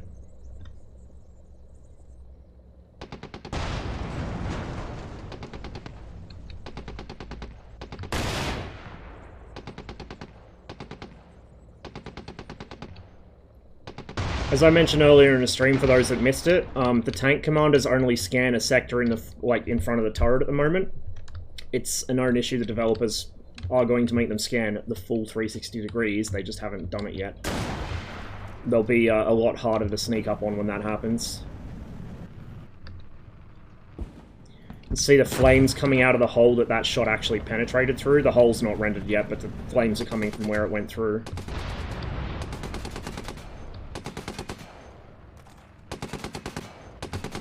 Oof, man just got point blanked.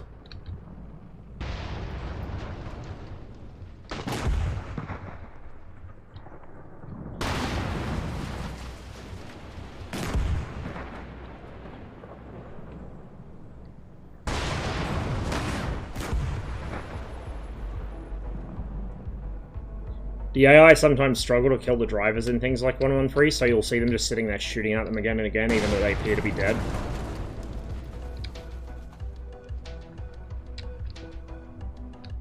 They can't see that other M60. It's behind the building to them.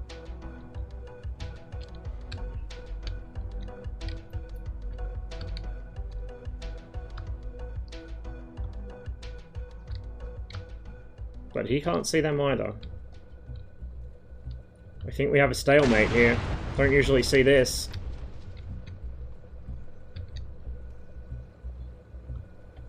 Alright, so let's restart the mission. This time let's actually play it from the American perspective.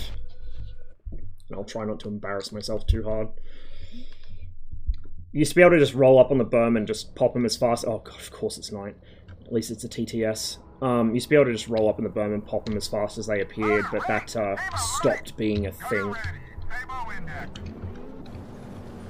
Oh, fuck, it's dark too. I can barely see even with the fucking night vision. It's like moonless. The plus side, they won't be able to see shit either.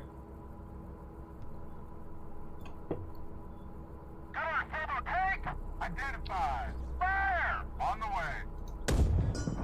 Target! Next target! Guard! Solo tank! Cover! Right! Steady! On!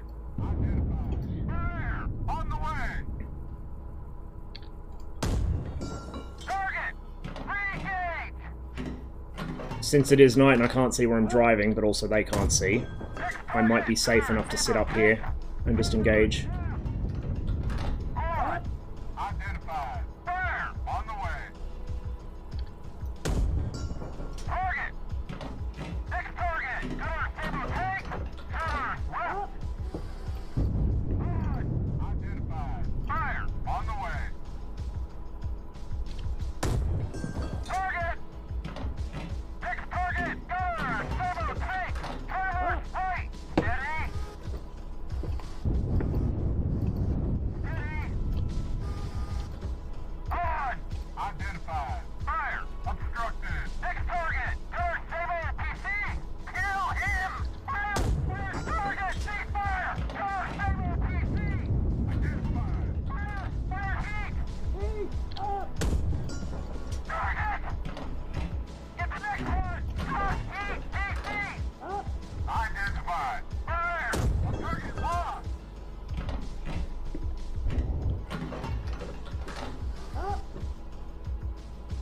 abandoned. Forgetting the M60 is a thing. It's only one of the main battle tanks NATO used during the Cold War. Shit. He's seen me. He's close enough that his night vision actually works. Yeah, I'm aware. Fuck. Gunner's dead.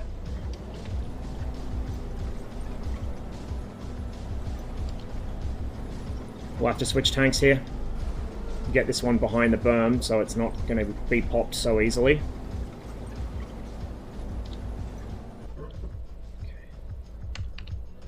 I don't have illumination flares in this mission as the Americans, so I can't leverage that to actually see what I'm doing when maneuvering. Oh, I see where I am.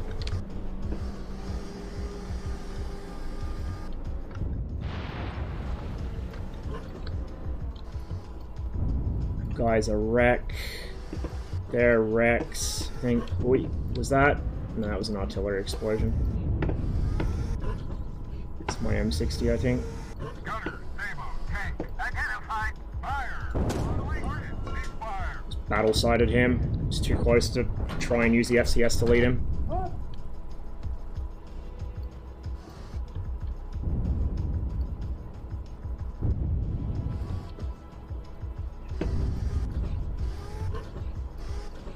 Nice ammo detonation.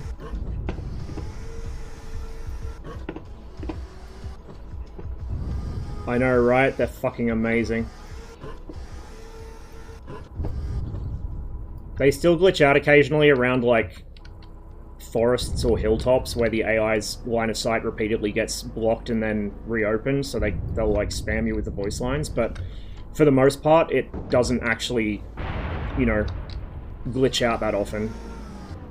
I think there's still some improvements that could be made, probably will be later in development, like, instead of having the commander constantly jump you between targets when you keep losing a target, or like, you know, well, what I'd say is, I'd have the player detect... Did one of them get here already? It's one of their spotlights. I would have the AI detect when the player's not looking, like, looking well away from where the commander's telling them to look, and I just have the player run their own engagement, so I'd have them use the gunner voice lines like, you know, identified tank, whatever, run the engagement from there. Gunner, Sabo, tank. Fuck. Identified, fire. Where? On the way. Oh shit, right there. Lock out, re-engage. Whoa. Whoa.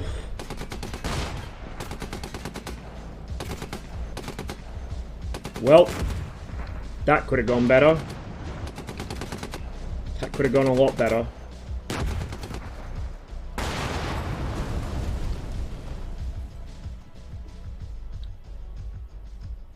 The fucking spooky glow from the fires. Oh.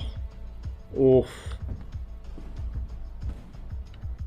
So one of the big features of this patch was an effects overhaul for flames and smoke and dust. And boy, is it good. Used to be able to kind of, if you were good at gunnery, you used to be able to kind of cheese it by just firing really quickly and wiping out a large enemy force before they could really react. But now there's so much crap thrown up in front of the gun whenever you fire that you can't see to make the second follow-up shot. You have to just fucking hope you hit what you were aiming at. And it gets really hard to shoot enemy tanks that are engaging you because you can't see through their muzzle blast. You can only guess roughly where they are, which is how it should be. Thermals will make it a little easier again for the Americans when the thermals get tuned to see through stuff like that, but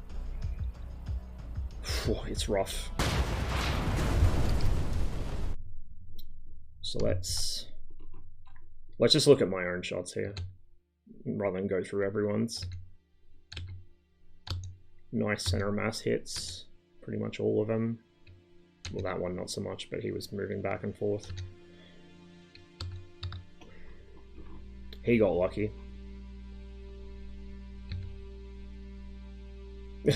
Welcome back, Cotty. Yes, I am still going. Although, not for too much longer. We're not going to do DCS this stream. We'll do it next time, I think. I've been enjoying myself too much playing GHPC. Alright, that's everything from my shots, so... Let's restart and see if we roll daytime, and then we'll do from the packed side, I guess. And then we'll try, like I said, one of the new missions again. Maybe some of the old ones as well. Come on, come on, come on, come on. Loader ready. Table loaded. Gunner ready. Table index.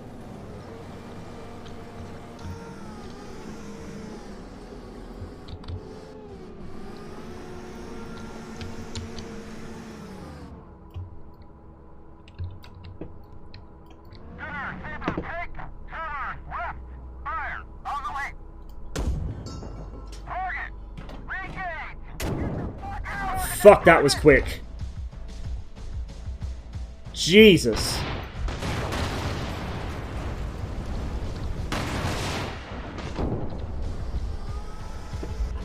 Gunner, stable, tank, traverse left. Identified! Fire! It's obstructed! Next target, gunner, target, ceasefire!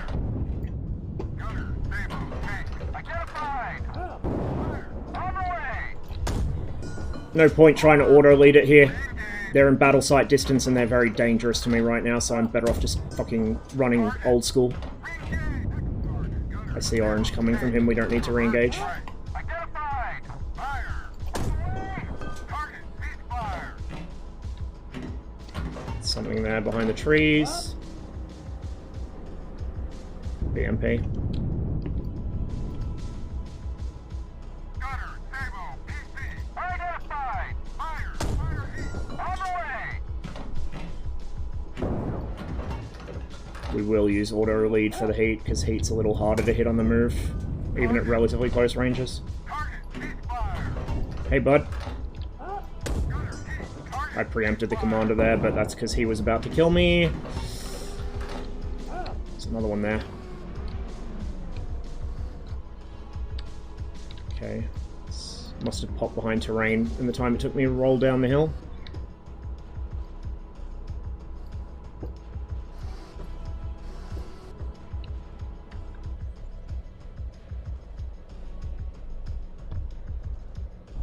Find the big surprise. The one that flies over me. We're gonna see if we can find him again. Fire at one of the new missions and go to the free cam. Fuck, fuck, fuck, fuck, fuck, fuck.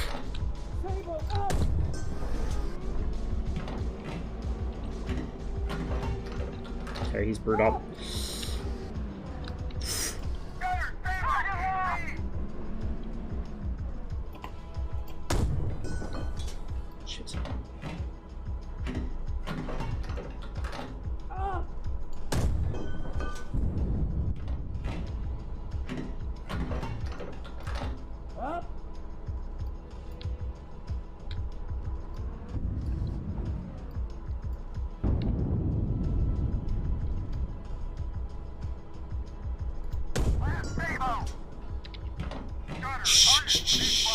Shit. Shit. Fuck. Whiskered.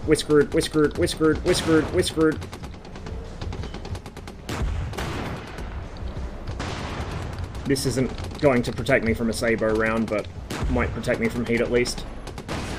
Looks like he got the job done at least. So let's swap to him.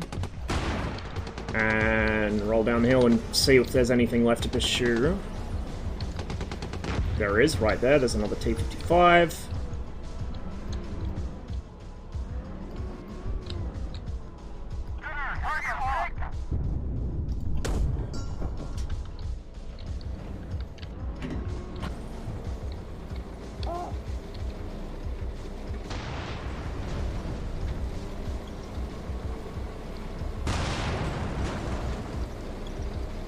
Fucking carnage.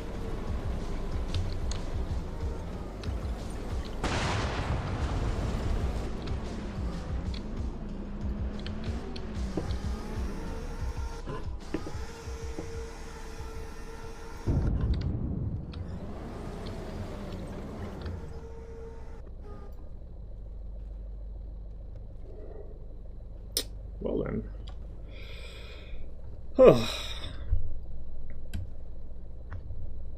Let's play that from the backside. See how we go. Now, I happen to know the distance there at the start as you roll over that berm. I still have T left, Jesus Christ. It's 1200 meters, which is battle site distance in the American tanks, and in the T-55 you just set 1200.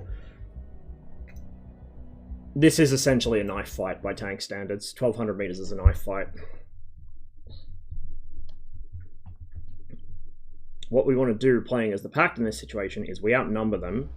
We want to advance in line formation, so we have a big gun line, and we focus fire on any American tank or ATGM or anything else that reveals its position. So we're going to wind this up to 1200 meters. And once we roll over this berm, we're going to do a short halt, take a shot. We're also going to drop artillery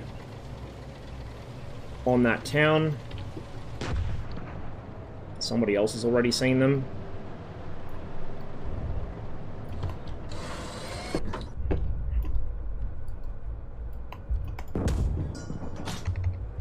It's a little over, I think. Tank on the right's 1200. The one on the left might be a little further. Hello, buddy.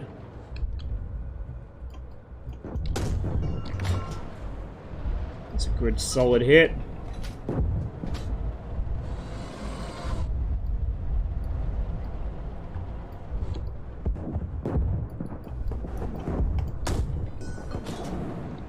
Still a little short. But he's dead. Someone else got him. Is that another M60? No, it's just smoke. That might be artillery smoke. It looks kind of like muzzled dust, but no, it's artillery. Okay, we're good. How are our boys going? Fucking good. I don't know if we've lost anyone yet, he says, jinxing his entire force. Genius over there, ramming the tree, but hey, otherwise, I count my platoon is full, 3 tanks. 3 tanks, that's 2 full platoons. Platoon of BMPs moving with us. It's going pretty swell, except for him. Trees will be destructible in the future. It just hasn't been implemented yet, but it is a known issue. It will be a thing. Though knowing the devs, they will probably also penalize you for willy-nilly ramming into trees at high speed. Trees, like, you can knock over trees in a tank, but you want to be very careful about how you do it, both because there are fragile things on the outside of the tank that the tree might land on, and there are crew members that the tree might land on. So, you've got to be a little cautious about doing it. Set the sight to 600 since we're pretty much point blank now.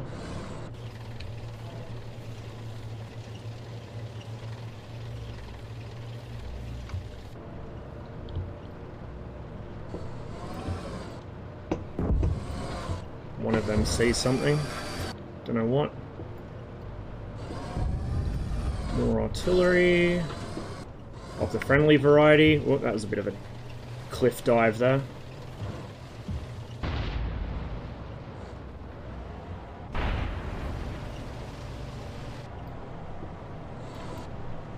T-55 stabilizer is not very good, and the gun and the sight are not independently stabilized. They're both on the same stab. They're coaxial to each other. It makes it a pain to hit stuff on the move. Which is why you typically fire from short halts, although you would want to do that as much as possible anyway. What's that? He sees something. I don't know what. That maybe?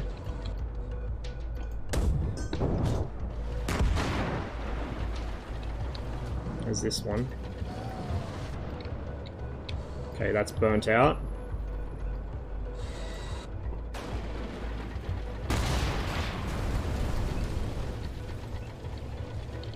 No more M60 hiding up there.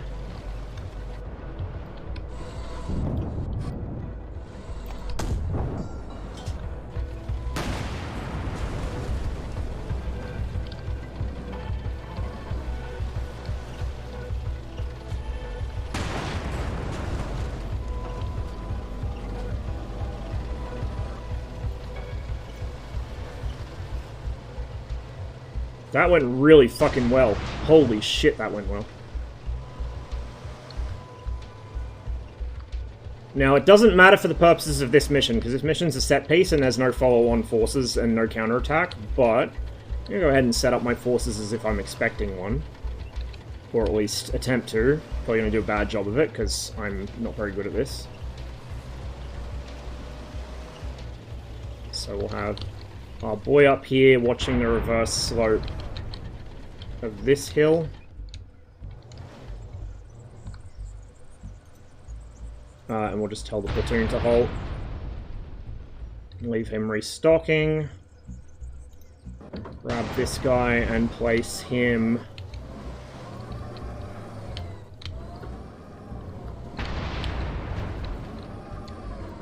here. And grab this guy and place him up this end maybe.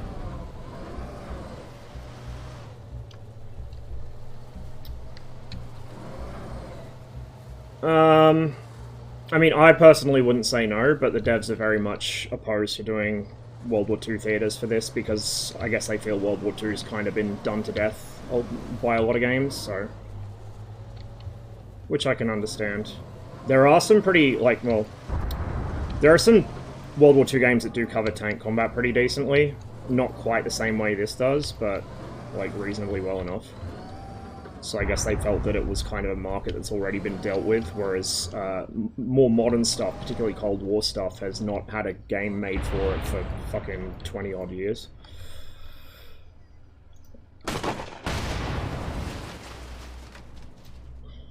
'50s? Yeah. 50s or, like, 60s. Give me T10. Give me M103.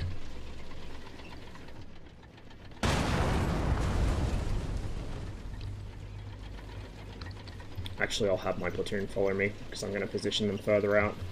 Sound bug's still a thing. When you switch vehicles sometimes, it'll, like, not play engine sounds for some reason. Don't know why. It's an on-again, off-again bug.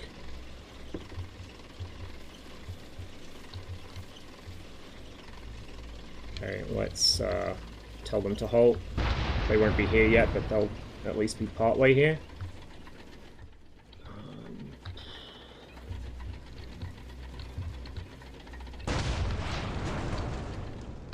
Can I fit through this gap? Just oh, no. No, I can't. Okay, we'll back out of this and find a better gap further down.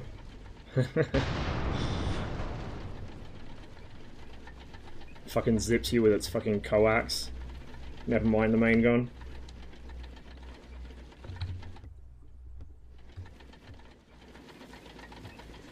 Imagine 122 HE would not do pretty things to a Leopard.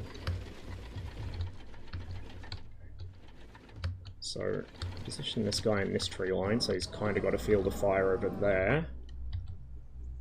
Like I said, this doesn't actually matter at the end of this mission, I'm just doing it for funsies.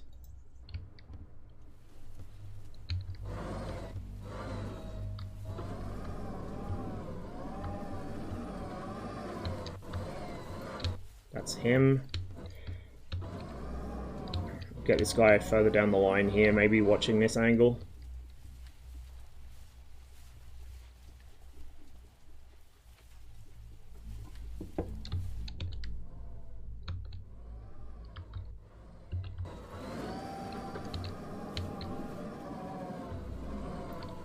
Get his other buddy over here as well, I guess.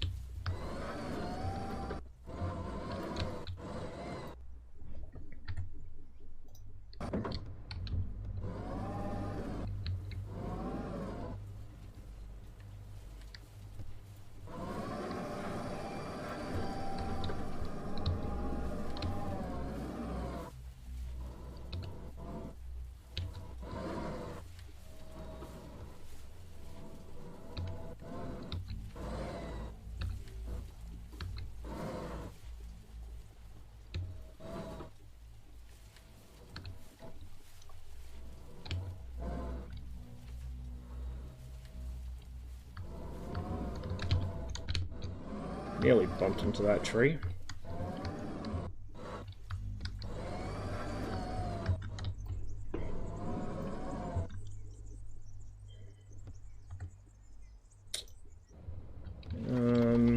should I put the BMPs? I wonder. I guess I just keep them in reserve in the town or something. Have them dump their infantry if the infantry was implemented yet and stay in reserve here. I wonder if he's tracked. If he's just stuck. Whoop, speaking of being stuck, let's just ram a tree.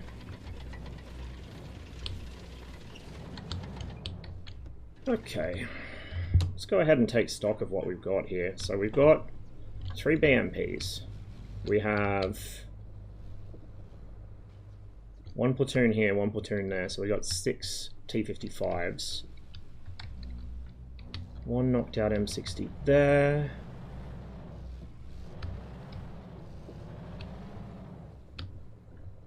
Another one there. This guy up here. So 3 M60s. So it was an understrength platoon of M60s. Did we lose anyone? I don't think we did. Which should, I think, be the second time I've ever run this mission completely clean, playing as packed. Yeah, we didn't lose a single tank. I don't think we even had a single tank take any serious damage. We'll check the after action to confirm that, but it's looking pretty good.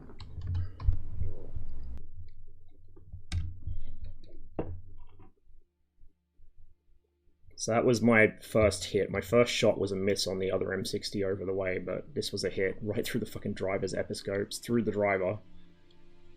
It's pretty effective. So one of the AI kind of winged it off him, but it looks like it got into the ammo and cooked him off anyway. If that didn't, this fucking sure did. That one almost went down his gun barrel. You can tell when this mission's going really well as the East Germans, because you barely get a chance to shoot anything, because everything's just dead before you can identify and fire at it, which is the whole concept, right? You get a gun line of tanks and IFVs so that you have the maximum number of weapons pointed at the enemy, and they can just look for muzzle flashes, ATGM launch signatures, shit like that, and just pound it. And at the same time, you're hitting the enemy with artillery, so he can't see what's going on from smoke and dust. He can't communicate because he can't fucking hear himself think. It's quite effective when it's done well. Like I said, this isn't exact pack doctrine, but it's like almost a kind of a sampler of it, like a downscaled sampler of it, like you get at Costco. You've got these guys converging in a pincer on the last remaining units like this. That shouldn't have done that, but we don't have gun collision for the guns. It's difficult to do without the physics getting fucky and tanks flipping over because they touched something with their gun. So a potential solution might be to make the gun just unable to fire if the barrel's poking through something, to avoid that happening. If that was a Sabre round and the barrel wasn't poking through the wall, he could have easily done that, but heat round should have detonated on the building, either on the way in or on the way out. Nice video taken on Shield 72. They did that on a battalion level, just advance and blaze. Yeah, there's a bunch of clips from Zappa 81 showing something similar as well. Cool. So I don't think we need to restart that one because that went fucking fantastically. I can't improve on perfection, right? So let's try.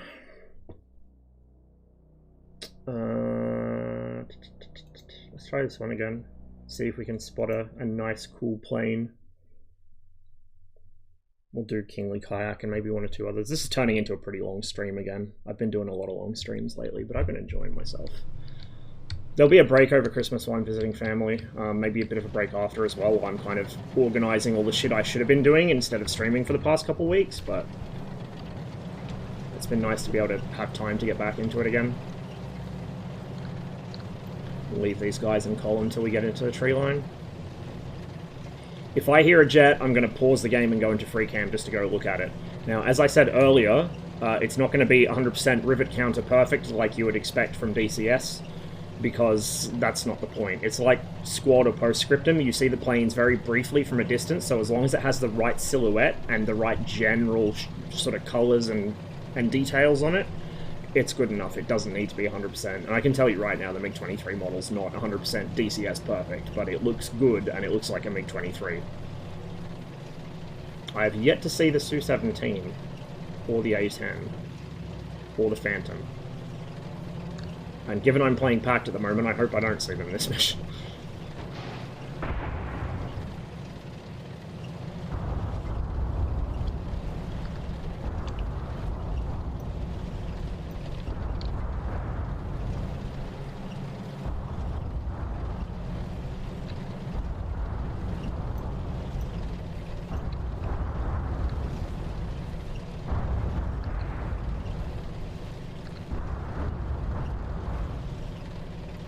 Guys, come on, please. Don't do this to me. I need you online. Fuck me. That was my bad for issuing them a formation command while they were in a tree line. I should have waited until we were all clear of it. There we go.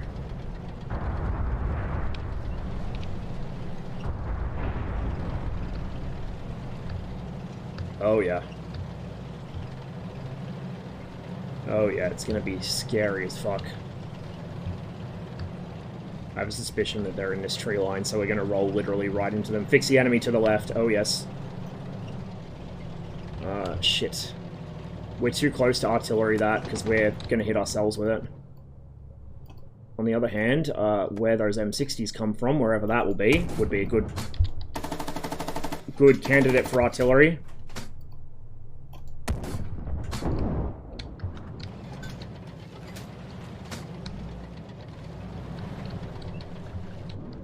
I really do need to shift my cruise control line to something a little more accessible.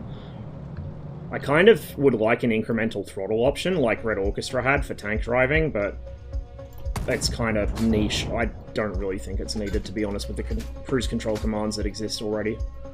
It's just me being a spurg.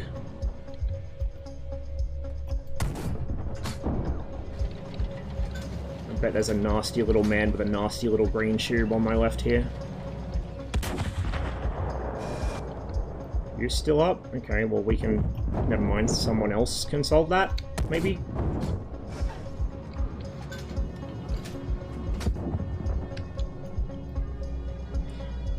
See with the unstabilized gun how much this thing rocks on its suspension whenever it starts or stops moving. It makes it very difficult to get shots off, even from the short halt. This guy on the left hasn't been serviced with a heat round yet, I think. There's the toe next to him. I can see it poking out from behind the nearest 113. It's probably decrewed.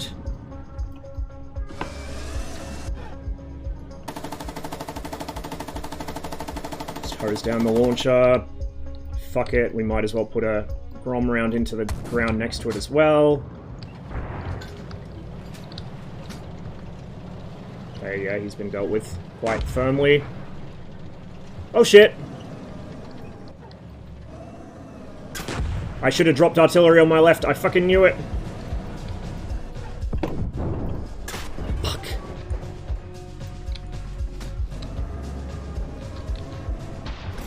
Shit, shit, shit. I wasn't quick enough. Let's go into a BTR, I guess, and just witness what happens next. Us dying, that's what happens next. Let's buy the lone tree up there. I hear... Where are you, my pretty? Where are you, my pretty?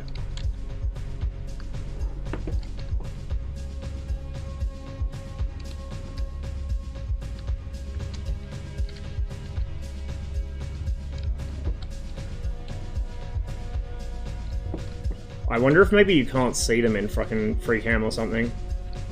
Or if it plays the sound long before they arrive. Yeah, it probably plays the sound before they arrive.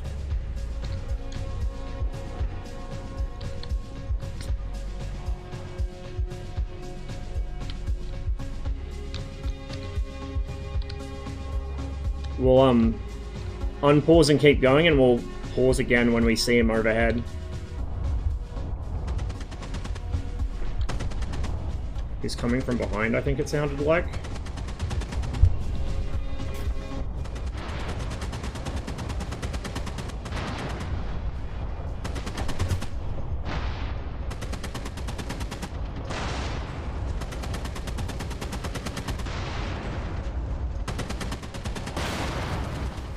There you are. There you are. Oh. Oh, hello, gorgeous. You're right, it is a duck nose. It isn't an ML, it is a duck nose. Holy shit, I didn't realize I had a model done for it already. Well, not complete, obviously, but... I stand corrected, Super. You were right. 23BN. Obviously work in progress, as the markings suggest.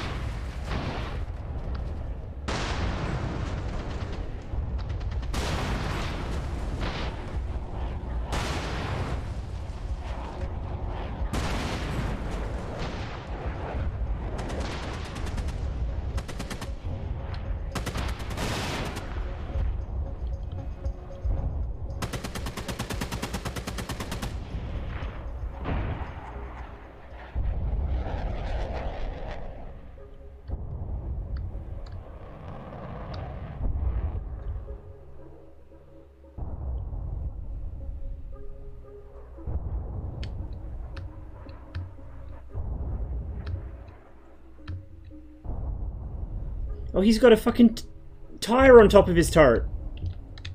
Holy shit. He's wearing a hat. Man's wearing a fucking hat.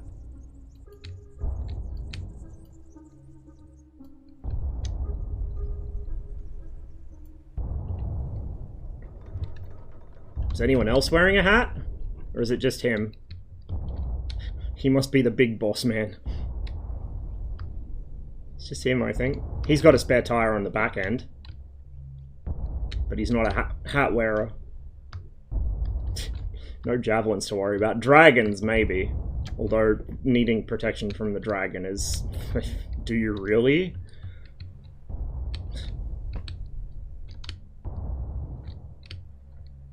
One of the hats, the Alpha BTR? Yeah. And all the others have decided to ram into him because they're all amazing drivers.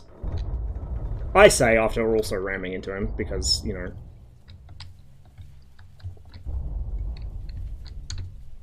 It handles like a bucket of shit, like you probably imagine. It has a massive turning radius. It's really slow to respond to the controls. It's great, I love it. Also, it burns like a fucking funeral pyre. Because it basically is.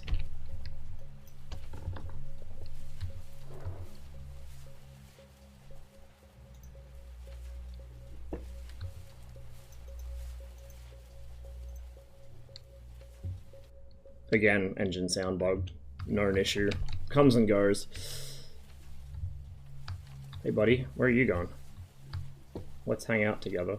Let's be BTR buddies. Oh, Tokyo Drift. On the plus side, it's got a bit wider of a wheelbase, or at least it feels like it's got a wider wheelbase than the BRDM, and it certainly feels less top-heavy. It's probably still top-heavy, but less so. The BRDM's pretty easy to flip if you're a bad driver, which I am. There we go. Hatman's doing sick drifts too! Amazing! He's my new hero.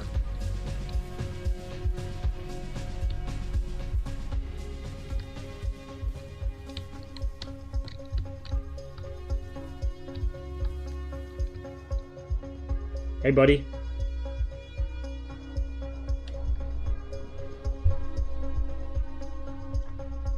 Alright, we don't really need to look at the after action. It's pretty self-evident what happened there.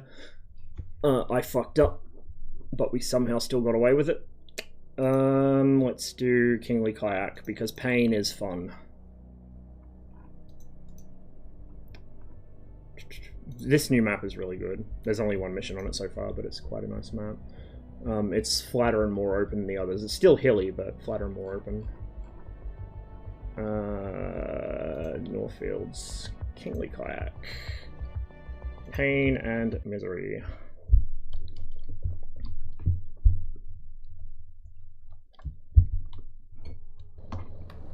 Well, it's daytime, so that makes it marginally less masochistic. Motor ready! Sable loaded! Gunner ready, Sable index. We'll illuminate the reticles because it's kind of... It's not low light, but the sun's low enough in the sky that it makes it kind of hard to see the fine crosshair against a darker background. Gunner, Sable tank! Reverse flat! Identified! Fire! On the way! Target, cease fire! Oh. Oh. Oh. Oh. Oh. Oh boy. Off to a great start. Good thing I am slightly better at guesstimating range than he is. News, felon ass might finally be starting to feel like his decisions have consequences. Fucking good. They won't have enough consequences, naturally, because he's, unless he fucking rats out the rest of the, visitors to the, funny island and gets Epsteined, nothing serious is really going to happen to him, but...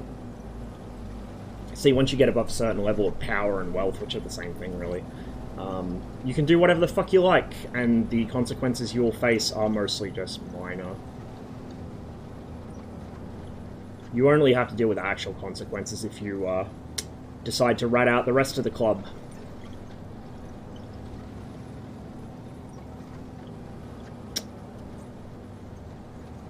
Every time I actually stop to take a look around and appreciate the environment, it looks better. I don't even think they've changed much of the environment, to be honest, over the last patch, at least in this map. But it just, I don't know, somehow it looks better.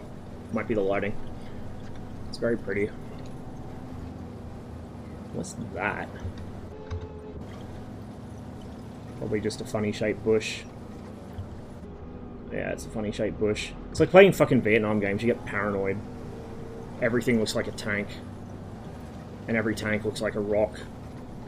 I'm gonna take our time on this one. Actually, we should probably not take too much time because I don't want the attack to go in while I'm still sitting with my pants around my fucking ankles back here.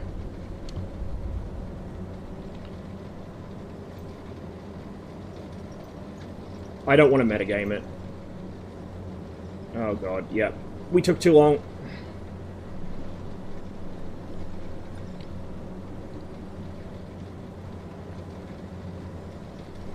We fucked around too long, and now we are going to find out.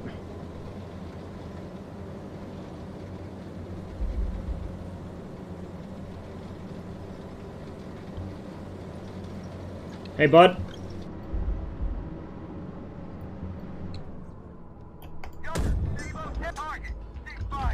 Preempted the command on that because I did not want to die. He already saw me and was swinging his turret my way, so fuck him. Problem is now my right flank as I pass through here, and then we got the shit down in the field, which is already engaging us. It's about 1,800 at a guess. Good guess.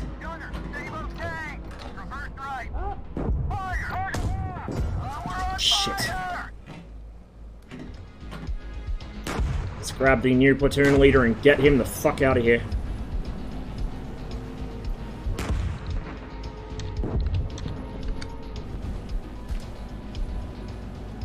Oh shit.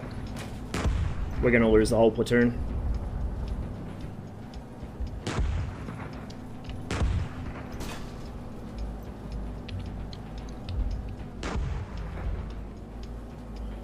This mission fucking humbles everybody. I need to move quicker.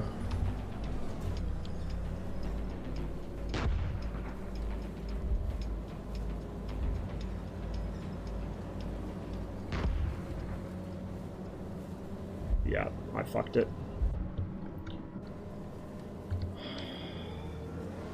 We got anything to fall back with? A single tank.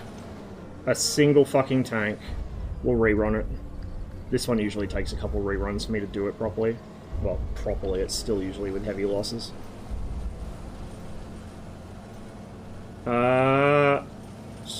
Fall back to your start position. It doesn't have my start position listed, which is interesting. Wonder if it's supposed to. Or if it just assumes that you'll exit the mission as soon as you get your force destroyed and you won't do that. Identified.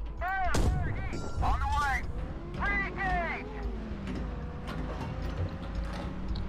Fuck. Re-engage.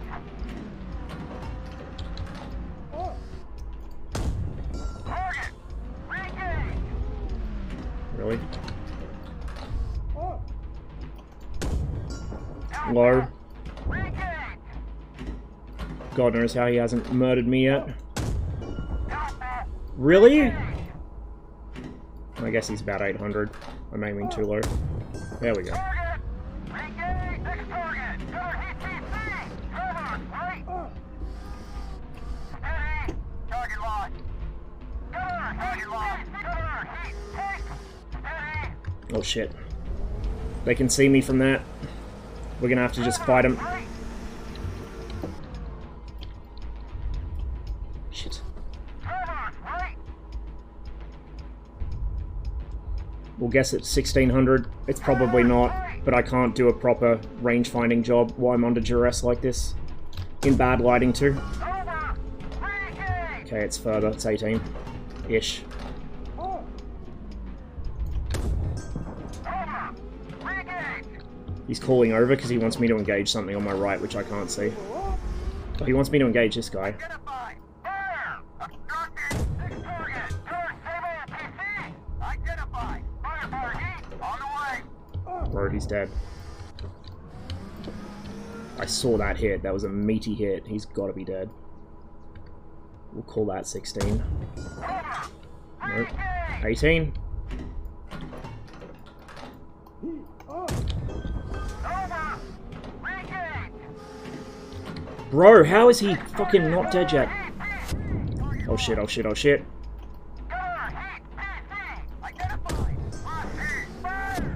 On the way. Fuck, fuck, fuck, fuck, fuck. Ceasefire. Fuck, fuck, fuck. Where did that come from? That was a fucking Malyutka. Heat. Take. Cover. Left. See it through a bush. Steady. On. Identified. Fire stable. Obstructing. Target. Re-engage.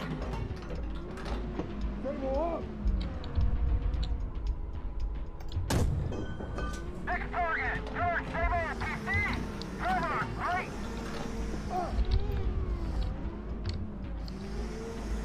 Cover. Right. Hold on. Cover. Right. Oh shit, all the way over there. Bro, how am I gonna see that? Fire. On the way.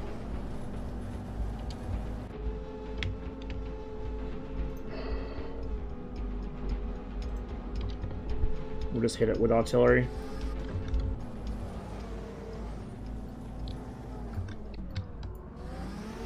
Got anything else we can poach from up here, or is that it? I don't want to expose myself to... Yeah, I know, he's over there. I don't want to expose myself too hard.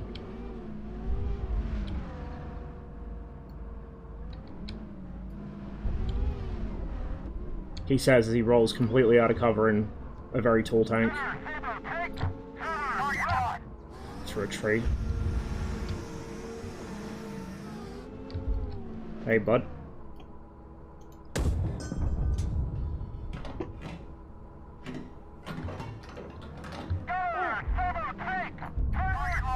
Right there.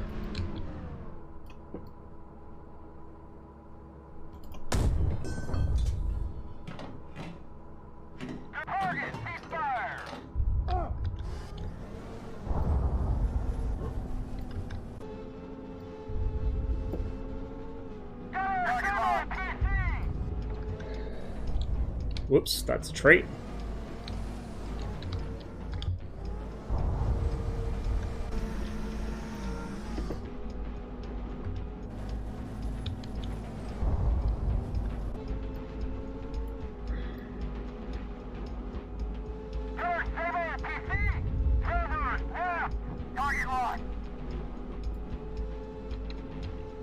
We'll just get away from it.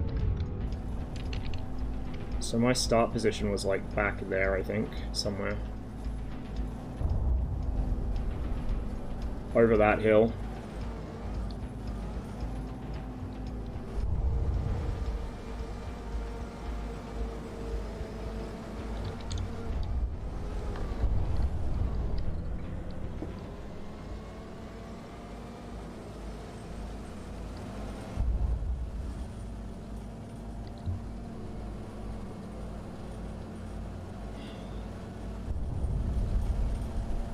Oh, they also changed the markings on these to black instead of white, which is apparently the color they should be, and also will be a bit more visible on different color schemes when they're not implemented, but re-implemented, because they originally had MERDC camera.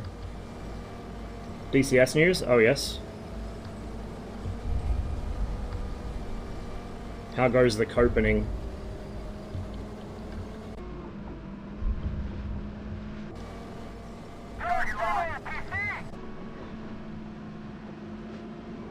I'm not going to be able to make a shot through that. I can't see what he's telling me about.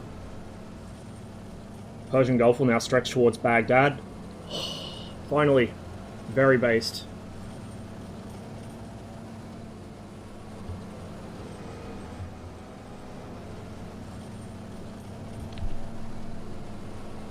We'll just consider this our start position, or close enough to it, I think.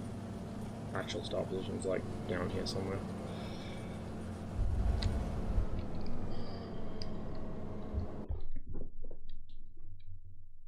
This is just my shots. Let's do everyone's. Oh, there's a lot, because the T-72s would have been engaging these guys and failing to kill them with Sabo.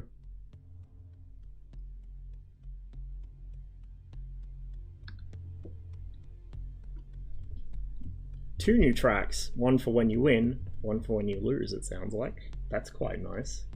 Global map just a week away. Yeah, I know, right?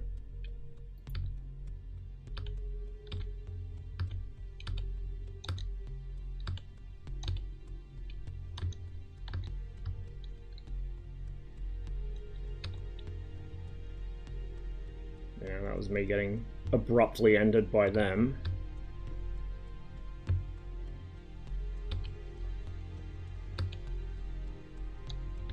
Then he got immobilized immediately. He got skull fucked.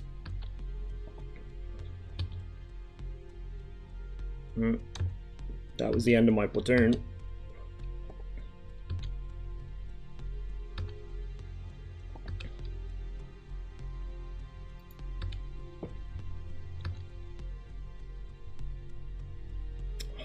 I'm lucky I still had a functional gun. Look where it hit. It's a Malyutka. Another one hit just next to it as well. So I actually tanked 2 Malyukas right there. Yikes, didn't even realize. Which happens a lot, especially in the M60 because you're so fucking tall. You don't realize that you can be seen over the top of a hill. Little fucking mini turrets poking out on the cupola. You just get domed. Which is my main issue when I play this through, actually, is I'm trying to peek and poke over a hill with the T-55s, and they can see me coming because my fucking cupola's so tall, they just shoot through that. And lucky fragments go down to my ammo. I'll watch it now be nighttime. This at nighttime is, like, absolute suffering. No! Oh my god, the game's going easy on me today.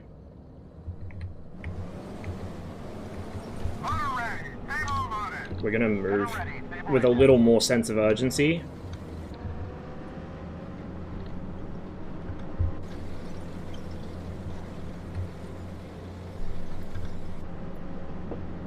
Hey, bud. Gunner, Sabo tag! Identified! Fire! On the way! Re-engage. Target! Cease fire! We probably knocked his gun out with that first hit, otherwise I would have been dead. Again.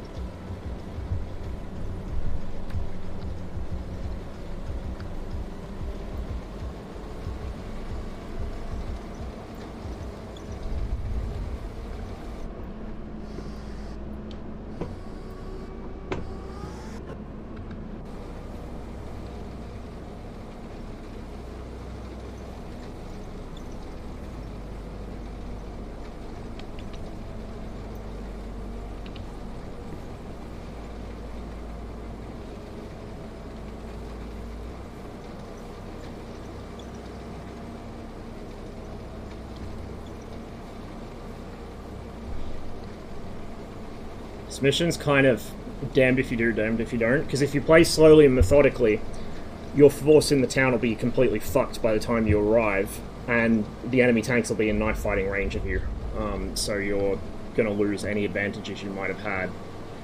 On the other hand, if you rush, like I'm doing now, to try and get in position so you can pre-range the tanks before they roll over the crest and start popping them at longer range before they see you, you risk getting dunked on the ingress and still getting hit by them anyway. Fuck.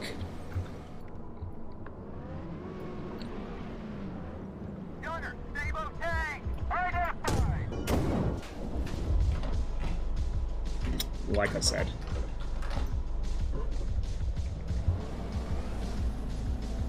I would like the ability to designate another tank in my platoon as the platoon leader, because with a dead gunner, he's basically, like, I can't do anything with him. Leadership-wise, anyway. Oh, fuck me, they're already rolling across the hill. And we got guys on the left. Oh, this is about as bad as it gets. Identified! Fire! On the way! Evacuate! Fuck. There's no way that was 2400. Like, it's really hard to do this fucking coincidence range finding under stress.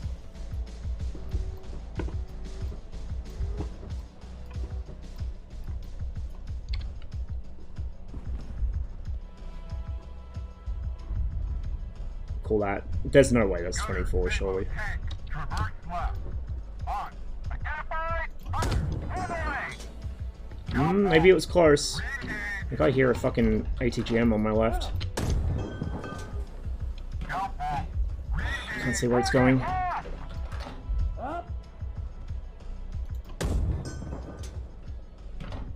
It's short, I think. Maybe I had it right the first time. I did have it right the first time. Fuck me. Never second guess yourself.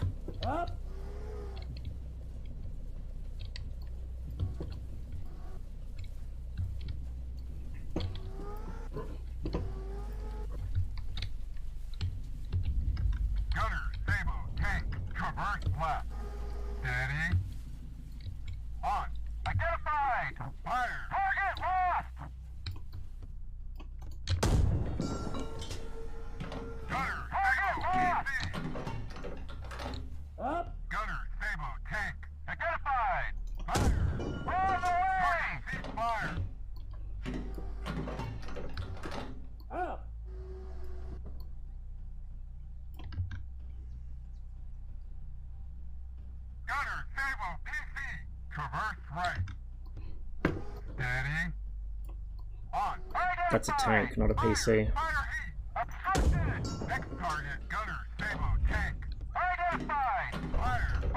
Probably one behind the ridge near that.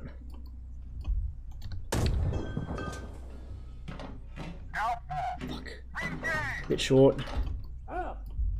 Correct ranging matters a lot with heat. With Sabo, you can be a bit more lax about it.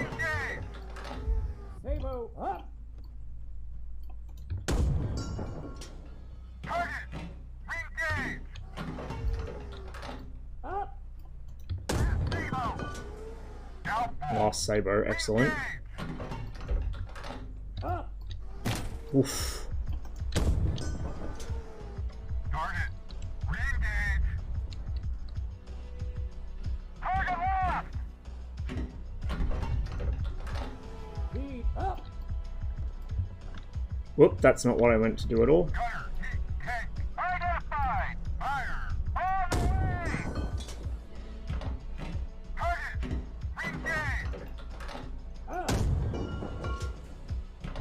Target, cease fire. Hey. I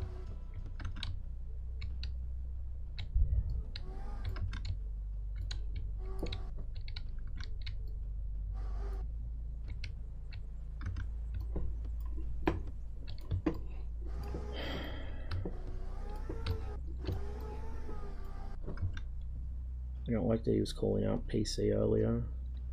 Means he's either spotted one on my flank somewhere, which he doesn't see at the moment, probably down there. Or maybe he was calling one as it rolled behind the hill. What's that? Bush. battle site, or the auxiliary site rather, and we'll set battle site range. Like 90% sure I saw a tracer come from this direction, so there's probably one, at least one behind this hill. Problem is to hit him. A, I gotta expose myself by rolling over the top of the hill. B, I've gotta expose myself on my left to these guys if there's any still down there, which there probably is. Are you dead?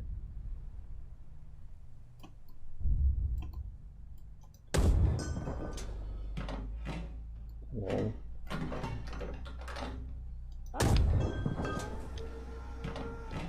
Short.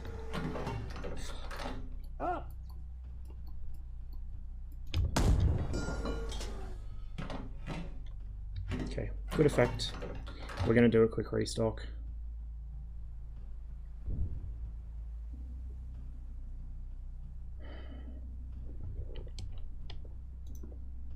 Just drop artillery here, kind of between them and the town. They're probably already basically in the town.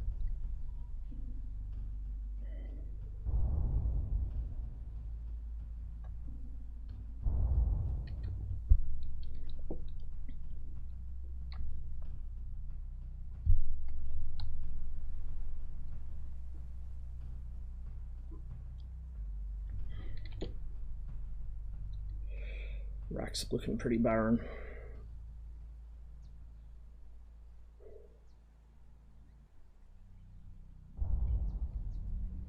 We'll let him put this in the ready rack and then we'll keep going.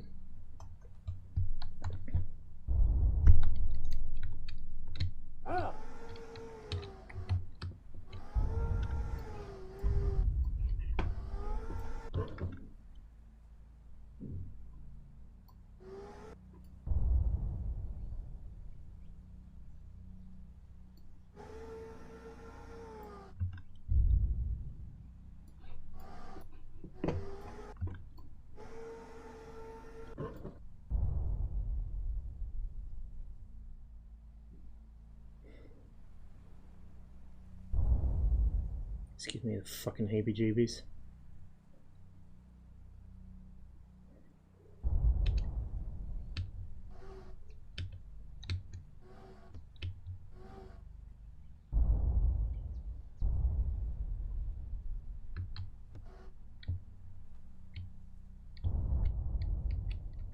Are we clear up here?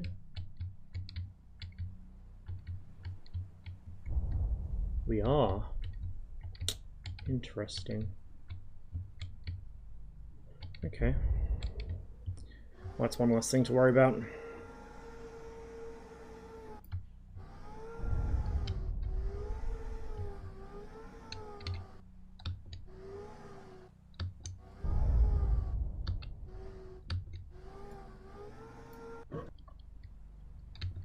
We are set to battle site, which is 1200, so I'm just going to use the auxiliary site and fucking go by eye at this point. Futzing around with the rangefinder takes too long, especially for close-in stuff, which I'm going to have here over the top of this hill. Better off just eyeballing. Watch my right side and make sure I'm not exposed to anything still caught out in the field, like if one of them got tracked or something.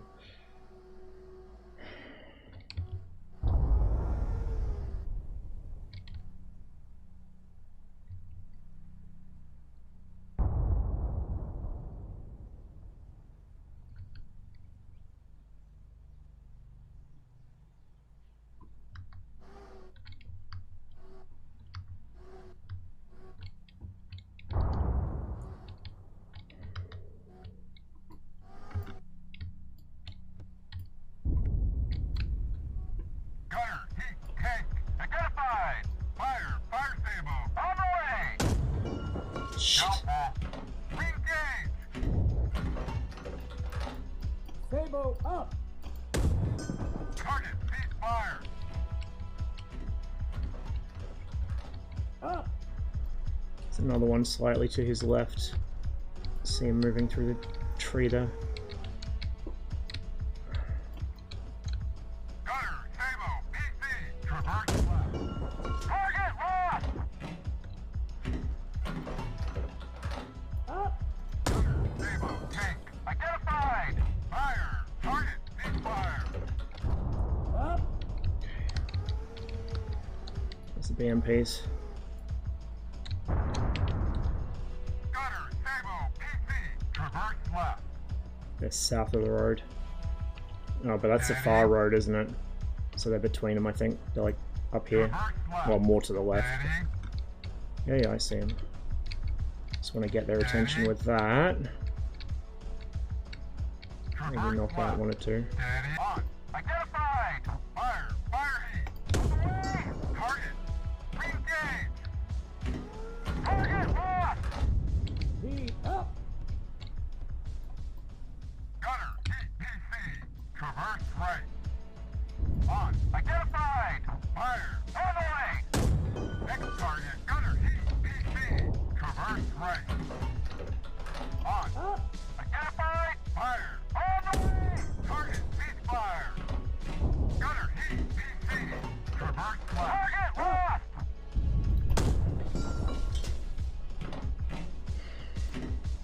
Gunner, GHPC. Identified. Last heat. Fire. On the way. I need to stop looking at that. Bad habit. It's gonna fuck me over when they remove it.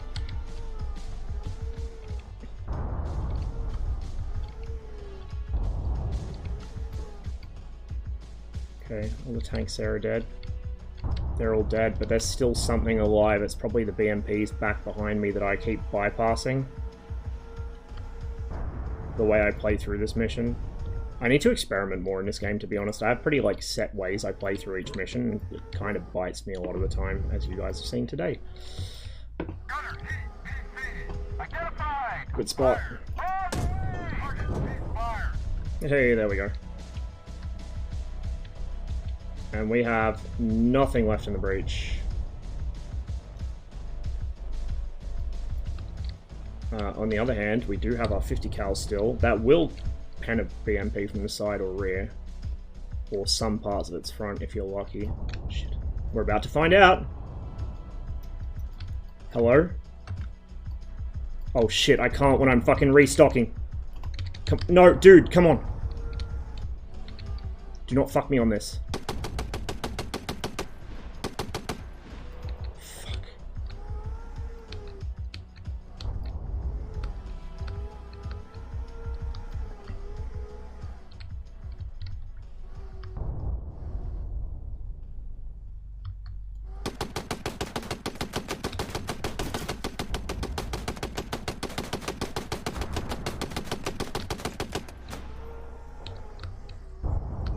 Come back here. I'm not done with you, boy.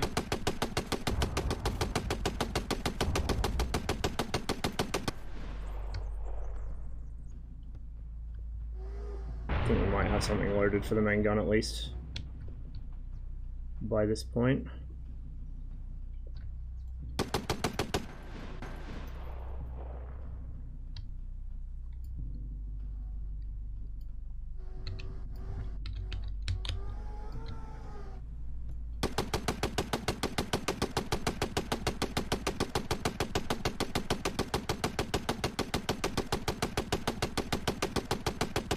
I like how the 50 cal impacts look pretty meaty.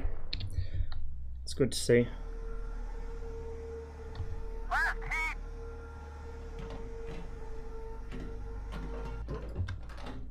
Sabo up! Gunner, Sabo, PC. Identified. Fire. Fire target. Ceasefire. There you go. I think we had a single tank left. No, we got the guy that lost his gunner. So he's still just tooling around up here without anything to do.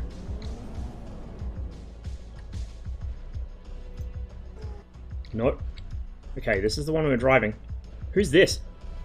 We had a whole other tank. What? When did this happen? Okay, well I didn't need to be so fucking stressed out for the whole mission then. So we've succeeded at Kingly Kayak. Eventually. Let's do something else.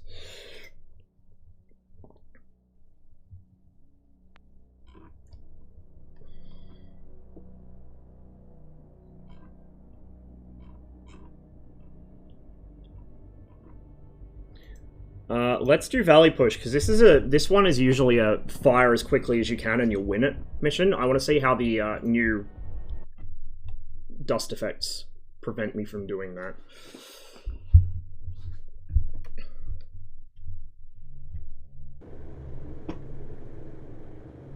Noticed a slight hang when I load into a mission. It could just be because I've been running the game for so long.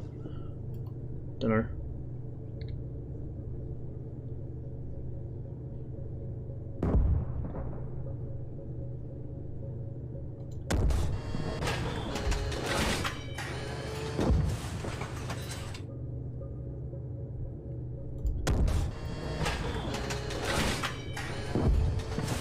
I can barely see.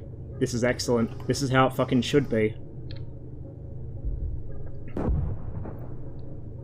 for this guy, because at least I've got a clearer view of him.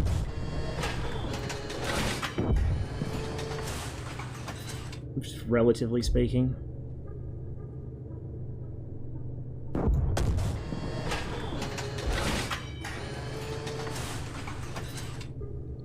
Still active.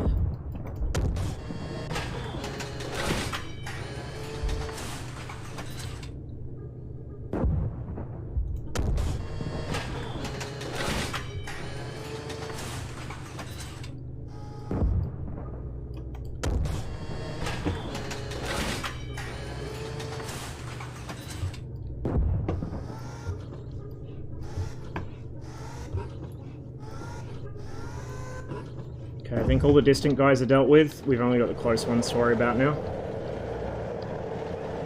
Which is what he's firing at. We didn't lose him for once. Usually he gets popped in the opening shots.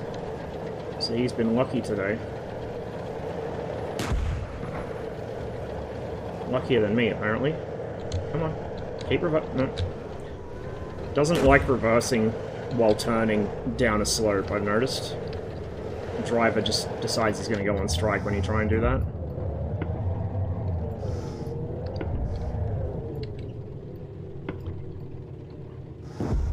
There you are.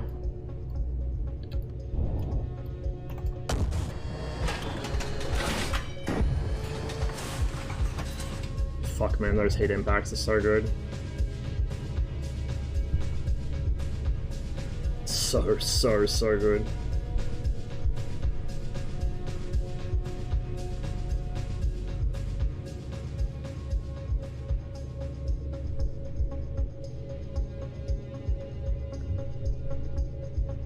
Let's do another mission. I can't stop playing it.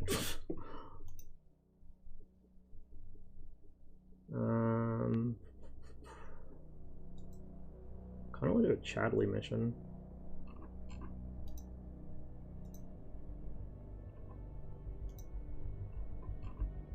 Claustrophobia right now. Oh, that would be oof. This is gonna be rough. Let's do it. It's gonna be fucking terrifying.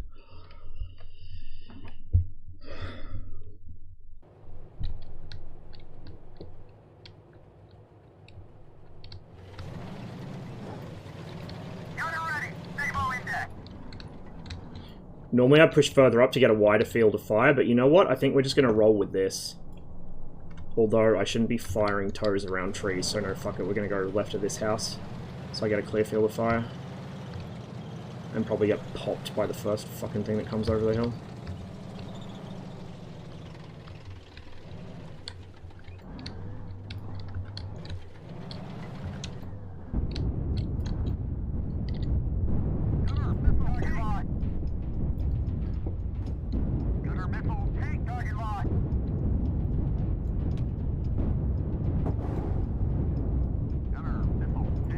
Can't see what I'm fucking doing.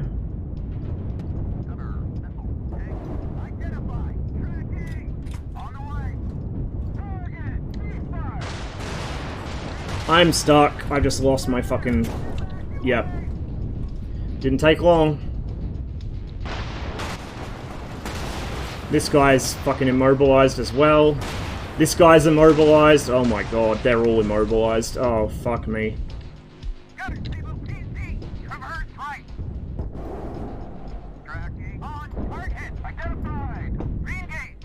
For the tanks first. Oh, that's a wreck. Whatever, we'll just keep guiding it.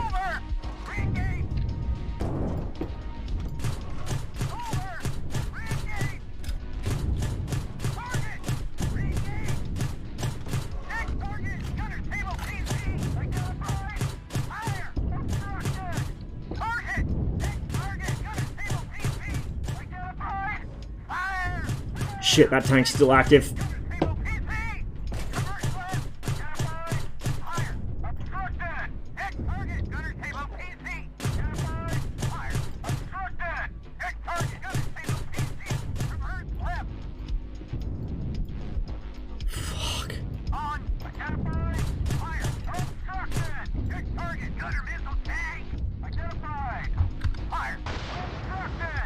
That building's gonna block the tow.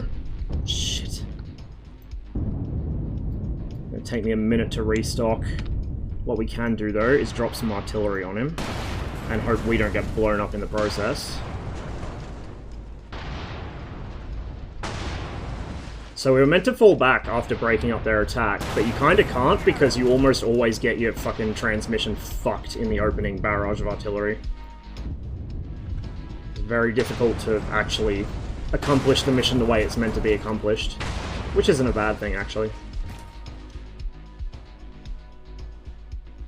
If I had a bit more clearance on that shed, I'd put the tow around it, but you can see, like, from how much it's blocking my sight, the tow is probably going to hit the wall. And even if it wouldn't hit it, in real life it'd probably short the cables. I'm working on it. We probably have too much angle for this to be effective with AP. We might get him through the gun sight if we're lucky. Oh, really? Whoa! We did it, Reddit!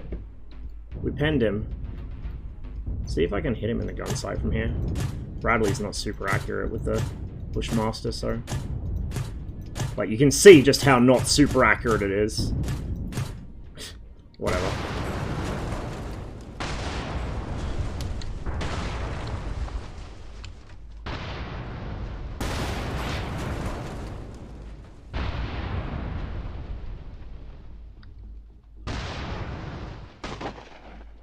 I can't see the stream preview, so I don't know if this is dropping frames like it used to when I'd panned around the aftermath of this mission, but on my end it's nice and smooth. And it looks fucking excellent.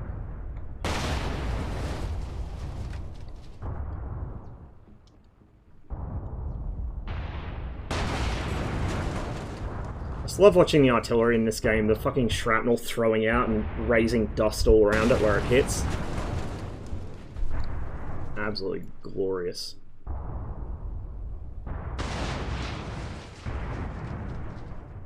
Alright. Let's do another mission. I'm just going to keep going until I get sick of this, I think. We're going to at least have a 12-hour stream today, it looks like. But that's fine.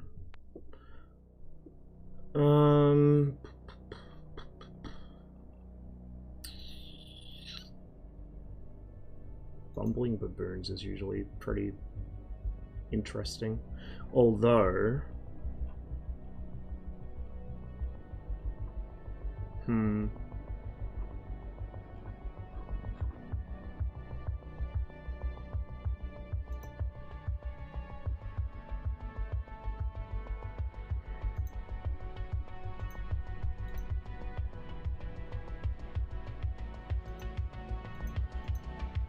Might do some more Bradley stuff.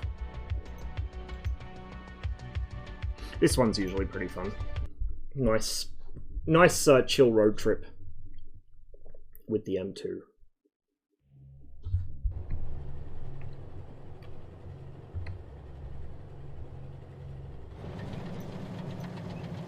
Gunner ready. Stable index.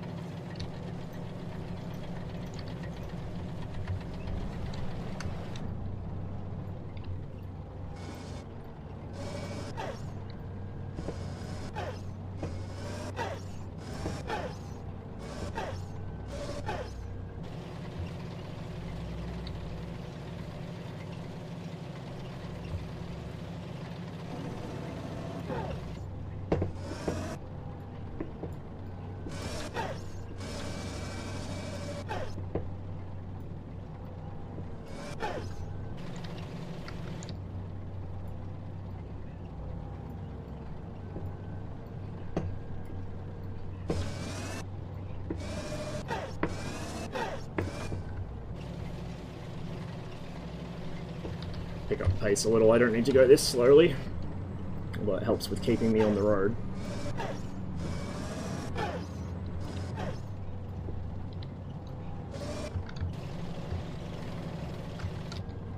So as usual, Gunner table PC, traverse left.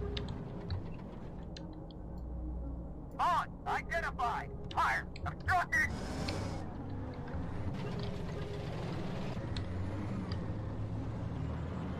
Target lost. it's behind that slight rise in the terrain. I'm gonna have to get closer to see it. So, as usual, I'm using the thermals to scan for hotspots, and then when I see a hotspot or something gets called out, I switch to the day sight on high mag to check out what it is and engage it. It's a good system. Traverse right. On, identified. Fire, obstructed.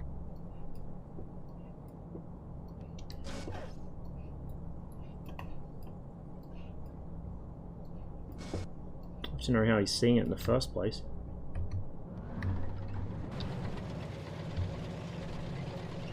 Target lost.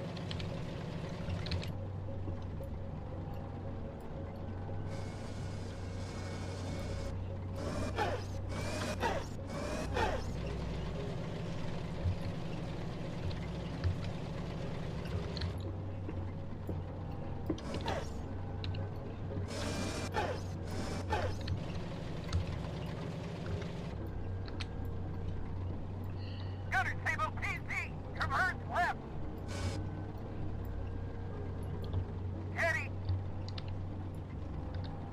Where? traverse right.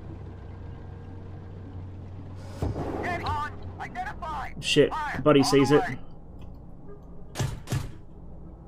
Downfall, re-engage. Target.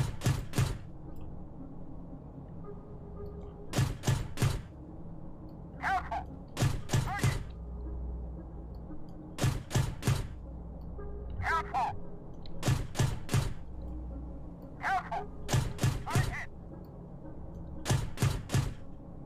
Downfall. Fuck it.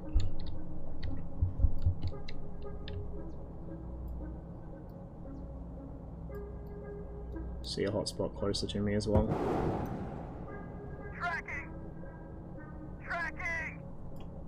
Tracking. Target. Target, cease fire. Oh yeah, it's a fucking BRDM right next to me. Traverse left, target lost. Whoop, that's not what I wanted. That's what I wanted.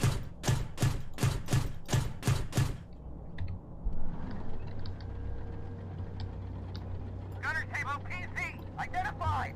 Fire, on the way. Fuck, I barely see it. Careful, re-engage. Careful, next target, gunner table PC, traverse right. On, identified, target, cease fire. Let me go ahead and restock.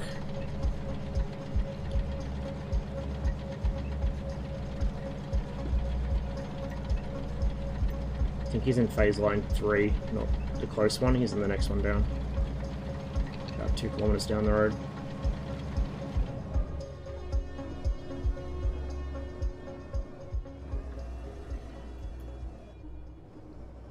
You're alright there, bud?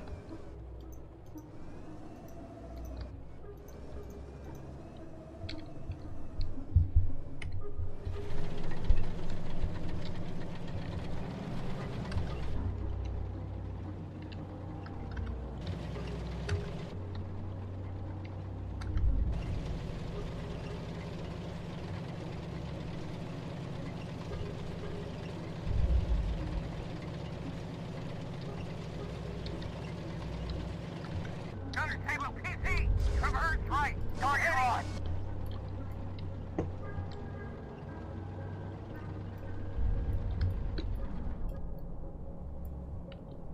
Gunner table PC, traverse right. Steady, If you see him from there... traverse right. Well, actually, so do I, so that's fair, I guess. On, identified, fire, on the way.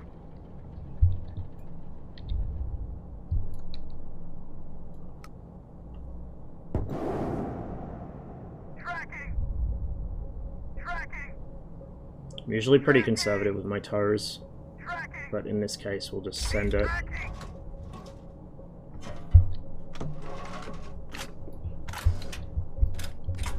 Now I did see... Shit, he's moved. There was one behind there somewhere.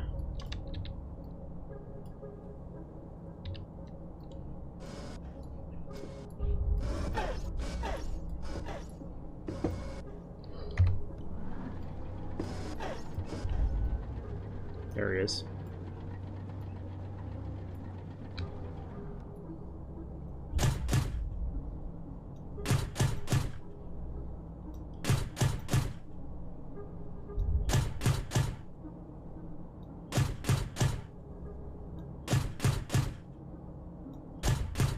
Might need to wait until we get closer to effectively engage him. This guy on the right, I think he's the one we already hit, but I don't know. Yeah, I see smoke coming out of him. He's out. Okay.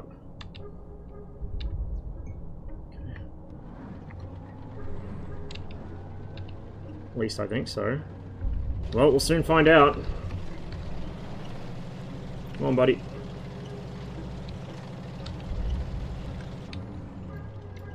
Gunner table PC. Identified. Fire. On the way. Target. Okay, buddy sees him too. Target. I think I see orange. Oh yeah, I see orange. Target.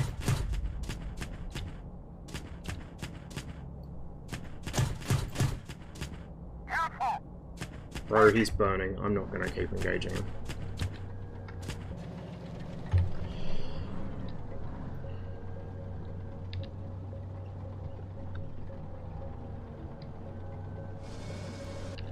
Target. Cease fire.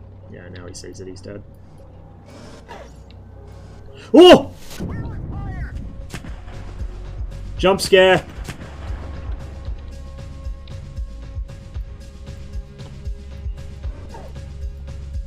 Fucking jump scare. Where did that come from?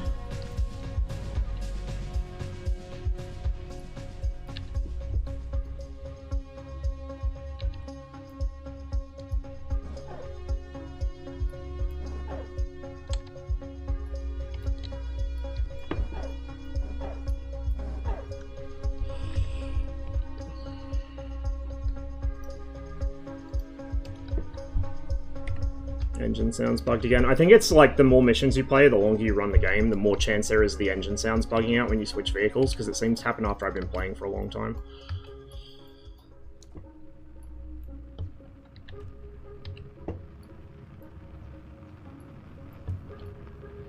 He'd better be dead. I think he is, but he'd better be. Where the fuck did that ATGM come from?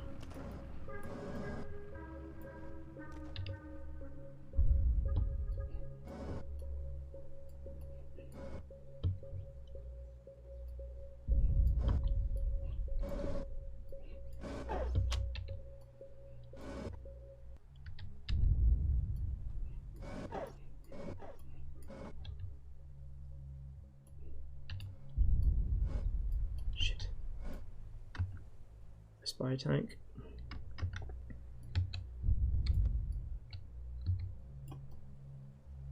Gunner missile tank. Identified. Fire. This would probably short out on the fence, so what we're going to do is we're going to try and engage him with a gun instead. Kill him.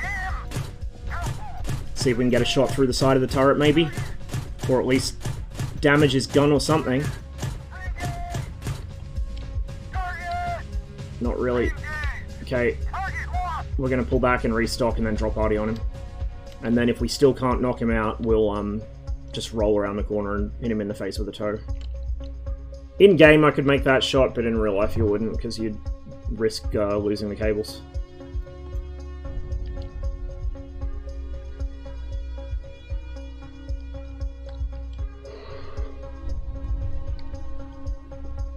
He ain't doing too well.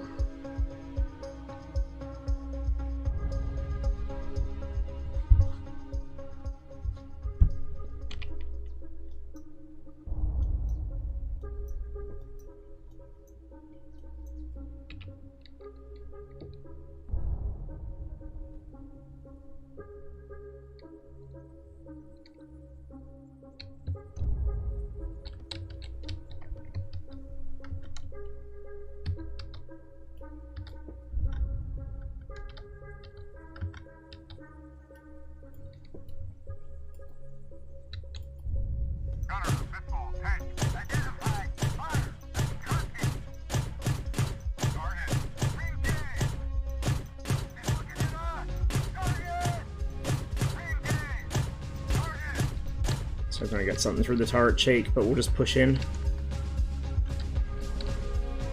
Oh, he is looking at us.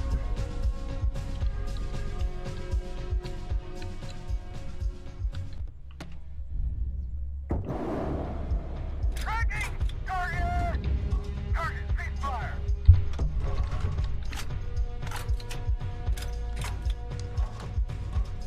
Another quick restock. We will drop artillery on that just in case there's something else like a BMP hiding around the corner. If my artillery becomes available quickly enough. Otherwise I'll just roll around gun blazing.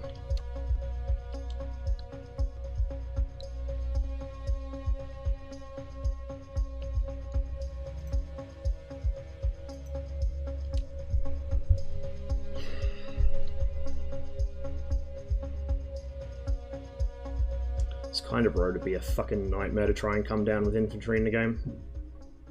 So many trees I can ambush you from, buildings.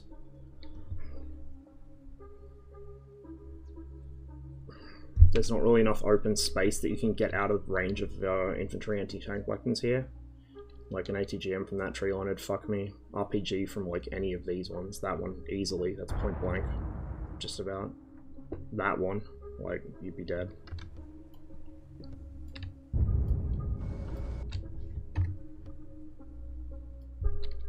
I see another heat signature to the left. Further back. I do. Identified! Fire! On the way! Target, ceasefire! Yeah, good question. I think it was a Malyutka, it was probably one of the BMPs back there. Just snuck a shot off at me while I wasn't paying attention to him.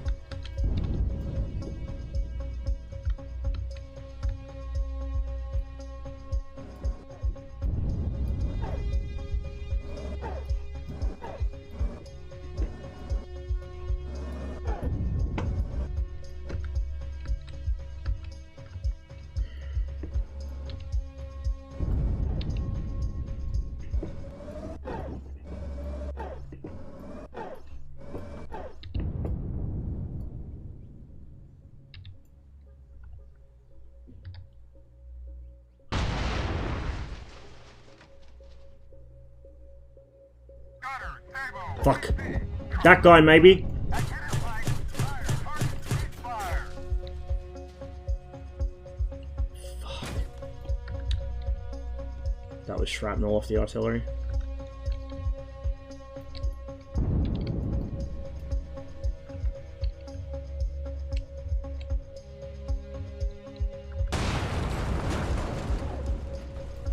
I don't... He's dead, but just to be sure, right? Just to be sure.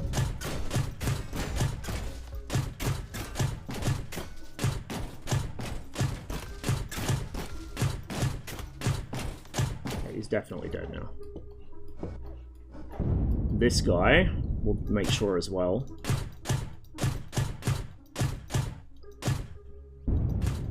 Yeah, he's dead. There's something behind there. Can't tell what. It is a vehicle. It is a BMP.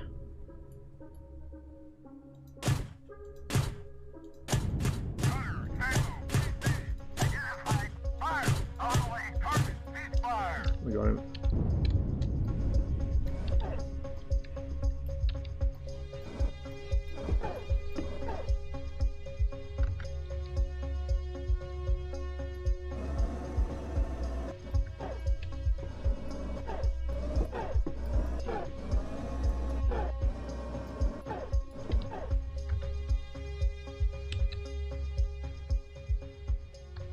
Go ahead and do a quick restock here. It's probably not a good idea to do this while on the move, but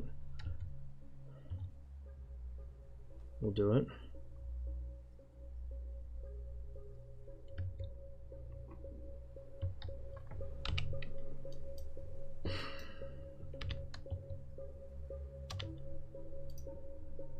Get some artillery on phase line 4, just to keep them busy. Maybe get a lucky hit before I roll into line of sight of it. Probably not, no.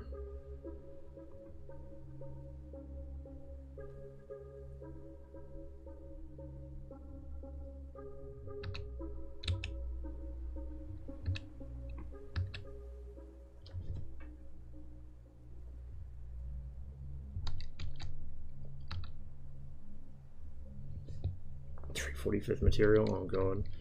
Imagine 345th playing this.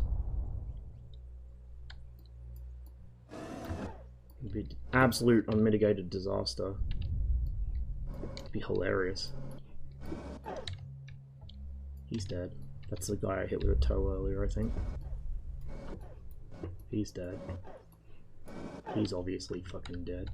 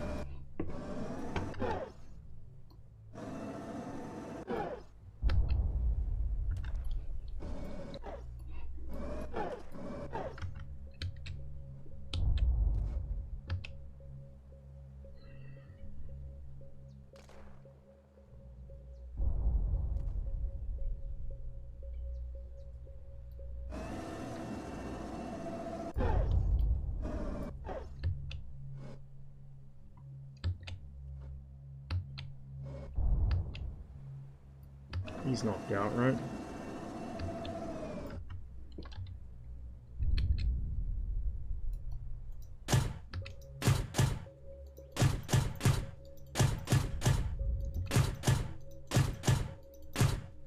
He must be now.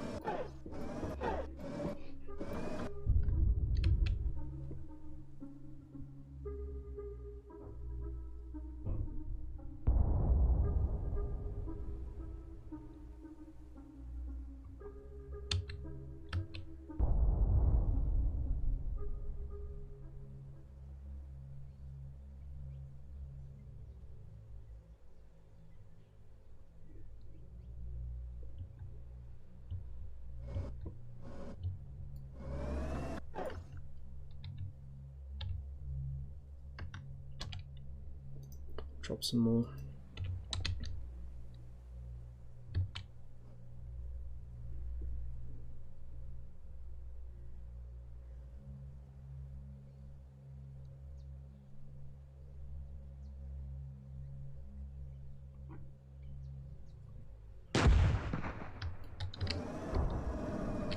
Gunner, missile, tank, identified, fire, on the way.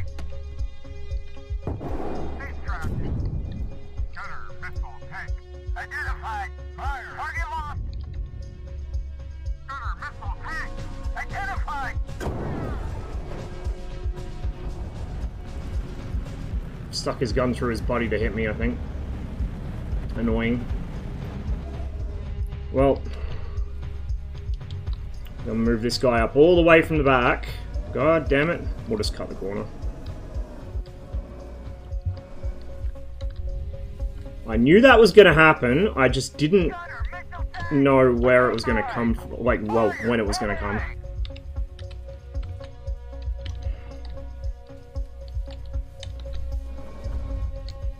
He's still hiding behind his buddy. Tracking. Tracking. Tracking. Tracking. Target. Re-engage. Target. Tracking. Tracking. Tracking. Re-engage. Really? Fuck it, we'll just rush him with the fucking gun. I think he's unable to fire anyway. Turret crew's probably down.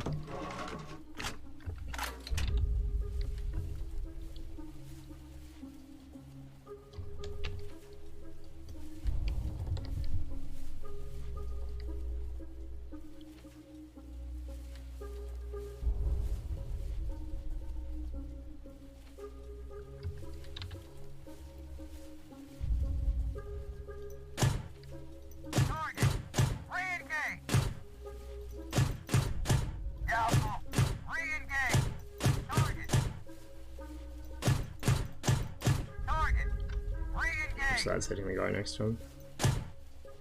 Careful. Re-engage. Target. Target lost.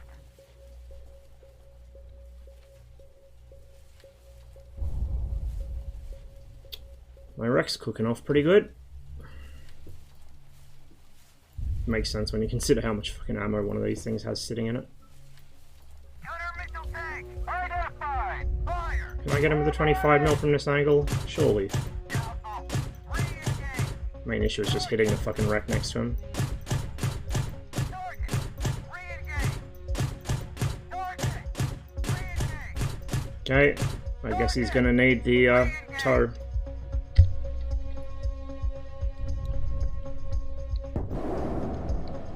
Tracking. Target. Cease fire. There we go. That did it.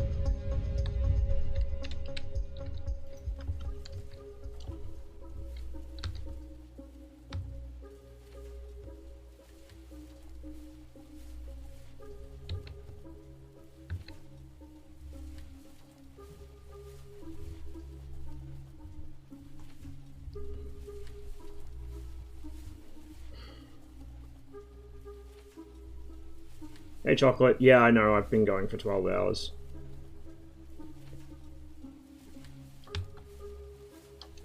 They updated this today, so we've been having fun.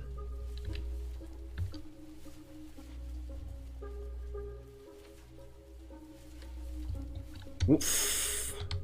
Let's not ram a tree at full speed. It is, isn't it? Well, I was gonna play DCS today, but then when I found out the patch was out, I was like, no, fuck that. We'll do DCS another day.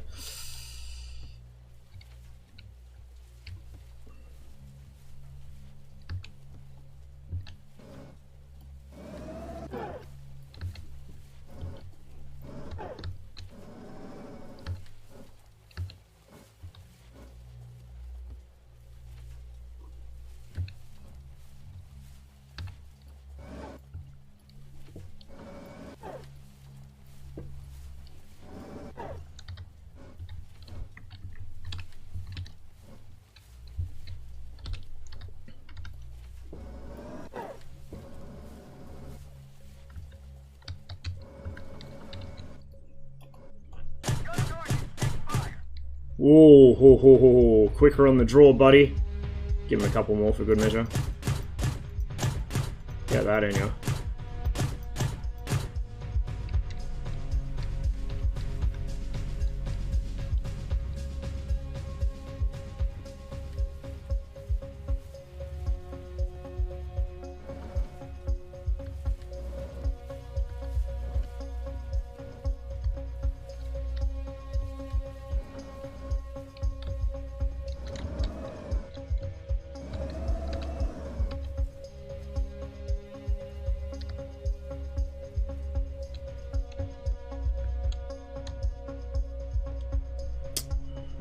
Alright.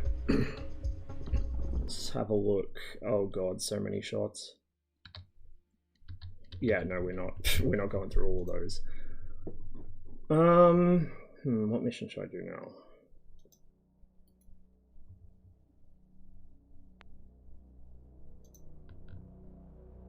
Trying to think what other really good Bradley ones there are. I mean, I could do something other than Bradley, I just kind of want to...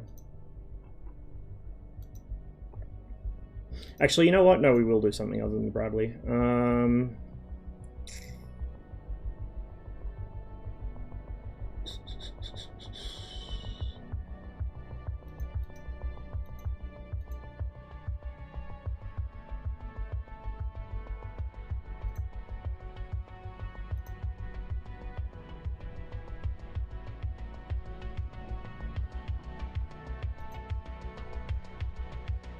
Let's do this one again, the new one. It's pretty cool.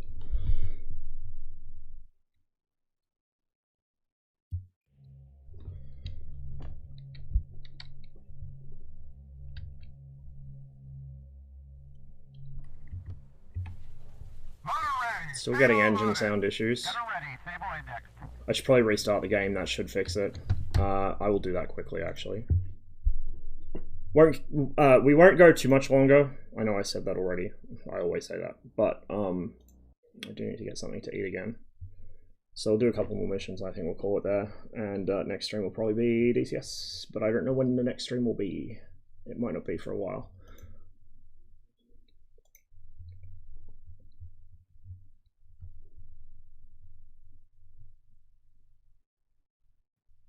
The game does seem to struggle when it's been open for, you know, like 7 or 8 hours. It takes longer to close as well. It's probably memory leaking a bit or something, I don't know, I haven't checked. But pretty much every game does that after you've been running it all day, so I'm not surprised.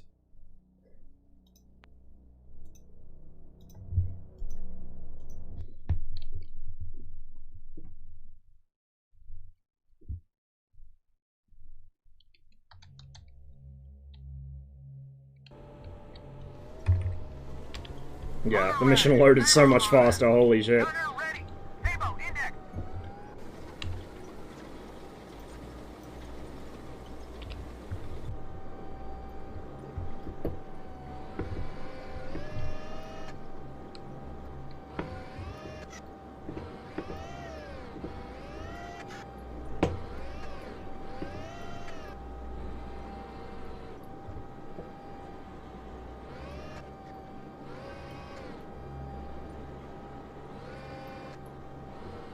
Gunner correct. DEC. Turn left. On. Identified. Fire. On the way. Shit. It's bad lays. Fire. I think I noticed that was a bad lays so quickly.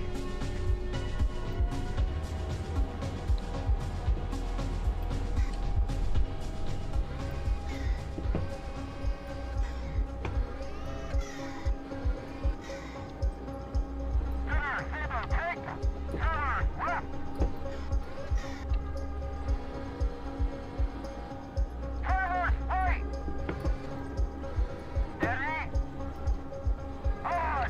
Identified. Fire. On the way. Shit, I didn't even see him.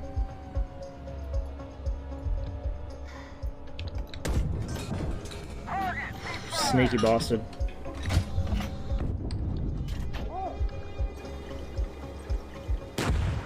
Is that another ATGM I just heard?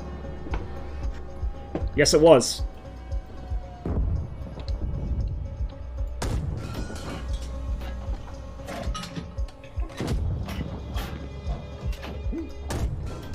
Short.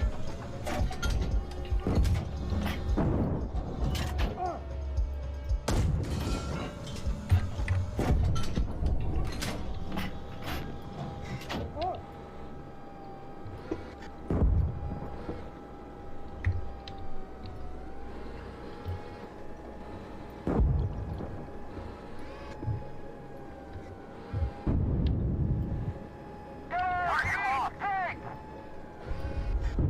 GHPC. Turn left. Steady. On. Identified. Fire. On the way. Target ceasefire.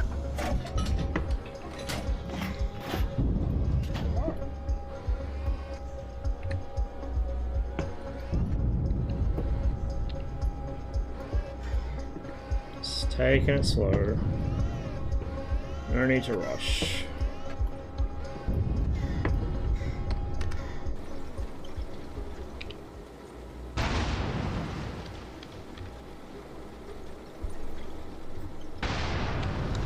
It doesn't give me any timings to be in position by, so we'll just take it slow.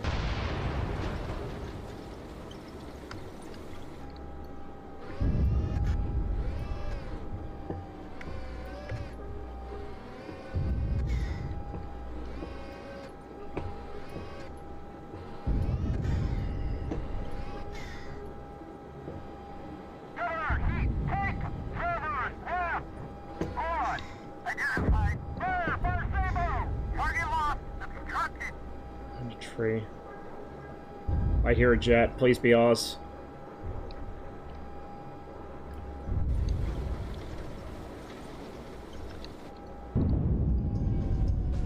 That was bad.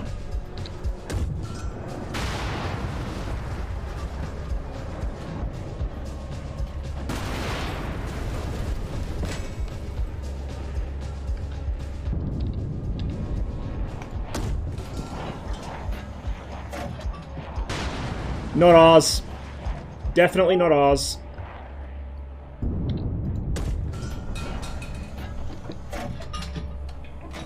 I'm not sure if they actually engage in combat yet or if they're just for show, but that is definitely a 23 BN. And it is definitely not happy. Well, this guy's tracked, so off we go to the next M1.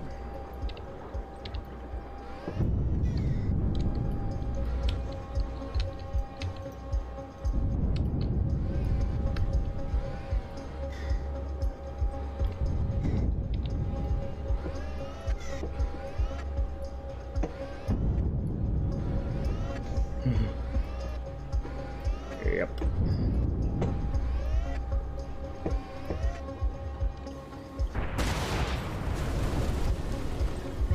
Oh, the 113s are actually on the attack now. We should probably speed it up just a little.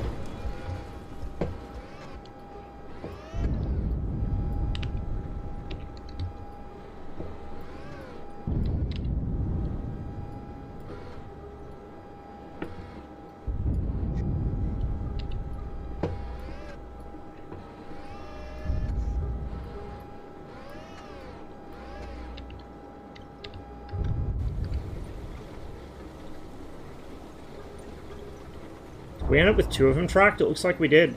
Shit. That's not ideal.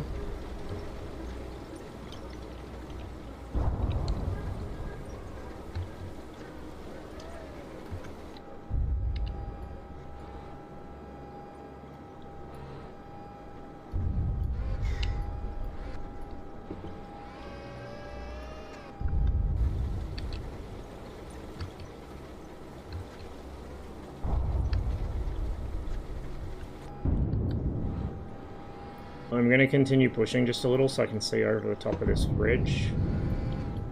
So I can actually support them as they push on the objective, rather than just be here, like, as moral support.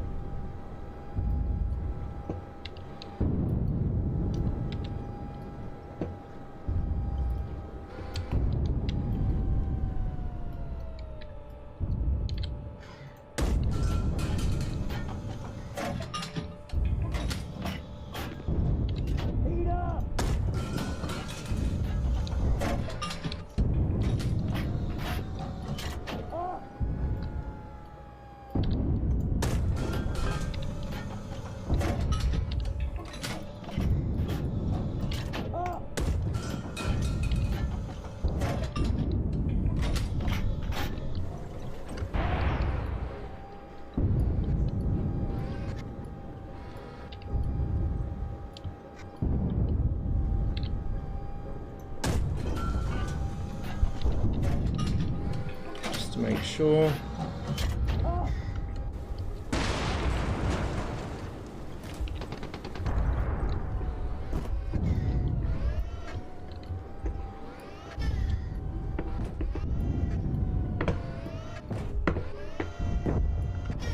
What are they? Oh shit.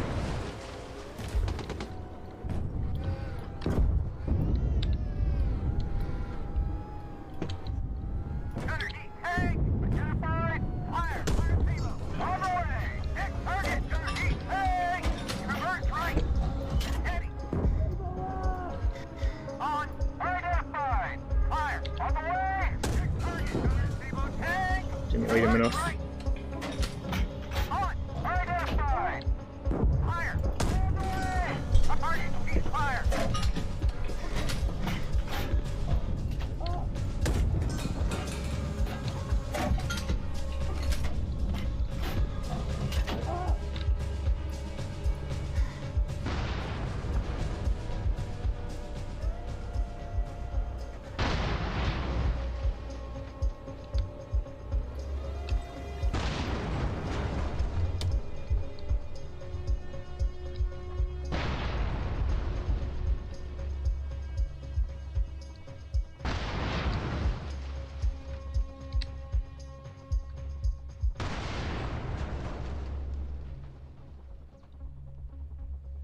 So like I said, this is the new map. This is a lot flatter and more open. It's still got nice rolling hills in it, but it feels like it's going to be a lot more long-rangey than the others.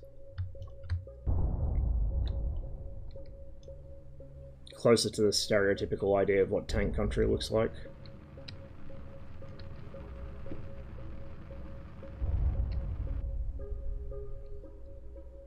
These new effects look so good. I know I keep saying it, but like legitimately they do. They really, really do.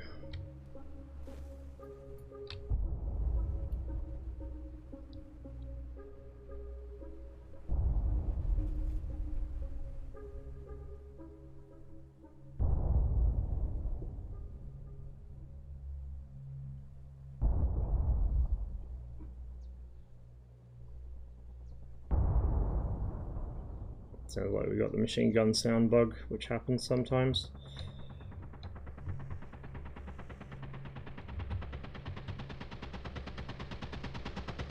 With this guy. Actually, no, with the next one along.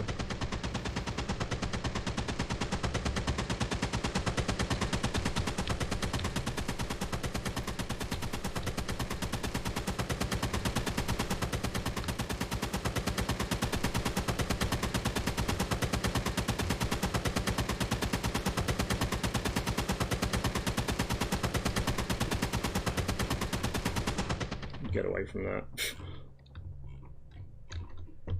So yeah, this is it Eastern Fields?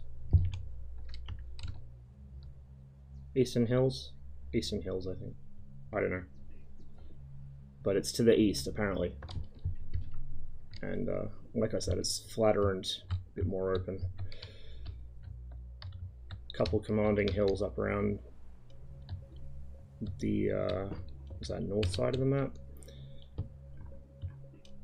And then a nice big open bowl to murder tanks in. Pretending he's a helicopter? Yeah, he's pretending he's a Huey. He's LARPing as a Huey.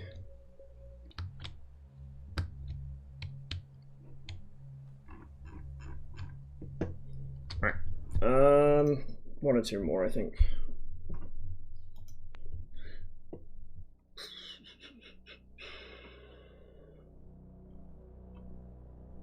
Some of the new ones are so good though.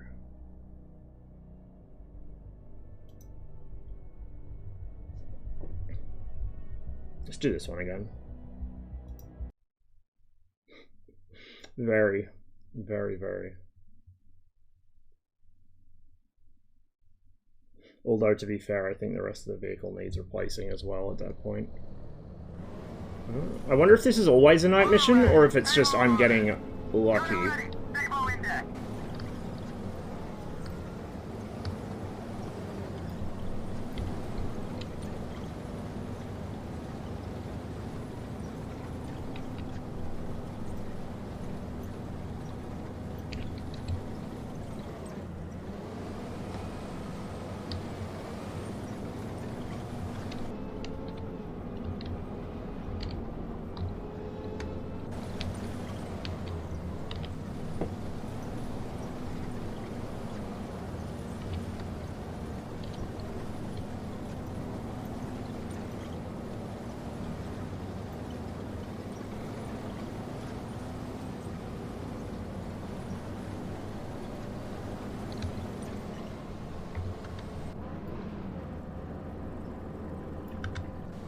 Oops. Hello? Can I have my gun? There we go. Sometimes it doesn't want to give you control of the gun elevation for some reason or other. Where's my illume flare? Did I call Artie? Oh my god, I did. I wasn't paying attention to what I was fucking doing. Shit.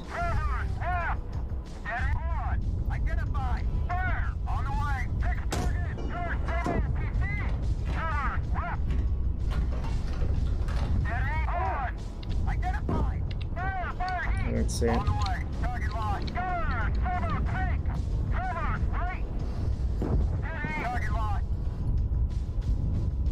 And shit.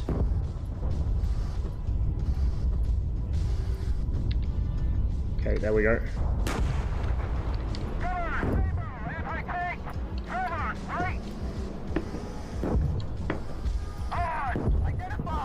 Fuck, fuck, fuck, fuck.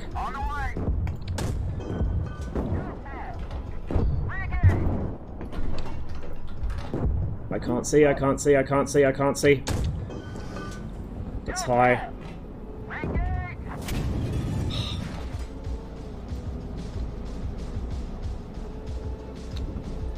This went well. This definitely went well. Holy shit. This is gonna be a restart for sure. Oh, fuck me.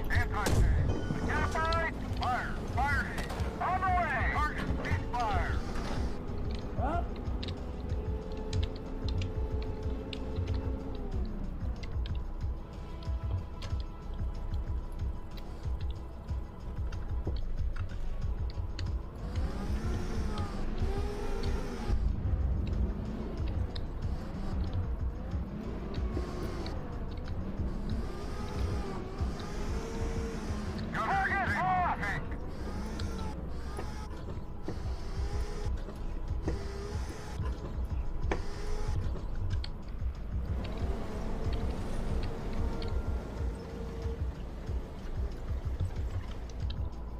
It's going very fantastically. Where is he seeing a tank?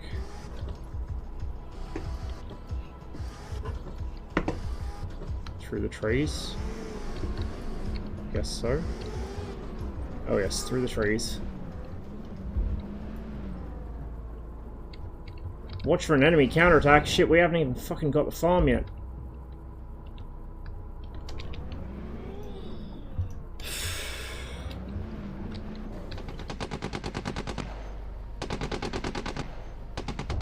Now they're engaging something on their left, which is excellent news.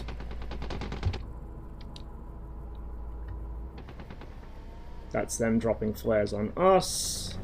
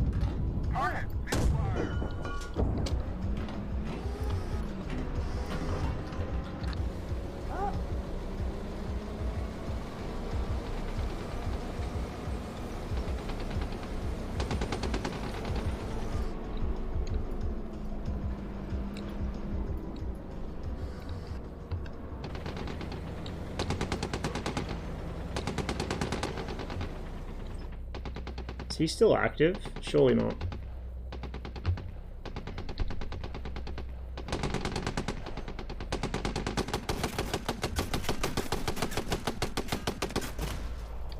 Well, he's definitely not now.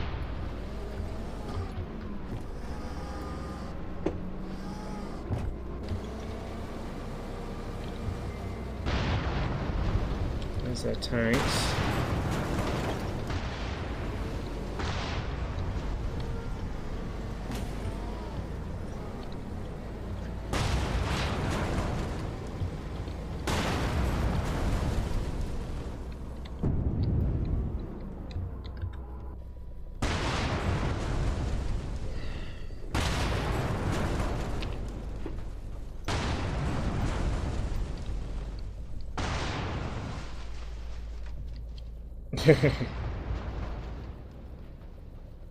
Yeah, still nearly done, but been enjoying it a lot in like a really stressed out, terrified kind of way.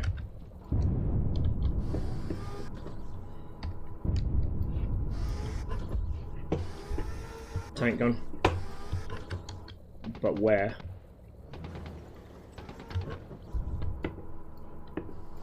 There. Wait, no, that's Rex. That's wreckage. Oh shit, they are coming from over there. I'm looking in completely the wrong direction. Gunner, hit!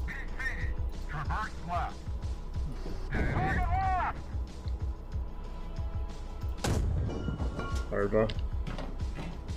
Fuck, dude. Sabo, up! Last Sabo! Gunner, Sabo, tank, traverse right. Identified! Fire! On the way! Next target, Gunner, Sabo, DC!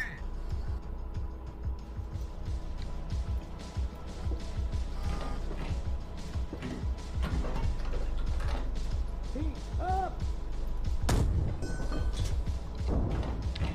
Well, we apparently succeeded somehow, but we absolutely fucked that up badly, so let's give it a rerun. Night missions in the M60A1 are really something. Really something. Gunner ready! Sabo on it! Gunner ready! Sabo, index!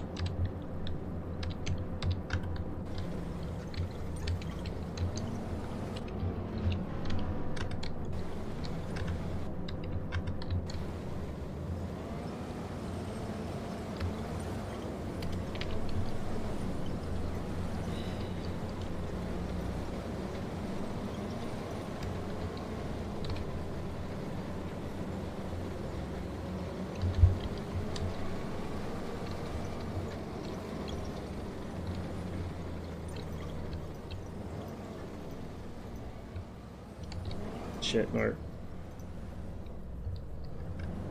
We're getting hit with a Luna, which means there's a tank over there somewhere.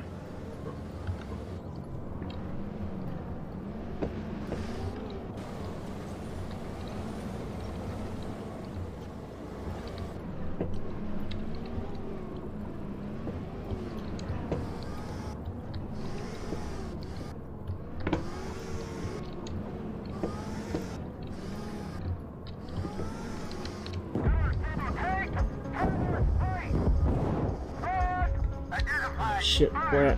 Oh, there he is.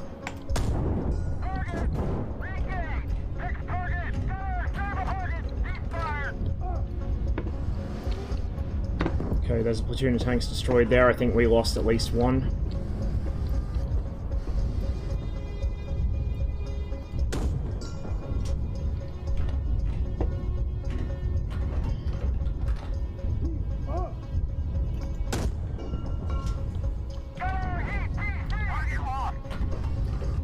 Fuck me, what a light show.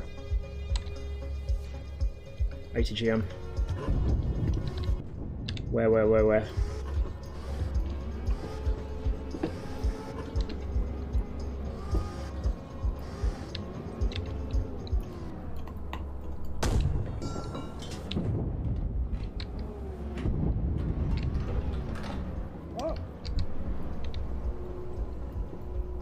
Crap, I can't see.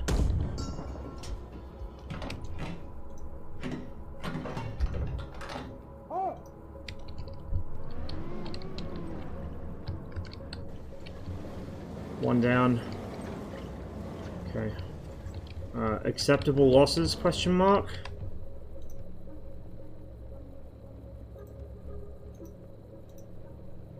We don't need an alarm flare, they're dropping them on us.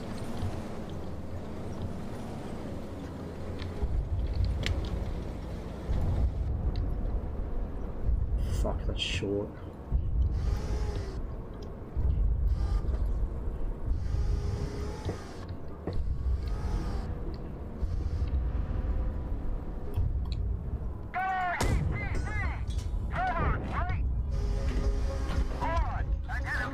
How do you see him?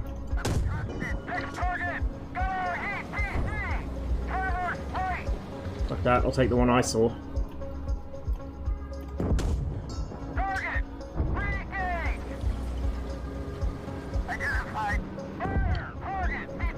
Let's see, and we'll put one more in just to be sure. There we go.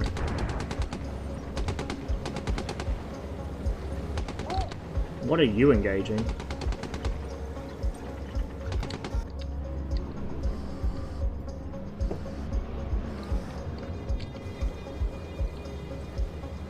Oh, a jet again. Wonderful. One of our M60s is tracked, another one's destroyed.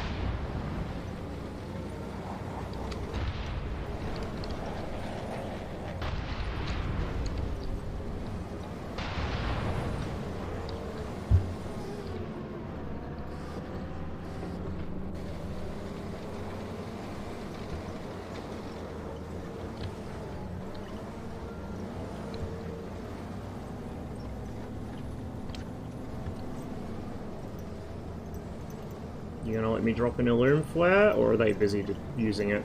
Okay, I can't. Oh, that's probably still my one from before, maybe. Actually, no, that's theirs. I dropped mine further forwards.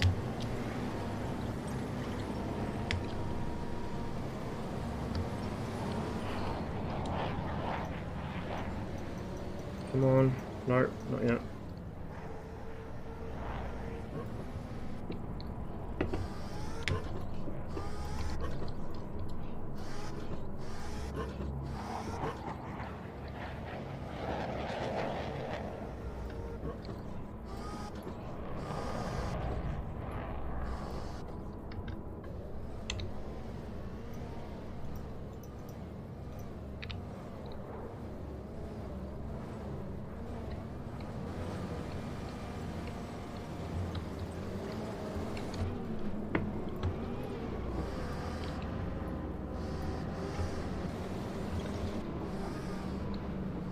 I feel like the glare off the ground's a bit strong with the passive. Like, it almost looks like it's got a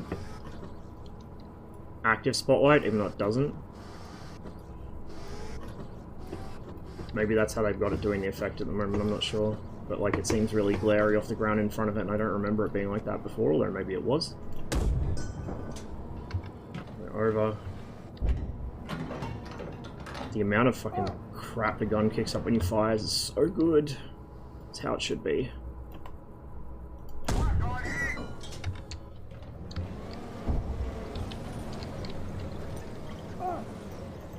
Still can't call an illume flare. Call that. That's probably too far over. In fact, it is too far over, I can already tell. Needs to be down there, not where it is. Can't call another illume flare for some reason. Guess I can go fuck myself.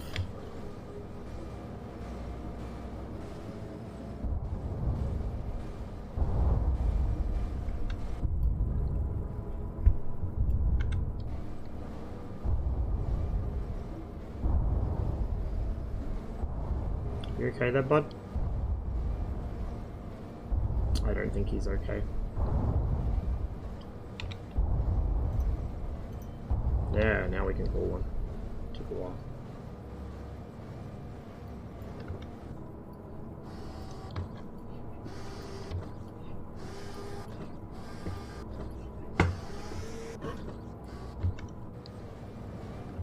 Actually, you know what? I'm dumb.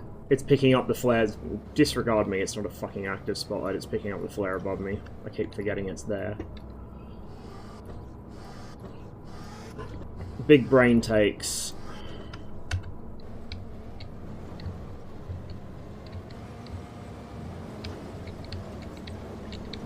I wonder if we're gonna have to go hunt them again. We might need to. We'll go down here with our buddy and see if we can figure out where they are.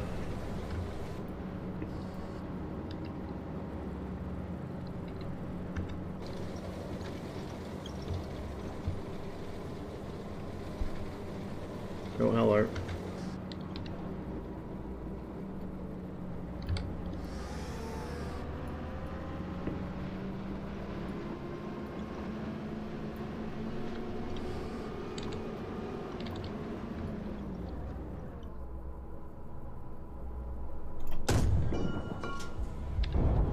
There we go.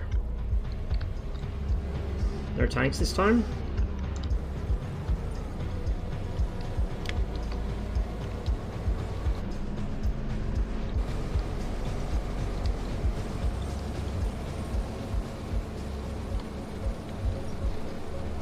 Yeah, guess no tanks this time. Cool. We'll skip the AAR again. I think we'll do one more, and then I will call it.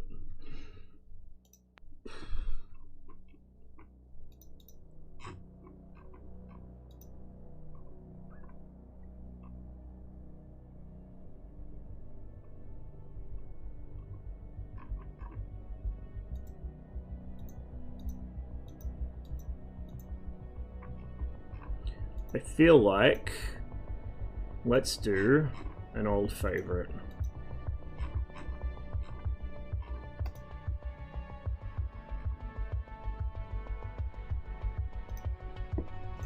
until we survive it. So we might do a couple runs, but we'll give this a go.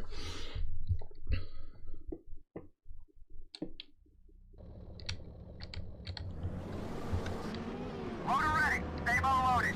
Gunner ready. Stable index.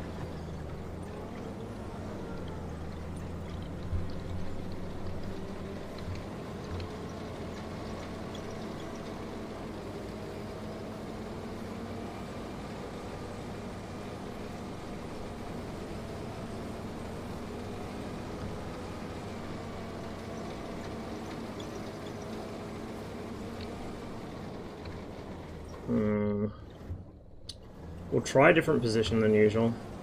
We'll try and hug this slight slope here. It's probably going to end terribly, but we'll see how we go. I'm very exposed to my right-hand side doing this. And because this is a tall tank, they'll probably still hit me over the hill, but we'll try it. In the name of science.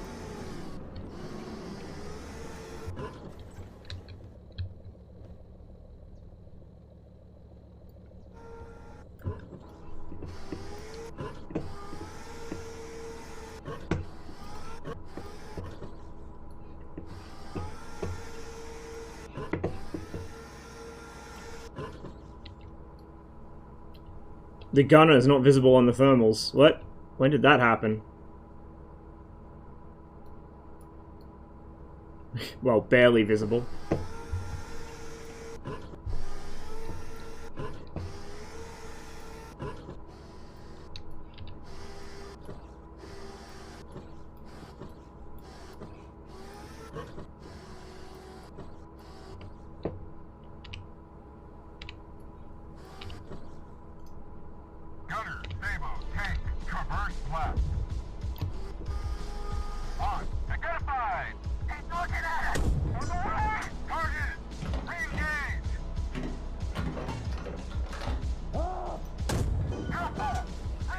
Shit. Next target. Gunner stable. Tank. Identified. Fire. On the way. Target. Re-engage. Target. Next target. Gunner stable. Tank.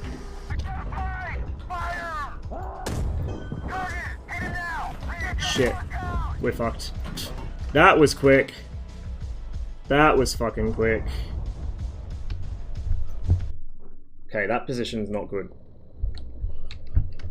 I didn't think it would be, but we've confirmed it now. Don't try and fight from that position. I might do what I usually do and just go into the tree line up here. It's still a little risky, but it's... at least I got one side of my tank screened, so... if I go far enough back, I might be able to reverse slope slightly on the road as well.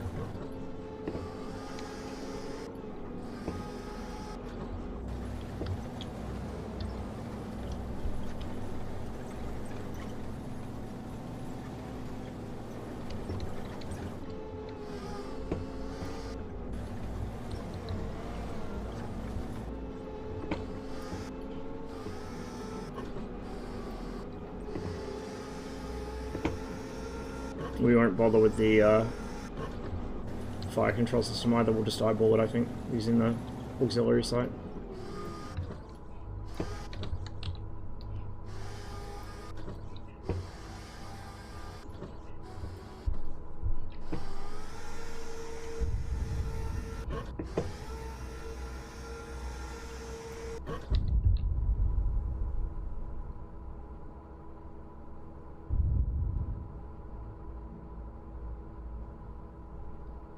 You gonna call it? Yeah, he is. Identified. Fire. On the way. Target. Cease fire. Only problem is here, this bush is obstructing my front a bit, so this guy's going to roll right around, and I'm not going to see him until he's pretty much on top of me. I guess I could pop out like this. Oh shit. Another one back there. Fire! On the way! Next target! Gunner's table 10! Target lost! That one.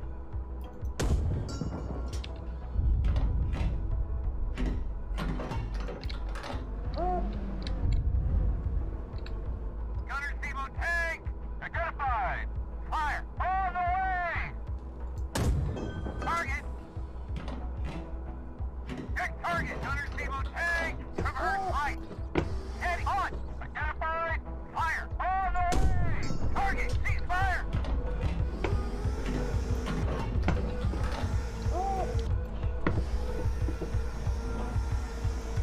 Gunner's table tank! Fuck. Identified!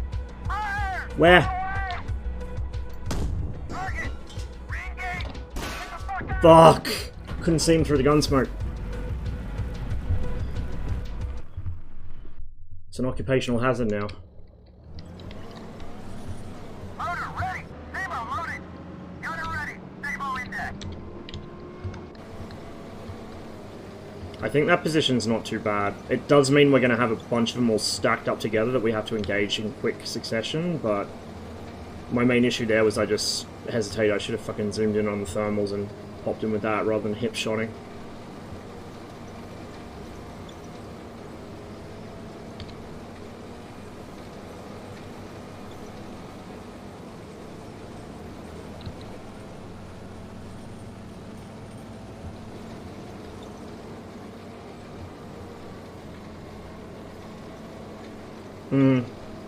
Yeah. Yeah, it really is. It's awesome. I could reverse into the bushes here. I'm going to be, like, on a forward slope, which is very bad dono, but I might be a little harder for them to see. But, I don't know. I think I'll stick with this. No, doesn't support VR. They probably won't do VR support, to be honest. It wouldn't really be worth the time and effort for such a small team at this point.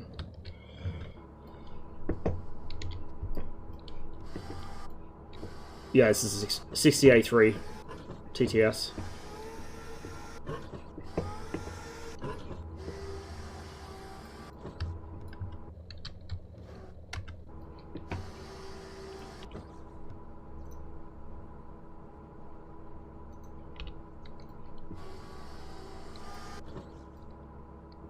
No, it's not. I don't think it will be either. I'm pretty sure they were all retired by the game's time frame. I think Sheridan misses out too, unfortunately. They might make a concession for Sheridan, possibly, I don't know. I know Harry likes a Sheridan, but Starship is pretty much not going to happen. Preempted the fire command because I would have died if I didn't. He saw me pretty quick.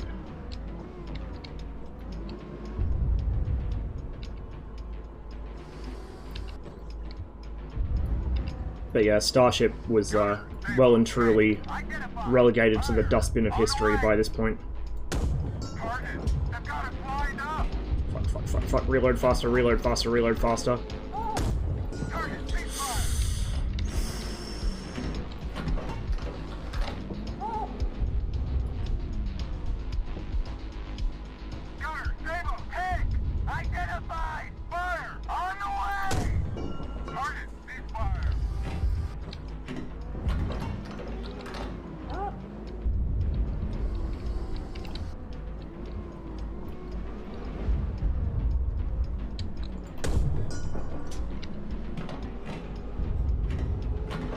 There's one right on the back slope of that little rise in front of me.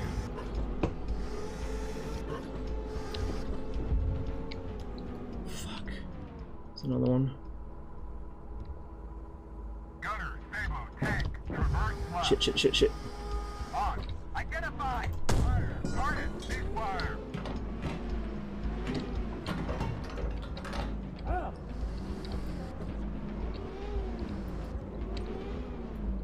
There's two of them there.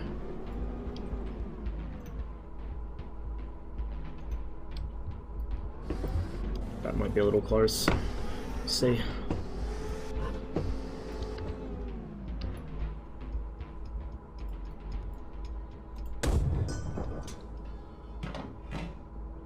That was over, probably. Up.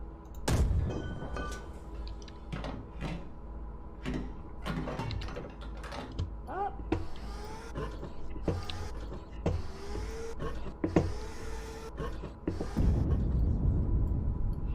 He's burning. Well, something's burning over there. I see smoke.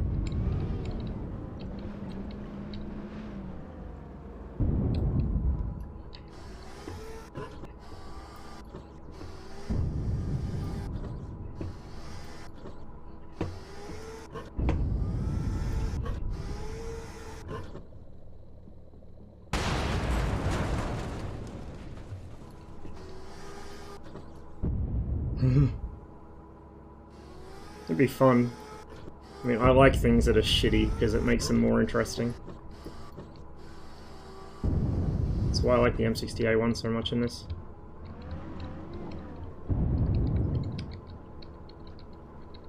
Just falling out. Gunner, Demo, tank, traverse right. Target locked.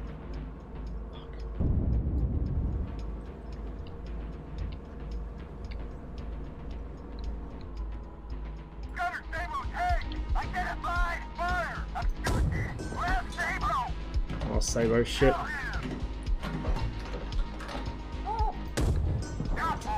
Okay, that's not gonna work. Target locked. We're gonna withdraw from here and reposition. Which is probably something we should have done a while ago. Yeah, give me North Ag. Give me the Chieftain.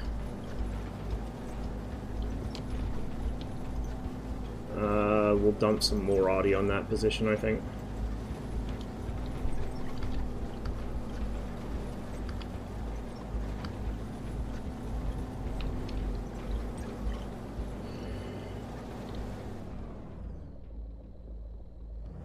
Kind of in a bad spot here. I have to push forwards if I want to relocate, but pushing forwards is going to expose me to them.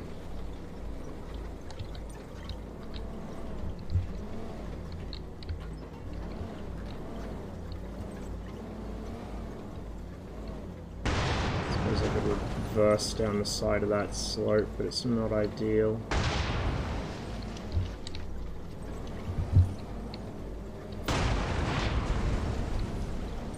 Here goes a really stupid idea.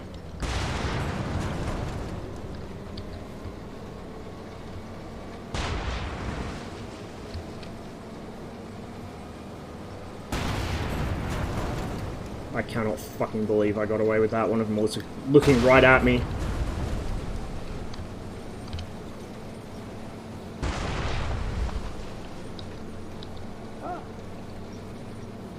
I hit these guys with what is known as a pro gamer move. Loop around behind them. Okay, see you later, I guess. Interesting. First time I've had one of those for a long time.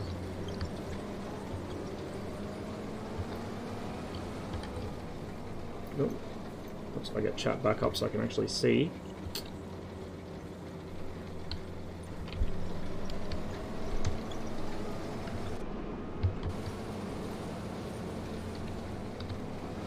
Yeah, it's odd, isn't it? Oh well, different strokes for different folks, I guess.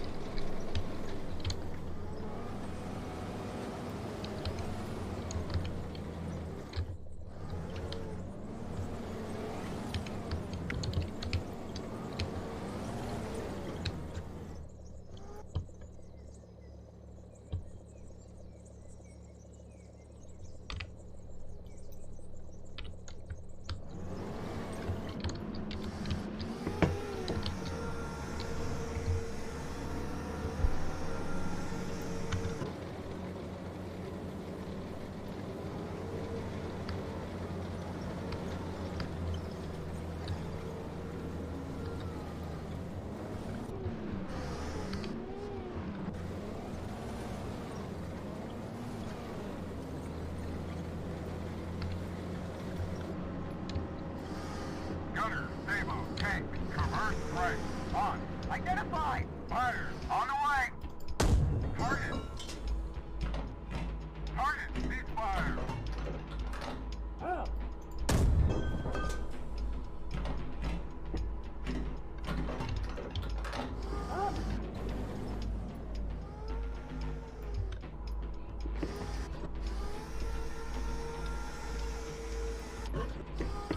Okay, there's probably one or two hiding over the other side of the map, so we'll push out that way.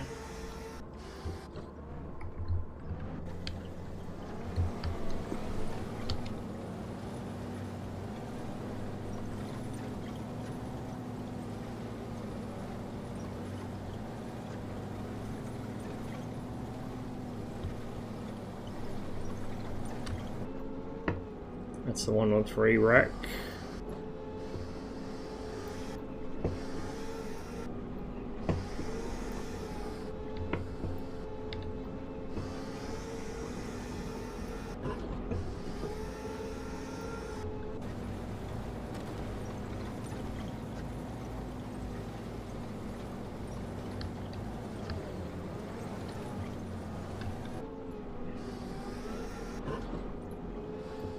Go to bed. It's fucking 6 in the evening. Well, nearly 7 in the evening. I'm not going to bed at fucking 7 o'clock. Even if it wasn't 7 o'clock, I wouldn't go to bed. We're just finishing up this mission and then I'm done streaming for the day. But I'm definitely not going to bed.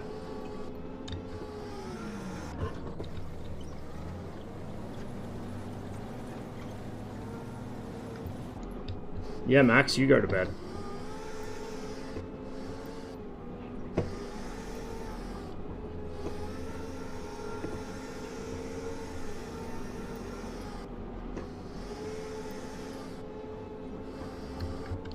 I feel like I'm gonna get popped in the side as I push up here.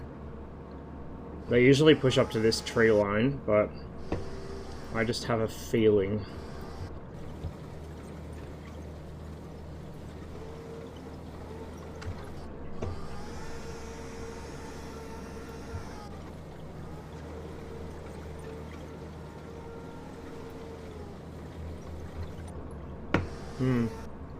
Maybe they're not here.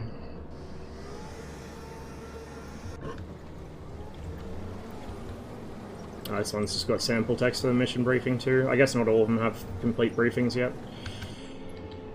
Or maybe it glitches out. Oh, you know what it is? It probably, the briefing probably doesn't reload when you restart the mission. Since this is the second time we've had that issue on a mission that I had to restart. That's probably what it is.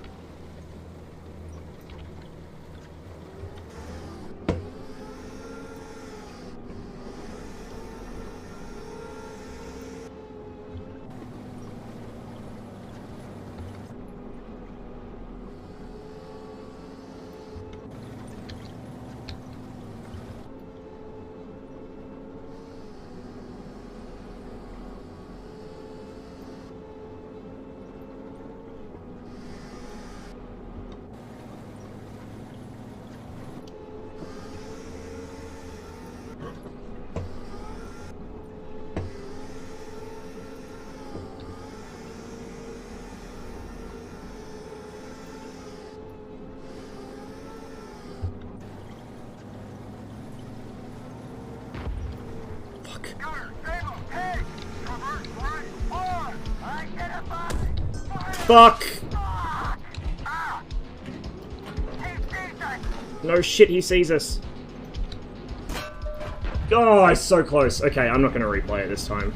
I think that was the last tank left. We'll be able to see soon enough. Yep, that was the last one left. God damn it. So close.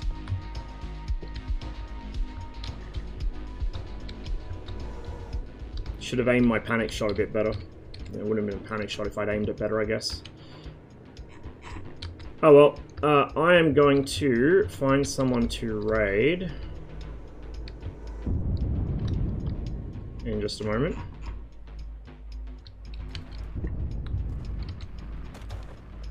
Get ourselves a nice cinematic view of this, I guess. Alright, let's see who is on.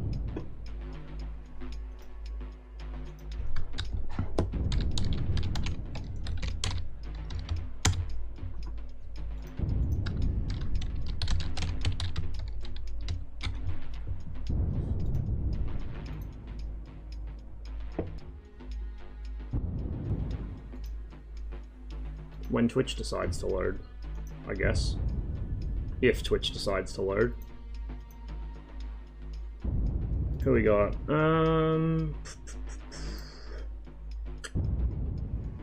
Itzy's on. Holy shit, I haven't seen him for a while.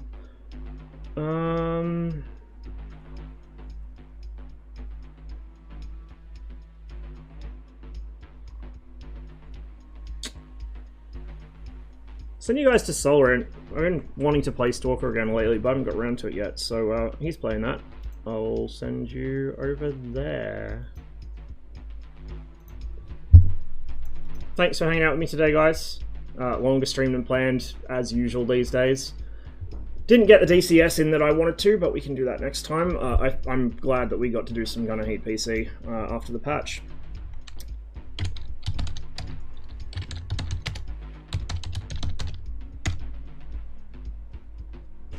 2000 another day. I was probably going to fly the Vegan if there were any spots open on Ligmas and blue wasn't stacked. But I do need to do some more Mirage 2000 and some more Mirage F1. But yeah, thanks again guys for hanging out. Hope you all have a wonderful rest of your day. Stay safe. I'll probably see you, what's the date? 19th? I'll probably see you after Christmas at some point. I don't know when. So until then, have a wonderful time over the holidays. Enjoy the company of whoever you spend your holidays with. And I'll catch you on the next one.